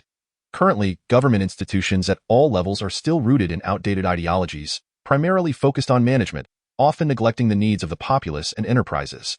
We must wholeheartedly encourage each level of government to enhance their service awareness, addressing the needs of businesses and citizens alike, acting as problem-solving servants. We should promote proactive engagement, visiting enterprises, and establishing precise connections. There must be a heightened sense of responsibility among all units to foster a favorable business climate, where everyone bears responsibility, government agencies, enterprises, and ordinary citizens alike, creating a harmonious and vibrant city that attracts more businesses. Secondly, we must refine mechanisms to promote the legalization and standardization of the business environment. It is essential to further optimize centralized government services, implementing standardized yet personalized full-process services. We should establish a scheduling and supervisory mechanism to create a list of issues, delineating responsible departments and setting deadlines for rectification. We must develop a communication mechanism between government and enterprises, regularly announcing relevant government policies and decisions while soliciting opinions and suggestions. And we need to establish a judicial collaboration mechanism to integrate judicial resources, enhance the efficiency of handling enterprise-related disputes, and ensure fairness and justice. Thirdly, we should harness digital empowerment for collaborative offline and online services. We must create a unified digital government platform, facilitating the seamless flow of data and enabling online interactions for the convenience of enterprises and citizens. Leveraging the government platform to establish an online approval service center, streamlining existing laws and regulations, ensuring that as much as possible is conducted online, thus reducing the burden on enterprises and citizens. We can progressively bring online matters as they mature, ultimately integrating multiple issues and regions through the network, constructing a highly efficient online service platform that revitalizes government service efficacy. Ye Minghao spoke slowly, each sentence carefully considered, grounded in the realities of Rongguang City and the province at large. Although he presented only 3 points, each could be elaborated with further detailed work requirements, serving as fundamental tenets that still require refinement in terms of specifics and pathways. Ding Yuanyi had initially intended to challenge Ye Minghao, but was pleasantly surprised by the depth of his contemplation and the relevance of his conclusions, which bore significant guidance. A satisfied smile crept onto his face as he exclaimed, "Excellent. It appears you have indeed conducted thorough research and reflection. These 3 points you've presented can be considered the framework for improving the business environment. If they can be further detailed and effectively implemented, they will undoubtedly yield substantial benefits." Ye Minghao expressed his concerns, saying, "Secretary, the enhancement of the business environment is not merely the responsibility of a single line or department. It is a comprehensive and holistic endeavor that requires unified leadership, coordination, and vigorous promotion. Otherwise, it would merely be a change of form without substance, wasting the efforts of the populace and resources, ultimately backfiring. Naturally, certain initiatives can be approached incrementally, starting from the simpler tasks, establishing records and lists, and optimizing them one by one. Indeed, you are absolutely right. Careful planning is essential. Fuzhou County can certainly take the lead in certain areas," Ding Yuanyi remarked, growing increasingly satisfied with Ye Minghao, recognizing him as a promising talent worthy of cultivation. Seated in the passenger seat, Li Weiqi listened to the exchange between Ye Minghao and Ding Yuanyi, feeling a twinge of envy. It was evident that Secretary Ding held a far greater appreciation for Ye Minghao than for himself. If this trend continued, his position as secretary might be at risk. He harbored an unspoken worry and resolved to work even harder to prevent being overshadowed by Ye Minghao. Around 6 o'clock, the car arrived in Jiangdu, the provincial capital, and headed directly to the Education Hotel. Located not far from the provincial government, the 9th floor suite offered a view of the provincial government compound, nestled among the trees. Prior to their arrival, Ding Yuanyi had already made a reservation for dinner via phone. After confirming with the waiter, he settled into a plush sofa, glanced at his phone, and turned to Li Weiqi, saying, "There are quite a few people here, Weiqi. Why don't you and Weidong find a separate room for dinner? We'll be staying here tonight and heading to the provincial hall early tomorrow." Li Weiqi was taken aback, his face slightly flushed, and he bowed respectfully, saying, "Understood, Secretary. I will wake you for breakfast at around 8:30 tomorrow morning." He felt quite dejected, worried, and somewhat wronged. As the secretary, his role was to accompany and assist the leader, which not only constituted his duty but also served as an opportunity for gaining insights and building connections. Now that Ding Yuanyi had dismissed him, did it indicate dissatisfaction with him? However, Ding Yuanyi did not dwell on such thoughts. His purpose for this visit was to host a dinner for Shi Weimin, and given the nature of the occasion, it was preferable to keep the gathering small. With Ye Minghao present, he felt sufficiently supported for on-site service. Besides, if Shi Weimin were to bring his own secretary, Li Weiqi would be even more redundant. At approximately 6:15, Ding Yuanyi received a text message that brought a smile to his face. He stood up and said, "They are almost here. Let us go downstairs to greet them." The two swiftly descended in the elevator and waited at the hotel entrance. A few minutes later, a black Audi A6 approached and smoothly came to a stop at the hotel's portico.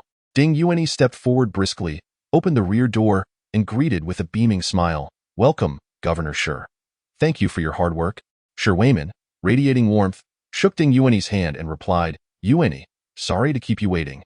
No need for such formality. It feels somewhat distant." Ye Minghao stepped forward, smiling, "Hello, teacher." Shi Weimin patted Ye Minghao on the shoulder and said, You've arrived. You look quite spirited. Very good. Ding Yuanyi then exchanged pleasantries with the accompanying Deputy Secretary General Yu Shuedong and nodded lightly at Secretary Xiao Wansheng, who had exited the front passenger seat. The group entered the hotel and took the VIP elevator upstairs to the suite.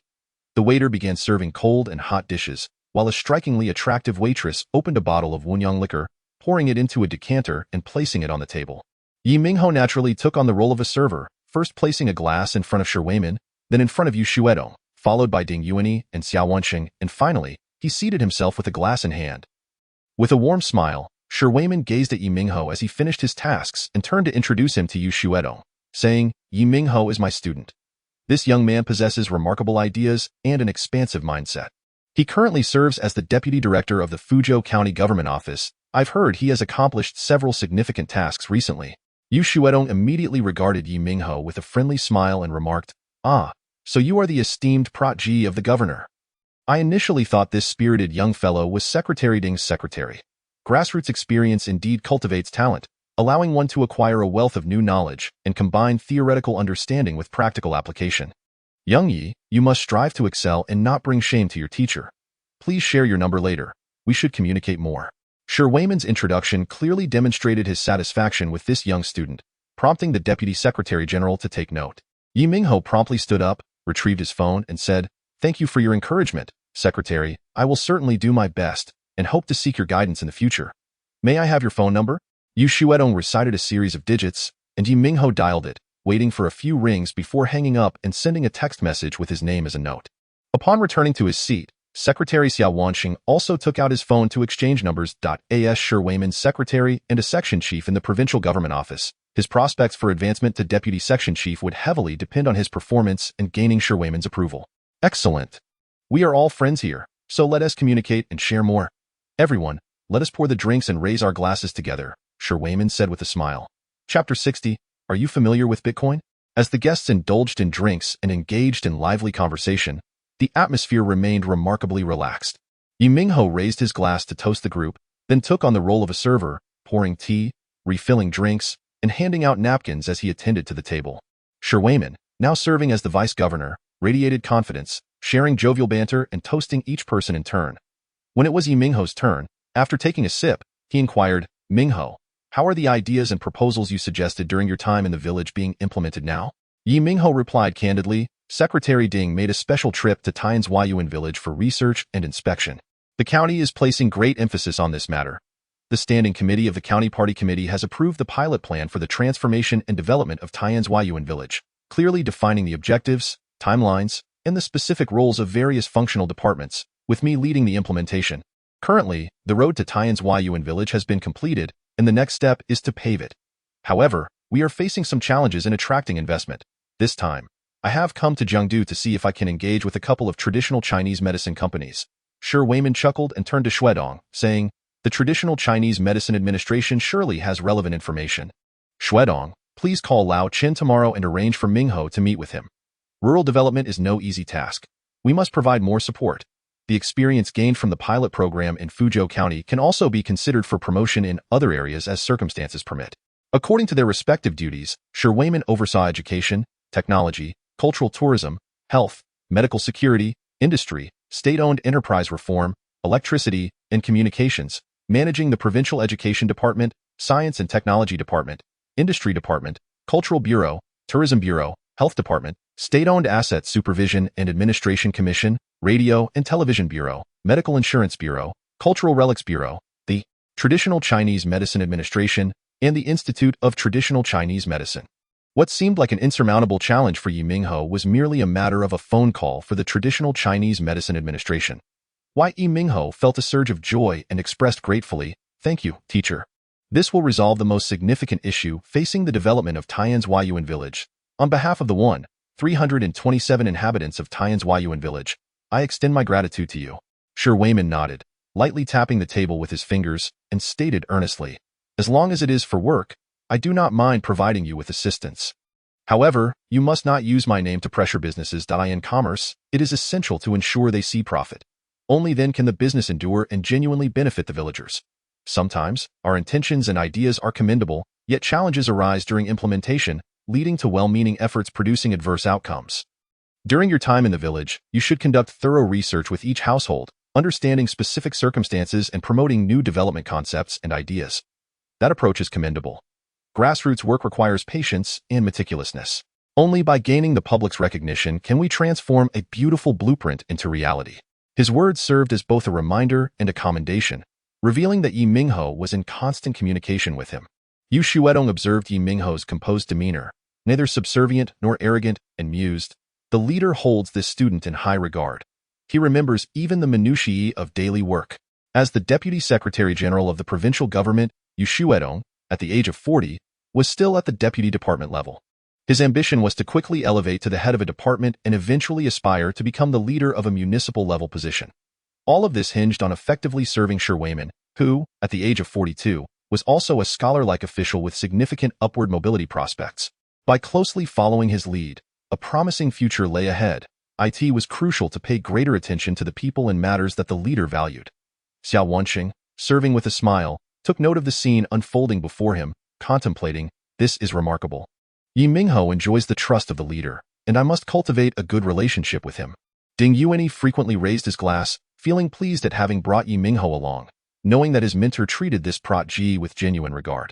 Effectively utilizing Ye Minghao could further solidify their relationship. Amidst the clinking of glasses, the guests relished the conviviality of the gathering, discussing work while also fostering personal connections, achieving multiple benefits. Shi Weimin, his face aglow from the drinks, turned to Ye Minghao and said, "Xiao Tao has no significant commitments this summer, and I plan to have him engage in some social practice. Since you are familiar with grassroots work, I would like him to accompany you to observe and experience life there. I will have him contact you tomorrow, and I hope you can take him around." "Teacher, Xiao Tao has his own aspirations. I believe we should support him. His academic performance is exceptional, and it wouldn't be a bad thing for him to broaden his horizons through travel," Ye Minghao replied with a smile. Xiao Tao, Shi Weimin's son, was a few years younger than Ye Minghao and had achieved remarkable academic success, receiving an admission offer from the University of Chicago. Ye Minghao had met Shi Xiaotao a few times during his university days when he visited his mentor's home, and he perceived him as a thoughtful and independent-spirited individual. It seems that Ye Minghao shares an extraordinary rapport with the leader, even being familiar with his family. The mentor truly regards Ye Minghao as a close disciple. The onlookers exchanged surprised glances. "All right, let us conclude for today. Everyone should rest early," Shi Weimin announced as he rose. The group descended the stairs, where an Audi awaited them at the hotel entrance. As they watched the car drive away, Ding Yuanyi clapped Ye Minghao on the shoulder and said, "Your mentor holds you in high esteem. You can pursue your endeavors boldly without hesitation. Should you encounter any challenges, I will support you." Ye Minghao expressed his gratitude, saying, "Thank you, Uncle Shi. I will certainly strive to uphold the reputation of both you and the teacher." As the saying goes, after great chaos comes great order.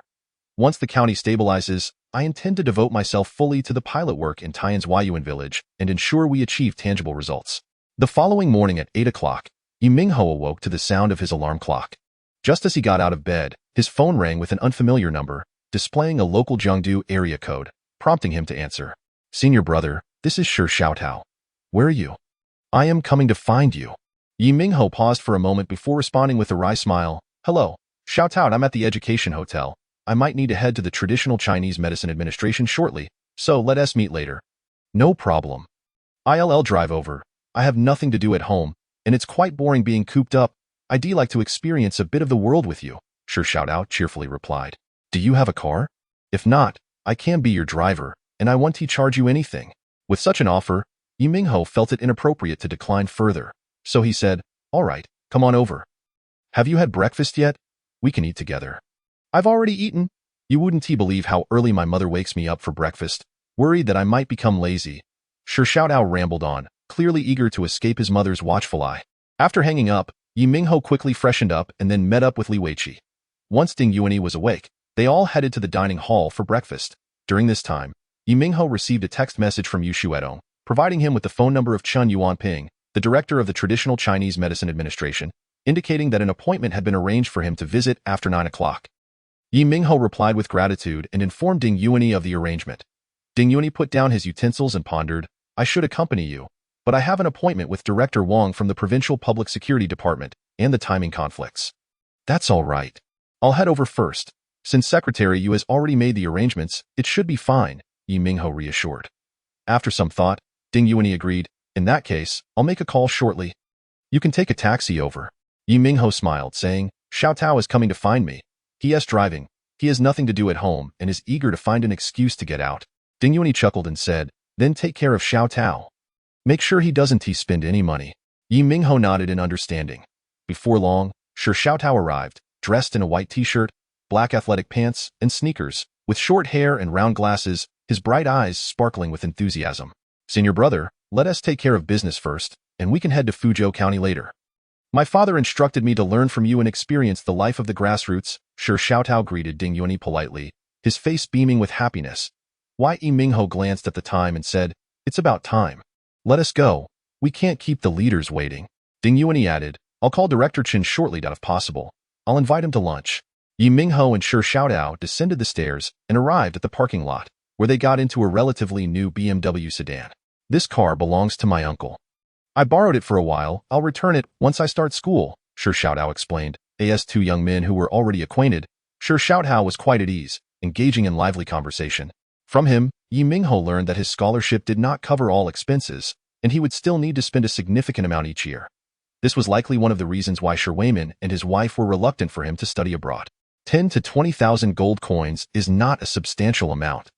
It can be effortlessly earned back in the future. Xiao Tao spoke with remarkable confidence.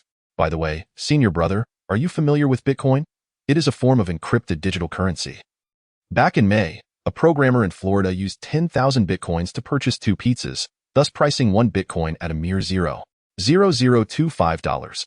Since then, it has begun circulating and has appreciated 7 to 8 times in value. It is expected to continue rising, and many individuals are mining and trading coins. It is indeed a promising investment product. Ye Minghao pondered to himself that this is quite similar to game currency. He had also played World of Warcraft and had utilized cheats to amass considerable gold, selling it online. The gold in the new American server had reached an astonishing price of $2 per piece. Chapter 61. A misjudgment in a fleeting moment, Xiao Tao caught sight of Ye Minghao's indifferent demeanor and exclaimed loudly, Do you think this is akin to trading monster gold? You are mistaken. Allow me to enlighten you. This is the latest encrypted digital currency, secure and reliable, heralding the direction and trend of future internet development, a cutting-edge technology in the realm of information. As he skillfully maneuvered the vehicle, his enthusiasm surged as he continued. I have been tracking this for several months, and it holds immense promise. It is entirely distinct from the third-party payment systems we currently employ. In essence, third-party payments serve merely as a platform, an intermediary, whereas Bitcoin is a payment tool that facilitates online purchases. It leverages the most advanced blockchain technology, ensuring security, decentralization, and independence from any institution's control, eliminating the need for intermediaries and reducing transaction costs. The evolution of the internet is accompanied by a significant issue: personal privacy. When you utilize third-party payments, your traces are unmistakable, but Bitcoin operates differently. As he listened to Xiao Tao passionately extolling the virtues of Bitcoin, Ye Minghao gradually began to take it seriously.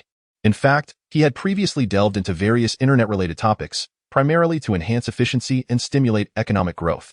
However, Xiao Tao's descriptions were more focused on technology and future prospects, which resonated with him. Since you speak so highly of it, how do we go about acquiring it? Ye Minghao inquired, intrigued. Xiao Tao grinned with pride and replied, You've come to the right person. That I am preparing for my studies abroad, diligently keeping up with the latest information from the United States, and I frequently play World of Warcraft on the American server, where I've made numerous acquaintances from whom I can procure this currency. Currently, the price is quite low, merely a little over a dime in Chinese yuan. I predict that it won't be long before it appreciates tenfold. The key lies in its limited supply. As more individuals become aware and engage in speculation, the price will soar, making it difficult to acquire. I have conducted thorough statistical analyses, and the news regarding Bitcoin in July has surged at least threefold compared to June. The dissemination of information on the internet is exponential. I estimate that by the end of the year, the volume of information will increase by at least 100 to 1,000 times compared to June. He casually cited data, appearing highly knowledgeable, and it was evident that he had invested considerable effort into this matter.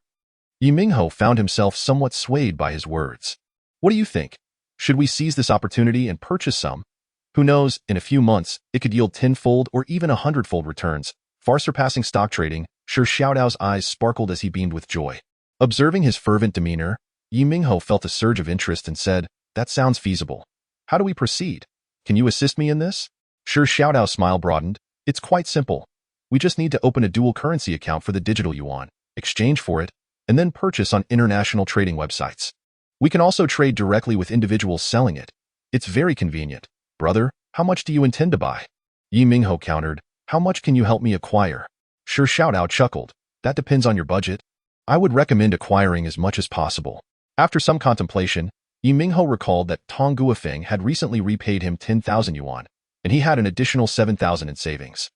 With his salary being consistently deposited and minimal expenses, he replied, I can allocate a maximum of 15,000 yuan. How much can you manage to secure? I am not well versed in this matter, so I will entrust the entire process to you. Once we open the account, you can handle the rest. A flicker of excitement crossed Sure Xiaodao's eyes as he assured him, rest assured, just leave it to me. Consider me your personal steward. Ye Minghao chuckled, not overly concerned. From his perspective, Sure Xiaodao harbored no ill intentions. He likely sought to profit from the price difference. Given the care his teacher had shown him, he thought it inconsequential if Sure Xiaodao made a profit from this sum. Sure Xiaodao's lips curled into a subtle smirk, unable to conceal his inner exhilaration. Ye Minghao had indeed hit the nail on the head. Sure Xiaodao's fervent promotion of Bitcoin was primarily motivated by his desire to offload the several thousand Bitcoins he had accumulated, as well as to procure some from players on the American server of World of Warcraft to transfer to Ye Minghao at a profit. Ever since he failed to secure a full scholarship to the University of Chicago, Sure Xiaodao had quietly resolved to earn the difference through his own efforts, ensuring his parents wouldn't have to spend an extra penny and spare them the heartache of financial strain. He had been keenly observing Bitcoin for quite some time, perceiving it as a more promising venture than trading in monster gold. However, with limited capital and impending expenses for his studies abroad, he lacked the capability to speculate on his own. Thus, he settled into the role of an intermediary, hoping to earn a little pocket money. Brother Hao is quite generous. If I sell him my 30,000 Bitcoins and add a little markup, this transaction should net me several thousand yuan. Sure Xiaodao felt a surge of satisfaction, viewing Ye Minghao as a veritable windfall, making his early morning efforts to serve as his driver worthwhile. As for the potential losses in trading Bitcoin, he believed the odds of that occurring were slim. Even if the price appreciated slowly or dipped slightly, it shouldn't pose a significant problem for someone like Ye Minghao, who had a steady job. If it came to that, he could always repurchase the Bitcoins from Ye Minghao once he had made some money in the future. He retained a sense of kindness within, feeling somewhat reluctant to profit at the expense of someone close to him. Before long, they arrived at the Provincial Administration of Traditional Chinese Medicine. Sure Xiaodao parked the car by the roadside and waited, while Ye Minghao proceeded directly towards the entrance. The security guard, upon learning that Ye Minghao had an appointment with Director Chen Yuanping, scrutinized him with a mix of skepticism and curiosity, ultimately dismissing him with a curt, Director Chen is very busy. He doesn't have time to see you. Please leave. Ye Minghao, feeling helpless, took out his phone and dialed Chen Yuanping's number, politely stating, Hello, Director Chen. This is Ye Minghao. Secretary Yu has arranged for me to meet with you. Yes, I am downstairs. Thank you, Director Chen. After hanging up, he paid no mind to the security guard's disdainful expression. 2 minutes later, a man in his 30s, clad in a white shirt, hurriedly approached. Upon spotting Ye Minghao, he greeted him courteously, Hello, are you Mr. Ye Minghao? Ye Minghao stepped forward, replying, Hello, I am Ye Minghao. The middle-aged man extended his hand, warmly introducing himself, Hello, I am Fu Mingjia, secretary to Director Chen. He is waiting for you in his office. Please follow me. The nearby security guard was left dumbfounded, his face flushed with embarrassment and fear as he cautiously retreated behind the glass window. This young man truly had an appointment with the director, and here he was, unceremoniously blocking him. If the young man decided to report him, he would be in serious trouble. Damn it, I misjudged him. He really knows the director. The guard wiped the sweat from his brow, wishing he could slap himself in the face. Chapter 62. Striking it rich, Ye Minghao was not inclined to quibble with the security guard.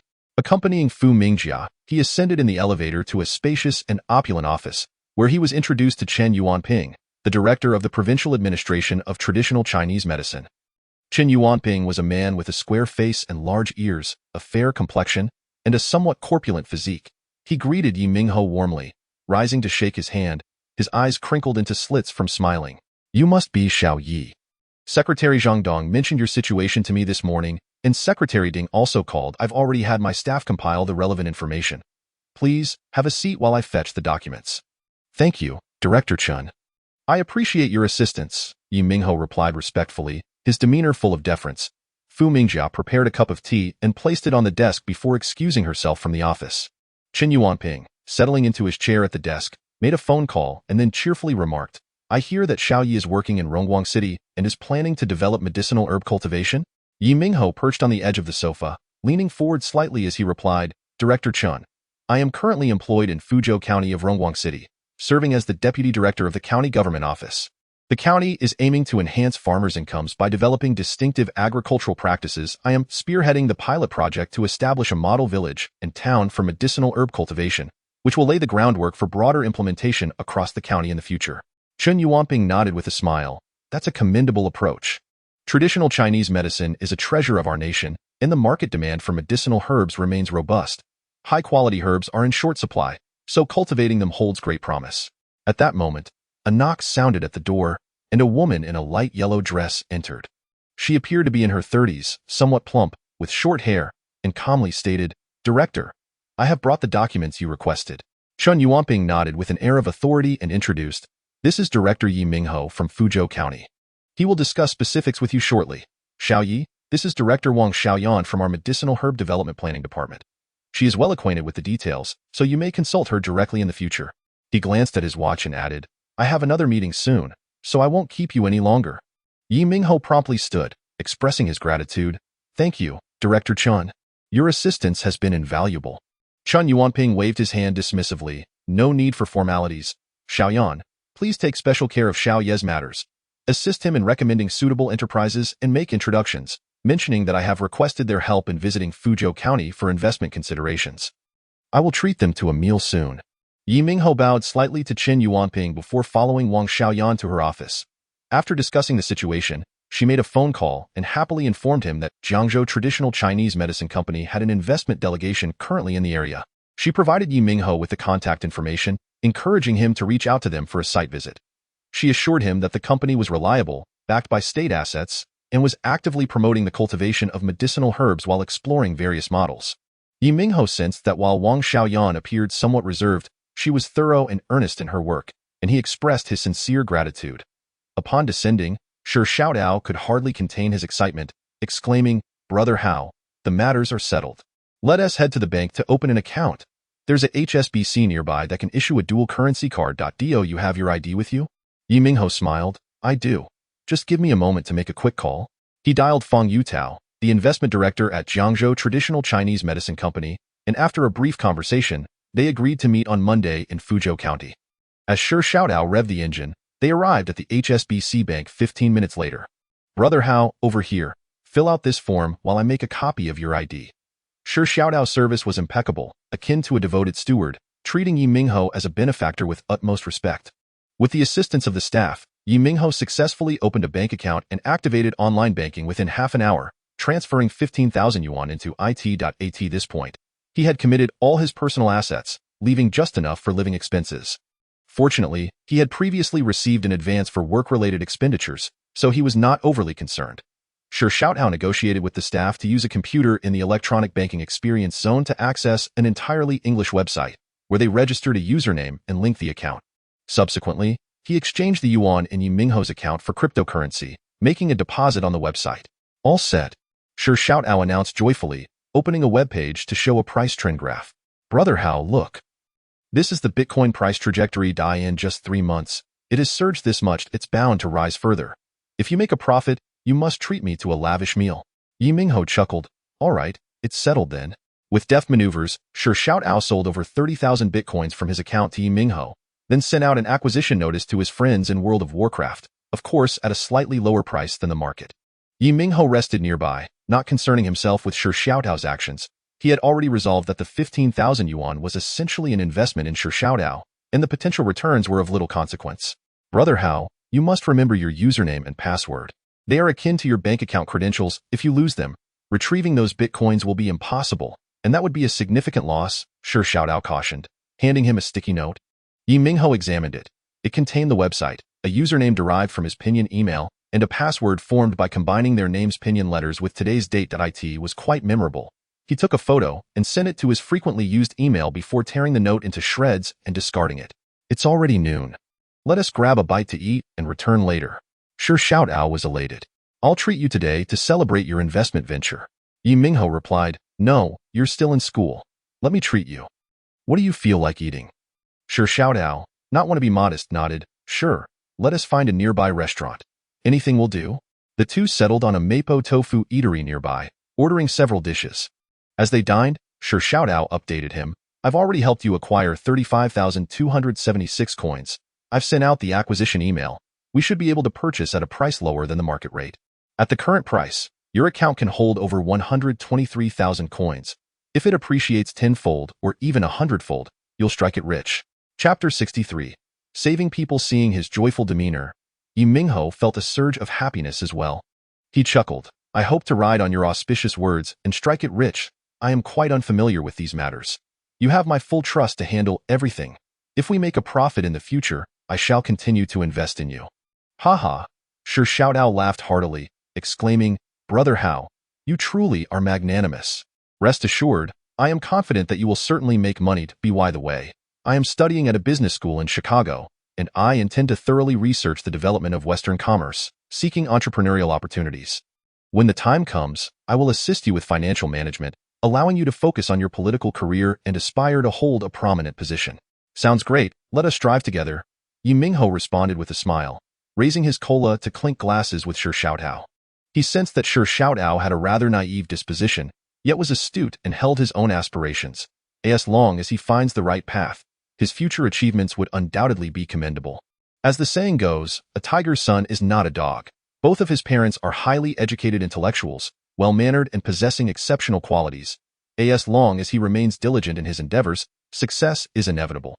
After their meal, the two took a break at a nearby water bar, sipping refreshments. Sure Xiaodao animatedly shared his future plans, aspiring to become a successful entrepreneur, amassing wealth to give back to society and the populace. I have no interest in politics whatsoever, as it comes with too many constraints that stifle my potential. I yearn to navigate the business world, to accomplish great feats and become a billionaire, he declared. Such ambition? I firmly believe you will succeed, Ye Minghao encouraged. After resting until around 2 o'clock, they made their way to HSBC Bank. Sure Xiaodao engaged in conversation with the lobby manager, his sunny disposition and charming eloquence causing the young lady to blush and smile. She kindly allowed them to continue using the computers, even cheerfully preparing 2 cups of floral tea. With nimble fingers, Sure Xiaodao accessed the website and emails, his face lighting up with delight. Haha, I knew they were night owls.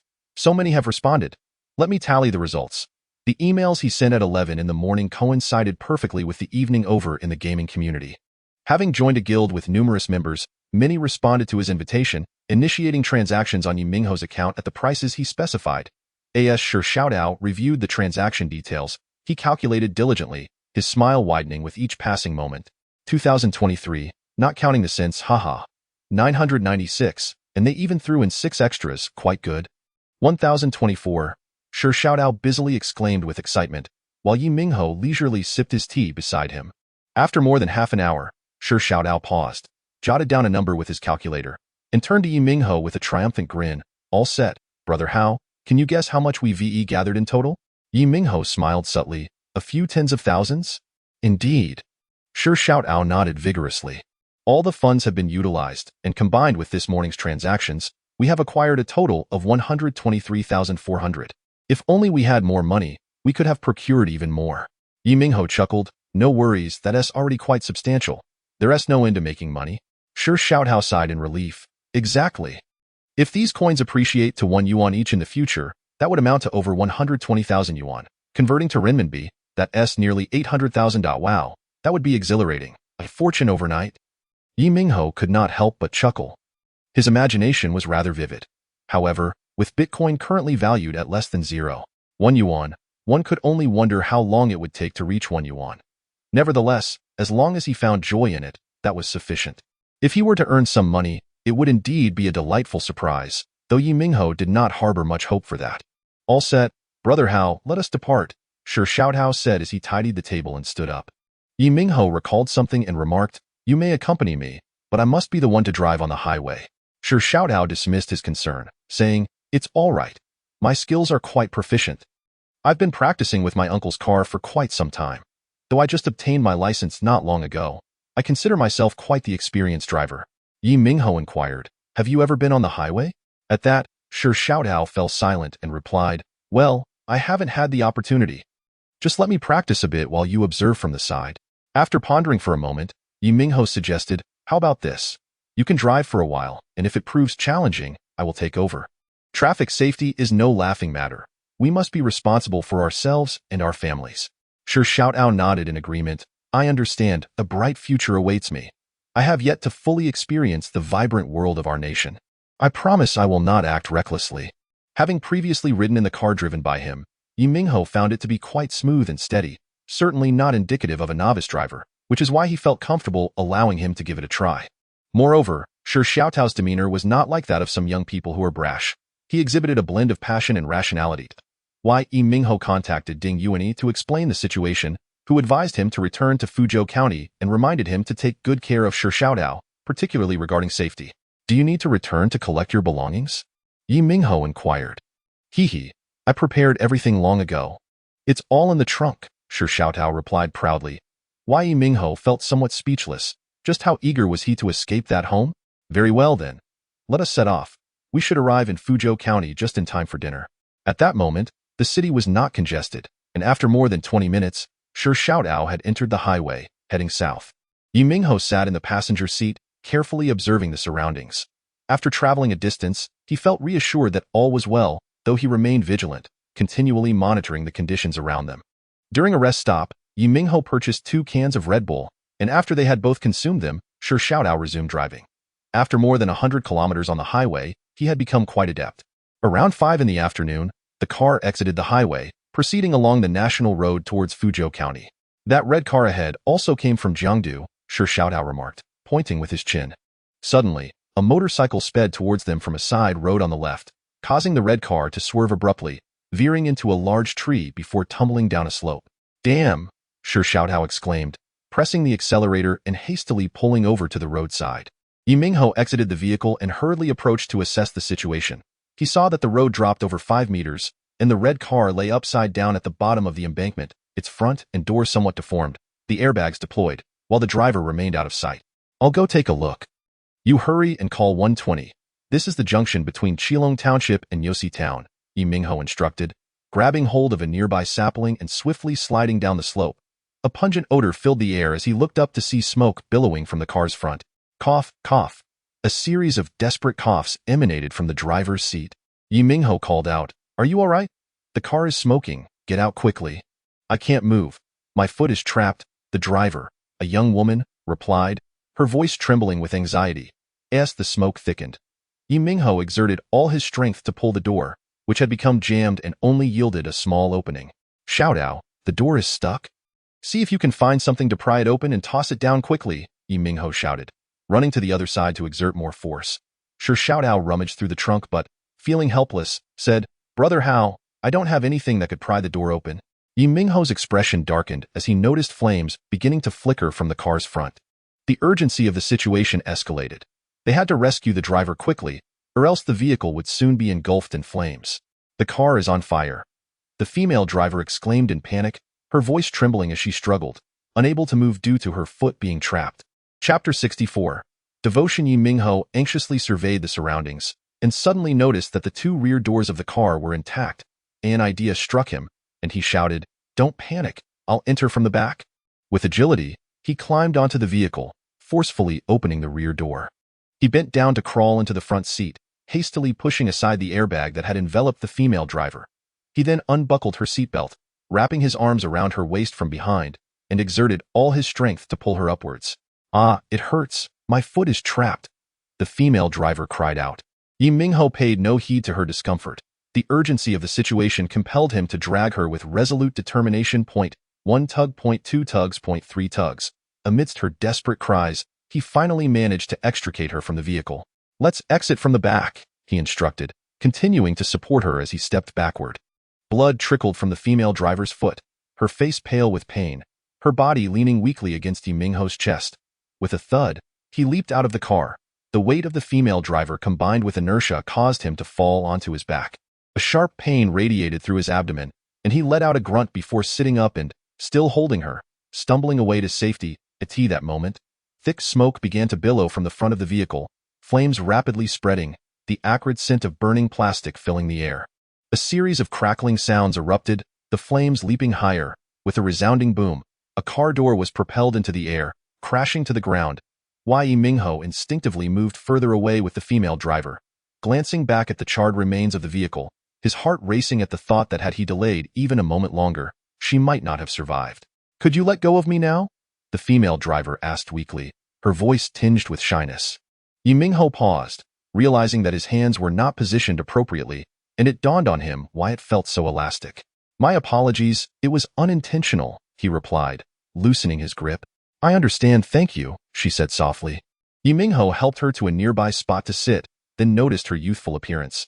She couldn't be more than 20, her layered straight hair cascading over her shoulders, with bangs framing her face. Her features were strikingly beautiful, delicate brows, almond-shaped eyes, a refined nose, and rosy lips. Despite her pallor and the sweat and dirt that marred her complexion, her ethereal beauty and grace remained evident. She wore a deep green top paired with a white pleated skirt, exuding a vibrant youthful energy. "You're bleeding," Ye Minghao observed as he noticed a stream of blood running down her left leg, prompting him to urgently call for Shi Xiaodao to fetch a first aid kit. After rummaging through the vehicle for a moment, Shi Xiaodao emerged empty-handed, tossing a cotton t-shirt that he had planned to change into, exclaiming, "This will have to do." Ye Minghao seized the t-shirt, tearing it apart with determination. "Stay still. Let me see where you're hurt," he instructed. "My calf, it seems to be a scrape," the young woman replied softly, her face tinged with a blush. Ye Minghao gently lifted the hem of her skirt, revealing a wound on her thigh near the knee, approximately 2 inches long, from which blood continued to flow. He quickly wrapped the injury with the torn fabric, tying it off, his fingers inevitably brushing against her leg. But in this moment of urgency, he gave little thought to propriety. With the bandage secured, Ye Minghao exhaled in relief and adjusted her skirt back into place. "It's just a cut. When the ambulance arrives, you should go to the hospital for a checkup. It should be fine. Are there any other injuries?" The young woman, her cheeks flushed, moved her right leg and flexed her arm, shaking her head. "I believe I'm all right." "That's good to hear," Ye Minghao assured her. "Would you like to call your family?" She hesitated briefly before replying, "I'm from out of town." Ye Minghao sighed, "Very well, I'll accompany you to the hospital shortly." He then dialed He Changlin's number. "Old He, there's been an accident. The vehicle caught fire, and the driver is injured. We need to go to the hospital. Please send someone to manage the scene at the intersection of Qilong Township and Yosi Town." Concerned, He Changlin asked, "Are you all right?" "I'm fine. It's someone else's car," Ye Minghao reassured him. Before long, the ambulance arrived with a siren blaring. 2 nurses emerged, and Ye Minghao assisted in placing the young woman onto a stretcher before boarding the ambulance. In his haste to save her, he had neglected to grab any of his belongings, and the young woman had nothing with her. It was imperative that they had funds for the hospital, so Ye Minghao resolved to take care of the expenses, running errands until she was settled. As for Shi Xiaodao, Ye Minghao instructed him to find accommodation at the county government guest house, promising to contact him later for dinner. Upon arriving at the hospital, after a flurry of activity, the doctors cleaned her wound, stitched it up, applied medication, and rebandaged it. At this point, Ye Minghao learned that her name was Song Xueqing, and she hailed from the capital. Although Song Xueqing didn't require hospitalization, being an outsider made it inconvenient for her to be alone. Therefore, Ye Minghao suggested that she stay in the hospital for a few days until she was mobile enough to leave. "I'm not accustomed to sharing a room." Song Xueqing hesitated. "Could you please inquire if there are any single rooms available?" "Rest assured, I will repay you for any expenses incurred." Ye Minghao pondered for a moment before revealing his identity, requesting that the head nurse arrange for a private room. Once settled, Song Xueqing lay in bed, gazing at Ye Minghao with curiosity. "So, you're a leader after all." Ye Minghao chuckled. "What kind of leader?" "Just a jack of all trades."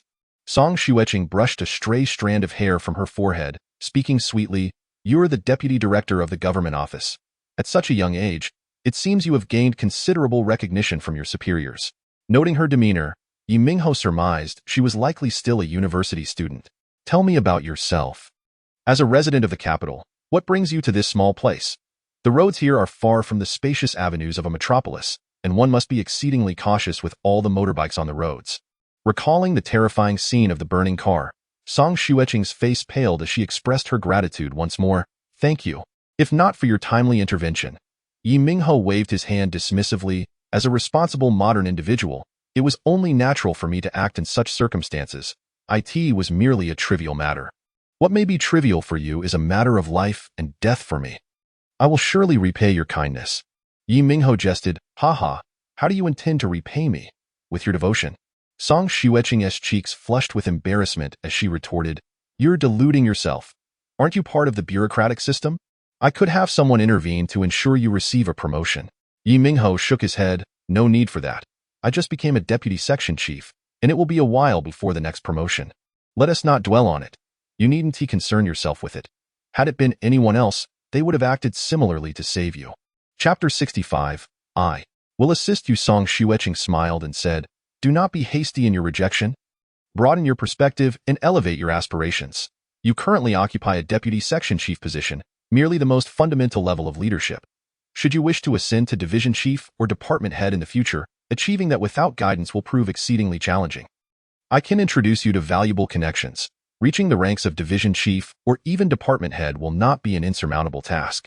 Her smile was pure and enchanting, akin to the gentle sunlight of spring, leaving Ye Minghao momentarily spellbound.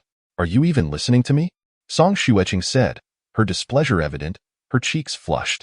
Ye Minghao snapped back to reality and chuckled, I am listening. It appears you possess quite the background, being able to ensure my rise to the department head level. Song Xueqing replied earnestly, it is not as simple as that. Having connections merely facilitates a smoother ascent. One must achieve results to avoid being overlooked. Conversely, if you are like mud that cannot be molded, then I am powerless to assist. However, you have already been promoted to deputy section chief after only 2 years of work, which indicates your considerable abilities. Thus, I believe your prospects are bright. She was not merely making empty promises. Ye Minghao smiled and said, you are absolutely right. I will strive to do my best. Thank you for your kindness. You seem quite confident. Song Xueqing remarked, her bright eyes fixed on Ye Minghao. He wore a smug expression. Of course. Just look at me. So young yet already a leader. Doesn't that signify something? Song Xueqing smirked, a mere sesame seed of a position, and you are quite pleased with yourself? Ye Minghao asserted, do not underestimate the section chief role. Many in the county toil their entire lives without promotion. Besides, I achieved this through merit. Am I not entitled to a bit of joy? Fine, just don't let your grin go askew. Is it askew like this? Hee hee. The two engaged in lighthearted banter, effectively easing the initial awkwardness between them. Ye Minghao received a call from He Changlin, informing him that the traffic police had arrived at the scene, taken photographs, and that the car was beyond repair. A report could be filed for insurance claims. Ye Minghao relayed this information to Song Xueqing, who remarked, that car was borrowed from a friend. I wonder if the insurance will cover it. Otherwise, my parents will surely scold me. Do not fret, the most fortunate aspect is that you are unharmed. Wealth is but a fleeting concern, Ye Minghao reassured her. Suddenly, Song Xueqing's expression turned slightly awkward as she said, could I trouble you to buy some towels, a toothbrush, and toothpaste? Once Ye Minghao left, Song Xueqing sat up from the bed, using the wall for support as she made her way to the restroom. The first floor of the hospital had a convenience store, and Ye Minghao quickly purchased the items before returning to the ward. As soon as he opened the door, a loud, ouch, echoed from the restroom. What's wrong? Ye Minghao inquired urgently. I'm fine. Song Xueqing gritted her teeth in response. Moments later, a faint voice emerged. Could you come help me? Hearing the lock click open, Ye Minghao entered, only to find Song Xueqing crouched on the floor, her face flushed with embarrassment. She had just finished using the toilet and, upon attempting to rise, had inadvertently jostled her injured leg, causing her to collapse. After a struggle, she managed to sit up and adjust her clothing, feeling too shy to call for assistance earlier. Ye Minghao bent down, wrapping one arm around her waist while the other supported her legs, lifting her effortlessly. The embrace was intimate, their faces mere inches apart, both acutely aware of each other's breath. Song Xueqing's cheeks burned crimson, her gaze averted, her heart racing uncontrollably. She had never been this close to a boy before. Earlier, Ye Minghao had held her against his chest to save her and had even bandaged her thigh. In a single day, she had shared so much intimacy with him. Inhaling her faint floral scent and gazing at her blushing face, Ye Minghao found himself captivated by her sunlit, innocent smile. If you are injured, do not overexert yourself. Just let me know what you need, or call for a nurse, he said softly, gently placing her back on the hospital bed. Thank you, Song Xueqing replied quietly. Ye Minghao smiled faintly, dampening a towel and handing it to her. After she washed her face, he hung the towel on the restroom wall. Turning to the toilet, he pressed the flush button vigorously. Hearing the sound of rushing water, Song Xueqing suddenly realized what he was doing, and her face turned an even deeper shade of red, wishing she could hide her face in her hands. How embarrassing, she thought ruefully. When Ye Minghao emerged, she felt too shy to meet his gaze. Observing her demeanor, Ye Minghao suppressed a chuckle and, in an effort to break the tension, asked, "You're from the capital. What brings you to this little place?" Song Xueqing replied wistfully, "My grandmother was sent to Fuzhou County for labor in '76. I wanted to visit the place where she once lived." Her eyes lowered as she spoke. Her grandmother's health had been declining recently, often reminiscing about her past experiences, sometimes lost in thought, speaking to herself. Deeply cherished by her grandmother, Song Xueqing decided to seize the summer vacation to explore, seek out people from that time, and capture photographs and videos to share with her grandmother, hoping it might benefit her health. Fuzhou County, in a village called Tianzhuayuan, holds several years of her memories, and I wish to help her reclaim some of them. Ye Minghao sighed, "I happen to know of Tianzhuayuan. I was stationed there previously and am quite familiar with the area. Once you recover, I can take you there." Song Xueqing's eyes sparkled with surprise. "Really?" Ye Minghao nodded with a smile. "Of course. I am currently advancing a pilot development project in Tianzhuayuan village. On Monday, I have an appointment with the investment director of Jiangzhou Traditional Chinese Medicine Company for an inspection, preparing to develop herbal cultivation and distinctive farming to assist local farmers in achieving prosperity. Please share any leads you have, and I will inquire further." "Well, my grandmother remembers a few names: Tian Shoufu, Tian Jiaming, Yu Ju Ying, Tian Igua, Tian Xiaobing." Song Xueqing recited a list of names, and a smile spread across Ye Minghao's face. With the names Tian Igua and Tian Xiaobing, he could confidently ascertain that she was indeed referring to the Tianzhuayuan village in Banqiao Township. That is indeed Tianzhuayuan village. Tian Igua is now the village chief, and Tian Xiaobing suffered a leg injury in his youth. "Wonderful. I have finally found them," Song Xueqing exclaimed, her face alight with joy. Ye Minghao said, "Focus on your recovery. Once you are well, I will take you to meet them." Song Xueqing nodded vigorously. "I will be fine. I should recover swiftly. May I borrow your phone to call a friend?" Chapter 66.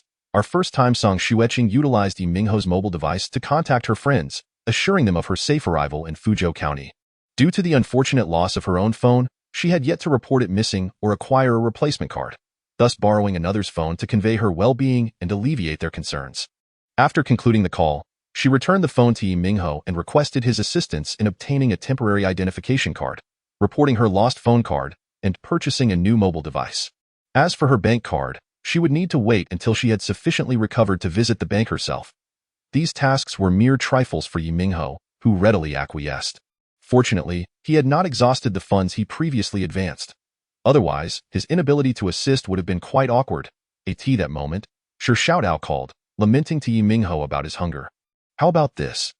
Wait at the guest house, and I'll send a friend to pick you up," Ye Minghao suggested. He then called Lu Qingyun to arrange for Shi Xiaodao's pickup and directed them to a nearby restaurant for dinner. After hanging up, Ye Minghao remarked, "You must be hungry too. I'll head to the cafeteria shortly to fetch you some food. Eat well, and call the nurse for assistance with tidying up. Do not attempt it yourself, as falling again would be quite unfortunate." I know, Song Xueqing playfully retorted. "Just hurry back." Ye Minghao proceeded to the cafeteria, where he ordered a meal consisting of 2 meat dishes, 1 vegetable dish, and a soup, deliberately omitting any spicy elements.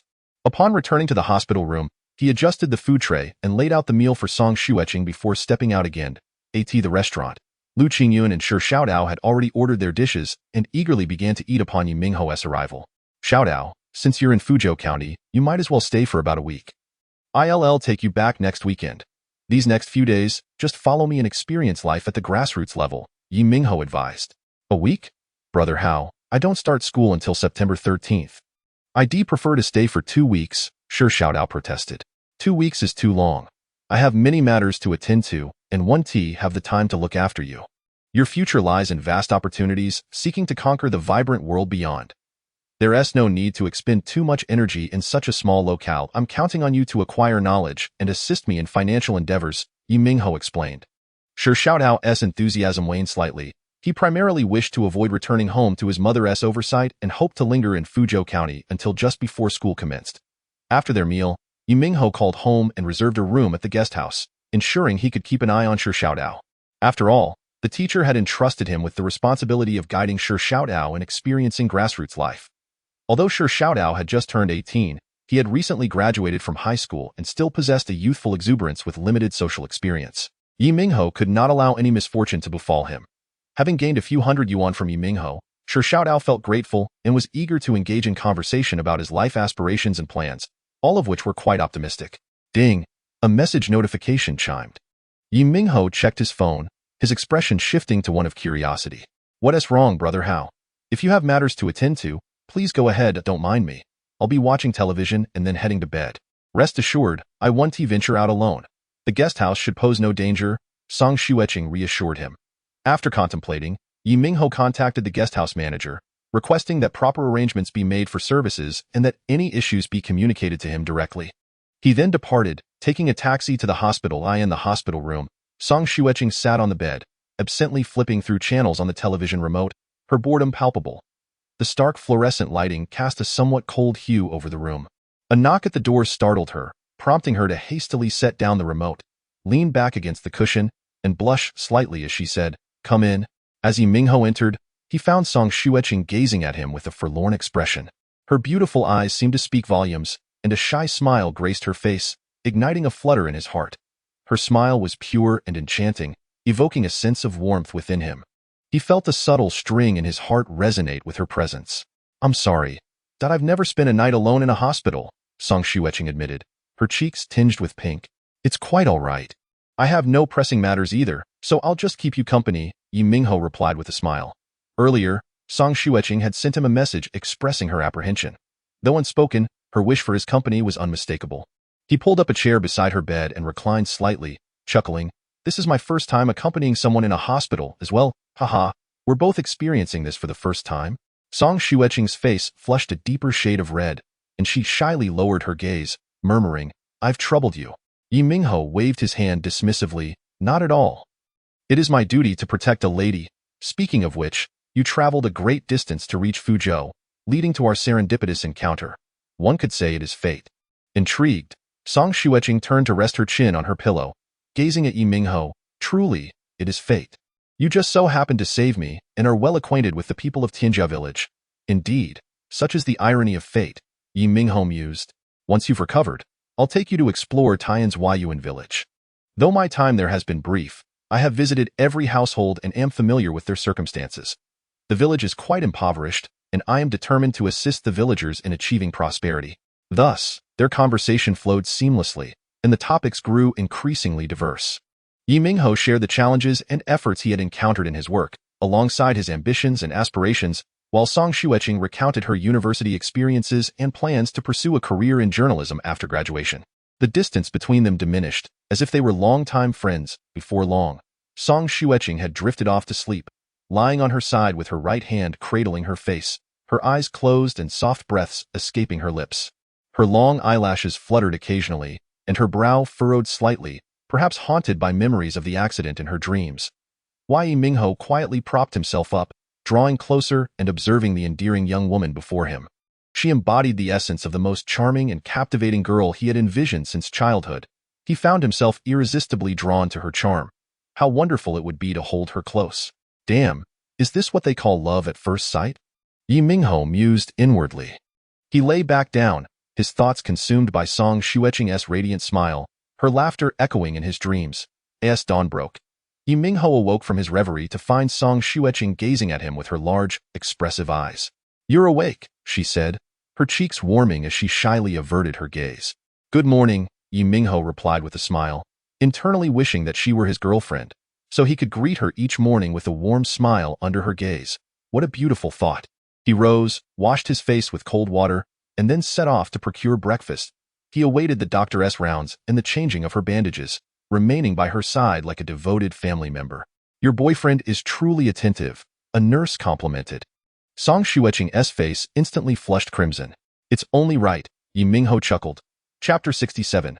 Good news arrived. Seeing Song Xueqing's shy, flushed face filled Ye Minghao with joy, a sweetness akin to honey enveloping his heart. After ensuring everything was in order, Ye Minghao called He Changlin, requesting him to arrange for someone to come and assist Song Xueqing in obtaining a temporary identity card. Subsequently, Ye Minghao took the temporary identity card to a nearby mobile service center to report the loss of her phone card and to procure a replacement. Once the card was successfully reissued, he visited a nearby electronics store to purchase a mobile phone, inserting the new card and saving his own number, taking several photos to replace the contact avatars with his own smiling visage. In this way, when they communicated in the future, Song Xueqing would see his smiling face, thereby deepening her impression of him. Passing by a bookstore, Ye Minghao decided to step inside and select a few books. "I'm back," he announced as he pushed open the door, greeted by Song Xueqing's innocent smile as he presented her with his purchases one by one. As she picked up the phone to restore her contacts, she noticed that Ye Minghao's number was accompanied by a radiant smile, prompting her to stifle a giggle, her heart fluttering like a startled deer. "Oh, you bought so many books?" she exclaimed in surprise. Ye Minghao replied with a smile, "I thought you would enjoy reading in your spare time." Looking up, her expressive, beautiful eyes met his, and she responded, "Indeed, I adore reading. How did you know?" Ye Minghao chuckled, "It's just a feeling I have. You are so lovely, sitting quietly with a book. The scene is quite enchanting." Song Xueqing burst into laughter. "Look at you, you're drooling." Ye Minghao feigned wiping his lips. "Not at all." Her laughter rang out like music, filling the air with delight. Ye Minghao then took out his phone, snapping a few candid pictures. "What are you doing?" Song Xueqing asked playfully. "Your smile is too adorable. I want to make it your contact photo. That way, when I call, it will feel like I'm looking at you in person." "How cheeky." "I wouldn't call you," she replied, her cheeks slightly flushed, her heart racing like a rabbit. During the weekend, Ye Minghao took care of Song Xueqing while also finding time to show Shi Xiaodao around the county. He spent the nights at the hospital by her bedside, where they chatted merrily as if they were old friends. Song Xueqing's recovery was swift. In a couple of days, she would be able to move about, albeit cautiously to avoid reopening her wounds.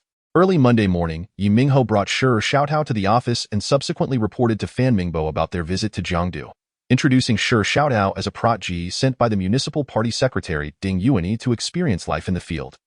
Though Ye Minghao did not explicitly state Shi Xiaodao's background, Fan Mingbo grasped immediately that he must be the son of some high-ranking official, as Ding Yuani would not have personally arranged such an introduction otherwise. Fan Mingbo was quite pleased with Ding Yuani's trust in Ye Minghao. "Your primary task for this period is to ensure the successful implementation of the pilot project in Tianzhuayuan, swiftly facilitating investment. You must fully leverage our supervisory capabilities, ensuring that the relevant units and departments cooperate effectively to advance this initiative," Fan Mingbo instructed, his spirits high. Recently, several deputy-level cadres in the county had been placed under investigation, and he had established a good rapport with County Party Secretary Chao Mengshan, securing several key positions. Ye Minghao nodded. "County Chief, this afternoon, Director Fang Yutao from Jiangzhou Traditional Chinese Medicine Company will be arriving. I would appreciate it if you could personally receive him. Tomorrow, I plan to take him directly to Tianzhuayuan for an on-site inspection. The Provincial Traditional Chinese Medicine Administration has shown interest, so I believe the investment issue should be manageable. The crucial aspect is how much can be invested and whether there are long-term plans in place." Fan Mingbo approved. "You're absolutely right. Tianzhuayuan is merely the beginning. If we do well, we can promote the cultivation of medicinal herbs throughout the entire Banqiao Township and even across the county. This is a vital pathway for rural economic development and should not be viewed in isolation. This afternoon, please ensure that County Chief Wang and the relevant departments attend, and we must host them for dinner in the evening. Tomorrow, County Chief Wang should accompany us as well to fully demonstrate our county's sincerity. We cannot afford to be complacent just because we have a leader's endorsement." Ye Minghao made a note. "Understood, I'll call to inform them, so they can prepare in advance." Just then, Fang Yutao called to inform him that they would arrive in Fuzhou County around 4 in the afternoon. Ye Minghao promptly affirmed that he and the leadership would be there to welcome them. Fang Yutao exchanged pleasantries, but did not decline the offer. As a state-owned enterprise, Jiangzhou Traditional Chinese Medicine Company enjoyed the customary courtesies afforded to its deputy-level investment director when visiting the county. Thereafter, Ye Minghao visited Wang Lianyun's office to relay the pertinent details. Upon learning that Ye Minghao had personally traveled to Jiangdu to invite the Traditional Chinese Medicine Company for an investment inspection, Wang Lianyun expressed astonishment and remarked, "Impressive. You are quite proactive. I believe the pilot project in Tianzhuayuan will be in excellent hands with you." Subsequently, Ye Minghao contacted the Investment Promotion Bureau, the Agricultural Bureau, and the Banqiao Township government, instructing them to arrive at the county government an hour early for a meeting. As the head of the pilot project office, he intended to seize this opportunity for a thorough arrangement. After completing these tasks, Ye Minghao sat down to take a sip of water, only to be interrupted by the ringing of the landline, as various township leaders called to schedule reports for the county chief. Observing Ye Minghao's relentless pace, Sure Shout-Hao shook his head. "Brother Hao, your work is exceedingly complex. It's not something just anyone can handle." His resolve to pursue a business career solidified. He pondered how exhausting it would be to be as busy as Ye Minghao in a political role. It seemed far too arduous and restrictive. Why? Ye Minghao chuckled. "This is the nature of office work. Upward communication and coordination. There aren't many major issues at the grassroots level, mostly an array of intricate details. Yet these minutiae are closely intertwined with the lives of ordinary citizens. Countless small matters coalesce into the collective force driving urban development. Only when everyone diligently fulfills their responsibilities can society function more harmoniously." Sure Shout-Hao nodded in agreement. "I see now. This reflects the social division of labor in economics. If everyone excels at their assigned tasks, society will thrive. Economic agents act out of self-interest, but as long as they pursue their goals legally and diligently, they can effect positive change in society. For instance, if I become a successful entrepreneur, I will create job opportunities and generate wealth, contributing to both the nation and society." Ye Minghao clapped. "Exactly. It is all about fulfilling one's duties, each for all and all for each. During these few days, you can't just observe. When we have meetings, help distribute materials and serve tea. Contribute in some way." "Sure, Brother Hao, I'm more than happy to assist," Sure Shout-Hao replied as he rose to refill Ye Minghao's cup. The phone rang again. It was Yu Chenghua calling. "Why?" Ye Minghao smiled slightly as he answered. "Minghao, the organization department has informed me about the discussion. My situation has been resolved at the recent standing committee meeting," Yu Chenghua said, his voice trembling with excitement. Ye Minghao responded with enthusiasm. "Congratulations, Director Yu. I look forward to your continued guidance." "I should be the one thanking you, Minghao. Once everything is finalized, I'll treat you to a gathering," Yu Chenghua replied. "Absolutely. I await Director Yu's call," Ye Minghao said, just as He Changlin's call came through. He quickly bid farewell to Yu Chenghua and answered He Changlin. "Minghao, I just received news that the city has convened a meeting and I've been promoted to Deputy County Chief." Chapter 68. The Art of Manipulation. "Congratulations, congratulations. From now on, we shall address you as County Chief He," Ye Minghao remarked with a smile. Both Yu Chenghua and He Changlin had achieved their desires, and matters concerning the public security system were set to improve significantly. "Minghao, it feels as if I am in a dream. If it weren't for you, this would have been an insurmountable task. Not to mention the Vice County Chief position, even the role of Public Security Director seemed utterly unattainable." He Changlin expressed his overwhelming excitement and heartfelt gratitude, vowing to follow Ye Minghao unwaveringly from now on. Just a short while ago, he had been the sideline Deputy Director of the County Public Security Bureau. In the blink of an eye, he was on the verge of being appointed as the Vice County Chief while concurrently serving as the Public Security Director. This unexpected fortune had arrived too abruptly. All of this was attributable to Ye Minghao. He resolved to cling tightly to Ye Minghao's coattails in hopes of advancing further in the future. Ye Minghao was equally delighted. His suggestions to Ding Yuani had been accepted, and this trust was indeed rare. Simultaneously, his work in Fuzhou County had become considerably easier to carry out. Fan Mingbo soon learned of the decision made by the Municipal Standing Committee and summoned Ye Minghao for a brief discussion, encouraging him to maintain communication with the Municipal Party Secretary, Ding Yuani, whenever opportunities arose. In his view, Ye Minghao had earned Ding Yuani's trust and would inevitably soar to great heights in due course. At 3 o'clock in the afternoon, Ye Minghao brought Sure Shout-Hao to the conference room. Representatives from the Investment Promotion Bureau, Agricultural Bureau, and the Banqiao Township government were already seated. Additionally, Pan Tingting from the County Government's Inspection Office attended the meeting as well, and according to Ye Minghao's arrangement, she would subsequently conduct specialized follow-ups on the pilot work in Taiyan's Huayuan village. Ye Minghao greeted everyone with a smile, asked Sure Shout-Hao to prepare tea, and then introduced the general arrangements for the inspection by the Jiangzhou Provincial Traditional Chinese Medicine Company.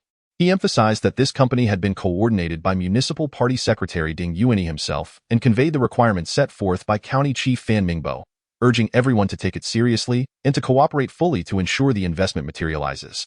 He insisted on designating specific personnel to follow the process closely and provide excellent service, warning that any issues arising at any stage would lead to strict accountability from the county. The successful implementation of a project involves multiple departments within the county and is not limited to just the few units present here today. The inspection office will follow up on the specific processes, and any unit demonstrating inefficiency, corruption, negligence, or misconduct will be reported, leading to special inspections. The inspection office will regularly compile a business environment optimization report for the county committee leadership's review. Pantington, seated nearby, gazed at Ye Minghao as he spoke eloquently, her eyes filled with admiration. Shi Xiaodao took notes while listening, secretly impressed by Ye Minghao's articulate manner. Although Ye Minghao was relatively inexperienced, the recent disciplinary actions taken against numerous officials were connected to him, making everyone cautious not to underestimate him. At least, their outward demeanor suggested respect. After the meeting, Ye Minghao glanced at the time and accompanied Wang Lianyun to the highway entrance to welcome Fang Yutao. Wang Lianyun was in charge of investment promotion and personally took charge to demonstrate importance and sincerity. Fang Yutao, in her 30s, had a slightly plump figure and was dressed in a professional suit, a faint smile gracing her lips, though she appeared somewhat reserved. Upon arriving at the county government conference room and seeing County Chief Fan Mingbo present, Fang Yutao's smile broadened.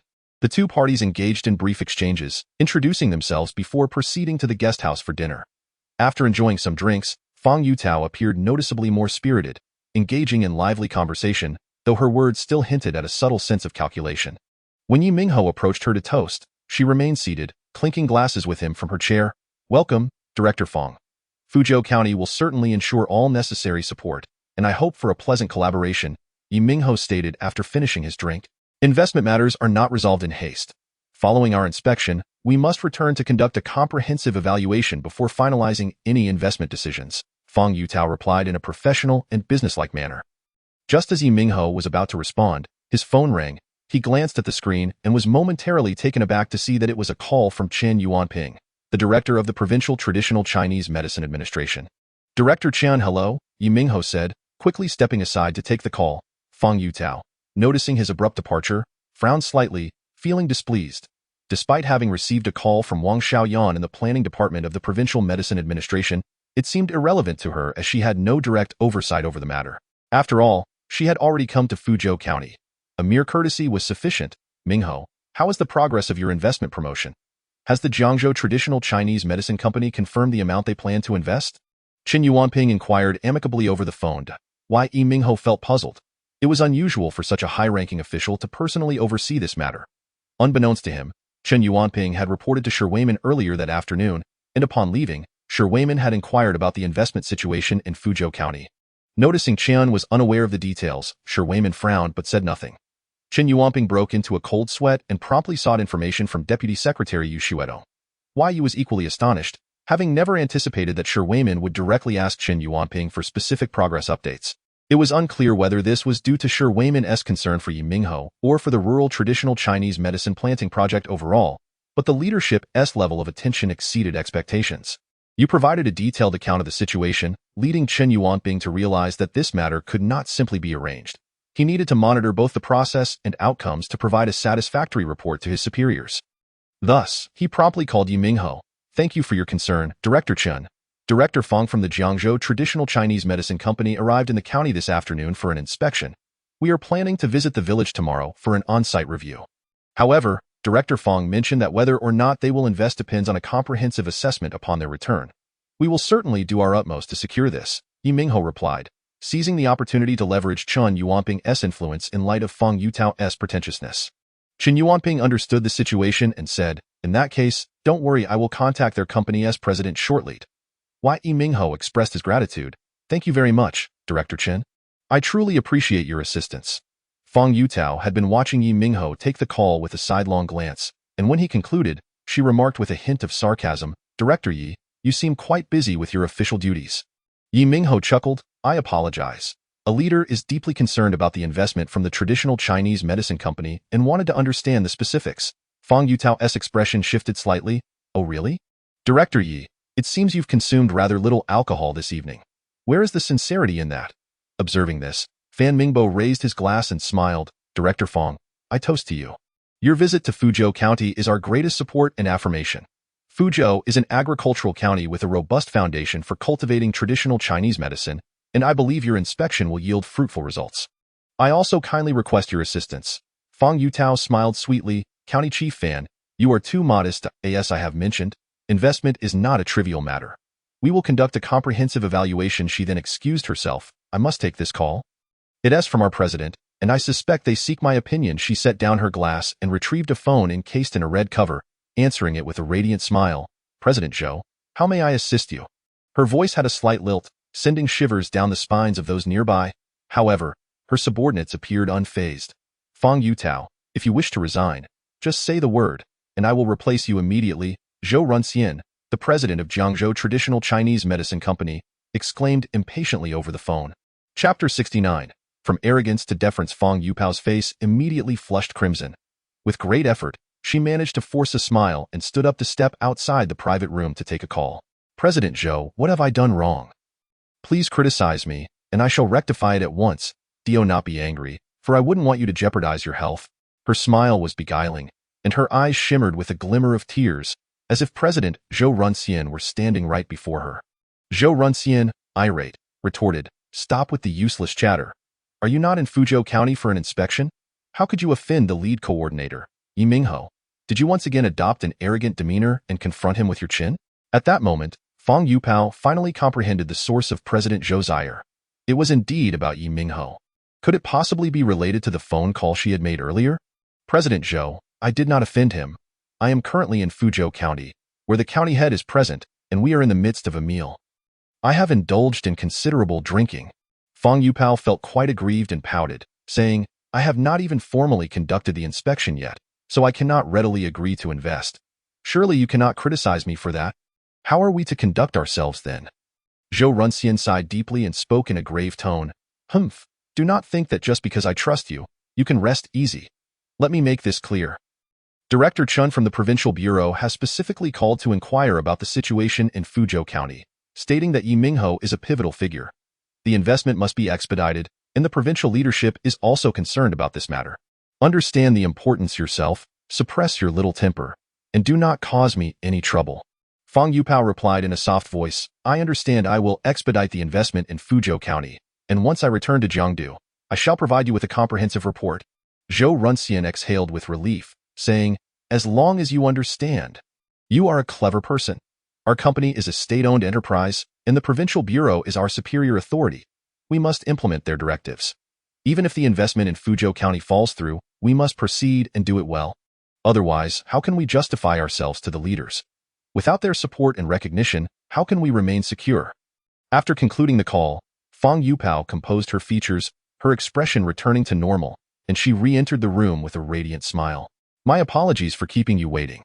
Our president is quite concerned about the inspection work and called to inquire about the situation. I reported to him the enthusiasm of Fuzhou County, and he insisted that I conduct a thorough inspection, she explained with a smile. She then stood up and raised her glass towards Fan Mingbo, saying, County Head Fan, I toast to you. It is evident that you are a leader dedicated to serving the people, and I hold you in high regard. Fan Mingbo, who had been somewhat displeased, found himself in a position of authority as a county head, yet had lowered himself to invite a deputy division chief from a state-owned enterprise, only to feel slighted. Anyone would have felt the same irritation. However, upon Fang Yupao's return from the phone call, her demeanor transformed into one of warmth, starkly contrasting her previous aloofness. Though he did not fully grasp the situation, he recognized the value of mutual respect.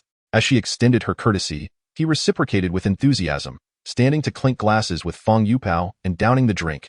Fang Yupao subsequently offered a toast to Wang Lianyun, which he also consumed in one gulp. Then, she poured another glass of wine, beaming as she approached Ye Minghao, declaring, Director Yi, I toast to you. From what I gathered during your introduction, the pilot project for medicinal herb cultivation in Taiyan's Huayuan village is spearheaded by you. Your planning and vision are remarkably comprehensive and grounded in reality. Although the final investment decision rests with the company's comprehensive evaluation, I personally hold great optimism. This visit to Fuzhou County is serendipitous, and I hope for a fruitful collaboration in the future. Ye Minghao listened with a smile, recognizing the insincerity behind her flattery. Had it not been for Chen Yuanping's call to her superior, would her attitude have been so amiable? Nevertheless, as long as the investment progressed smoothly, the convolutions of the process were of little consequence. Just as he was about to raise his glass to clink with hers, his phone rang again. Upon checking, he saw it was a call from Deputy Secretary Yu Shuedong. Fang Yupao, with her keen eyesight, immediately recognized the caller's identity, and a tremor of realization coursed through her. This Ye Minghao was indeed formidable. Not only had Director Chen from the Provincial Traditional Chinese Medicine Administration personally called, but even Deputy Secretary Yu Shuedong from the provincial government was reaching out to him. Had she known of his influential connections earlier, her attitude would have undoubtedly differed. "Director Ye, please take the call," Fang Yupao said with a smile. "Apologies," Ye Minghao replied, smiling as he intentionally held his phone aloft for Fang Yupao to see the caller's identity, aiming to thoroughly diminish her arrogance. Ye Minghao stepped aside to answer the called Yu Shuedong, concerned about the investment in medicinal herb cultivation. Upon learning that Ye Minghao was dining with the inspection team from Jiangzhou Traditional Chinese Medicine Company, said with a smile, "Jiangzhou Traditional Chinese Medicine Company has a decent scale and has been vigorously promoting cooperative cultivation of medicinal herbs in recent years. Seize this opportunity to develop new models. Keep me informed of any developments, and if you need my assistance, do not hesitate to ask." "Thank you, Secretary. Director Chun just called as well, and this is all thanks to your attention and support. I am confident in this matter and will not disappoint your concern. I will report any updates to you promptly." "Good. Then you may carry on with your work."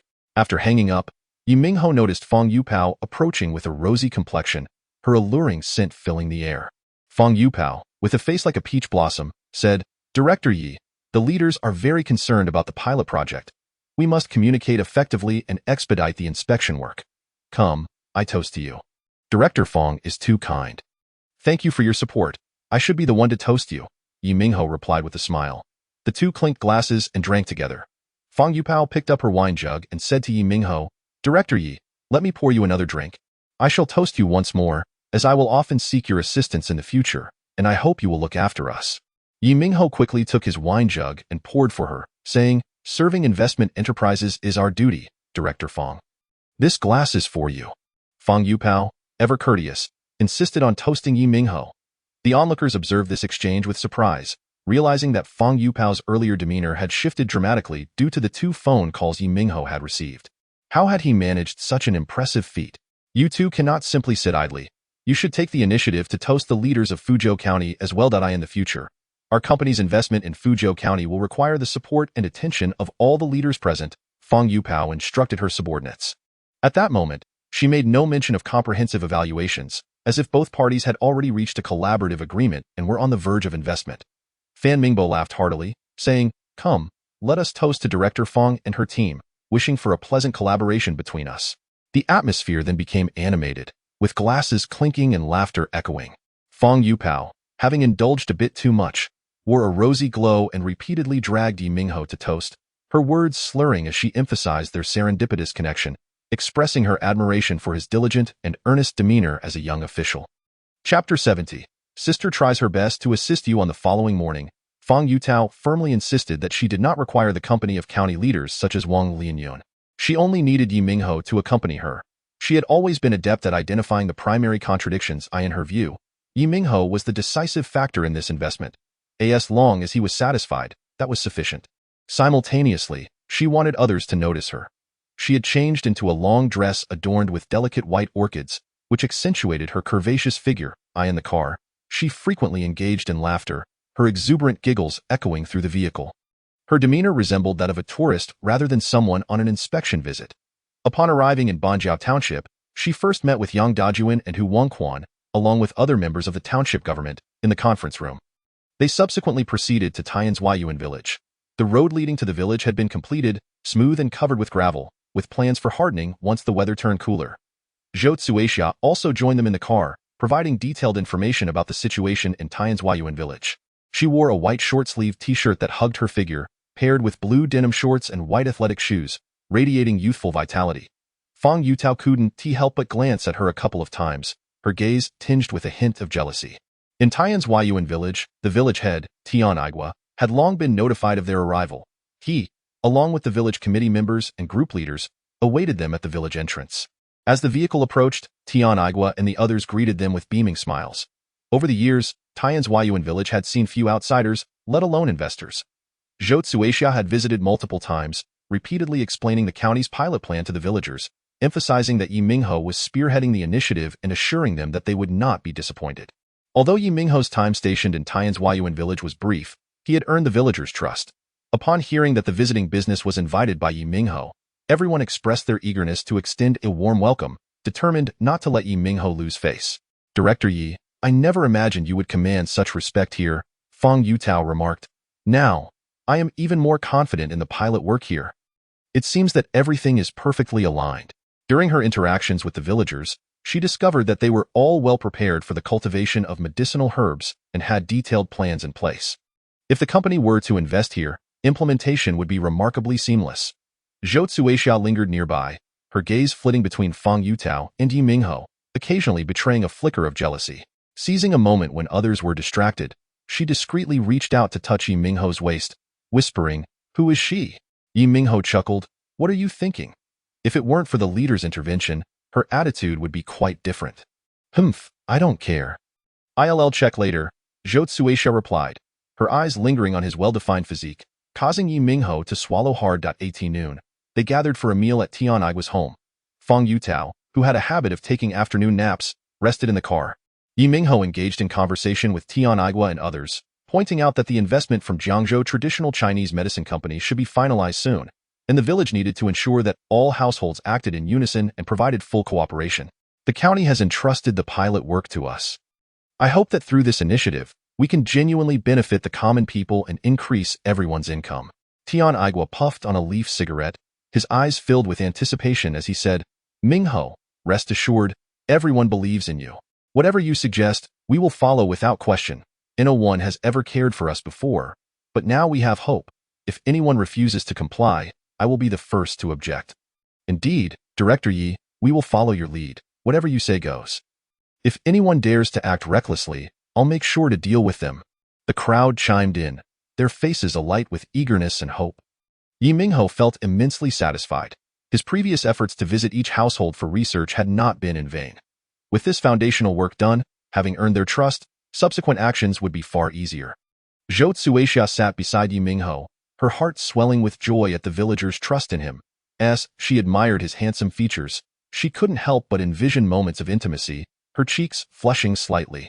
In the afternoon, Fang Yutao and the others visited the nearby fields and forests, gaining a deeper understanding of the environment for cultivating medicinal herbs in Tianzhuayuan village.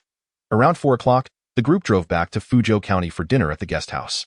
Accompanied by Deputy County Head Wang Lianyun, they engaged in lively toasts, thoroughly enjoying the evening. Fang Yutao, having had a bit too much to drink, seized Ye Minghao's hand, expressing her intent to report back to the company and expedite the investment.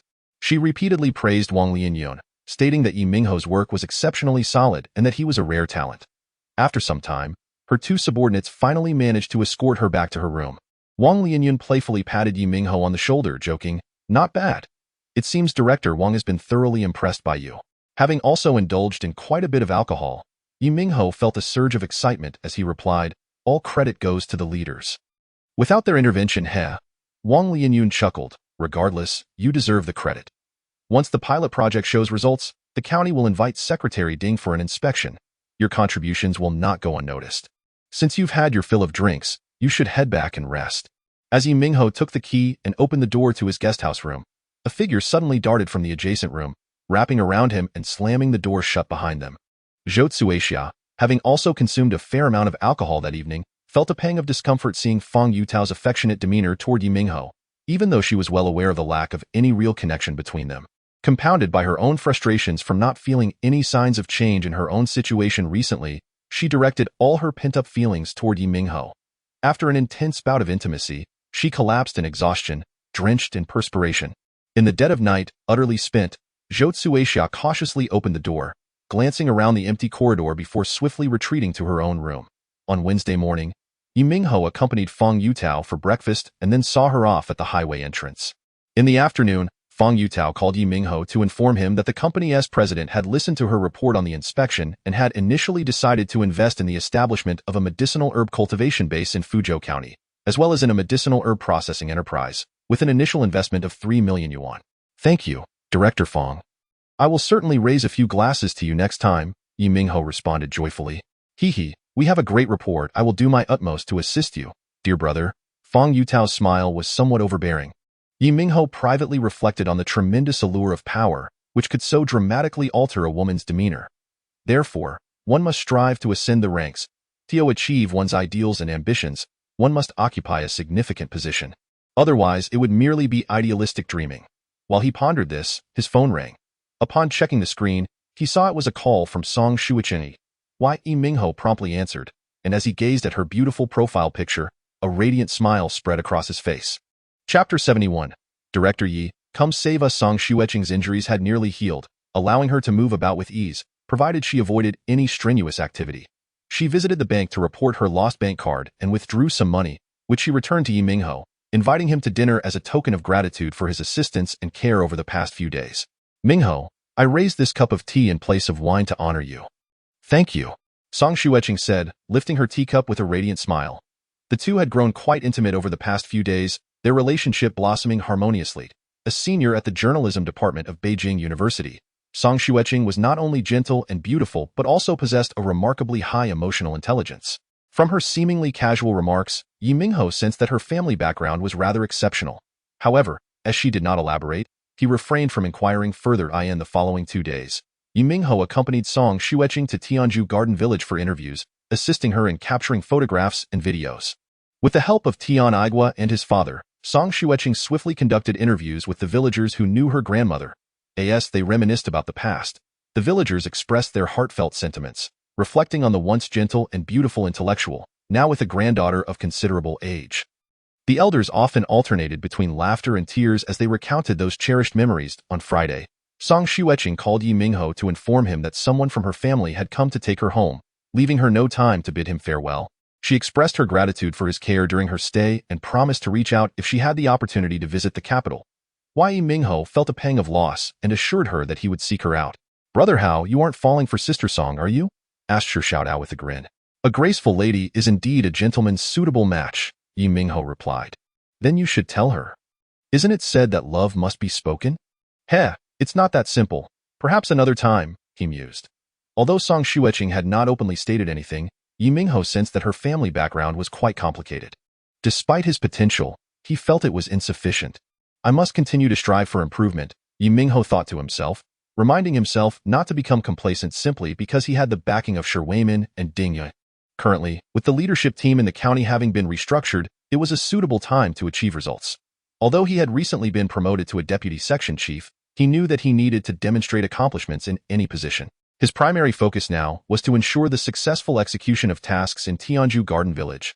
If he could excel in the pilot project, it would yield multiple benefits. Not only would it improve the villagers' well-being and transform the village's backward appearance, but it would also showcase his capabilities.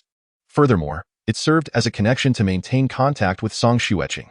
The investment plan for Jiangzhou Traditional Chinese Medicine Company had been preliminarily established, with expectations to sign the investment agreement the following week.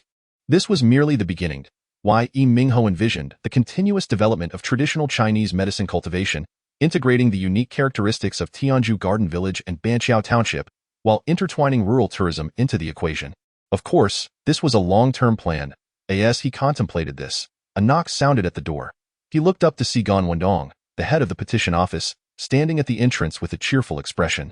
Director Yi, I apologize for the interruption, but I have a matter to report to you, Gan Wendong said, slightly bowing, adopting a humble demeanor. Ye Minghao rose and replied, Director Gan, you are too kind. Please, have a seat. Shi Xiaodao promptly brewed a cup of tea and handed it to him. Gan Wendong produced a letter of complaint and handed it to Ye Minghao. Director Yi, we have received a letter of complaint from the parents of Huaying Primary School. They have collectively reported issues regarding the hygiene of the school cafeteria, claiming that the school has outsourced the cafeteria to a private owner, leading to significant food safety concerns. Students often encounter foreign objects in their meals, and there have been instances of spoiled meat, adversely affecting their health. The parents have repeatedly approached the school, which has promised to rectify the situation multiple times, yet no tangible actions have been taken. As Ye Minghao listened, he examined the complaint letter and remarked, Director Gan, given the widespread public discontent, we must request the Education Bureau, the Industrial and Commercial Bureau, and the Health Bureau to conduct an investigation and ensure proper oversight. Gan Wendong responded with a hint of difficulty. Previously, the public had also raised concerns, and we forwarded the complaint to the relevant departments, but it ultimately had no effect. Several parents have since come to the petition office, demanding immediate resolution. Otherwise, they will escalate the matter to the county and city governments. I'm worried that mishandling this situation could lead to significant unrest. Most families today have only one child and place great importance on their children's physical and mental health. If there are genuine issues with the cafeteria, the parents will not let this go lightly. Ye Minghao understood the gravity of the situation and contemplated for a moment before stating, I am aware of the circumstances. Please enhance coordination with the relevant units and urge them to address this matter promptly. I will also arrange for the inspection office to follow up. Gan Wendong sighed in relief, saying, "Understood. I will proceed as you suggest, Director Yi. I will contact the necessary units shortly and urge them to take this matter seriously." After Gan Wendong departed, Ye Minghao called Wang Xinghua, the head of the inspection office, instructing him to arrange for personnel to assess the situation on-site before deciding whether to initiate a special inspection. Wang Xinghua quickly skimmed through the letter and, with a grave expression, said, "Director, I have heard about the hygiene issues at Huaying Primary School's cafeteria. Several friends of mine have children enrolled there, and they have been voicing their complaints. I suspect this letter of complaint is not unfounded." Ye Minghao replied, "Without investigation, we cannot speak with authority. Let us first ascertain the facts before proceeding." "Understood. I will make arrangements immediately," Wang Xinghua stated decisively before returning to the inspection office to coordinate. Since Ye Minghao assumed office, the authority of the county government's inspection office had soared, significantly boosting everyone's work enthusiasm. As the day neared its end, Ye Minghao received a call from Pantingting. "Director Yi, you must come save us." "What are you doing?" "I warn you, we are from the county government inspection office. Try laying a hand on us." Pantingting's voice trembled with urgency and fear over the phone. Ye Minghao sprang to his feet, exclaiming, "Where are you?" "Director, we are at the cafeteria of Huaying Primary." Before Pantingting could finish her sentence, a cacophony erupted on the line, and a voice boomed, "Nonsense inspection office. It's definitely those relentless parents, hmph." The call abruptly ended. Ye Minghao's face flushed with anger as he immediately dialed Wang Xinhua's number, only to find it turned off. Clearly, he and Pantingting were together, and their phone had been snatched away.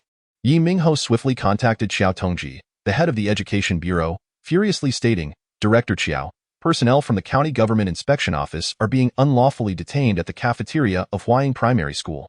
Please address this immediately." After conveying his message, he hung up and called He Changlin, the county mayor. Mayor He, Wang Xinghua and Pantingting from the inspection office went to Huaying Primary School to investigate the cafeteria's hygiene issues and had their phones stolen. "I am concerned for their safety. Please arrange for someone to handle this swiftly." "Don't worry, Minghao. I will send someone over right away," He Changlin replied, relying heavily on Ye Minghao since he had been appointed as deputy mayor and concurrently served as the head of the county's public security bureau. He took Ye Minghao's concerns very seriously, promptly arranging for action and personally driving to Huaying Primary School. As Ye Minghao ended the call and prepared to report this incident to Fan Mingbo, his phone rang again. Upon glancing at the screen, he saw that it was his high school classmate, Tong Guofeng, calling, causing his brow to furrow. Previously, he had heard that Tong Guofeng had been making an effort to curry favor with Wu Fengyi, the deputy director of the Education Bureau, in pursuit of the cafeteria contracting matter. Now that he was calling, could it be that the situation at Huaying Primary School was somehow connected to him? Chapter 72. A favor for me. Do you have any free time this evening? On the phone, Tong Guofeng was courteous yet warm. Wu Keluan has returned from Jiangdu. Let us gather everyone together. Wu Keluan was a classmate of Ye Minghao from both middle and high school, having pursued his university education in another province. After graduating, he returned to work at the education department of Jiangzhou province. He was quite active in their class group, often speaking with a grandiose tone, exuding an air as if he were a provincial leader. However, Ye Minghao had a mediocre relationship with him and lacked the interest to meet. "I'm sorry, but I have other commitments today and won't be able to attend." "Come on, it's not easy for Wu Keluan to come back. You all work within the system, and it would be beneficial to exchange ideas. He is about to become the secretary to the deputy director, and he might be able to assist you in the future." "Congratulations to him, but I truly have matters to attend to. Perhaps I can invite him next time I visit Jiangdu." Seeing that Ye Minghao was unyielding, Tong Guofeng grew a bit anxious and said, "We'll wait for you. Once you're done, make sure to get in touch with me." Ye Minghao was perplexed by his enthusiasm and replied indifferently, "We'll see about that. I genuinely have something to handle tonight." Wang Xinghua and Pantingting were entangled in the issues at Huaying Primary School. There was no way he could just indulge in eating and drinking. Furthermore, Tong Guofeng had already entered his blacklist. He would not engage in any matters related to him. Tong Guofeng remarked, "It's about the situation at Huaying Primary School, isn't it? They are merely blowing things out of proportion. There is no need to fret. Once everything is clarified, there will be no issue." Ye Minghao instantly became vigilant. Could this fellow be involved in the matter? "What do you know about the situation?" "Well, I'm friends with the owner of the cafeteria at Huaying Primary School, so I have a rough understanding of what is going on." Tong Guofeng spoke in a dismissive tone. "It's simply that some competitors want to take over the cafeteria and are deliberately spreading rumors. The Education Bureau has investigated this and issued a special report, but they are still not giving up. I see. This is the first time I'm hearing about it, Ye Minghao replied noncommittally. If that were indeed the case, why were Wang Zhenghua and Pan Tingting being detained? Tong Guofeng was certainly not telling the whole truth. I'm speaking the truth. Director Wu Fingyi from the Education Bureau is aware of this matter. Oh, who else knows besides him? Also the health bureaus. In any case, this issue has been investigated several times, and there's nothing wrong. Ye Minghao scoffed internally.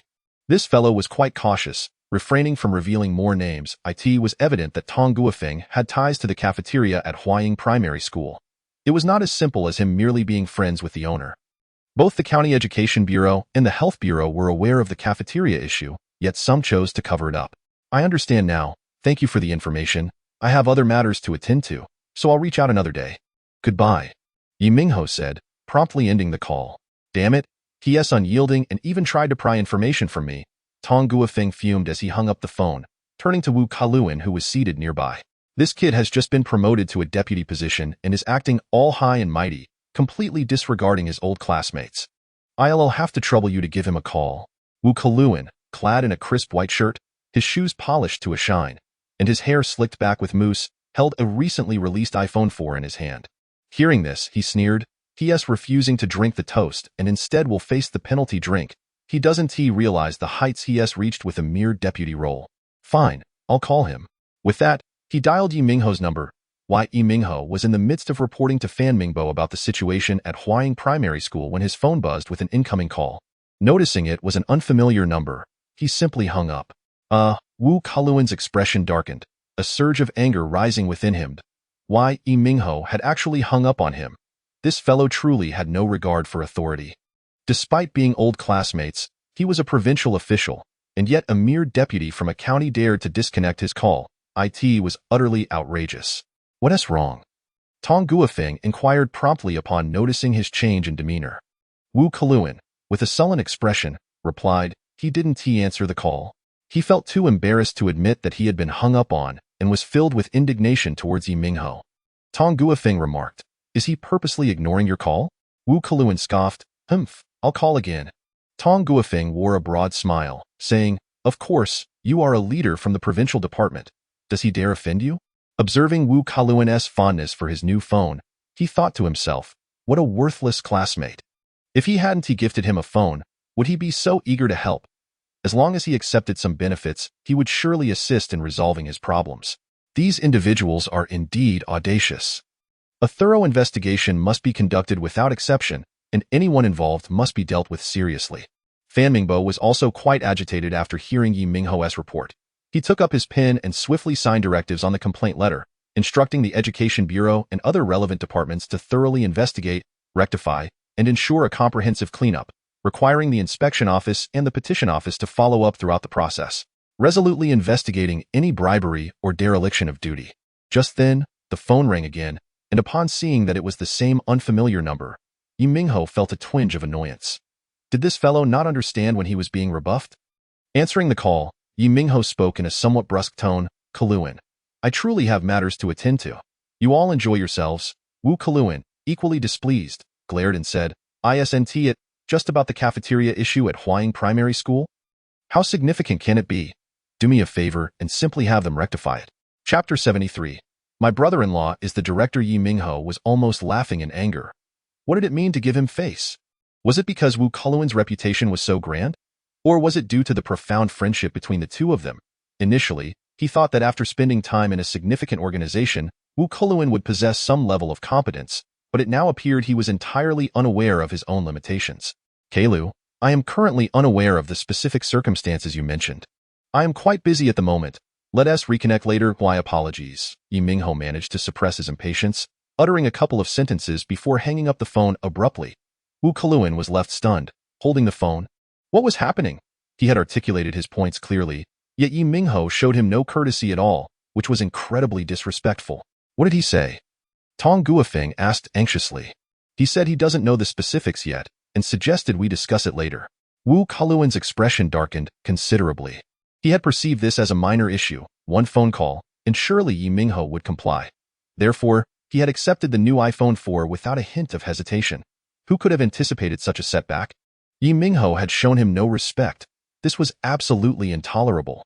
Ye Minghao is clearly not taking you seriously, Tong Guofeng remarked, seeing the discontent on Wu Keluan's face, fanning the flames. Humph, it seems I must show him some consequences, Wu Keluan retorted angrily. He quickly found a number in his phone and dialed it. Once connected, a smile quickly spread across his face, and he spoke in a courteous tone, Director Guo, this is Wu Keluan, Xiao Wu. I am currently in Fuzhou County and have a matter I need to report to you. After hanging up, Wu Keluan declared triumphantly, I just called Director Guo of the Municipal Education Bureau to intervene. If that fails, I will report to Director Yuan. I refuse to believe we cannot resolve such a trivial issue. Tong Guofeng, eager to flatter, chimed in, haha, indeed. For us at the grassroots level, this is a monumental issue, but for the provincial leaders, it's merely a phone call away. Afterward, let us grab a couple of drinks, then perhaps indulge in a foot massage with some delightful company to unwind. A flicker of surprise crossed Wu Keluan's eyes, but he quickly adopted a serious demeanor, saying, You handle the arrangements. I am not well versed in these matters. Tong Guofeng chuckled to himself, feeling a twinge of disdain. At Huaying Primary School, Ye Minghao observed several parents queuing at the entrance. He was perplexed and remarked, Isn't it summer vacation? Why are they still picking up and dropping off students? The driver, Zhu Xiaojiang, scoffed, Director Yi, you may not be aware, but the Education Bureau issued a notice prohibiting supplementary classes.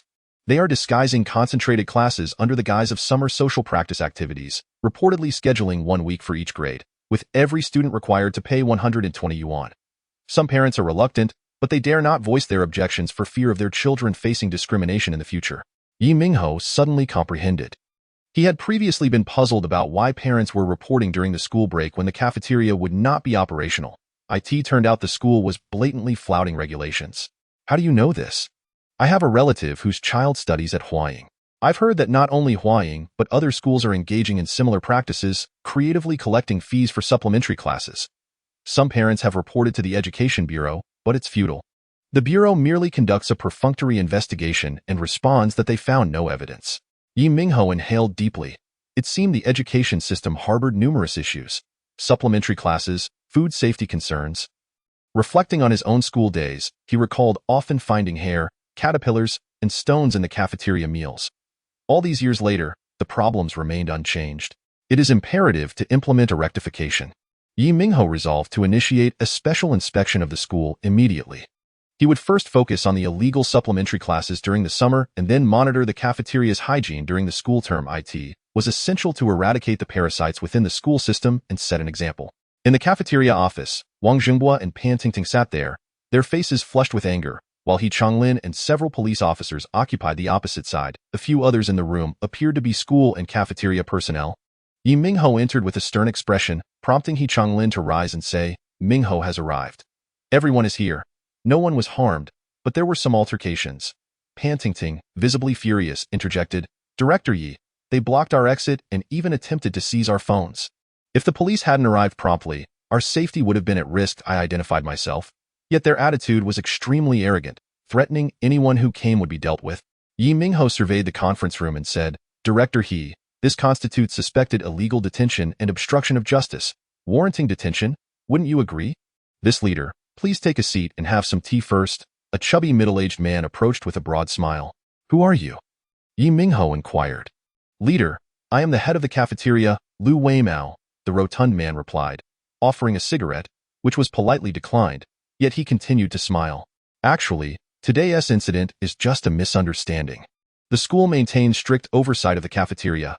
When these two leaders arrived unexpectedly without prior notice, our staff became quite anxious upon seeing unfamiliar faces, leading to poor attitudes. I have already apologized to the two leaders and even offered compensation with 2 new phones. Pan Tingting shot back, return my old phone. We clearly identified ourselves and presented our work IDs. Your actions were intentional. It truly was not. I will ensure the staff's misconduct is addressed sternly. Ye Minghao had no interest in idle chatter and turned to He Changlin, saying, Director He, before coming here, Director Fan issued directives for stringent investigation and punishment. The county government will now conduct a special inspection of the education system. Any suspected illegal activities will require the intervention of the police. He Changlin nodded in understanding and cast a look at Min Xingwang, the head of the Xiqing police station. Receiving the directive, Min Xingwang immediately stated, they are suspected of illegal detention and obstruction of public duties. Arrest them. Several police officers promptly produced handcuffs and apprehended the 3 individuals who had detained Pan Tingting and the others. Lu Weimao, witnessing this, grew anxious and leaned toward Ye Minghao, saying, "Leader, may I have a word in private?" Ye Minghao scoffed, "Speak freely here. Where are their phones?" They are in the garbage bin outside," the previously arrogant cafeteria staff member stammered, thoroughly panicked now that he was handcuffed. Pan Tingting swiftly dashed outside, holding her breath as she rummaged through the trash bin for the damaged phones, placing them into a bag. "I will find someone to repair them." "There's footage on them," Pan Tingting stated. Ye Minghao nodded. If she had not obtained any incriminating evidence, the other party would not be so frantic. Lu Weimao's face drained of color as he gritted his teeth, saying, "Leader, my brother-in-law is Lu Qianggui from the Education Bureau. Could you possibly be lenient? We acknowledge our faults and accept punishment. Just set the standard. There's no need for this to escalate so severely. As the saying goes, leave a line for others, and we shall meet again in the future, wouldn't you agree?" Chapter 74. Shifting blame and applying pressure. Ye Minghao chuckled, his gaze fixed intently on Lu Weimao. "Director Lu Qianggui is your brother-in-law. No wonder." Lu Weimao felt an unsettling tightness in his chest under Ye Minghao's scrutiny, evading his eyes as he retorted, "My brother-in-law is unaware that I have contracted the cafeteria. This matter has nothing to do with him." "Ha, I believe you," Ye Minghao replied nonchalantly. "Pray tell, in light of such events, has no one from the school stepped forward?" At that moment, a tall, lanky figure wearing glasses hurried into the room, repeatedly apologizing. "I'm terribly sorry. I was caught up in a meeting and arrived late." Lu Weimao promptly approached him, exclaiming, "Principal Chun, your arrival is most fortuitous. We implore you to assist us in mediating and to speak a few kind words on our behalf." He then introduced the attendees, "Esteemed leaders, this is Vice Principal Chen Jingming, who oversees logistics at our school." Chen Jingming clasped his hands in greeting, addressing the group, "Esteemed leaders, I have only just received notification, which accounts for my tardiness. I am deeply apologetic for the incident that has occurred. The school will certainly enhance its oversight of the cafeteria management and ensure that appropriate measures are taken against the involved parties." Ye Minghao furrowed his brow, interrupting his rambling, "So you are Principal Chen?" "I am Ye Minghao from the County Government Office, and this is Deputy County Head He Chonglin. Today's events have garnered considerable attention from the county. The county head has issued explicit directives. The county government will be conducting a special inspection, and we trust you will cooperate fully." Upon hearing this, Chen Jingming's heart quaked, and his expression turned grim. Recent times had seen numerous incidents within the county, with dozens of officials being placed under investigation, all linked to the county government's special oversight. Ye Minghao, the newly appointed deputy director of the government office, was the architect of it all. Whispers circulated that any unit under Ye Minghao's scrutiny would suffer dire consequences. It was imperative not to incur his wrath. The police department was a prime example, with the director, deputy director, and several precinct chiefs all under investigation. Even members of the county committee and the secretary of the Political and Legal Affairs Commission had been ousted. Rumor had it that He Chonglin's rapid ascent from deputy director of the county police to deputy county head and director was largely due to Ye Minghao's influence. The magnitude of his power was truly formidable. "Greetings, County Head He, Director Ye." Chen Jingming greeted with a forced smile as he stepped forward. Both Ye Minghao and He Chonglin remained impassive, exuding an air of official business. "Given that the supervising vice principal is present, I would like to propose several recommendations. First, immediate measures should be taken against any personnel suspected of illegal activities. Second, a comprehensive investigation into the cafeteria should be initiated. Pan Tingting, please notify the health and industry departments to come and conduct on-site assessments. Third, the school must assume its primary responsibility and strengthen its management of the cafeteria contractor. Fourth, the county government's inspection office will commence a special inspection immediately, and I ask for your cooperation." Upon concluding his remarks, Chen Jingming appeared despondent, while Lu Weimao's face flushed crimson. Ye Minghao paid them no mind, turning to He Chonglin and inquired, "County Head He, it seems this matter may require some time. Do you have any further instructions?" He Chonglin shook his head, replying, "I have nothing further. The police department will strictly adhere to the county government's directives and fully cooperate with the inspection efforts. Minghao, I shall take my leave. Should you require anything, do not hesitate to call." Ye Minghao nodded, "Thank you, County Head He."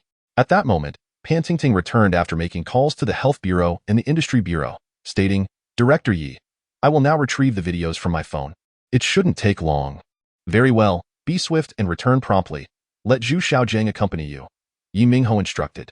Just then, Ye Minghao's phone rang, revealing a call from Lu Qiangue, the director of the County Education Bureau. Director Lu, what directives do you have? Ye Minghao inquired coolly. Lu Qiangue responded with a cheerful tone, Director Ye, you are too modest. I dare not presume. Primarily, I wish to report that the Education Bureau is resolutely implementing the county government's directives. We will not evade any issues within the county's education system, regardless of who is involved. We shall ensure strict legal compliance and express no leniency, so please rest assured. Ye Minghao replied, Director Lu, I am at Huaying Primary School, and I hear that Lu Weimao is the contractor for the cafeteria. Is it true that you are his brother-in-law? What? Lu Weimao has contracted the cafeteria at Huaying Primary? Director Yi, I was completely unaware of this. Director Yi, I have always maintained strict standards regarding my relatives, and I categorically prohibit their involvement in any school matters. Rest assured, I will promptly ensure his withdrawal. Regardless of whether he operates under my auspices, such conduct is intolerable. Director Yi, I must also reflect on my responsibilities to the county. I have not been stringent enough with those close to me. Regarding the logistics and nutrition of the students, the Bureau is under the purview of Deputy Director Wu Fengyi, who handles the specifics more extensively. I bear some administrative responsibility in this regard as well. Lu Qiangue's voice on the phone was earnest and fervent, exuding a sense of integrity. A cold smile crept across Ye Minghao's lips. At this juncture, attempting to distance oneself and shift blame onto Wu Fengyi would not be so easily accomplished.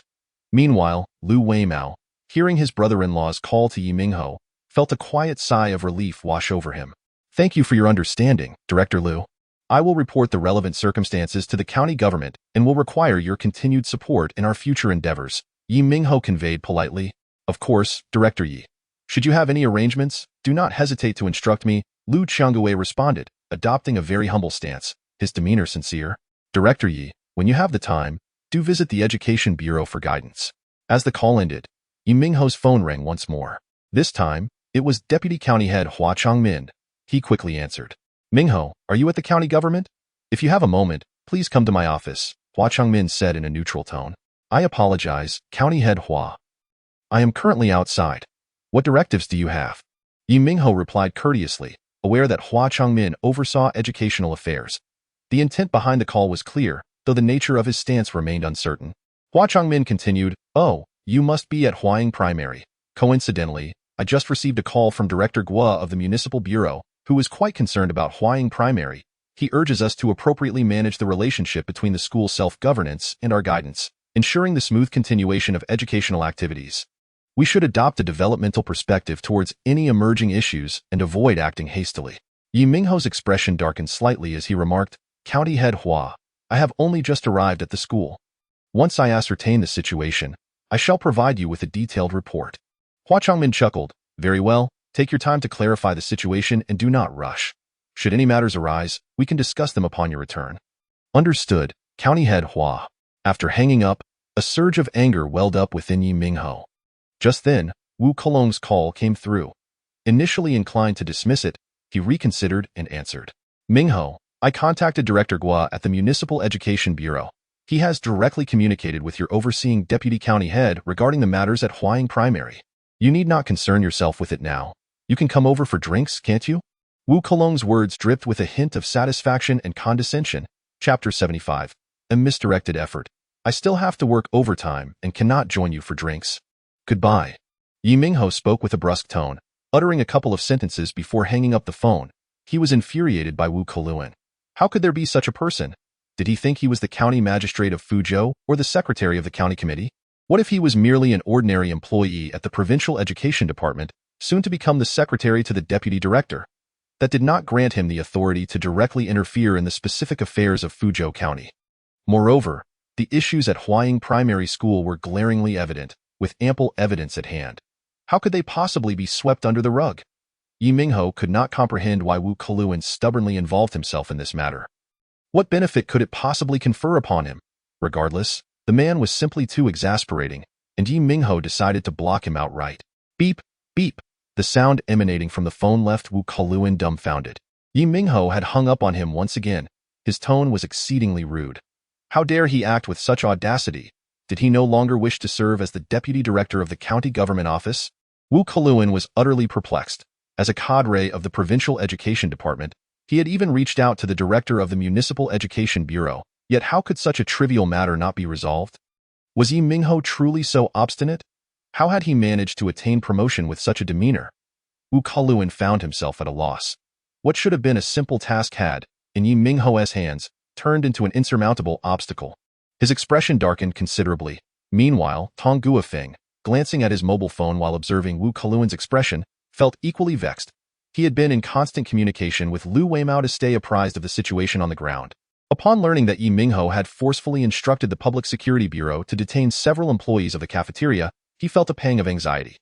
This cafeteria was a joint venture he had undertaken with Lu Weimao, contributing 65% of the investment, with both holding equal shares. After all, Lu Weimao's brother-in-law was the director of the Education Bureau, and leveraging his connections had been essential in displacing the previous contractor, making Lu Weimao's advantageous position entirely reasonable. However, Tong Guofeng had also established a rapport with Deputy Director Wu Fengyi of the Education Bureau in the process. He intended to utilize Wu Fengyi to secure contracts for 1 or 2 additional school cafeterias. Having previously treated Wu Fengyi to several meals and provided him with ample gifts, he was confident about winning the upcoming bid for the cafeteria at Fuzhou No. 2 High School. Now, with the hygiene issues at Huaying Primary School being escalated to the county level, if mishandled, it could not only jeopardize the operation there but also disrupt his future plans. Thus, he was exceedingly anxious. Coincidentally, with Wu Kaluan returning to Fuzhou County on annual leave, he devised a plan to leverage Wu Kaluan to deal with Ye Minghao. A brand new iPhone 4 was dispatched, and Wu Kaluan was notably eager. Yet, little did he know, Ye Minghao was utterly dismissive. Observing Wu Kaluan's exasperated demeanor, Tong Guofeng felt a sense of cold amusement. All that boasting, yet he can't even handle such a minor issue. What a waste. Nonetheless, my resources are not so easily obtained. I will reclaim what is rightfully mine sooner or later. Realizing that Wu Kaluan had become ineffectual in this matter, he considered his continued utility given his status, thus maintaining a facade of calm. Wu Kaluan felt a flush of embarrassment as his grandiose claims fell flat, igniting a burning shame within him. Enraged, he dialed the director of the Municipal Education Bureau, Guoting Dong, only to find the line busy. After a while, he attempted again, but no one answered. His face turned crimson, feeling a sense of being belittled. Once I return and assume the role of secretary to Director Yuan, I shall settle the score with them. Wu Kaluan seethed with indignation. Observing this, Tong Guofeng consoled him, "It's fine. I'll think of another strategy. If all else fails, we can impose fines, and we will rectify the situation thoroughly." Since an immediate resolution was unattainable, they would have to acknowledge the problem for the time being and address it gradually. After all, with the support of County Education Bureau Director Lu Qianggui, they could ultimately minimize the issue, transforming a significant problem into a minor inconvenience. At worst, it would merely cost them a bit more money. Any losses incurred here could be compensated by the next cafeteria. It was all about turning adversity into opportunity. Tong Guofeng calculated his next moves, quickly regaining his composure. "Let us enjoy a drink and a meal. We shall indulge shortly." At that moment, personnel from the County Health Bureau and the Industry and Commerce Bureau had already arrived at the school. Ye Minghao led the group to inspect the cafeteria.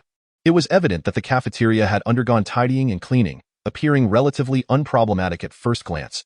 Ye Minghao instructed the hygiene staff to sample and bag all ingredients and condiments, while also documenting supplier details, production dates, and other pertinent information.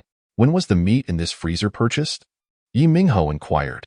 "It was procured the day before yesterday," the purchasing staff replied, beads of sweat forming on his forehead. "Where is the procurement information sheet?" Ye Minghao pressed. The purchasing staff wiped the sweat from his brow, stammering, "I will go find it." Ye Minghao scoffed, "Hurry up. We are waiting." Lu Weimao, standing nearby, interjected, "Director Yi, our management has not been stringent enough, and some records are not sufficiently standardized. We will surely enhance our rectification efforts moving forward. However, rest assured, all our ingredients are within their shelf life. After all, it pertains to the health and well-being of numerous students, and we dare not be negligent." Ye Minghao remained noncommittal and asked, "Approximately how many students do you serve for lunch and dinner each day?" Lu Weimao pondered for a moment before responding, "We serve about 360 for lunch, while dinner is fewer, only around 120. Most students return home for their evening meal." Ye Minghao signaled for Wang Xinghua to take note of this information, as the numbers closely aligned with the enrollment of a single grade at Huaying Primary School. "Thus, you prepare meals for approximately 500 individuals daily." Over a summer break of 7 weeks, you procure substantial quantities of ingredients. How do you ensure the hygiene and safety of the food? Lu Weimao, oblivious to the trap Ye Minghao was setting, confidently explained, "We maintain long-term partnerships with suppliers to guarantee that all ingredients meet hygiene standards, ensuring that students receive safe meals. We have established long-term supply contracts with our suppliers, conducting random quality checks and reserving a portion of the payment as a quality deposit, which is only released after a quarter. This measure discourages suppliers from cutting corners." The more he elaborated, the more pleased he became, believing his methods to be astute. He felt his explanation was compelling, and indeed, Ye Minghao's expression softened considerably. Accompanying Vice Principal Chan Jingming also breathed a sigh of relief, sensing a potential turn in events. At this juncture, Ye Minghao received a call from Pantingting. "Director Ye, I have completed my task. I have extracted all the photos from my phone and taken additional pictures and videos at the school. The students appear to be quite diligent in their studies, and the school is well organized." A smile graced Ye Minghao's face. He had successfully obtained evidence of the supplementary lessons. "Excellent. Come directly to the cafeteria. We are currently sampling and inspecting the site." Chapter 76. Has conscience been devoured by dogs? Upon noticing Pantingting's arrival, exuding an air of confidence, Lu Weimao felt an ominous premonition stir within him. As anticipated, Pantingting proceeded to unveil a video on her phone to all present. It was a recording she had secretly captured in the cafeteria's operational area. On the cutting board lay disheveled piles of pork, the skin still adorned with tufts of pig hair. Some pieces of meat appeared blackened, while a few cockroaches scuttled merrily atop them. The floor was cluttered with cabbage and hollow-stemmed vegetables, interspersed with weeds and caked in dirt. Staff members carelessly tossed the vegetables into a large plastic basin, haphazardly mixed them, and then proceeded to dump them into a giant pot for stir-frying. One employee, recently afflicted with a cold, wiped his nose and inadvertently flicked droplets into the pot. Witnessing this, Ye Minghao felt a wave of nausea wash over him. "Has your conscience been consumed by dogs?" he exclaimed. "Is it permissible to serve such food to students? Can you sleep soundly at night? Do you not have children of your own? Do you not consider accumulating virtue for yourselves and future generations?" Ye Minghao was beside himself with rage. The sheer callousness displayed by these individuals was appalling. Reflecting on the fact that students consumed the very products of such negligence filled him with both anger and sorrow. These people had utterly forsaken their moral compass and standards, yet they paraded around, unabashed. Lu Weimao's face flushed crimson as he stammered, "Director Ye, we will rectify this immediately. Employees who do not adhere to regulations will face fines and termination."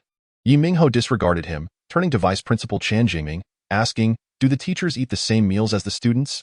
This Chan Jingming's expression darkened. "I fear you may not even be able to stomach it yourself." Ye Minghao continued, "The cafeteria has prepared special meals for you, and you eat with a clear conscience, yet you fail to consider what the students consume. As the overseeing leader, do you not wonder if you can sleep at night after witnessing this video? They say teachers are diligent gardeners. How do you nurture and care for the students in this manner?" Ye Minghao's face was a mask of fury as he bombarded Chan with questions, providing him no time to respond. He had no intention of listening to excuses. His outrage was too great to contain.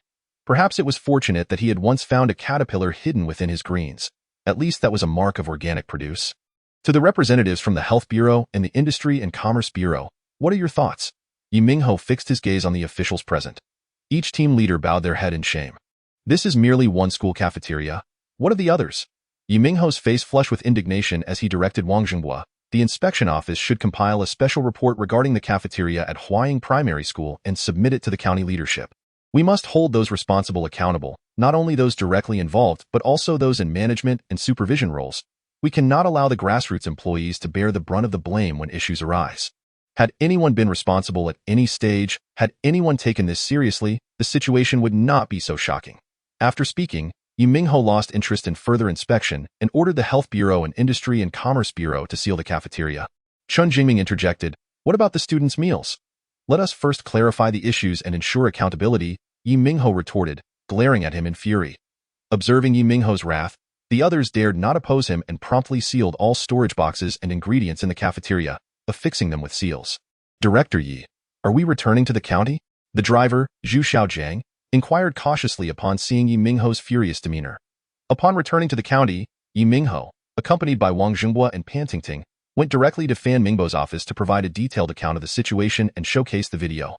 Fan Mingbao, incensed, slammed his hand on the table and picked up the phone, summoning Deputy County Head Hua Changmin to his office. Deputy County Head Hua, the situation at Huaying Primary School cafeteria is appalling. They are committing heinous acts and must be dealt with. If we do not address this properly, how can we find peace of mind? As the overseeing deputy, you must take a stand on this matter. Hua Changmin, who had intended to leave for a drink after work, felt quite dejected after being reprimanded by Fan Mingbao. However, after watching the video, he could no longer remain seated, his face burning with anger as he acknowledged, "County Head, I too bear responsibility for failing to supervise adequately. Give me some time, and I will ensure those scoundrels are dealt with." Fan Mingbao's fury surged as he exclaimed, "This is not the time for self-reproach. What about other schools? Are they not equally culpable? What is the Education Bureau doing? How did Lu Qianggui become the director? There is a limit to our tolerance." Understanding the implications of Fan Mingbao's words, Hua Changmin realized his performance would be scrutinized closely. Otherwise, his own accountability might be called into question. As the overseeing deputy, while he could not manage every detail, he knew that if such egregious misconduct came to light, he would also be held responsible. The relationship between the county head and deputy was inherently hierarchical, especially since Hua Changmin was not even a member of the county committee. At that moment, he found it impossible to withstand Fan Mingbao's wrath. "County head, I share your outrage. These individuals are inhuman." Hua Changmin lamented, "My child has just entered middle school and must eat lunch in the cafeteria daily. The thought alone is terrifying. Their audacity is astounding, utterly lawless, unworthy of being parents. The Education Bureau, Health Bureau, and the school all share responsibility. I suggest we invite the disciplinary committee to investigate. Regardless of who it is, any discovered issues must be addressed decisively. If we do not make examples of a few, they will never learn respect." Hua Changmin passionately expressed his determination. Fan Mingbao nodded, "Indeed, some individuals certainly lack a sense of reverence. I will discuss this matter with Secretary Chow shortly. You are free to investigate. Show no mercy to anyone. The education and health systems fall under your purview. The entire team requires a thorough overhaul. It is time to relocate some of them." After Hua Changmin departed, Ye Minghao shared his thoughts on conducting a special investigation into the issues surrounding summer school remedial classes and cafeteria hygiene. Although both the municipal and county education bureaus explicitly prohibited remedial classes during summer vacation, many schools ignored this directive, resorting to various methods to collect fees for additional classes. While the school bore responsibility, did the Education Bureau not share some blame? Perhaps this was a practice tacitly approved by them. I sense that some units and individuals completely disregard the policies and demands of their superiors, exhibiting a severe lack of execution and a deeply ingrained sense of irresponsibility. The exposure of the hygiene issues in Huaying Primary School's cafeteria presents an opportunity to address this, to serve as an example, and to thoroughly rectify the educational line, reminding all county officials and subtly alerting them. Fan Mingbao concurred, "You are correct. At times, I find it exceedingly challenging to promote work, akin to struggling through a quagmire, unable to exert any force. The issues you raised regarding the business environment are similar. Ultimately, it boils down to inadequate execution and problematic work ethics. Many officials occupy their positions without contributing. At that moment, Ye Minghao's phone rang. It was Lu Qianggui, the Education Bureau chief. Fan Mingbao maintained a stern expression. "Answer it and see what he has to say." Chapter 77. Who can save you after provoking Ye Minghao? "Director Ye, do you have some free time this evening? I would like to invite you to dinner. Tomorrow is the weekend. We can enjoy a few drinks, relax a bit, and conveniently discuss the issues regarding the cafeteria at Huaying Primary School." Over the phone, Lu Qianggui adopted a subservient tone, his voice sincere. When one is under a roof, one must bow their head. Learning of the rather dire situation at Huaying Primary School, Ye Minghao felt a surge of anger. Lu Qianggui immediately heightened his vigilance, preparing to negotiate thoroughly to quell Ye Minghao's ire and nip the problem in the bud. Ye Minghao, speaking nonchalantly on speakerphone, replied, "Director Lu, let us first address the issue at hand. Perhaps we can forego dinner." Lu Qianggui insisted, "Dining will not hinder the resolution of the problem. I have already made reservations at Baiyun Restaurant, and I await your arrival there during this mealtime. What time is it, and you still think about dining and drinking? Are you a fool? With such a severe issue at Huaying Primary School, you still have the leisure to dine? It appears you, Director, are not intent on keeping your position." At this point, Fan Mingbao could no longer contain his outburst. Lu Qianggui was rendered speechless. The voice of the county mayor emerged from the phone, sounding exceedingly furious. This was a stark contrast to his usual mild demeanor. It seemed Ye Minghao had escalated the issue to the mayor, and the gravity of the matter was apparent. Beads of sweat, began to trickle down Liu Qianggui's forehead. Mayor, please allow me to explain. Explain? What is there to explain? An explanation is merely a guise. You have 2 days to resolve the issues at Huaying Primary School. Otherwise, you shall be suspended and subjected to scrutiny. Fan Mingbo declared angrily. This was the first time Ye Minghao had witnessed him so incensed. Director Liu, farewell, Ye Minghao said, abruptly ending the call. Fan Mingbo instructed, the Education Bureau will conduct its own investigation. You must also carry out a comprehensive and in-depth inquiry based on your own perspectives to clarify the situation. Subsequently, we must address several officials. In his heart, he had already sentenced Education Director Liu Qianggui to a figurative death. Ye Minghao swiftly convened the entire inspection team, assigning them to conduct a special oversight of the education system with a primary focus on cafeteria hygiene and the illegal organization of remedial classes. The situation at Huaying Primary School is quite clear. The school has uniformly organized remedial classes for all students and charged fees for these sessions, which is a blatant violation of regulations. Given that we need to investigate whether similar situations exist in other schools, we will keep this matter confidential for the time being. You have 1 week to visit every school in the county and gather first-hand information. As for the cafeteria hygiene issues, we will focus on the bidding process, material supply, and quality inspections. Comrades, the county government regards this special oversight activity as the first step in enhancing the execution capabilities and work style of the county's cadre team. We must resolutely succeed in this endeavor. This time, I anticipate that several officials will be dismissed, so prepare yourselves mentally. I do not wish for our inspection team members to venture out only to have their phones snatched or be detained. Upon hearing Ye Minghao's words, the team members were invigorated, their spirits soaring. Clearly, Ye Minghao was once again setting an example to deter others. Reflecting on the county's Public Security Bureau, dozens of officials had been dealt with. Now, the personnel at the county bureau felt a chill at the mere mention of the county government's inspection team. Ye Minghao aimed to establish the authority of the county government's inspection office. The inspection team represented the county government in checking and supervising whether various departments strictly implement the county government's major policy decisions and directives. Without authority, they would merely be ornamental. Pan Tingting was particularly exhilarated, her eyes sparkling with enthusiasm. Working under the director was quite exhilarating. IT was essential to show those individuals the consequences of their actions. The authority of the inspection team must not be trifled with. Her eyes sparkled with determination, her heart brimming with excitement, her cheeks slightly flushed. All right, everyone, let us put in some hard work over the next few days. If overtime is necessary, let it be, and I will strive to secure additional allowances for everyone. If the work is done well, I will also commend you. After concluding his remarks, Ye Minghao announced the meeting's adjournment. Each member left with expressions of excitement and determination. Why? Ye Minghao's words had ignited a flicker of hope within them. The members of the inspection team were relatively young, naturally yearning for advancement. Ye Minghao enjoyed the trust of County Mayor Fan Mingbo. Gaining Ye Minghao's approval equated to receiving the mayor's endorsement. Promotion to a deputy division level was not out of reach. Although a deputy division level position is merely the most basic rank within the national system, locally, it signifies a leadership role. Many individuals toil for a lifetime without ever being promoted. However, the key factor often lies in lacking a powerful ally. Presently, Ye Minghao was their ally, not only providing them with support but also offering opportunities for advancement. They felt as though they were invigorated, their spirits ablaze. Brother Hao, the work in the county is quite challenging, Shi Xiaohao remarked while driving. Reflecting on the past week spent shadowing Ye Minghao. He had witnessed a great deal, be it the handling of daily affairs or the situation at Huaying Primary School. Meetings, phone calls, discussions, arrangements, and the flow of information up and down the hierarchy. Tasks came one after another without respite. Ye Minghao spoke at a rapid pace, even his steps seemed to carry a gust of wind. Shi Xiaohao felt that had he been in Ye Minghao's position, he would have crumbled under the pressure, his mind swirling in confusion. I have heard it said that those within the system are elites. Indeed, those who thrive within the system are undoubtedly elites, Shi Xiaohao mused, gaining profound insight into the challenges at the grassroots level. This experience further solidified his resolve to remain outside of politics. He preferred a life of freedom, where he could earn money and spend it as he pleased. Financial independence, freedom of time, without anxiety. That was the life he yearned for. Ye Minghao chuckled softly, saying, "You've seen the life at the grassroots level. I'll send you back tomorrow. You've witnessed how busy I'll be moving forward, and I want to have time to manage things."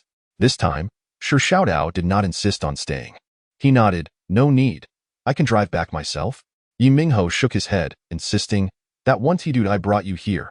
I must ensure you return." After contemplating, Shi Xiaotao did not press the matter further, wearing a contemplative expression. "Mayor Hua, you must advocate on my behalf. I genuinely had no knowledge regarding the situation at Huaying Primary School.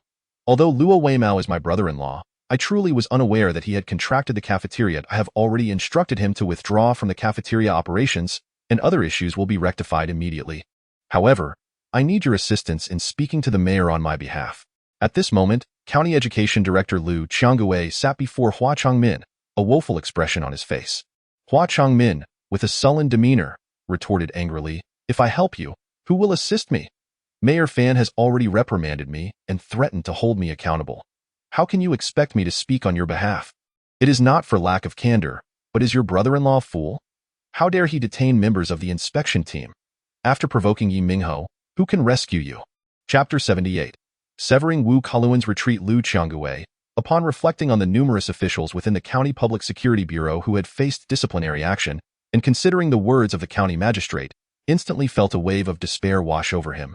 It dawned upon him that his position was at stake and his future appeared bleak. With urgency, he implored, "County Magistrate Hua, you are my only hope now." Throughout their relationship, Liu had generously bestowed gifts upon his superior: cigarettes, liquor, tea, and festive red envelopes during holidays, amounting to tens of thousands over the course of a year. Now, in this critical juncture, he could only rely on Hua to lend him a hand. Hua Changmin's countenance darkened as he responded, "I will certainly advocate on your behalf, but you must also devise a strategy to resolve the issues at Huaying Primary School. When the flames of trouble are licking at your heels, do not dither. Failing to provide the county with a satisfactory explanation will surely spell your doom. Moreover, you must hasten to establish contact with the Municipal Bureau, seeking their support. In times like these, one must be willing to invest resources." Liu Qianggui's face turned pale as he replied, "Thank you, County Magistrate Hua. As long as I can navigate through this ordeal unscathed, I am unafraid of expenditure. I will ponder further on how to approach Ye Minghao. If I can secure his approval, I believe there will be no issues with County Magistrate Fan." Hua Changmin shook his head, cautioning, "I advise against it. Ye Minghao does not even grant me face. What leverage do you possess to sway him? Do not exacerbate the situation. Focus on resolving the immediate matters first." Liu Qianggui contemplated this advice, realizing it was the only course available to him. Anger towards Ye Minghao simmered within him, coupled with confusion. How could a mere deputy director of the county government possess such immense influence? Why did the county committee allow him to act with impunity? It was even rumored that He Changlin had been elevated to his position through Ye's machinations. Such notions were utterly unfathomable. Unable to contain his bewilderment, he expressed his thoughts aloud. Hua Changmin, equally perplexed, shared his insights. "From what I gather, County Committee Secretary Qiao Mingshan seems to hold Ye Minghao in high regard. Remarkably, he has been entrusted to spearhead the pilot project in Taiyan's Huayuan village. This is evidently a performance initiative for the municipal secretary's benefit. One would expect the county committee to retain control." He pondered this further, having discreetly inquired about the situation. Some speculated that Qiao Mingshan aimed to create a pitfall for Fan Mingbo, with contingencies in place. Others suggested it was at the behest of Secretary Ding from the municipal level, whom Qiao dared not defy. Numerous theories circulated, leaving the truth obscured. He is merely a naive youth, being manipulated. Inevitably, he will be discarded like a rag. This was Hua Changmin's assessment. It is best to avoid the limelight and refrain from becoming entangled in the rivalry between Qiao Mingshan and Fan Mingbo. On Saturday, Ye Minghao and Shi Xiaotao rose early, indulging in a bowl of longevity noodles before setting off for Jiangdu. The journey was smooth, and by late morning, they arrived. Shi Weiman and his wife, Zhou Songyun, were at home, with the housekeeper preparing lunch in the kitchen. Seated on the living room sofa, Ye Minghao briefed Shi Weiman on recent developments.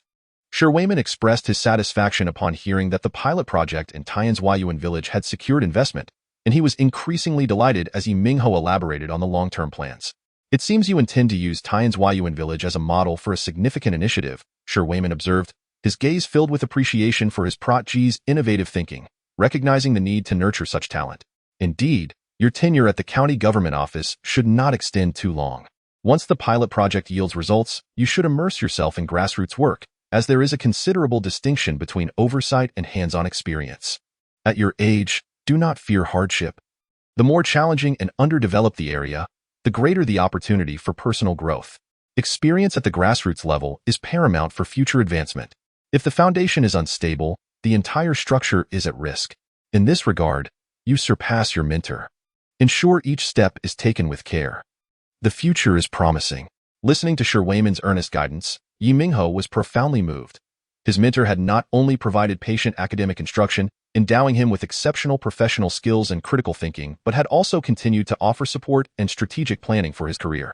Teacher, all that I have achieved today is due to your guidance. Following you has imparted a wealth of knowledge, enabling me to discern right from wrong and to view the world with a discerning heart. Frequently, I reflect on your teachings, striving to integrate them into my work. It is you who have shaped me, culminating in the person I am today. I vow to cherish this opportunity and work diligently to propagate your principles at the grassroots level. Sir Wayman nodded in satisfaction, his heart warmed by Ye Minghao's gratitude. Observing his son, who sat quietly and attentively, he furrowed his brow. The lad seemed transformed. In the past, he would have sought excuses to retreat to his room, engrossed in his computer.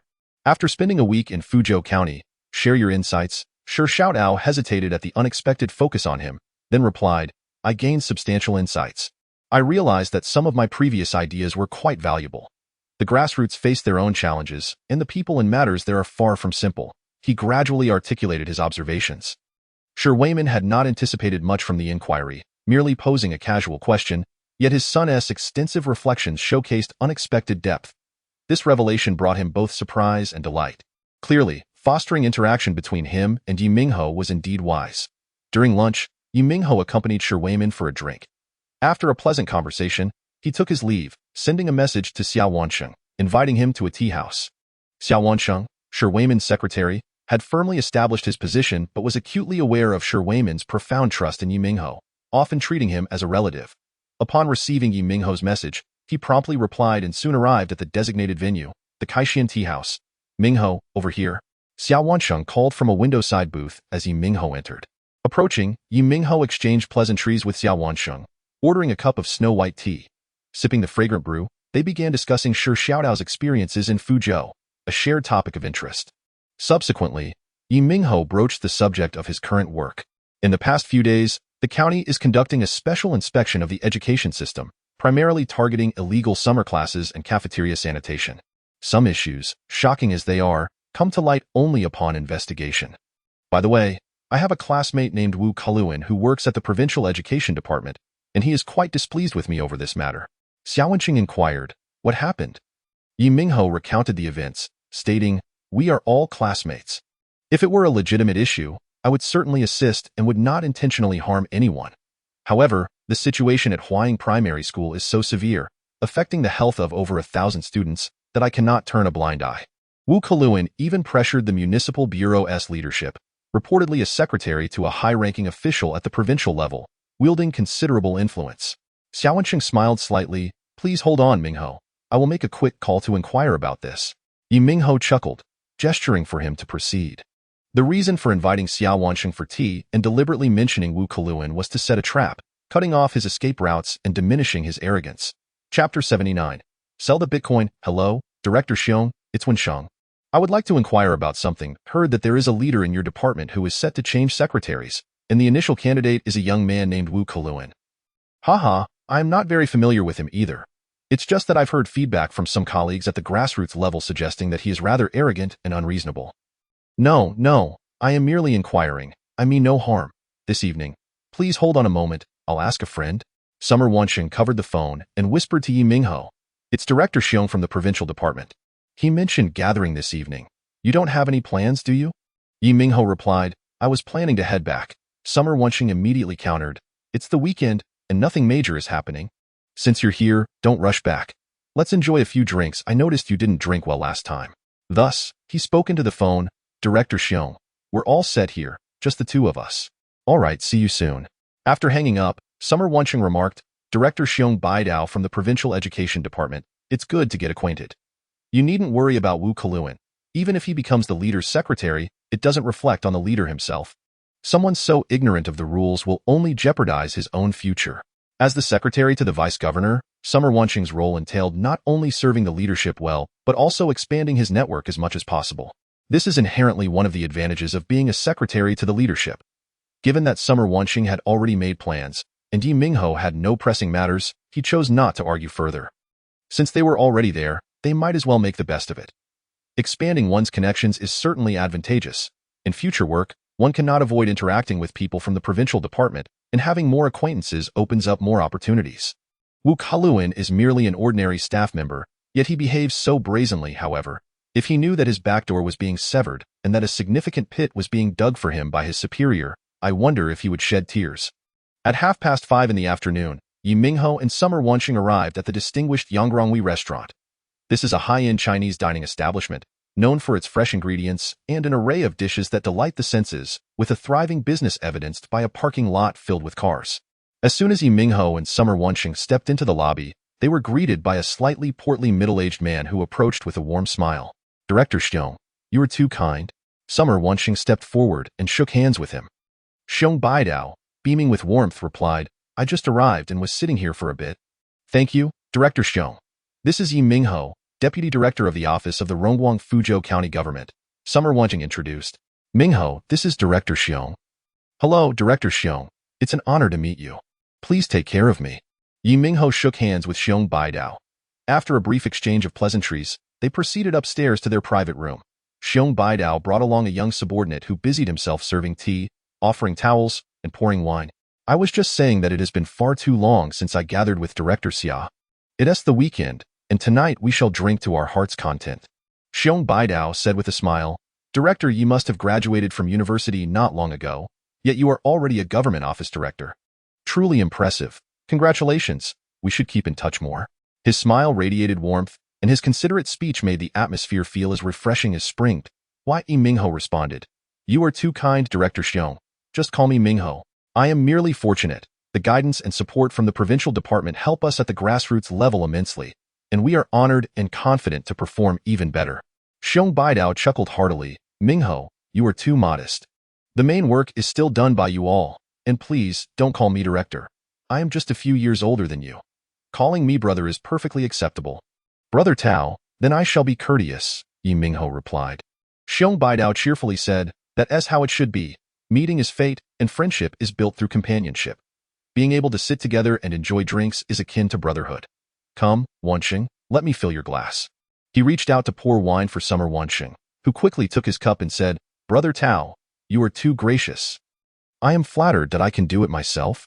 They all filled their glasses, and Xiong Baidao raised his cup, saying, "I'm very pleased today. Wanxing is usually quite busy, and it's rare for us to gather. Moreover, getting to know Minghao this weekend is indeed a double blessing. Let us toast to Wanxing and Minghao." "Thank you, Brother Tao." Ye Minghao and Summer Wanxing clinked their glasses with Xiong Baidao and drank heartily. Subsequently, Xiong Baidao had Summer Wanxing propose a toast. For the third round, he asked Ye Minghao to propose. Ye Minghao raised his glass, saying, "Thank you, Brother Tao, for your warm hospitality, and I appreciate Brother Xia's care." Just then, the phone on the table rang. Upon seeing the caller ID, Ye Minghao realized it was Shi Weimin calling. "I apologize. I need to take this call." He sat up straight and answered, "Teacher." Summer Wanxing, upon hearing this, instinctively straightened up and held his breath. Xiong Baidao, noticing the change in demeanor, wore a look of curiosity. "Minghao, I heard from Xiao Tao that you bought over 10,000 yuan worth of some currency from him." Ye Minghao chuckled and replied, "Teacher, it's Bitcoin, a new form of digital currency from abroad, essentially a new investment tool." Shi Weimin retorted, "That Bitcoin. I see no difference from the games he plays. You shouldn't indulge him too much. He made a few hundred yuan from it. You know, I'll have him transfer the money to you tomorrow. You should sell those coins soon. Your salary isn't high, and saving money isn't easy." Ye Minghao explained, "Teacher, Xiao Tao explained it to me very clearly, and I've done my research. Bitcoin is a novel concept, and as more people adopt it, it has potential investment value. In just a week, it has already risen by 2 cents, and I am making a profit now. Xiao Tao has studied this matter extensively, and I believe it's not a bad thing. Please don't blame him. He helped me register as a user, facilitated the purchase, and provided meticulous services. Earning a little extra is well-deserved. Your expectations for him are quite high, but equity is important." Unable to suppress a smile, Shi Weimin remarked, "You're quite the advocate for him. All right, I won't pry into the affairs of you young people any further. Since you've made a profit, sell it soon and recoup your investment. With Xiao Tao, you should communicate more. I see he has recognized you over the past week. He possesses some cleverness, but his ideas can be quite fanciful. You should guide him. Ye Minghao responded, Teacher, in fact, Xiao Tao is quite innovative. He has his own ideas, doesn't he blindly follow authority, and has his own aspirations, as long as he dedicates himself to his work and does no harm. I believe he should be given the freedom to pursue his endeavors. He has shared many plans and visions for the future with me, filled with positivity and optimism. I believe that once he gains experience abroad, he will have a bright future ahead. Haha, let us hope so, Shi Weimin laughed heartily. Chapter 80. The typical two-faced individual. After concluding the call with Shi Weimin, Ye Minghao observed the solemn demeanor of those around him and chuckled. I apologize, it was a call from an elder. In his mind, he had long regarded Shi Weimin as a figure of seniority. Xiao Wensheng felt a profound sense of admiration. Ye Minghao was indeed fortunate to receive such esteem from his superiors, suggesting a boundless future ahead. It was imperative that he cultivated a good relationship with him, as he might require his assistance in the future. Xiao Tao accompanied you to Fuzhou County. I presume you had a fruitful experience? Xiao Wensheng inquired. Ye Minghao nodded. It was satisfactory. He possesses his own ideas and is quite astute. Xiao Wensheng smiled, casting a glance at the puzzled Xiong Baitao, and whispered, Sure Xiao Tao. Upon hearing this, Xiong Baitao immediately grasped the situation, his heart swelling with astonishment. No wonder Xiao Wensheng treated Ye Minghao with such courtesy. Their connection with Governor Shi was evidently close. The call just received must have been from Governor Shi himself. Given that Shi Weimin had previously taught at a university, it appeared Ye Minghao was one of his favored protégés. Xiong Baitao pieced together the relevant information and swiftly deduced the reality of the situation. He felt a surge of excitement. Today's revelations were significant. One was a secretary, and the other an exceptionally trusted protégé. Undoubtedly, these two were the most reliable individuals in Governor Shi's inner circle. Fostering a good rapport with them would greatly benefit his future endeavors. Come, Minghao, it's your turn for the third drink, Xiong Baitao said with a cheerful smile. Ye Minghao raised his glass, stating, Thank you, Brother Tao, and thank you, Brother Xia. Should the opportunity arise to drink at Rongguang, I shall toast to you both. Xiong Baitao set down his glass and asked, Minghao, I overheard you discussing investments in Bitcoin earlier. What is that about? Observing his expression, Ye Minghao realized he had already deduced the identity of the caller and replied with a smile. It is a new form of electronic currency from abroad. I am merely experimenting. The specifics are still being explored. Shi Xiaotao intends to study abroad and has some knowledge about this matter. I primarily rely on his insights. Since Shi Weimin had already taken notice of this issue, he would refrain from discussing it with others. This was a matter between him and Shi Xiaotao, and involving others would complicate things. As the drinks flowed, Xiong Baitao recalled a previous inquiry from Xiao Wensheng and remarked, Wensheng, you mentioned that Wu Kailong, the former secretary of Director Yuan, has been promoted to deputy director of the Elementary Education Division. They are currently searching for a new secretary, but nothing has been finalized yet. Who informed you that he intends to become the secretary to a leader? Xiao Wensheng smiled. That is a question for Minghao. Ye Minghao responded, Wu Kailong is a former classmate of mine from middle school, and our relationship is rather ordinary. He secured a position in the Provincial Department of Education and has been quite arrogant, often boasting in our group chats, though it is nothing remarkable. Currently, the county is conducting a special inspection of the education sector, and one elementary school has been found to be engaging in illegal tutoring with abysmal canteen hygiene. I am not sure who alerted him, but he called me, urging me not to get involved, and even contacted Director Gua at the Municipal Bureau to pressure me. It was he who informed our classmates that he is about to become the secretary to a provincial leader. From Brother Tao's perspective, it seems this matter has not even begun, yet he is so brazen and domineering. If he truly becomes the secretary to a leader, that would be quite something. Ye Minghao plotted to undermine Wu Kailong, determined to sever all his avenues for retreat. The experience with County Chief Cheng Guangrong had taught Ye Minghao that when dealing with adversaries, one must show no mercy and act decisively. Compassion would yield no benefits. One must be resolute when necessary. Xiong Baitao expressed his surprise. I know Wu Kailong as well. He is usually polite and diligent. I never would have guessed he had such a side to him. Xiao Wensheng firmly remarked, he is a quintessential two-faced individual. One cannot trust such people. Ye Minghao silently applauded Xiao Wensheng in his heart. This critique was astutely on point. As the director of the Provincial Department of Education's office, Xiong Baitao smirked. It was unlikely Wu Kailong would ever become the secretary to the deputy director. In fact, his prospects for advancement would be entirely curtailed, unless Xiong Baitao were to leave. Xiong Baitao concurred, Wensheng is correct. Individuals like him are untrustworthy. I will remember this. When the opportunity arises, I shall mention to Deputy Director Yuan that Wu Kalong has been boasting about becoming his secretary, which should certainly provoke his ire. Ye Minghao raised his glass and declared, indeed, he is a two-faced individual. Brother Xia's summary is spot on. Come, let me toast to Brother Xia. As the drinks flowed and merriment ensued, the trio reveled in their camaraderie. As the evening approached its zenith, Xiong Baitao suggested, let us change venues and enjoy some karaoke alongside our drinks. Seeing Ye Minghao and Xia Wenxing preparing to decline, he threw an arm around their shoulders, saying, today is a day of joy. Trust my judgment.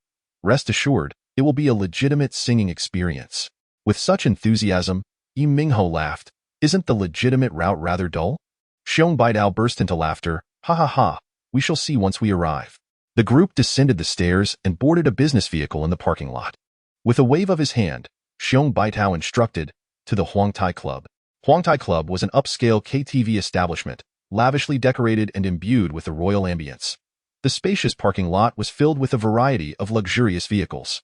Xiong Baitao had already reserved a private room, and the group was led by an attractive waitress in a flowing white gown to the third floor via the elevator.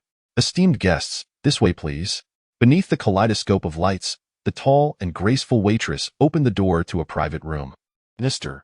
Ma, I have had too much to drink. I need to rest for a moment. In the corridor, a woman in a blue dress stood against the wall, shielding her forehead with her hand, addressing a portly man beside her. The man reached for her hand, saying, Huang Ying, this client is of utmost importance. You must entertain him well. Our contract depends on it, and once secured, I shall apply for your bonus and grant you an additional 2 days off. Huang Ying looked distressed. Mr. Ma, I really can't drink anymore. I will be thoroughly intoxicated. At that moment, the door to an adjacent room swung open, and a middle-aged man with a prominent belly and thinning hair stepped out, calling out to the two, Xiao Huang, I have been searching for you everywhere. Come, let us sing and drink. Ye Minghao stepped forward, exclaiming, Huang Ying, you're here too. Caught in a predicament, Huang Ying looked up, her face lighting up with surprise upon seeing Ye Minghao. Class monitor, is that you? Ye Minghao nodded. Indeed. It has been quite a while. Shall we go inside and catch up? Hey, who do you think you are? The portly M.R.M.A., displeased at Ye Minghao's interruption of their business, shoved him roughly on the shoulder. Chapter 81. My arrogance. Ye Minghao was pushed back, staggering a few steps before colliding with a waiter, feeling an astonishing resilience against his back. What are you doing? Xiong Baitao exclaimed, his expression drastically altered as he spoke in a low tone. His subordinate rushed forward anxiously to support Ye Minghao, asking, Director Ye, are you all right? I'm fine, Ye Minghao replied, turning his gaze toward the portly man and demanding, Apologize. Apologize. Ha ha ha. Who do you think you are? The overweight man laughed arrogantly. I see you haven't even grown a full set of hair yet. What are you pretending to be? Xiong Baitao positioned himself protectively in front of Ye Minghao, his gaze darkening as he fixed his eyes on the chubby man. Then tell me, who are you?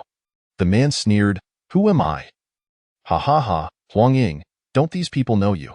Don't they know what unit you belong to? Huang Ying, slightly intoxicated, wore an expression of helplessness as she replied, Captain, I work at Jiangzhou Spring Pharmaceutical, and this is our general manager, Mr. Ma. Ye Minghao chuckled, having initially expected a more impressive identity.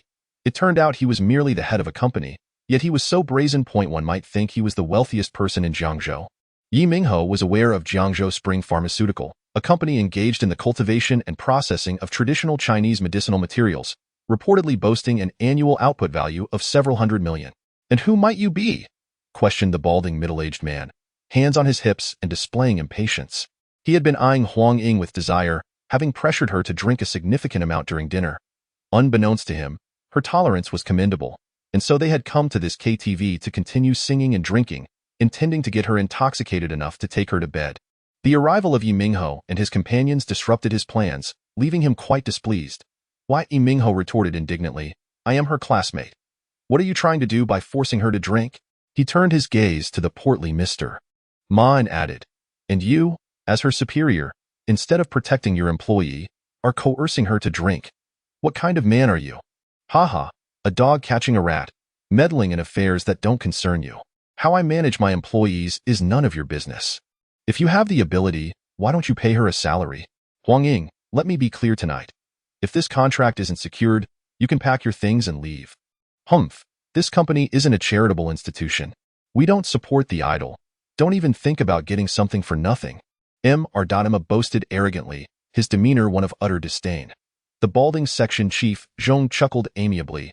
Mr. Ma, the opportunity has been presented to you. It is up to you to seize it.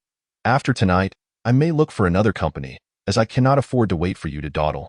Their collusion was blatant, jointly pressuring Huang Ying without a trace of caution, completely disregarding the others present. Ardadima even shot a provocative glance at Ye Minghao, his lips curling into a smug smile. Huang Ying, observing this, furrowed her brow in distress. Coming from a rural background in northern Hubei province, her family was not well off. Her university tuition was financed through loans, and she supported herself through part-time work. This job was crucial for her, not only to sustain herself but also to repay her student loans and perhaps send some money back home. If she were to lose her job, finding a new one would take time, and even if she quickly secured another position, the salary might not be as favorable. Thus, despite knowing Mr. Ma's questionable character and his willingness to sacrifice employees for performance, she could only endure in silence.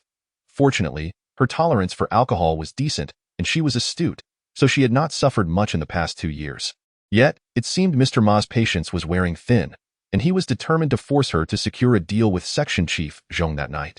Section Chief Zhong, which hospital are you affiliated with? Xiao Wenxing inquired. The Provincial Traditional Chinese Medicine Hospital. Why? Do you know our director? Ha ha ha. Zhong chuckled coldly. Da. Ye Minghao stared at him and declared, I happen to know your director Zhou. Zhou Tsongyun, the deputy director of the Provincial Traditional Chinese Medicine Hospital, was renowned for her expertise in treating infertility and was affectionately dubbed the goddess of fertility by many. However, Ye Minghao had not intended to trouble his mentor with this matter. Zhong's expression faltered for a moment, a flicker of fear crossing his eyes, before he became enraged. Ha ha ha, what if you do know Director Zhou? So what? In his view, Ye Minghao was merely bluffing. Although Director Zhou was well known, how many people truly knew her? Mr. Ma sneered from the sidelines. Kid, just leave. If you lack the capability, there's no need for you to embarrass yourself. Ye Minghao shot him a cold glare and replied, even if you wish to apologize now, I shall not accept it. Jiang Spring Pharmaceutical, is it? You will come to regret this. Ha ha ha, I'm so scared. Mr. Ma feigned fear, shrugging dramatically. Ardadima, you should be cautious. Who knows, perhaps he knows leaders from the province, like the head of the Provincial Traditional Chinese Medicine Administration. Zhong chimed in with a wicked smile. Oh dear, what should we do? Huang Ying, why don't you accompany your classmate and persuade him to let us off the hook? Ha ha ha, don't laugh. He could very well summon Director Chen of the Traditional Chinese Medicine Administration with a single phone call. Hey, I'm waiting to see if he can actually bring Chen Yuanping here. Even if old Chen stands before me, I wouldn't give him the time of day. That's how arrogant I am. So what? Ardadima and Section Chief Zhong exchanged taunts, reveling in their brazen ridicule. Observing their unfettered arrogance, Xiao Wensheng could no longer contain himself. Minghao, let me handle this. There's no need to trouble Director Zhou. Ye Minghao looked up to see a group of people approaching down the corridor, a smile instantly appearing on his face as he said, Brother Xia, there's no need. Didn't this Ardam just say he wouldn't even give Director Chen the time of day? I'm curious to see if he truly is that arrogant. Humph. A cold snort emanated from behind Mr. Ma and Section Chief Zhong. Chen Yuanping, the head of the Provincial Traditional Chinese Medicine Administration, strode in with a stormy expression, his brows furrowing ominously. Alongside him was Wang Xiaoyan, the director of the Development Planning Department, accompanied by Zhou Runxian, the head of Jiangzhou Traditional Chinese Medicine Company, and Fang Yutao, the director of the Investment Department. In addition to these four, there were 3 other men and 3 women. Who the hell is making such a racket? Ardadima cursed irritably, turning around in anger, only to come face to face with the grim-faced Chen Yuanping. He blinked rapidly, disbelief etched on his face. Director Chen. Mr. Ma's eyes widened in terror, his body swaying unsteadily. Who is it? Section Chief Zhong asked, puzzled. Turning to look, he too was taken aback, his face paling instantly. Director Chen, you all. Huang Ying, seeing their reactions, gazed at the approaching crowd in surprise. Fang Yutao approached Ye Minghao with a smile. Director Yi, what performance is this? Chapter 82. The 2 clowns are doomed. Ye Minghao let out a bitter smile and remarked, I find it perplexing. It's my first encounter with such serendipity. Just moments ago, these 2 were incredibly arrogant. You must have missed their splendid remarks. He took a few steps forward and greeted Chen Yuanping, saying, "Hello, Director Chen." What a coincidence. "Hello, Minghao," Chen Yuanping replied, his expression shifting from somber to cheerful as he shook hands with Ye Minghao. He then cast a scrutinizing glance at the trembling MA and Section Chief Zhong, coldly inquiring, "Who might these two gentlemen be?" "Mr." Ma trembled all over, his eyes filled with pleading as he looked at Ye Minghao. Section Chief Zhong was drenched in sweat, his face pale and lips quivering, struggling to plead for mercy, but his mind was in disarray, rendering him speechless. With a cheerful demeanor, Ye Minghao said, reporting to Director Chen, "These two are quite remarkable. This gentleman here is Mr.Ma from Spring Pharmaceutical, and this one is Section Chief Zhong from the Provincial Traditional Chinese Medicine Hospital. These two grown men coerced my classmate into drinking, and even resorted to threats involving procurement contracts. One wonders what their true intentions are. I merely exchanged a couple of words and Mr. Ma pushed me, displaying such arrogance. I hadn't even mentioned contacting you, Director Chen, and they were already speaking as if you were inconsequential. It seems a travesty that they haven't pursued a career in the comedic arts.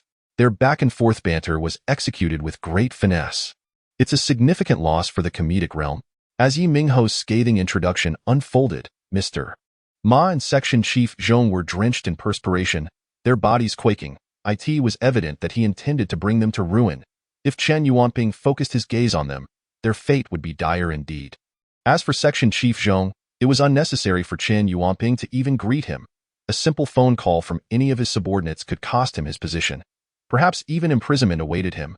If the hospital engaged in a serious investigation, it would be all too easy for them to dig up dirt. And Mr.Ma, while he managed a business, was still firmly entrenched in the traditional Chinese medicine sector. If Chen Yuanping chose to deal with him, it would only take a single word. "Director Chen, it's not what it seems.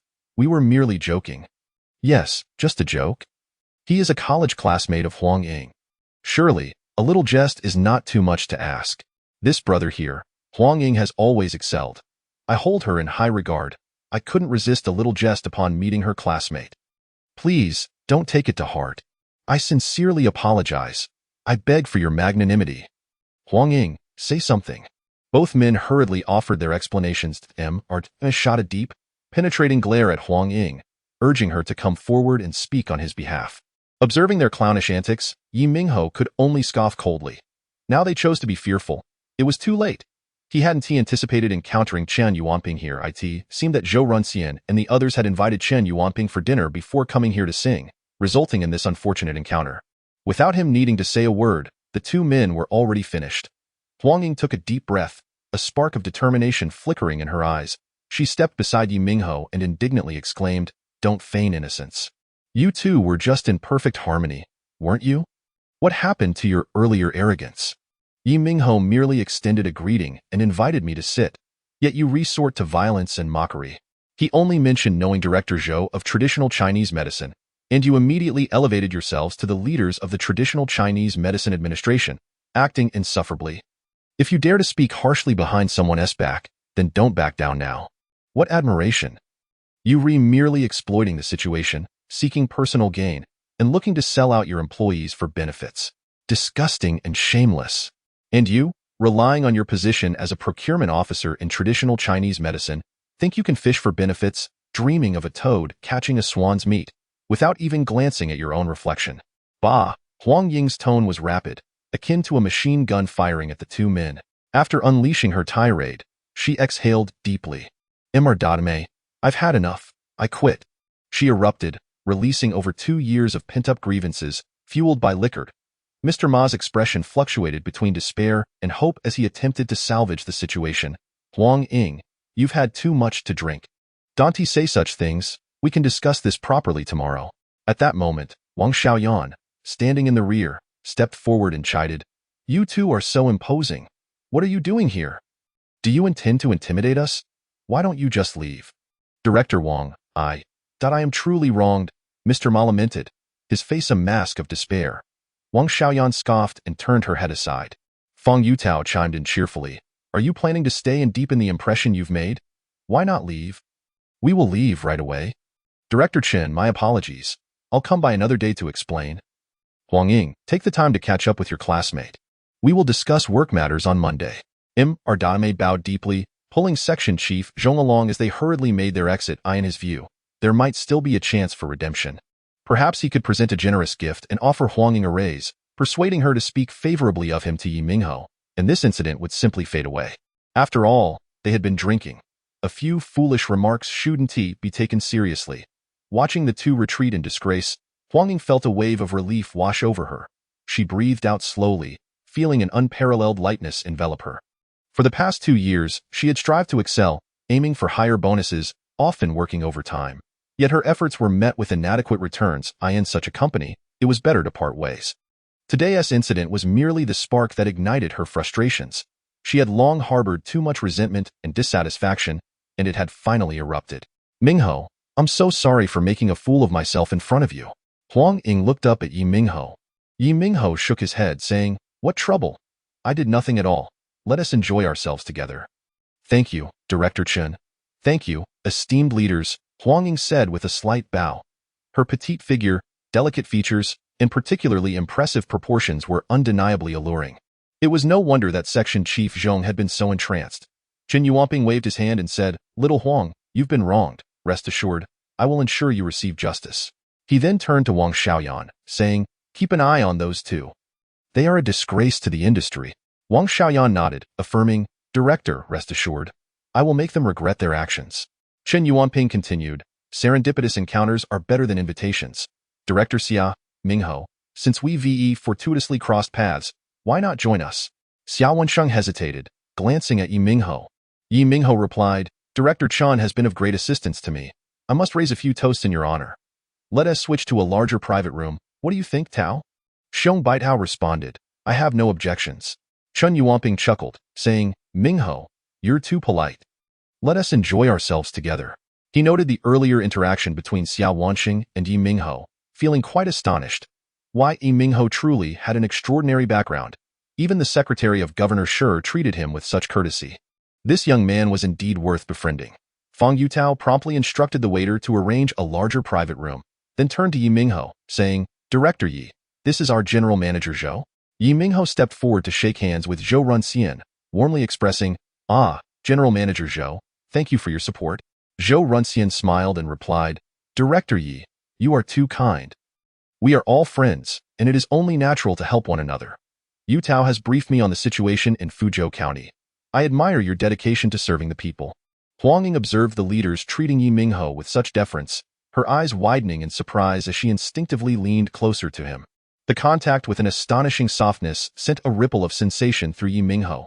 Chapter 83. How can I repay you?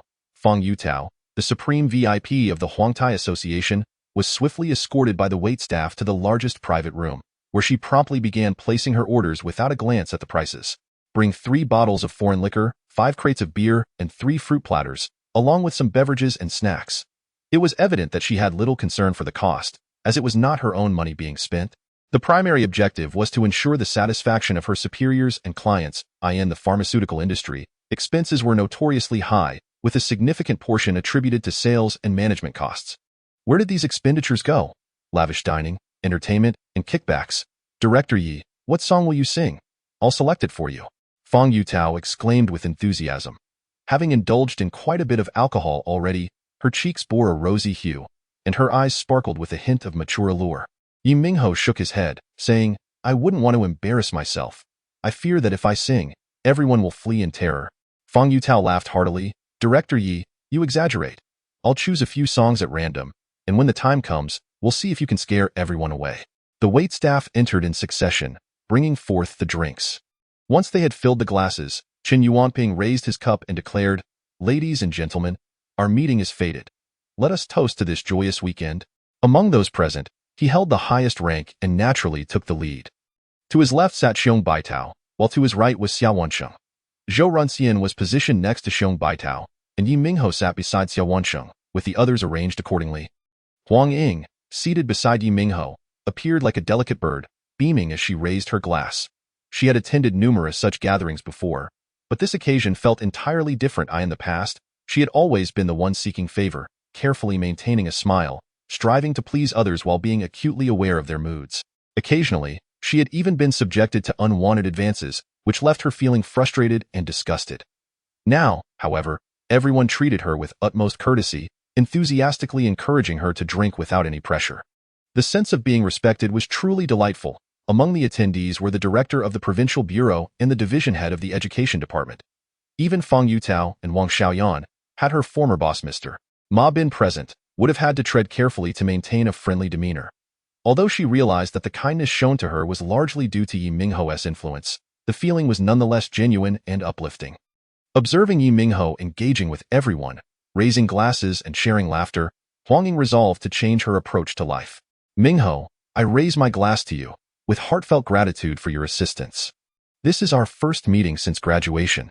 Who would have thought it would be under such circumstances? She said, turning slightly to face him, her expression filled with appreciation. The room resonated with melodies, and to ensure their conversation was audible, Huang Ying leaned closely against Ye Minghao, her cheeks flushed. From the side, it appeared as though she were nestled against him. Ye Minghao lowered his gaze, captivated by the glimmer in her eyes and the remarkable curve of her figure, realizing how he had overlooked her charming presence until now. After clinking glasses, he remarked, "Do not say that. It was merely a small effort on my part. We all encounter various situations in life, some joyous, others melancholic. We meet good people and those of less merit, but as long as we remain true to ourselves and steadfast in our beliefs, life will be illuminated with sunshine, and happiness will surely follow." Reflecting on Huang Ying's experiences, Ye Minghao recalled his own recent trials, filled with a sense of empathy. "You articulate this beautifully, reigniting my hope for the future. Cheers." Huang Ying's smile was radiant, and her laughter was like the fragrance of orchids. After clinking glasses and finishing their drinks, Ye Minghao inquired, "Are you truly considering resigning?" Wiping her mouth of wine residue, Huang Ying declared, "I have made my decision. Working under such a boss, no matter how hard I try, will yield little reward. Such a person with a narrow vision will inevitably stumble. Why should I continue to endure this? I wish to start anew." Ye Minghao nodded with a smile. "You are correct. Once one's perspective broadens, the horizon appears vastly different." Huang Ying smiled softly. "I must also thank you for helping me solidify my decision. You are indeed my benefactor." Ye Minghao gently patted her arm. "Do not mention it. We are classmates, and it is only natural for us to support one another. I hope you find joy in your endeavors. Two handsome gentlemen and a lovely lady. What secret conversation do you share?" Fang Yutao approached with her glass, grinning. Ye Minghao felt a stir in his heart and said, "Director Fang, I raise my glass to you, grateful for your assistance." Huang Ying likewise lifted her glass. "Thank you, Sister Fang." With a beaming smile, Fang Yutao replied, "There is no need for such formality. I have done nothing at all." Ye Minghao, after taking a sip, laughed. "Sister Fang, why not continue your good deeds? Why? Your words are suddenly so sweet. What are you plotting?" Fang Yutao remarked, casting a sly glance at Huang Ying. Ye Minghao chuckled. "Sister Fang, you are perceptive. As you witnessed, Huang Ying is preparing to resign. She is involved in the traditional Chinese medicine industry, and given your influence, could you possibly assist in making an introduction?" Huang Ying felt deeply moved upon hearing this. Ye Minghao genuinely wished to help her. Fang Yutao pondered for a moment before leaning towards Ye Minghao and whispering, "What if we arrange for your beautiful classmate to join our company?" A rush of warmth enveloped Ye Minghao's ears, causing him to blush slightly. "Is that feasible?" he asked. "It may not be possible for others, but for you, I assure you it will be. She can start through a temporary arrangement, and once she is officially on board, it will be straightforward," Fang Yutao reassured him with a smile. Ye Minghao understood her intentions. He sought to gather information from Fang Yutao to assess the viability of the situation before approaching Zhou Runxian. Jiangzhou Traditional Chinese Medicine Company was a state-owned enterprise, notoriously difficult to enter for outsiders, yet it would be a breeze for the head, Zhou Runxian, to facilitate. Refilling his glass with beer, Ye Minghao and Huang Ying approached Zhou Runxian, saying, "Director Zhou, we toast to you." Zhou Runxian rose, responding, "Minghao, you are too courteous. Let us drink together." After sharing a drink, Ye Minghao refilled Zhou Runxian's glass and said, "Director Zhou, may I request a small favor, if it is not too much trouble?" "Ha ha, Minghao, speak freely. As long as it is within my power, I will accommodate," Zhou Runxian replied with gusto. Ye Minghao proceeded to explain Huang Ying's employment situation. "This is quite simple. We are looking to hire in the second half of the year. Xiao Huang, you can start on Monday at the company, initially in the investment development department, working alongside Yutao on projects. Your salary and benefits will be equivalent to those of permanent employees, with a transition to a formal position before the end of the year. We can arrange the rest later." How does that sound? Zhou Runxian stated decisively, laying out the plan without hesitation. Ye Minghao had nothing further to add and simply raised his glass to drink. Huang Ying's eyes glistened with tears as she downed 3 cups in quick succession, her intoxication growing, yet her heart brimmed with gratitude and excitement. Holding her glass, she toasted Fang Yutao and her other colleagues, while also grasping Ye Minghao's hand, overflowing with emotion. As her excitement peaked, she choked up, saying, "Minghao, with your generous assistance, how can I ever repay you?" Chapter 84. Suspension Investigation. Hehe. If classmate Huang is sincere, why not simply offer herself? Fang Yutao leaned over with a cheerful smile. Huang Ying's face immediately flushed with a rosy hue, and she shyly exclaimed, "Sister Fang, how could you say that?" Fang Yutao wrapped her arm around Huang Ying's shoulder and whispered in her ear, "Sister has been through it all." When encountering a young talent like Minghao, one must take the initiative to seize the opportunity and hold on tight. It's always better to make the first move. After all, you won't regret it. Huang Ying felt a bit embarrassed and glanced up at Ye Minghao. Their eyes met, and her heart raced like a startled deer, thumping wildly. Around 11 o'clock, Chen Yuanping suggested that everyone raise a glass, signaling the end of the evening. As they descended the stairs, the group parted ways. Before long, only Ye Minghao and Huang Ying remained at the entrance. Ye Minghao felt utterly exhausted from the night's events. The following morning, after rising for breakfast, Ye Minghao indulged in a brief return to slumber to rejuvenate his energy. As hunger awakened him just past 11, he sprang out of bed, invigorated, and headed directly to the dining hall to replenish his strength. He then took a taxi to the bus station and purchased a ticket back to Fuzhou County. On Monday, as work commenced, Wang Xingjiang came to report the findings. Over the weekend, the supervisory office had been working overtime to investigate, uncovering that 5 primary and secondary schools had been illegally organizing remedial classes for students. Among these schools, 3 had food safety concerns in their cafeterias, with significant vulnerabilities in the procurement and transportation of ingredients. There are a total of 47 primary and secondary schools in the county. Our current focus has primarily been on urban schools, and we will next concentrate on those in the townships. We found that in the schools offering illegal classes, some charged exorbitant fees, while others were slightly more affordable. Analysis revealed that the pricier institutions not only compensated teachers with higher hourly rates, but also created a slush fund for benefits, with some schools even having a few individuals misappropriate funds. The schools with lower fees primarily covered the costs for the remedial teachers and the overtime for administrative staff, merely reflecting their operational expenses. Ye Minghao's expression turned grave. What about the Education Bureau's oversight? From what we understand, the Education Bureau has been lackadaisical in their management. Some parents have called and written complaints, but they went unanswered. Ye Minghao grasped the situation. The severity of the remedial classes in Fuzhou County was indeed tied to the tacit approval and indulgence of the Education Bureau. Had the Bureau truly enforced regulations, those schools would not have dared to act so brazenly. Ye Minghao first reviewed the materials compiled by the supervisory office, then proceeded to report the situation in detail to Fan Mingbo in his office. What is the status of the Education Bureau's handling of the issues at Huaying Primary School's cafeteria? Currently, there has been no feedback. Fan Mingbo scoffed. He's banking on luck. You know? Yesterday, Director Guotingnong from the City Education Bureau called me, praising Fuzhou County's educational efforts, claiming this year's college entrance exam results have reached new heights, with an increase in the acceptance rate for key universities. 2 students even gained admission to Tsinghua and Beida, commending our county's leaders for their adept governance and the Education Bureau's effective implementation, particularly lauding Lu Qiangue, as if Fuzhou County would regress decades without him.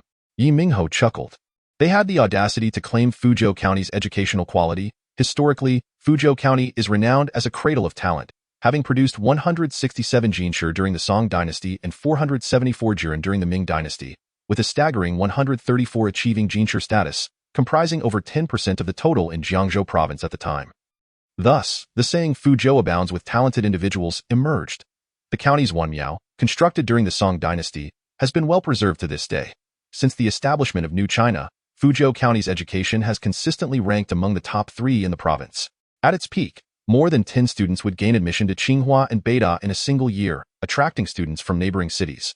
However, in the new millennium, the quality of education in Fuzhou County has declined, with both undergraduate and key university acceptance rates steadily plummeting, resulting in an ever-diminishing number of students gaining admission to top-tier institutions. In recent years, there have been barely 1 or 2 outstanding students admitted to Tsinghua and Beida, with everyone celebrating even modest achievements. While undergraduate acceptance rates have stabilized, they remain at a low level of fluctuation.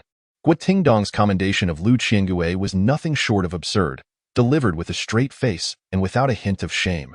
In light of this situation, the Education Bureau bears significant responsibility. Since the contractor for the Huaying Primary School cafeteria is a relative of Lu Qiangui, I propose an immediate suspension of his duties until the issues are thoroughly investigated and resolved, Fan Mingbo stated solemnly.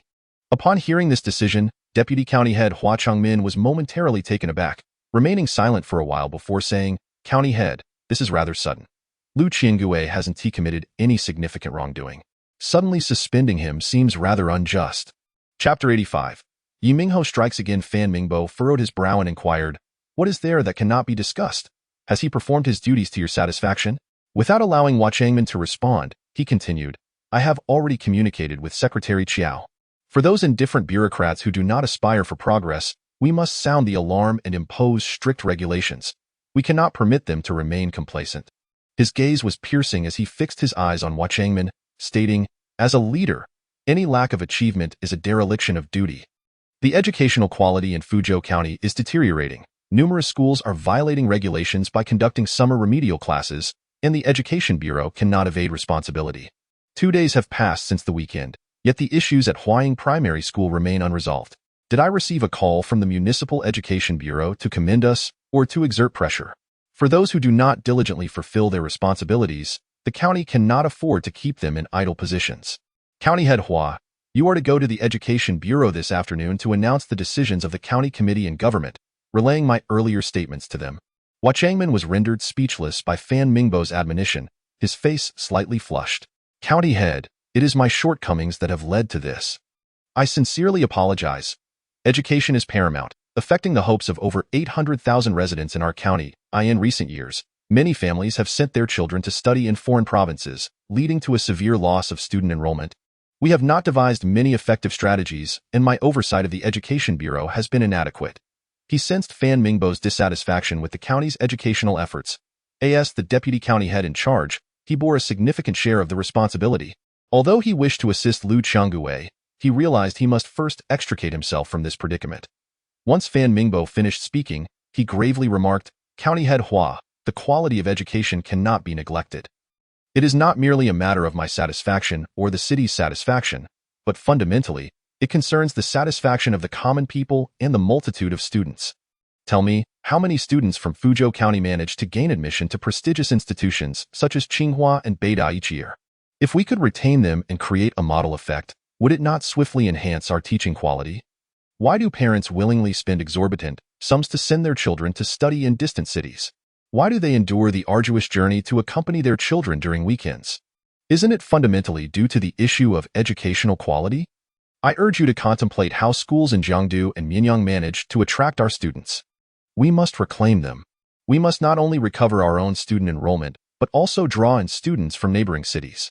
From a provincial perspective, the educational quality in the northern regions is evidently superior to that in the south. Our southern region of Jiang Province has ample room for development and opportunity. If we act promptly and establish a model, we can position ourselves as the educational center of southern Jiangzhou Province, creating an attractive effect for surrounding students." Fan Mingbo spoke with fervor, articulating his vision for the county's educational landscape. His own child attended high school in Mianyang, and countless weekends were spent traveling there to support his son, granting him a personal understanding of the challenges of studying away from home. Today, he seized the opportunity to express his thoughts. As Hua Changmin listened and took notes, he felt an immense weight of pressure. It was evident that the county head was discontent with the educational situation and had now set forth clear directions and expectations. As the deputy county head in charge, the forthcoming tasks would not be easy. Upon returning to his office, Hua Changmin called Lu Qiangui, seething with rage. "What is going on? The issues at Huaying Primary School remain unresolved. What was communicated with the city bureau?" Director Gua called county head Fan to apply pressure. "He is exceedingly angered and just summoned me for a severe reprimand. In all my years of service, this is the first time I have faced such a harsh criticism. You have truly infuriated me." On the other end of the line, Lu Qiangui was sweating profusely, repeatedly offering apologies and promising to rectify his conduct. A cold smile crept onto Hua Changmin's lips. "Initially, the county intended to place you under immediate investigation. I argued and negotiated until it was reduced to a suspension. You should notify all middle management that a cadre meeting will be held at 3 o'clock this afternoon. This is the extent of my assistance. What? Lu Changwei panicked. County Head Hua, why am I being suspended? I have committed no wrongdoing. On what grounds can they suspend me? I refuse to accept this. Hua Changmin replied coldly, raising your voice to me will not help. I have done my utmost to advocate for you. You should quickly clean up your act. It would be best if nothing were uncovered. Lu Changwei pleaded, County Head Hua, I have always respected leadership. You must think of a way to help me. Hua Changmin retorted with irritation. At this juncture, spare me the useless chatter and do not harbor any illusions. The worst that can happen is a change of position. However, if you are found to have committed any infractions, there would be no telling what may transpire. County Head Hua, I mean no offense. As your subordinate, my troubles would reflect poorly on you as well. Lu Qiangwei's face turned pale, sensing that his downfall was imminent. Yet, he was unwilling to concede. He sought to fight back. After ending the call, Lu Qiangwei locked himself in his office, frantically making calls for help. According to him, certain individuals in the county held grievances against him and were deliberately seeking to undermine him. Within the span of a single afternoon, Lu Qiangwei had spread the news of his impending suspension. The rumor quickly gained traction. At 3 o'clock that afternoon, during the cadre meeting at the county's education bureau, Hua Changmin officially announced the news of Lu Qiangwei's suspension. Sitting on the podium, Lu Qiangwei's complexion was ashen, his eyes reddened. Deputy Director Tong Yihong, who had been appointed to temporarily oversee the meeting, delivered a speech affirming their unwavering compliance with the decisions of the county committee and government, pledging to unite and lead the bureau in addressing various pressing matters. That afternoon, news of the county's special oversight regarding the illegal remedial classes spread. The leaders of several schools were thrown into a state of panic. With the county education director now suspended, who would be next? 2 days later, Ye Minghao organized a summary session for the inspection office regarding the special initiative. Reviewing the materials provided by Wang Xingjiang, he felt a profound sense of despondency. The vast majority of schools in the county had, to varying degrees, engaged in unauthorized remedial classes. The situation was somewhat better in primary schools, where only 5th and 6th graders were involved, but secondary schools were universally implicated. Ye Minghao compiled the relevant data into a report for Fan Mingbo, while also instructing the inspection office to distribute the pertinent images and videos to each school, requesting their feedback on the specific circumstances and corrective measures. Ye Minghao has taken action against the education system. I hear that numerous schools were caught red-handed by the inspection office, with photographic and video evidence to corroborate their findings. The inspection office has mandated a prompt response. The education director has already been suspended. Next, it will be the principals facing repercussions. The education system impacts countless families, and the county's measures garnered widespread attention. The public engaged in lively discussions. Some reveled in the misfortune, while others felt it was long overdue for rectification. Yet, some believed Ye Minghao was merely making a mountain out of a molehill. Meanwhile, the primary leaders of the implicated schools felt as though they were ants on a hot stove, enduring an agonizing wait. Ye Minghao received a call from Zhang Wangquan, a middle school homeroom teacher, inviting him to a reunion on Thursday evening, mentioning that several students were returning from out of town and wished to gather with local classmates. Ye Minghao was puzzled. Mr. Zhang was typically modest and unassuming. Why would he take the lead in organizing such an event? Nevertheless, during his middle school years, Zhang had been exceptionally kind to him, providing free tutoring when his math grades faltered. Ye Minghao was a person who valued gratitude and held those who treated him well close to his heart. Without hesitation, he accepted Zhang's invitation. Mr. Zhang, I knew it. As long as you make the call, Ye Minghao will certainly agree. Your influence is undeniable, Tong Guofeng remarked with a broad smile, sitting opposite Zhang Wangquan. Wu Kelong sat nearby, leisurely sipping tea with a composed demeanor. Chapter 86, A Public Slap in the Face. Haizi, Wu Keluan is calling for a gathering tomorrow evening. Are you going? Lu Qingyun inquired over the phone. Why, Ye Minghao chuckled and replied, he didn't call me. It was teacher Zhang Wangquan who did. Lu Qingyun pondered for a moment and asked, Wu Keluan is with Tong Guofeng. Are they seeking your assistance? Ye Minghao responded, pay them no mind. If it weren't for teacher Zhang personally reaching out, I wouldn't consider attending. It appeared that Wu Keluan and Tong Guofeng were still unwilling to concede, organizing this gathering in hopes of turning the tide. However, Ye Minghao remained steadfast in his principles. This time, with regard to the oversight of the educational system, any infractions would be rigorously dealt with, without leniency. The results of this special inspection were remarkable, revealing that the majority of schools engaged in remedial classes, charging parents a certain fee. Nevertheless, most parents dared not voice their anger. After all, Their children were effectively held hostage in the hands of teachers. It was a delicate situation.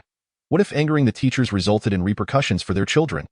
Some individuals even proactively cooperated with the teachers, aiding in the collection of fees, attempting to bribe the educators for better treatment of their offspring. Deputy Director Tong Yihong temporarily took charge of the proceedings and convened an urgent meeting at the earliest opportunity to arrange and deploy rectification measures, demanding that all schools in the county strictly implement the directives from the county committee and government. In the afternoon, Tong Yihong arrived at the county government, first reporting to Fan Mingbo about the Education Bureau's proposed initiatives, and subsequently engaging in a dedicated discussion with Ye Minghao. Director Ye, the Education Bureau is beset by numerous issues and significant gaps. I hope to seek your assistance and guidance moving forward, Tong Yihong expressed with utmost politeness. Lu Qianggui had long held the position of bureau chief, managing affairs well from top to bottom. Initially, Tong Yihong harbored little hope, but unexpectedly, the county had suspended Lu Qianggui from his post and appointed him to temporarily lead the bureau. An opportunity had suddenly fallen into his lap, invigorating Tong Yihong with determination to seize this chance and advance.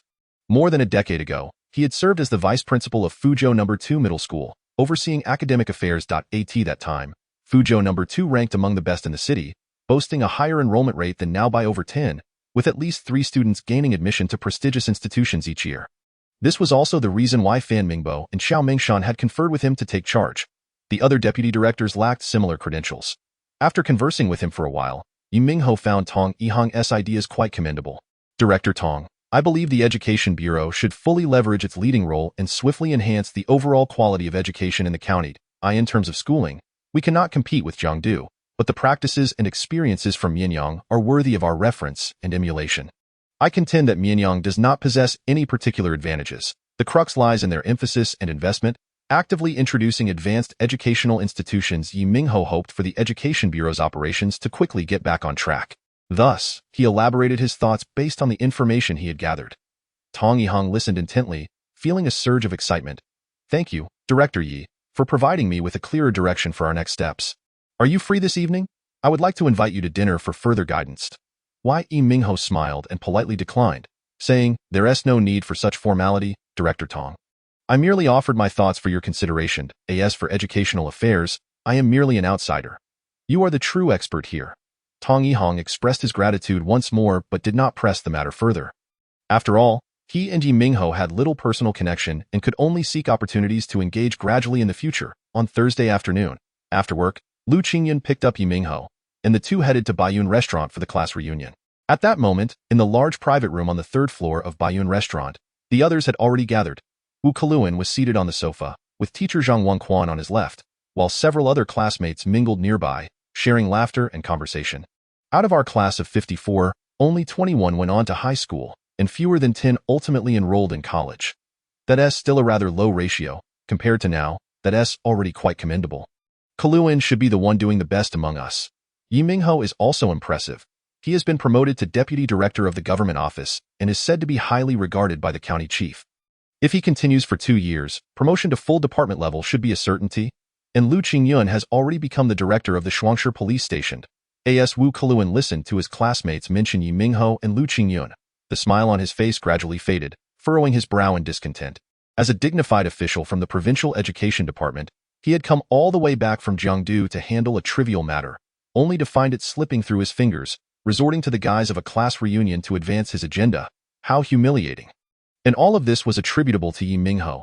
If it weren't for his lack of cooperation, the issue would have been resolved long ago. Why did it have to be so arduous?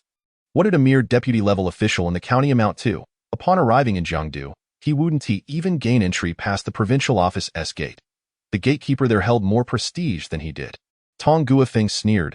How can they be compared to Keluan? An official from the provincial education department is, by nature, a full department level or section level upon being assigned here. Keluan is also a trusted aide of provincial leaders. Even the city mayor must show him respect.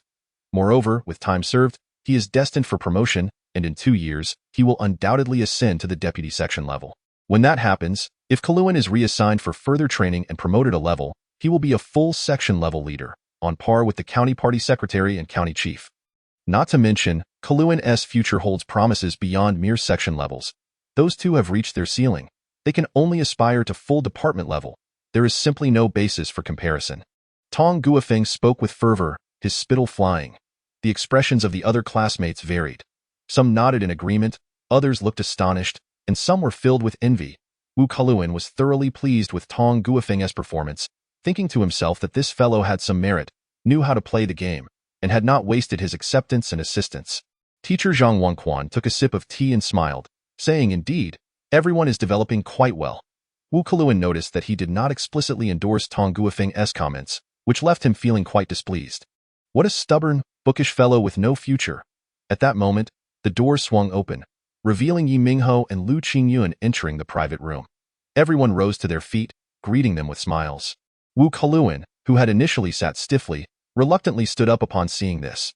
"Minghao, Qingyun, you two are truly busy individuals. We have already consumed several pots of tea," Wu Keluan remarked with an edge of envy. Ye Minghao ignored him, smiling as he approached Zhang Wangquan, clasping his hands and greeting, "Teacher Zhang, it's been a while. You still exude the same charm." Wu Keluan's expression darkened instantly. As the host of the private room, he had taken the initiative to speak, only to be utterly disregarded. This was a blatant public humiliation, infuriating. He must be doing this on purpose. He is simply filled with envy and resentment. He glanced around, observing everyone gathered around Ye Minghao and Lu Qingyun, exchanging pleasantries, only to feel even more exasperated. Just moments ago, these individuals had been praising him, yet now they were fawning over Ye Minghao and his companion. Such duplicitousness. A pack of ungrateful ingrates. The day they seek my favor, I shall show them what. Chapter 87. Moral Coercion. Zhuang Bingbing. You are becoming increasingly beautiful. Ma Yanyan, when will you come to Fuzhou County to provide guidance on work? Keluan, I apologize. I have indeed been quite busy these past few days.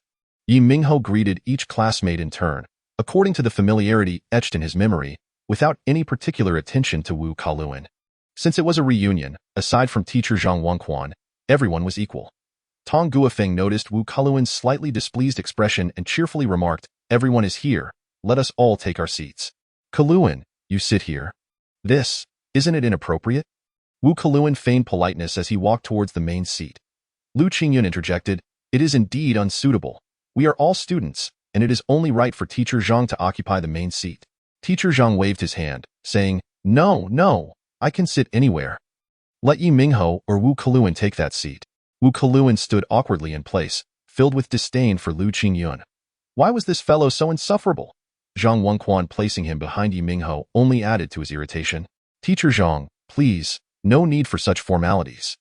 If you do not sit, this gathering cannot commence." Lu Qingyun urged Zhang Wangquan into the main seat, then declared, "Haizi, you and Ma Yanyan should sit next to Teacher Zhang. As class leader and youth league secretary, you both are deserving of that honor." With deftness, he arranged everyone's seating, ultimately taking a position with his back to the door, stating, "I have the worst grades, so I shall be responsible for serving everyone." He disregarded the current dynamics and arranged the seating based on their student identities, which was not entirely unreasonable, and others found it quite logical. Zhang Wangquan was the first to take a seat. Wu Keluan, assigned to seat 5, felt slighted. His resentment towards Lu Qingyun swelled. It was not as if he was the host, yet he audaciously dictated the seating arrangements. How could he be so shameless? Dishes began to arrive, and at the unanimous request of everyone, Teacher Zhang raised his glass and wished for everyone's careers to advance further. Following that, Ye Minghao and Ma Yanyan each offered a toast as well. Wu Keluan sipped his drink, simmering with frustration. As everyone dined and chatted, they revealed that they had maintained quite a bit of communication through their QQ group. After graduating from university, Ma Yanyan secured a position as a civil servant in the city and is currently working at the Youth League Committee. Zhuang Bingbing, who studied at Jiangzhou Normal University, is now teaching in a rural town. She has long desired to transfer back to the urban area but has been unable to find a suitable opportunity. Upon receiving a phone call from Tong Guofeng informing her that Wu Keluan, who works at the Provincial Education Department, would also be present, she opted to forego a work event to attend. "Keluan, I toast to you. May your future be bright and prosperous, and do remember to lend a hand to your old classmates." Zhuang Bingbing raised her beer glass. Despite not being much of a drinker, she steeled herself to consume quite a bit to ease her request. Wu Keluan, observing her flushed cheeks, felt a stir in his heart and replied, "Bingbing, I toast to you as well. We are old classmates, and if there is anything I can assist with, do not hesitate to ask. I value our friendship immensely, and we ought to help one another." Later, He and Tong Guofeng planned to bring up matters regarding Huaying Primary School with Ye Minghao, so he aimed to establish a favorable persona first. Having learned of Zhuang Bingbing's situation during previous conversations, he understood her intentions and thought this was not a difficult task for him. A simple phone call to Director Gua at the city bureau would suffice. Zhuang Bingbing still possesses a certain charm. If I could seize this opportunity to take her to bed, hehe, Wu Kaluan's thoughts wandered. Really? I do have a favor to ask of you. Zhuang Bingbing exclaimed, pleasantly surprised by Wu Kaluan's willingness to assist, her impression of him improving significantly. Tong Guofeng chuckled. As a teacher, your matters should be a piece of cake for Kuluan. Zhuang Bingbing quickly filled her glass and downed it, saying, Thank you, Kuluan. I will drink to that. I work in a rural town and wish to transfer back to the city. That should not be too difficult, right? Wu Kuluan replied with confidence, This is a trivial matter. I will call Director Gua at the city bureau right now. Just wait. He pulled out his phone and dialed Gua Tingdong's number. However, after a prolonged ring, no one answered. Wu Kuluan's smile became strained as he remarked, Director Gua must be busy and hasn't heard the phone. I will send him a text message. He will surely respond. Bingbing, rest assured, a call to Director Gua is all it takes for your transfer. Although he did not receive immediate confirmation, his words filled Zhuang Bingbing with hope, and she raised her glass to toast him again. Tong Guofeng commented, Indeed, Bingbing should properly toast Kuluan. The phone number of the head of the city bureau is not something just anyone can call. By the way, Minghao, I must toast you as well. There were some misunderstandings before. I hope you won't hold it against me. Back in school, you, Qing Yuan, and I were the best of friends. I will never forget that brotherly bond. Ye Minghao raised his glass and gently clinked it against Tong Guofeng's, saying softly, True feelings never fade. As for the brotherly bond Tong Guofeng just mentioned, Ye Minghao knew best whether it was genuine. Minghao, as an old classmate and good brother, I will not hide anything from you. I hold a 50% stake in the cafeteria at Huaying Primary School. However, it is usually managed by Lu Weimao, who is quite unreliable. I plan to step in and properly rectify the situation, and I hope you will grant me the opportunity to do so. Tong Guofeng said, raising his wine vessel, tilting his head back to down a large cup of white liquor. His face instantly flushed red, his eyes filled with bloodshot veins, swaying slightly as he looked at Ye Minghao and pleaded, Haizi, I beg you. Wu Kuluan interjected loudly, Minghao, since Tong Guofeng has put it this way, it is not a huge matter. Do lend him a hand. After all, we are old classmates, and we ought to support one another. He turned to Zhang Wenquan, saying, Teacher Zhang, you agree, right? Zhang Wenquan paused for a moment before responding, Yes, let us all do our best to help where we can. He realized that this gathering was merely a means for Tong Guofeng and Wu Kuluan to exploit Ye Minghao's gratitude towards him to pressure him into assisting. However, he was well aware of the serious issues at Huaying Primary School and felt strongly that it required thorough rectification. Ye Minghao smiled, glancing around at the expectant faces, pondering that these two fellows were attempting to morally coerce him through this dinner. Alas, no matter how well they schemed, it would be futile. Just as he was about to speak, several knocks sounded at the door.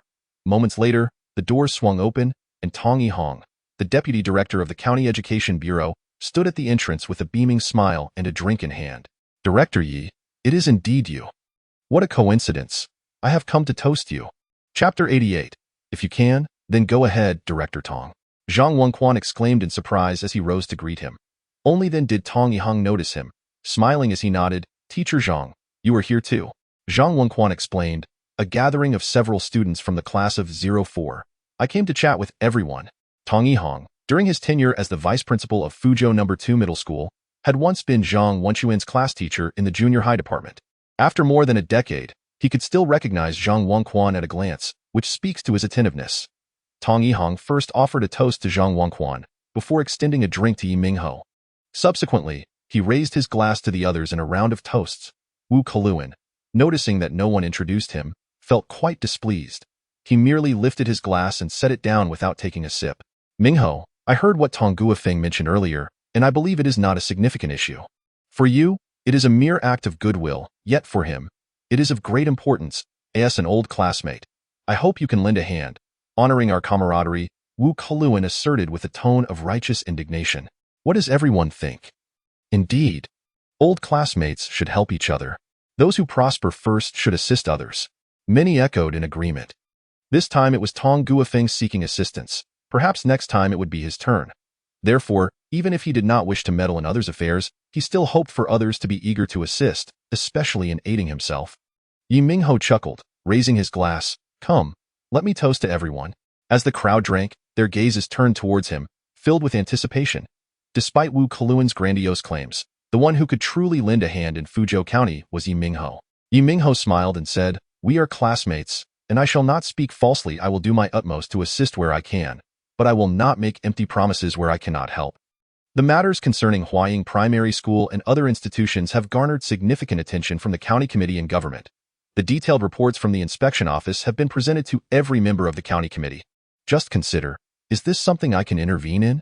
True, I am the deputy director of the county government office, but you may not know that we have 10 deputy directors, and I am the last in rank. My primary role is to serve the leaders. What power do I possess? The issues raised by Tong Guofeng will be handled uniformly by the county. I truly lack the capability to intervene. The one who just offered a toast is Director Tong from the county's Education Bureau, currently serving in an acting capacity. Their bureau chief has been suspended due to the matters concerning Huaying Primary School. This situation has escalated, and it can only be resolved through formal procedures. Who could intervene indiscriminately? Ye Minghao patiently elucidated, then turned his gaze towards Wu Keluan, offering a faint smile. Keluan, since you're so concerned about this matter, do you know what the actual issue with Huaying Primary School's cafeteria is? Wu Keluan paused, somewhat awkwardly responding. How serious could it be? Didn't we often find worms or hair in our food back in the day, and nothing happened then? Ye Minghao retorted with a cold smile. I cannot agree with your reasoning. Just because we endured it does not make it acceptable. Moreover, the issues at Huaying Primary School's cafeteria extend beyond that. The meat they used was rotten, and the chef even wiped his nose into the pot. If it were you, could you accept that? Ah, that is truly disgusting. The classmates collectively gasped in dismay. In comparison, the presence of caterpillars seemed relatively tolerable. Ye Minghao surveyed the room. Surely, you all find this unacceptable, correct? Shouldn't we seriously investigate such a catering service? Am I not justified in intervening? Everyone nodded in agreement.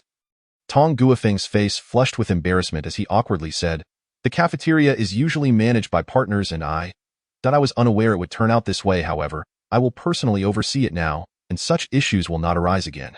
Otherwise, I wouldn't have sought your assistance, Ye Minghao." His confidence grew as he spoke, his voice rising with fervor. Even if mistakes were made, they deserve an opportunity for reform, especially since I have not caused any problems. I appreciate your willingness to help. I do not blame you if you choose not to assist. I will not harm you, nor will I force you. Who said you were a leader?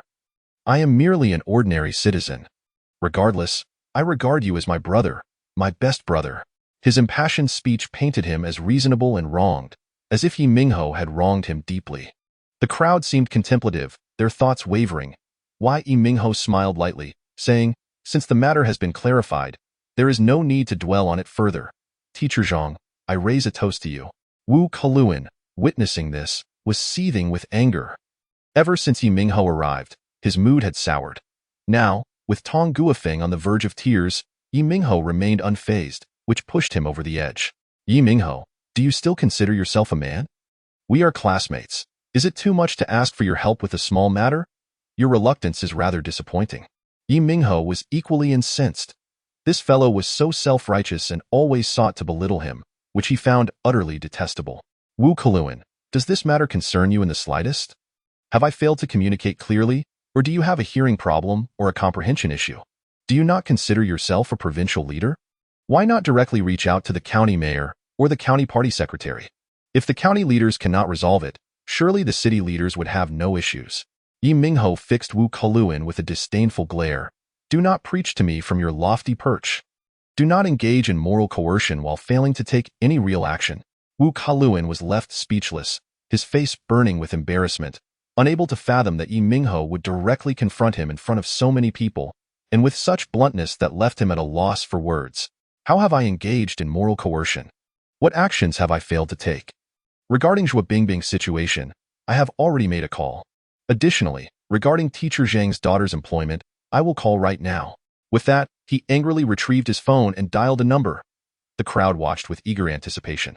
Teacher Zhang's daughter, Zhang Wenwen, had recently graduated from university and had hoped to remain at the school as a counselor. However, the school had yet to sign the contract, and upon inquiry, it was discovered that the position had been occupied by someone else. Currently, Zhang Wenwen was interning at the Ideological and Political Education College beneath the school while seeking to communicate with the Human Resources Department and college leadership regarding the matter. Yet, they were all passing the buck, and previous promises had been forgotten. Having missed the prime employment opportunity, it was now challenging for Zhang Wenwen to find a suitable job. Furthermore, her ambition was to become a university lecturer. Her plan was to work while pursuing her graduate studies at the same institution, ultimately transitioning to a specialized teaching role. The current situation was rather awkward. Earlier, when teacher Zhang was chatting with everyone, she had received a call from her daughter and briefly shared the situation. Wu Keluan had initially been unable to assist, but now, feeling humiliated by Ye Minghao's pressure, he resolved to use this matter as a means of retribution. He was calling a deputy director of the Jiangdu City Education Bureau, having obtained their number during a previous service meeting. Hello, is this Director Gao? I am Wu Keluan from the provincial office, Xiao Wu. You must have dialed the wrong number. Is there even a Wu in the provincial office? The other party hung up without further ado. Wu Keluan was left dumbfounded, his face burning. The other person did not even remember him. All those prior claims of brotherhood were mere fabrications. Director Gao is currently occupied with receptions. I will call him again tomorrow. Wu Keluan pocketed his phone, knowing that no one had heard the conversation, and could explain it however he wished. Ye Minghao scoffed, one should not take on tasks beyond their capabilities. Anyone can boast. If you can do it, then go ahead. Wu Keluan retorted angrily, "Dah." Why? Ye Minghao chuckled, then turned to inquire about Zhang Wenwen's situation, saying, Teacher Zhang, do not be anxious. Let me make a call and see if I can resolve this. With that, he took out his phone and scrolled to find Xiong Baitao's number. Chapter 89. Wu Keluan fainted, "Himph, mere bluster." Wu Keluan scoffed. He could not for the life of him believe that Ye Minghao could resolve matters in Jiangdu. Zhang Wenwen attended Jiangzhou Normal University, a joint establishment of the Provincial Education Department and Jiangdu City. If the leaders from the provincial department or those from Jiangdu were to intervene, it would indeed pose no problem. Naturally, Jiangdu, being a subprovincial city, had its municipal education bureau leaders who wielded a certain influence over schools. Regardless, a mere deputy director from a county government office could never affect the employment decisions at Jiangzhou Normal University. Thus, in Wu Keluan's eyes, Ye Minghao was merely pretending to make a call, saying he would wait for the other party to familiarize themselves with the situation before responding. It was a tactic he believed would suffice. As for whether or when a response would come, only time would reveal that. Himph, who can't play such tricks? Shameless. Wu Keluan was filled with disdain. It was one thing when he engaged in such antics, but it was entirely unacceptable for others to do the same. A classic case of double standards. Brother Tao, I have a favor to ask. Here's the situation.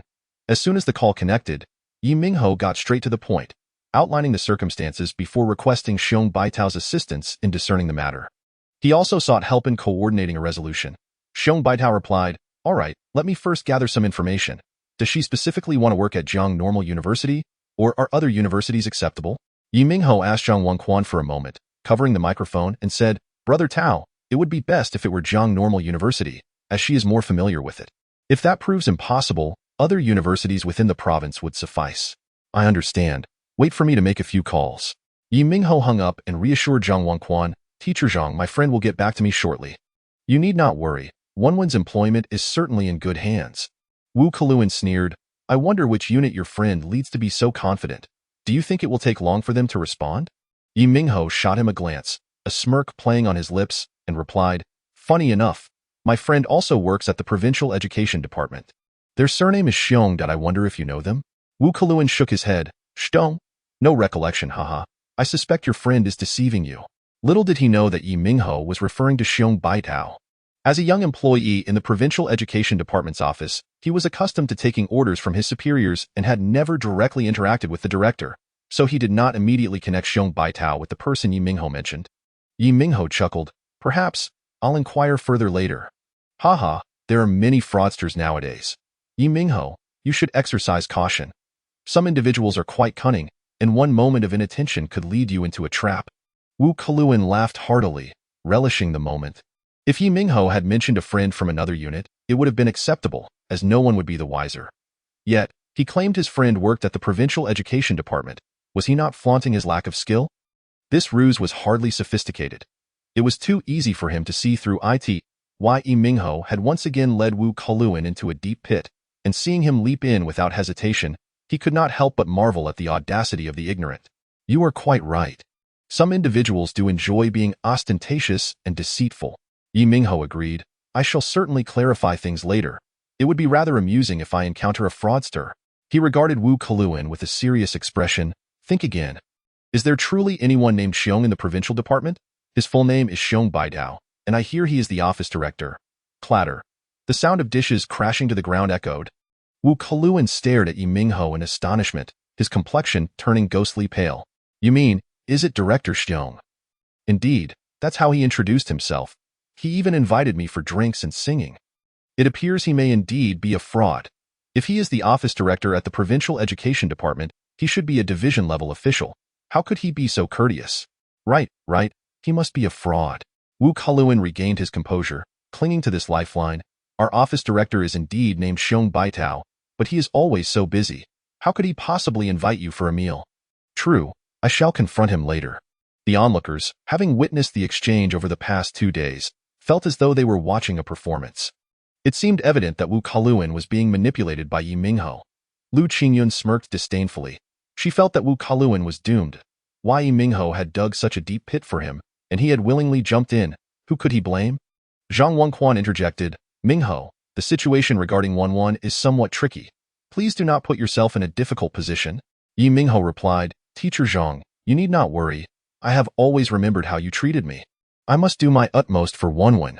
Kong Bingbing, having consumed a fair amount of alcohol, her cheeks flushed, remarked flirtatiously, Minghao, if you can handle matters in Jiangdu, then you must also attend to mine.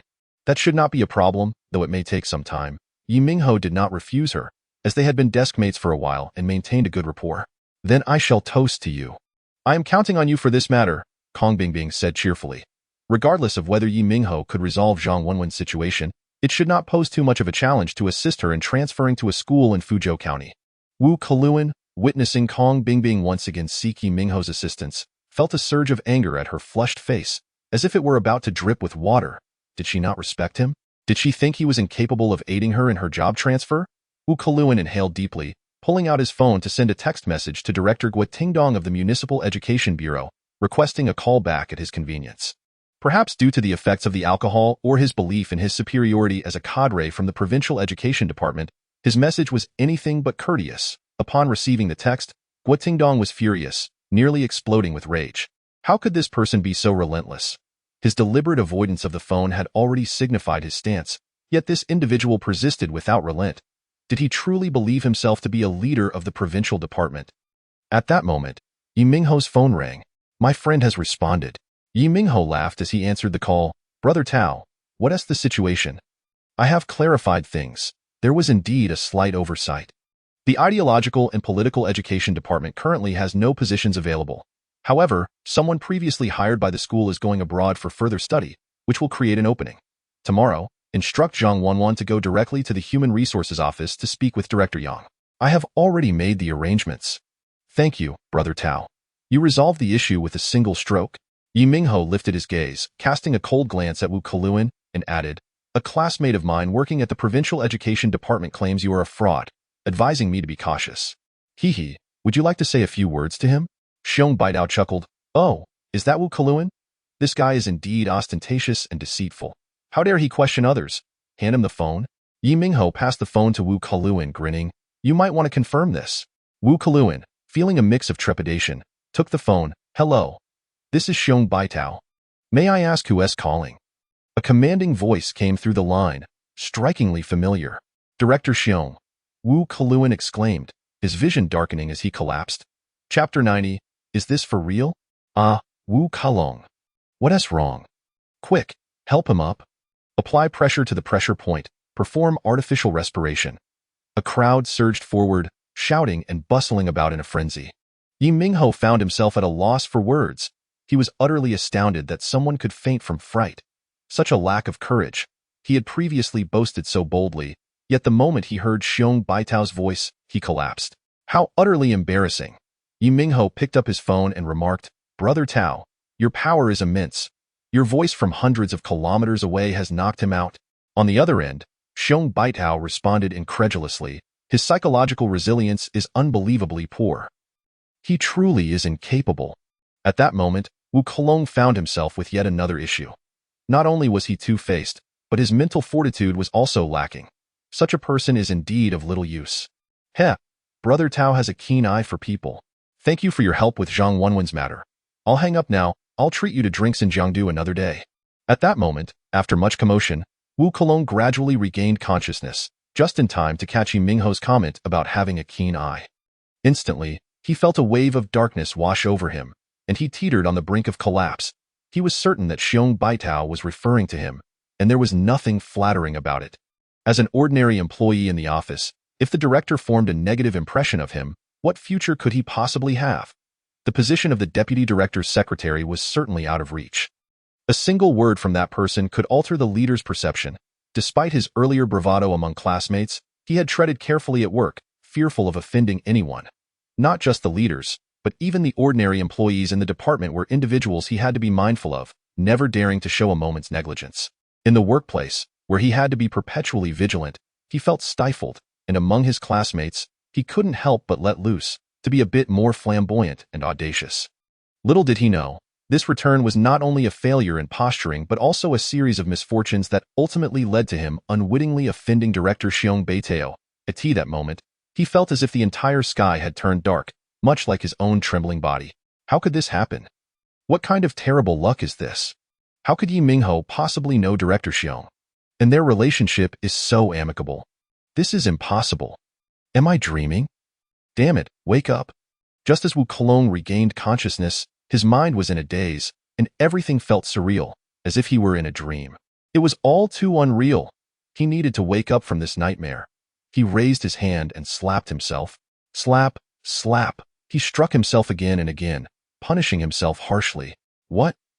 Has he gone mad? Is he insane? Call 120. Calling 120 is useless. Call the 5th hospital. They specialize in mental health. The crowd was in a panic, offering chaotic suggestions. Stand back. Lu Qingyun shouted, pushing her way to the front. Grasping Wu Kelong's collar with one hand, she raised the other high. Smack, smack. After delivering 2 resounding slaps, blood immediately trickled from the corner of Wu Kelong's mouth. Wu Kelong was momentarily stunned, a shiver coursing through him as he looked up at Lu Qingyun, bewildered. Why did you hit me? I didn't hit you. I was saving you. Just now, you were slapping yourself so hard that we almost had to send you to the 5th hospital. Don't believe me? Ask your classmates. Wu Kelong looked around and saw everyone nodding in agreement. The pain in his mouth was intense, and his head was spinning, but he managed to force out a strained smile, saying, Thank you, Qingyun. I'm feeling a bit unwell. Guofeng, could you take me home? Tong Guofeng's expression was exceedingly grim. Seeing that Wu Kelong was in such a state, he had no desire to deal with him any further, even contemplating reclaiming the new iPhone he had given him. However, concerned that it might provoke Wu Kelong, he suppressed his irritation and stood up to walk out with him. He didn't even bother to greet anyone, let alone settle the bill. The private room fell silent, and everyone exchanged glances. They never expected the seemingly formidable Wu Kelong to behave in such a manner. On the other hand, Ye Minghao not only thrived in the county but also possessed strong connections in Jiangdu. He had resolved Zhang Wenwen's employment issue with a single phone call, which was truly astonishing. Lu Qingyan chuckled, Come on, let us drink. We can't let 2 rotten apples spoil the whole barrel. It's a rare gathering of classmates. We must eat and drink well. Ma Yanyan raised her glass and sweetly said, Yes, yes, let us toast to Teacher Zhang, thanking him for his guidance and strict demands.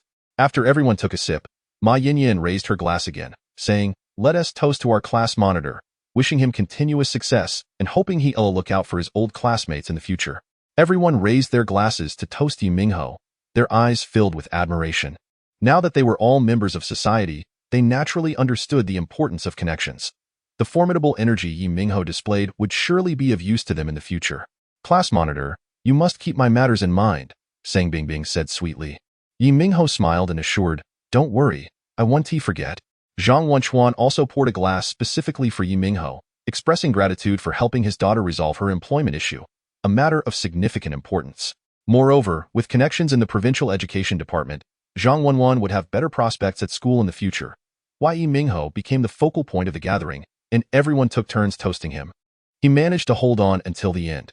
When it came time to settle the bill, The front desk informed them that Director Tong had already taken care of the expenses for the private room. Ye Minghao really has some clout. Of course, he asked the deputy director of the government office, a favorite among the leaders. Everyone expressed their admiration.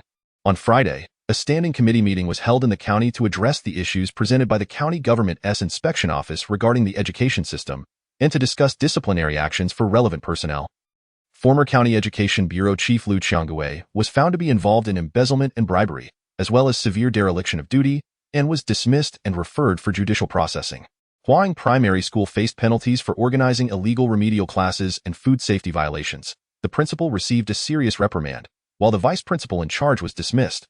Other schools that had conducted illegal remedial classes received warnings for their principals and severe reprimands for their vice principals responsible for teaching. Comrades, the county has made a resolute decision this time to rigorously address the issues of laxity and sloth. The problems within the education system are particularly typical, thus the penalties are stringent. We must make all county officials vigilant. Complacency is unacceptable. Those in positions must fulfill their responsibilities, or they should not occupy those positions. All units in the county must take this as a warning, strengthening the construction of execution capability and fully implementing the central decisions and the work deployments of the province, city, and county. The county party secretary, Chao Mingshan, concluded the speech with a firm and resonant tone. In the afternoon, Ye Minghao was organizing documents when a knock sounded at the door. Looking up, he saw Yuan Yuquan, the deputy director of the county publicity department, along with two others, one a stranger, a middle-aged man, and the other Han Yuqing. Yuan Yuquan smiled and introduced the two, saying one was Fang Gaiwei, the director of the county television station, and the other was Han Yuqing, the news department director. News department director? Ye Minghao queried, glancing at Han Yuqing, puzzled about when she had been promoted. Noticing Ye Minghao's gaze, Han Yuqing appeared slightly flustered, lowering her head. Fang Gaiwei cheerfully said, "Hello, Director Yi. According to the county committee's directives, the television station will produce a special warning program regarding the issues within the education system. Little Han, as the news department director, will also participate. Although she is your girlfriend, we will still hold her to strict professional standards. We will ensure it's a quality program, haha." Ye Minghao was taken aback. What on earth was happening? Was there a misunderstanding? Furrowing his brow, he fixed his gaze on Han Yuqing. What was she up to now? Chapter 91:2 Oddities. A flicker of panic flashed across Han Yuqing's eyes. Immediately, she adopted a pitiful demeanor and gazed imploringly at Ye Minghao, her eyes brimming with desperation. Why Ye Minghao instantly comprehended the situation, a torrent of frustration surging within him. Observing Fang Gaiwei's obsequious expression, Ye Minghao felt an overwhelming sense of exasperation. The audacity of such flattery knows no bounds. Unfortunately, the circumstances remained obscured. "Director Fang, you jest. Who informed you that Han Yuqing is my girlfriend?" "Well, isn't it common knowledge?" Ye Minghao nearly erupted in laughter from sheer indignation. Han Yuqing truly had a knack for theatrics. He had blocked her number, believing that after such a long time, she would have finally settled down. Yet, to his astonishment, she continued to broadcast their supposed relationship at work. Remarkably, she had even secured a promotion due to this charade. Such audacity was unparalleled. Meanwhile, Han Yuqing appeared anxious and flustered, her head bowed, her hands tightly entwined. In pursuit of better prospects, she had unearthed old photographs of herself with Ye Minghao, framing them sweetly on her desk, and had intentionally brought him up in conversations with colleagues. Soon enough, Director Fang Gaiwei was apprised of the situation, and his delight was palpable. He summoned Han Yuqing to his office for a cordial discussion and, seizing the opportunity of personnel adjustments, appointed her as the director of the news department. Han Yuqing had achieved her goal, though initially, she felt a twinge of uncertainty. Several times, when Fang Gaiwei asked her to introduce Ye Minghao, she had concocted various excuses to evade him. Now, with a special educational film project underway in the county, Fang Gaiwei tasked her with liaising with Ye Minghao. Han Yuqing had no choice but to face him, her heart racing with trepidation, yet holding on to a flicker of hope that Ye Minghao's kind nature would prevent him from exposing her ruse. At that moment, Ye Minghao's contemplative smile left her feeling utterly tense, as if awaiting a verdict. "Ah, Director Fang, it seems your information is flawed," Ye Minghao remarked with a faint smile, offering no further clarification. Fang Gaiwei's smile faltered. What was happening? What did Ye Minghao mean? Had he been deceived by Han Yuqing? Upon hearing Ye Minghao's words, Han Yuqing's mind went blank. How could he say that? He has changed. What should I do? Director Fang must be furious. Could I lose my position? No. I worked hard to become a mid-level official. I cannot relinquish it easily. Han Yuqing lifted her gaze, her eyes fixated on Ye Minghao, as if attempting to re-evaluate him. Ye Minghao replied coolly, Minister Yuan, Director Fong, I shall steadfastly implement and cooperate with the arrangements set forth by the county committee. However, regarding this special inspection, it is entirely the responsibility of the inspection office, and I have not personally contributed much. My role primarily involves logistical support and coordination.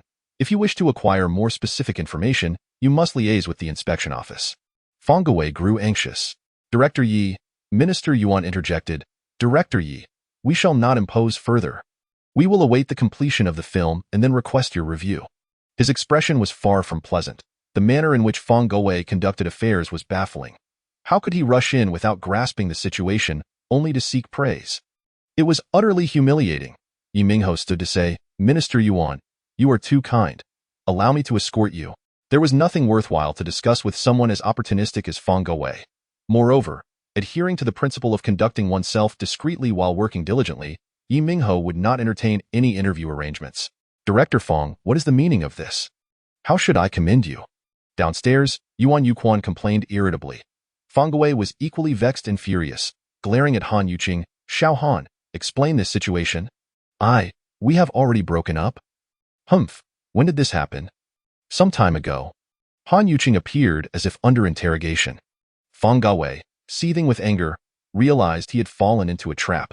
His flattery had backfired, not only failing to endear him to Ye Minghao but also creating a very unfavorable impression.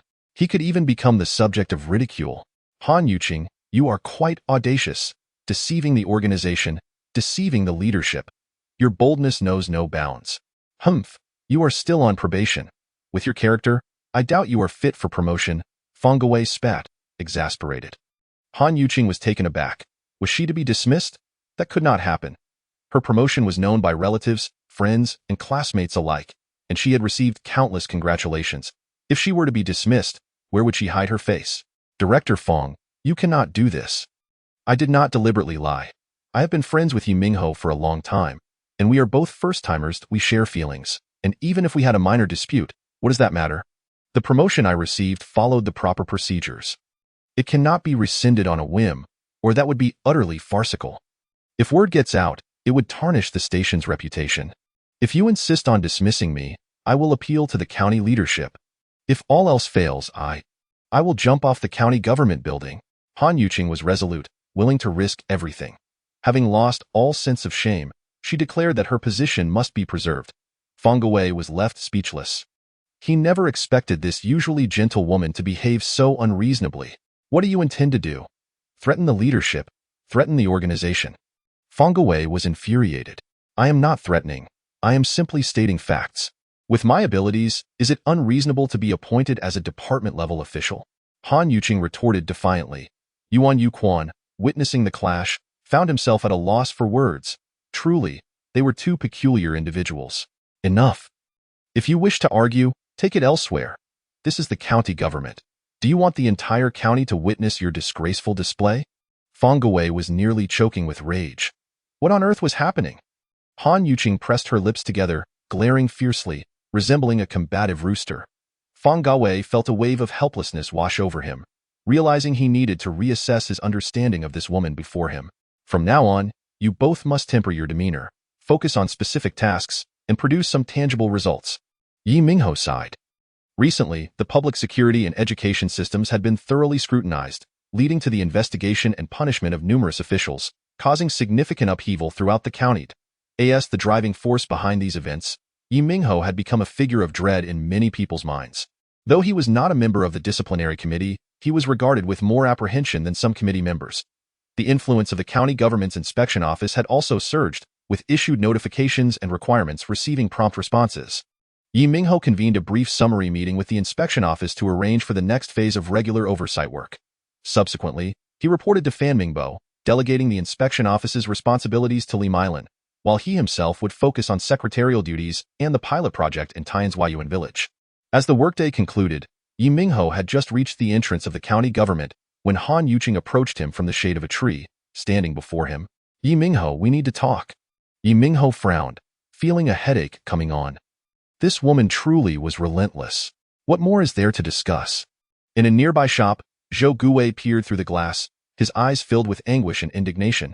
Chapter 92. United in sabotage. Seeing Ye Minghao turn to leave, Han Yuqing felt a surge of urgency and rushed forward, spreading her arms to block his path. Ye Minghao frowned in irritation and exclaimed, "What do you want from me? Have you no shame?" Han Yuqing's face flushed crimson as she gritted her teeth and insisted, "Don't go just yet. Let me finish what I have to say." Noticing the stream of employees exiting the building, Ye Minghao recognized that causing a scene here could lead to unnecessary misunderstandings. "Let us talk over there. I will only give you 10 minutes, he replied resolutely. They moved to the entrance of a nearby bank that had closed for the day, where they were fortunate enough to find some privacy. Han Yuqing stated, "I wish to propose a deal. If you agree not to interfere with my affairs, I will divulge a secret." Ye Minghao immediately chuckled, thinking she might have something significant to share. "First and foremost, I will not permit you to act under my name for any purpose. Secondly, I have neither the inclination nor the time to concern myself with your matters. Lastly, I have no desire to learn any secrets," he declared emphatically. Han Yuqing gritted her teeth and countered, "What about the trial project at Tianzhuayuan?" After stating this, she tilted her head back, glaring at Ye Minghao with indignation.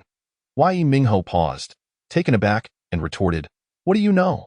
A fleeting smile of triumph crossed Han Yuqing's face, and she pouted, "If you agree to my terms, I will tell you.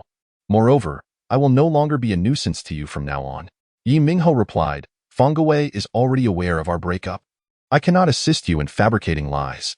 Han Yuqing asserted, "I will handle matters at my workplace, but you must not exert pressure on them. Why fate is no longer of your concern." Ye Minghao pondered this for a moment, considering it a reasonable request, and said, "All right, but you must cease using those old photographs to deceive others. Delete them all." Han Yuqing smiled seductively and replied, "I won't speak of them to anyone else. I will keep the photos for my own enjoyment." Ye Minghao warned her sternly, "I caution you, if you attempt any tricks again, you will deeply regret it." "I already regret it." Han Yuqing sighed with a bittersweet smile. "I know I have wounded your heart beyond repair. Rest assured, I have come to terms with everything. I will strive to achieve everything through my own efforts." "Very well, proceed." "There are those who do not wish for the Tianzhuayuan project to succeed. They will devise ways to sabotage it. This includes delaying investment, imposing additional conditions, inciting villagers to obstruct the project, and even hiring outsiders to create trouble." Ye Minghao's brow furrowed, his expression grave. "How do you know this? Who are they?" Han Yuqing explained, "I overheard it while attending a gathering with friends. There are several of them. I only know one is Director Luo from the government office, another named Tian Xiao, and a third named Ma Xiao. The rest are unfamiliar to me." Ye Minghao quickly grasped the implications. Tian Buoguang and Ma Xiaomin. One is the son of Mayor Tian Wanbang, while the other is the nephew of Executive Vice County Chief Ma Qianhui. Additionally, there is Deputy Director Luo Daxiao, who directly liaises with Ma Qianhui's department. These individuals form a vested interest group, certainly opposed to the success of the Tianzhuayuan project. Initially, it was thought that with the collapse of Fuxiang Industries and the flight of Fu Changsong, they would lie low for a while. However, it appears they are still unwilling to relent and have united to wreak havoc. This information must be of use to you, right? Our deal is struck. Then we are even. From here on, may we each find peace." Han Yuqing tossed her hair back and opened her arms, asking, "Can we share one last embrace?" Ye Minghao regarded her warily. "How heartless," Han Yuqing said, exasperation evident on her face. Han Yuqing. At that moment, an angry voice erupted from ahead. Zhou Guanwei, his face darkened with fury, stormed toward them, panting heavily, his face flushed. "Did you not claim he was of no concern to you? Why are you still meeting him? What do you take me for?" Han Yuqing replied coldly, "My affairs do not require your oversight. Leave now. I do not wish to see you again." Zhou Guanwei's expression was a tumult of love and resentment. "Han Yuqing, I have treated you so well. How could you do this to me? Is it because I haven't been promoted? Has he threatened you? Tell me, and I will protect you." Ye Minghao could not help but laugh. Zhou Guanwei was a classic case of a man relegated to the role of a backup. "Zhou Guanwei, keep my name out of your issues with her. I have long since severed ties with her. If you wish to be a sycophant, no one is stopping you." Zhou Guanwei's face paled with rage as he charged toward Ye Minghao and shouted, "What did you say? Who is the sycophant? I assure you, I am not afraid of you. One day, I will surpass you." Previously, He had been filled with confidence, believing a vice section chief position was within reach, only to find himself demoted back to the countryside while Ye Minghao rose to become the deputy director of the county government. Meanwhile, Han Yuqing remained distant and indifferent towards him. His career and love life had both plunged into despair, leaving him deeply affected. His inner turmoil and anguish left him in a daze, leading to repeated mistakes at work and harsh reprimands from his superiors. "This is madness," Ye Minghao said in disbelief to Han Yuqing. "We are even now. I hope you enjoy your fate." With that, he turned to leave. "Wait," Zhou Guanwei shouted in fury. "Zhou Guanwei, have you lost your mind? If you continue this uproar, I will call the police." Han Yuqing's angry voice echoed behind him. Ye Minghao shook his head. At that moment, his phone rang. He pulled it out to see it was Feng Yutao calling and quickly answered, "Sister Feng, what instructions do you have?"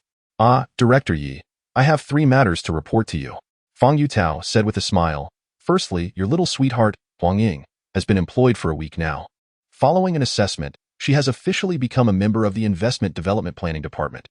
Rest assured, with me watching over her, she will not suffer any losses." "Thank you, Sister Feng. I shall treat you and Zhou Zong to drinks another day. However, Huang Ying is not my sweetheart. Please do not misinterpret," Ye Minghao replied. "Understood, you need not worry. I will not speak out of turn. Besides, you are both unmarried. What develops between you is of no consequence," Feng Yutao teased. "Secondly, I heard that Chuntian Pharmaceutical is suspected of tax evasion and quality issues, and their head has been arrested. Additionally, a procurement chief from the provincial hospital has also been detained for bribery." Ye Minghao remarked, "They brought this upon themselves. I am grateful to the organization for purging these scoundrels." Feng Yutao chuckled before her tone grew serious. "Lastly, I need to trouble Director Yi for assistance in coordinating a matter. Our subsidiary investment company's personnel were assaulted in Fuzhou County, and one is currently hospitalized. They are being constantly harassed, and they have turned to me for help. I am powerless to assist them and must rely on you." Chapter 93. Take them all down. Fengjia, please provide me with their phone numbers so that I can contact them immediately. Rest assured, I will handle this matter appropriately. Regardless of who is involved, I will ensure they pay a sufficient price. Ye Minghao was infuriated. He had just learned from Han Yuqing that someone intended to sabotage the pilot project at Tianzhuayuan. Turning around, he received a distressed call from Feng Yutao. The investors had been assaulted, and even in the hospital, they were still being harassed. This was utterly audacious. It was a direct insult to him. Ye Minghao's heart brimmed with rage. This time, not only would he bring the assailants to justice, but he would also unearth the instigators behind the scenes. A thorough investigation and stringent action were imperative. Otherwise, who would dare to invest in the future? Feng Yutao sighed. "I believe you will manage this well. However, I find this situation quite unusual. It seems targeted. You must exercise caution." She was astute enough to deduce that someone was deliberately opposing Ye Minghao, which was why they had specifically targeted the personnel of Jiangzhou Traditional Chinese Medicine Company. Ye Minghao replied solemnly, "I will report this matter to the county head shortly. I have a rough idea of who is behind this. We must act decisively." Initially, he had hoped to maintain a low profile and avoid attracting too much attention. However, it seemed that where there were people, there were conflicts. Even if he wished to carry out his work quietly, there were those who would covertly undermine his efforts. It appeared that to work peacefully, he must eliminate those who sought to create chaos, or at the very least, instill fear in them so that they would think twice before acting recklessly. "Very well, I will return to Fuzhou County in a couple of days to further coordinate some matters." The company places great importance on the investment in Fuzhou County. Chairman Zhou intends to use this investment as an opportunity to establish a model base for integrated planting and processing. The investment will also increase year by year. The information revealed by Feng Yutao brought immense joy to Ye Minghao. After all, confining the project merely to Tianzhuayuan village would yield limited influence, and no matter how well the pilot project was executed, it would only benefit a few hundred households. With so many towns and farmers across the county, it was essential to find a way to extend these benefits to a greater number of people. Zhou Ruiqian's plan aligned perfectly with Ye Minghao's vision. Clearly, he also wished to invest more in Ye Minghao, having recognized his potential for development through previous interactions. Especially with the solid backing he possessed, it was worth Jiangzhou Traditional Chinese Medicine Company's full investment. Fengjia, you can be assured that the investment environment in Fuzhou County will only improve. Anyone who seeks to undermine the business environment of Fuzhou County will not have a good ending, Ye Minghao declared with unwavering conviction. After hanging up, he promptly proceeded to report to Fan Mingbo. Unruly, brazen, Fan Mingbao was equally furious, slamming his hand on the table as he stood up. Let us go. We will visit them in the hospital. Ye Minghao reminded. Please bring County Head He along. We must ascertain who is so audacious. Fan Mingbao nodded, taking out his phone to call He Changlin. County Head He, please gather the officers, change into plain clothes, and accompany me to the hospital. He Changlin was taken aback, asking, County Head, what has happened? Fan Mingbao replied angrily, the investors have been assaulted, and the assailants even harassed them in the hospital. This is outrageous. We must apprehend them all. At that moment, Ye Minghao received a call from Fang Yutao. After connecting, he said, Hello, General Manager Qian. This is Ye Minghao from the county government office. The county head is on his way to visit you. Which ward are you in? Hello, Director Yi. I am fine. It is my colleague who has been injured. The hospital has no available beds, so they are temporarily in the surgical observation room. The call was answered by Qian Duayu, the Deputy General Manager of the investment management company under Jiangzhou, traditional Chinese medicine company. Upon learning that the county head would personally visit, he felt a slight relief. Ye Minghao responded, All right, we will be there shortly. Please ensure your safety. Subsequently, Ye Minghao dialed the hospital director's number, stating seriously, Director Zhu, this is Ye Minghao from the government office. There is a patient in the surgical observation room, accompanied by General Manager Qian Duayu. Please arrange a private room. The county head will be visiting shortly. Rest assured, Director Yi, I will make the arrangements immediately. Upon hearing that the county head was coming, Director Zhu quickly summoned the head of surgery and the head nurse to head straight to the observation room. At that moment, in the surgical observation room, Qian Duayu had just hung up the phone when a burly man with a black dragon tattoo on his arm approached him menacingly, saying, Calling 1T help. You'll only be safe if you leave Fuzhou County as soon as possible.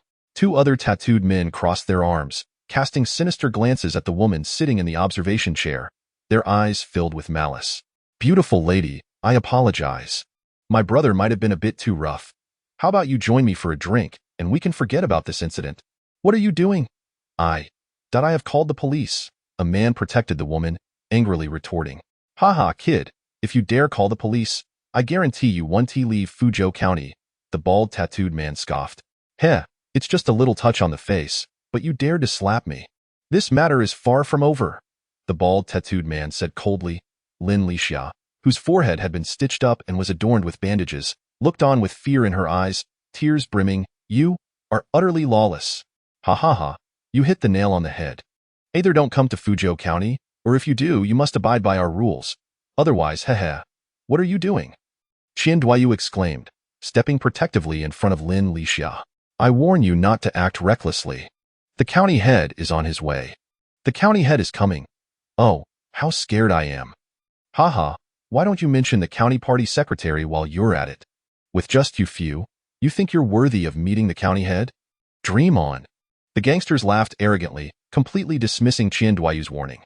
They were merely petty street thugs who had received a call from their boss early in the day, instructing them to teach a lesson to a few unwise investors from out of town. Spotting Lin Lixia's beauty, the bald tattooed man attempted to take advantage, only to be met with a slap when she retaliated, enraging him to the point where he struck her. Lin Lixia's forehead collided with the edge of the table, leaving a wound as they stood at a standoff. Several doctors in white coats hurriedly entered the observation room. The head of the group, Director Zhu, urgently inquired, May I ask who is Mr. Qian Duayu? Qian Duayu responded loudly, I am Qian Duayu. Director Zhu approached, grasping Qian Duayu's hands tightly. Hello, General Manager Qian. I am Director Zhu Qiangshi. We have prepared a private room for the injured. Let us move there immediately. Oh, Director Zhu, is it? Since when has the hospital's service attitude improved so much? The bald tattooed man mocked coldly, eye in his eyes. Qian Duayu's phone call had simply been to arrange the room. Wealthy individuals were indeed different. Director Zhu turned to the bald tattooed man, frowning. This is a hospital. Unauthorized personnel, please leave. What did you say? You dare to chase me away. Do you believe I 1T beat you into the hospital? The bald tattooed man shouted angrily, swinging his fist. I don't believe you. A commanding voice resonated as Fan Mingbao, breathless, entered the observation room. Arrest them all. He Changlin commanded, and several plainclothes police officers rushed forward, swiftly handcuffing the tattooed men. Chapter 94, Special Operation. What are you doing? Let me go. Do you know who I am? Several young delinquents remained oblivious to the situation, each attempting to intimidate others with bravado. The fact that the police were in plain clothes led to a misjudgment on their part. Typically, these ruffians would flaunt their dominance over ordinary citizens, but in the presence of law enforcement, they resembled quail, meek and compliant. "Police, behave yourselves." One of the plainclothes officers flashed his credentials. The young thugs were instantly taken aback, their faces betraying a look of terror. "Officer, this is a misunderstanding. I haven't done anything. You've got the wrong person." "Officer, I regret my loud outburst. Please let us go. I was merely joking with Director Zhu. It was all in jest." Seeing the impassive expressions on the faces of the undercover officers, the delinquents resorted to pleading. "Officer, I have elderly family members to care for. Officer, I swear I know nothing. I was deceived." However, regardless of their protests, the police remained unmoved. After all, the county magistrate and the deputy magistrate, who also served as the head of public security, were watching closely. This time, the young thugs would not escape unscathed, and their puppeteers would face severe repercussions as well. Upon reaching the single patient ward, Fan Minghao, representing the county committee and government, extended his condolences and apologies to the injured Lin Lixia, assuring her that the county would provide a satisfactory resolution. Subsequently, Fan Minghao engaged in a cordial conversation with Qian Duayu to understand the needs and challenges faced by the investment company. "Mr. Qian, rest assured that the county will handle this matter with utmost seriousness. We will establish a special task force to optimize the business environment and provide a one-stop solution to the issues your company encounters. Please feel free to voice any needs or suggestions you may have." Fan Minghao spoke with utmost sincerity. Qian Duayu expressed satisfaction with the county's approach, asserting that the incident was merely an isolated occurrence and would not affect the company's investment in Fuzhou County. After considerable effort, the new company in Fuzhou County was nearing completion of its preparations, and agreements had been reached with the Tai'an's Huayuan Village Committee regarding the procurement of relevant medicinal herb seedlings and seeds. "Our company has always prioritized investment efficiency. We will advance various tasks concurrently, hoping to see results soon." With the county magistrate personally apologizing, they had salvaged some face. Moreover, the company's President Zhou and Director Fong had also made special arrangements, recognizing that Ye Minghao, the deputy director of the county government office, was a key figure to approach with caution and respect. Ye Minghao accompanied the county magistrate to handle the situation, his demeanor cordial. Though Lin Lixia had only suffered minor injuries, Fan Minghao insisted that the hospital provide thorough observation and treatment. On the way back to the county government, Fan Minghao remarked to He Chonglin, "The new leadership in the Public Security Bureau must usher in a fresh atmosphere, conducting a rigorous cleanup of the county's security environment. We need to carry out special rectifications in areas with complex populations, such as street thugs, markets, and stations, to create a significant impact and achieve tangible results. The county will allocate 200,000 for this special initiative. How you utilize it is your prerogative, but I will only consider the outcomes." Optimizing the business environment begins with addressing social security issues, which are of general concern to the populace. The entire Public Security Bureau must act swiftly and comprehensively, tackling issues head-on and rigorously investigating all forms of protection. "We must also uncover who is truly behind those young thugs."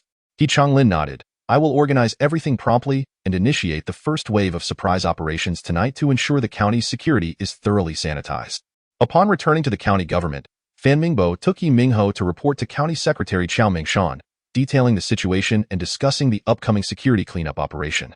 Qiao Mengshan emphasized that public safety is intrinsically linked to the citizens' sense of security and happiness, as well as to the cultivation of a favorable business environment, making the special operation all the more necessary. He also directed the county's Discipline Inspection Commission and the Supervisory Office of the County Committee to be involved throughout the special initiative, investigating any misconduct or violations of discipline among officials at all levels. Qiao Mengshan suggested an additional allocation of 100,000 for the special rectification efforts, urging that it be utilized effectively to ensure the initiative yields real results. That afternoon, all county officers received a notice for a meeting. Upon arrival at the venue, all mobile phones were confiscated, and after a meal of boxed lunches, Deputy County Magistrate and County Public Security Bureau Chief He Chonglin issued the order for the special rectification operation.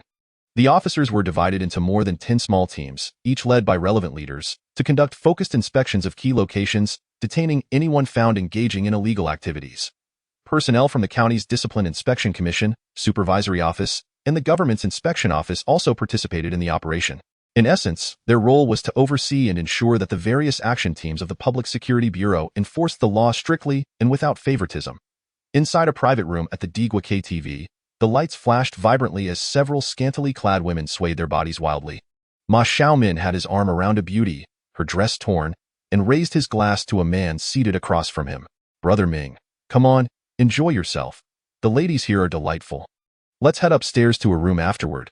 You can have your pick. If one isn't enough, take two. Seated opposite him was a short-haired man in his 30s, Xie Tianming, the secretary of Donghu Town, who was the son-in-law of Ma Qianhui. Xie Tianming frowned. I need to head back soon. My sister is checking up on me. Ma Xiaomin chuckled. No worries. Just tell her I introduced you to an investor, and you're entertaining clients. You'll return a bit later. Just take a shower before going back. No one will suspect a thing. He was Ma Qianhui's nephew, and Xie Tianming's wife was his cousin, so he felt no moral burden in leading him astray. Xie Tianming licked his lips, unable to resist squeezing the ample curves of the woman in his arms, ultimately conceding to the temptation. Secretary Xie, this toast is for you. A burly man beside him raised his glass. He was Pai Xiaohui, the chief of the Donghu Town police station, exuding an air of gangland bravado. The 3 tattoo delinquents that Qin Duayu encountered earlier had been dispatched by him. Knock, knock, knock. A series of knocks interrupted them, and a server entered, announcing, Gentlemen, please take a moment to rest. There are police conducting a surprise inspection downstairs. Pai Xiaohui waved dismissively, saying, It's nothing. You need not concern yourself. Whoever they are checking, they won't be looking for us. Ma Xiaomin, equally arrogant, added, Let's see who it is. Worst case, we'll just invite them to join the fun. Xie Tianming remained unfazed. Despite Ma Qianhui's recent low profile, his connections within the county remained intact. Although the Public Security Bureau had a new head, most mid-level officials were familiar faces. Regardless of who arrived, a modicum of respect would still be extended. Soon, footsteps echoed from outside. Several officers entered, switching on the lights in the private room. Upon witnessing the chaotic scene before them, Pan Tingting immediately pulled out her phone and snapped several photos. What the hell are you doing? Ma Xiaomin sprang to his feet, rushing forward to snatch Pan Tingting's phone. Chapter 95. The umbrella. Pan Tingting swiftly darted behind the captain of the county criminal police, Qi Tongwei, exclaiming loudly, Captain Qi, he intends to strike. What do you want? Behave yourself. Qi Tongwei replied sternly, forcefully pushing Ma Xiaomin aside. Ma Xiaomin plopped down on the sofa, recognized Qi Tongwei, and said, Old Qi, it's me, Ma Xiaomin. Qi Tongwei coldly scrutinized him and stated, During a police inspection, please present your identification. Noting Qi's official demeanor, Ma Xiaomin retorted angrily, What's the big deal? I am merely singing and having a drink, and I haven't committed any wrongdoing. We're all old acquaintances. Can't you extend a little courtesy? Pai Xiaohui stepped forward, placing a hand on Qi Tongwei's shoulder, his breath reeking of alcohol as he said, Old Qi, you and the brothers have worked hard. It's late, and you're still on duty. Qi Tongwei stepped back, avoiding his arm, and gravely replied, Old Pai, this is an official matter. Please cooperate. Pai Xiaohui's expression shifted, his features quivering slightly as he forced a smile, saying, Come on, we all see each other regularly. None of us are bad people, you've already checked. Can't we overlook these minor details? Xie Tianming pulled out a cigarette and offered it to Qi Tongwei, saying, Captain Qi, as you can see, there are no unsavory characters here. Your duty has been fulfilled. You should quickly check the other rooms. At that moment, Pan Tingting peered in and remarked, According to the Special Operation Guidelines, all public officials must register their names and units. Furthermore, your involvement in compensated companionship is also illegal and must be dealt with according to the law. Unfamiliar with her, Xie Tianming assumed she was a reporter from the television station and chuckled. You must be from the station? I am friends with Director Fong. I could give him a call. Pan Tingting sneered. I am from the county government's inspection office. Would you like to call our Director Yi or Director Xiao? Xie Tianming was momentarily speechless, nearly choking on his own words. This truly felt like a case of enemies meeting on a narrow road. Upon hearing this, Ma Xiaomin reacted like a cat whose tail had been stepped on, leaping up indignantly. What does our drinking have to do with the inspection office? Ye Minghao can't control me. Humph, don't think everyone fears him, Pan Tingting coldly replied. If it were ordinary citizens drinking and singing here, we would certainly not intervene. However, if public officials are involved in compensated companionship, then we have the authority to act. She chuckled lightly. Of course, I am merely documenting the situation to submit to the relevant departments for further handling. Pai Xiaohui glared at Pan Tingting, declaring, You think you can dictate what happens here? We are merely accompanying investors. Is it a crime to have a drink? Pan Tingting shrugged, uninterested in engaging with him. Chi Tongwei interjected, "Gentlemen, please cooperate by registering your identification. Today marks a unified operation across the county, with the county's discipline inspection and supervision offices monitoring the entire process. Everyone must act in accordance with the law." Left with no choice, Xie Tianming and Pai Xiaohui complied, reluctantly providing their personal information in the inspection log. They were acutely aware that Chi Tongwei was a confidant of He Changlin and would not extend them any favors. Thus, they could only acquiesce for the moment, planning to call for reinforcements later. The county of Fuzhou was vast. The inspection office could not wield absolute power. At this juncture, a police officer reported that several couples were found involved in illicit activities. Chi Tongwei's expression shifted immediately as he arranged for everyone to be taken back for investigation. If it had merely been a few beautiful women accompanying them for drinks and songs, the situation might have been less severe. However, the discovery of involvement in illicit activities escalated the matter significantly. No one present could be overlooked, and a thorough investigation was imperative. Suppressing his frustration, Xie Tianming said, "Old Chi, surely we can forego this. That is not an option. The county committee and government have directives. Any violations must be thoroughly investigated," Pan Tingting interjected. Xie Tianming was enraged to the point of wanting to leap up. This woman was insufferable. Chi Tongwei maintained a serious demeanor, stating, "Secretary Xie, as you can see, the inspection office is monitoring the situation. We must adhere to regulations and ask you to accompany us for an investigation." Ma Xiaomin, in a panic, exclaimed, "Chi, can't you at least show some leniency? Do you think that with He Changlin in power, no one can hold you accountable? I'll tell you, don't get too arrogant. Otherwise, I assure you, your tenure will be short-lived." Chi Tongwei could not help but chuckle. "Ma Xiaomin, I truly do not believe you can affect me in any way. You would be wise to cooperate. Otherwise, we will resort to coercive measures." With that, he turned his gaze toward Pai Xiaohui. "Old Pai, you understand the rules. I needn't elaborate further, correct?" Pai Xiaohui's countenance darkened. He was well aware of his poor reputation and crude methods. Chi Tongwei had never held him in high regard, and this evening, he certainly would not extend him any courtesies. Pai Xiaohui, visibly perturbed, declared, "I need to call Director Zhou." "Go ahead, feel free," Chi Tongwei replied. Pai Xiaohui pulled out his phone, dialing Deputy Director Zhou Wangjun, but after several rings, no one answered. He was left dumbfounded, feeling bewildered. Why was there suddenly such a significant operation taking place in the county tonight? Something felt amiss. Meanwhile, at the county police station, the lights blazed brightly in the command center. Ye Minghao was sipping tea with He Changlin, awaiting reports from the various action groups. During the team assignments, He Changlin had appointed trusted confidants to lead several key groups, ensuring that no issues would be concealed. This evening should yield fruitful results, He Changlin remarked with a smile. Having recently assumed the role of deputy county head and police chief, he needed such an operation to bolster his achievements. With Ye Minghao as his backing, he harbored greater ambitions for his future. Around 10 o'clock, the various action groups began returning, bringing with them a number of individuals involved in violations. The county's discipline inspection and supervision offices were conducting joint operations on site, yielding significant results.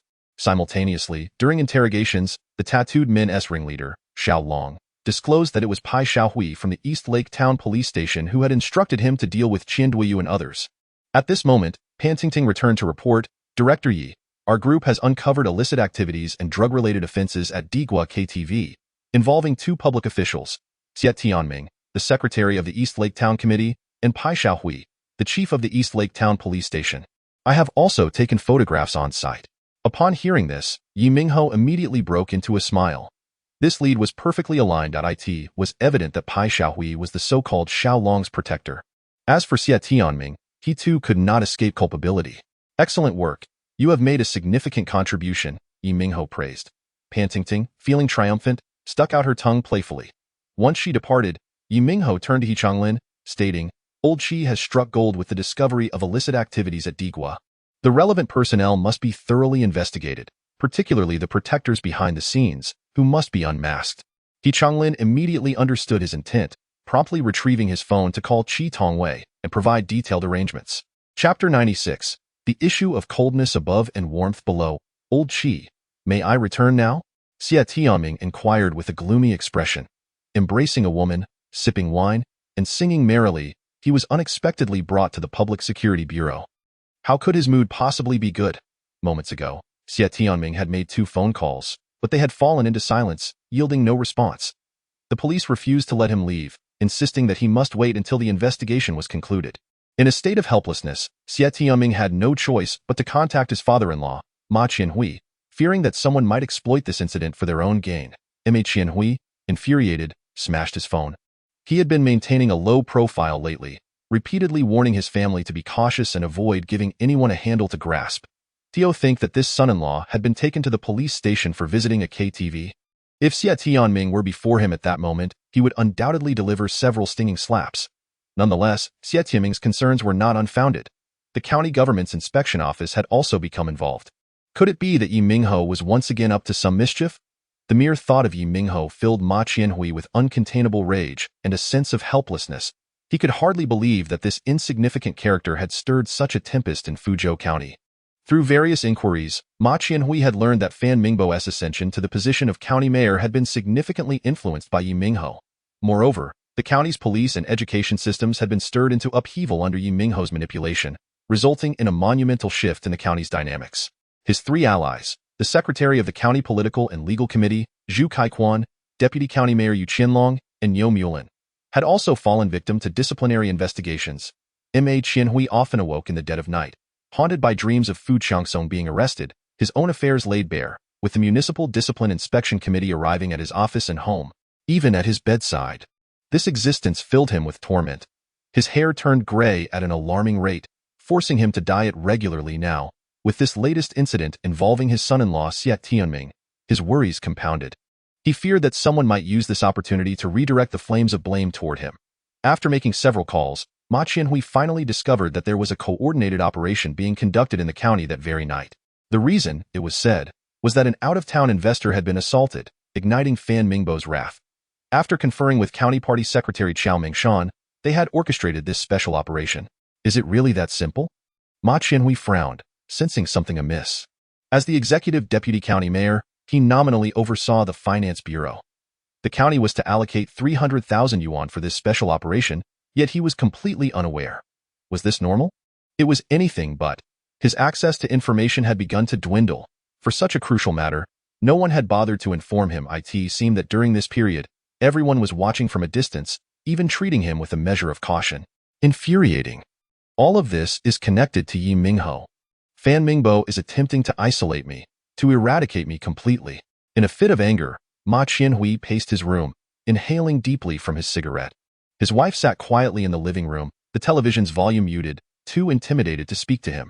The following day, news of the county police's crackdown on public security spread like wildfire. Several county officials were apprehended in the act. The County Discipline Inspection Committee promptly issued a report on the matter. Ye Minghao and Pai Shaohui were criticized for engaging in paid companionship and involvement in lewd activities, subsequently being referred for further investigation. Upon receiving this report, Ma Qianhui was so enraged that he shattered his teacup. This is intolerable.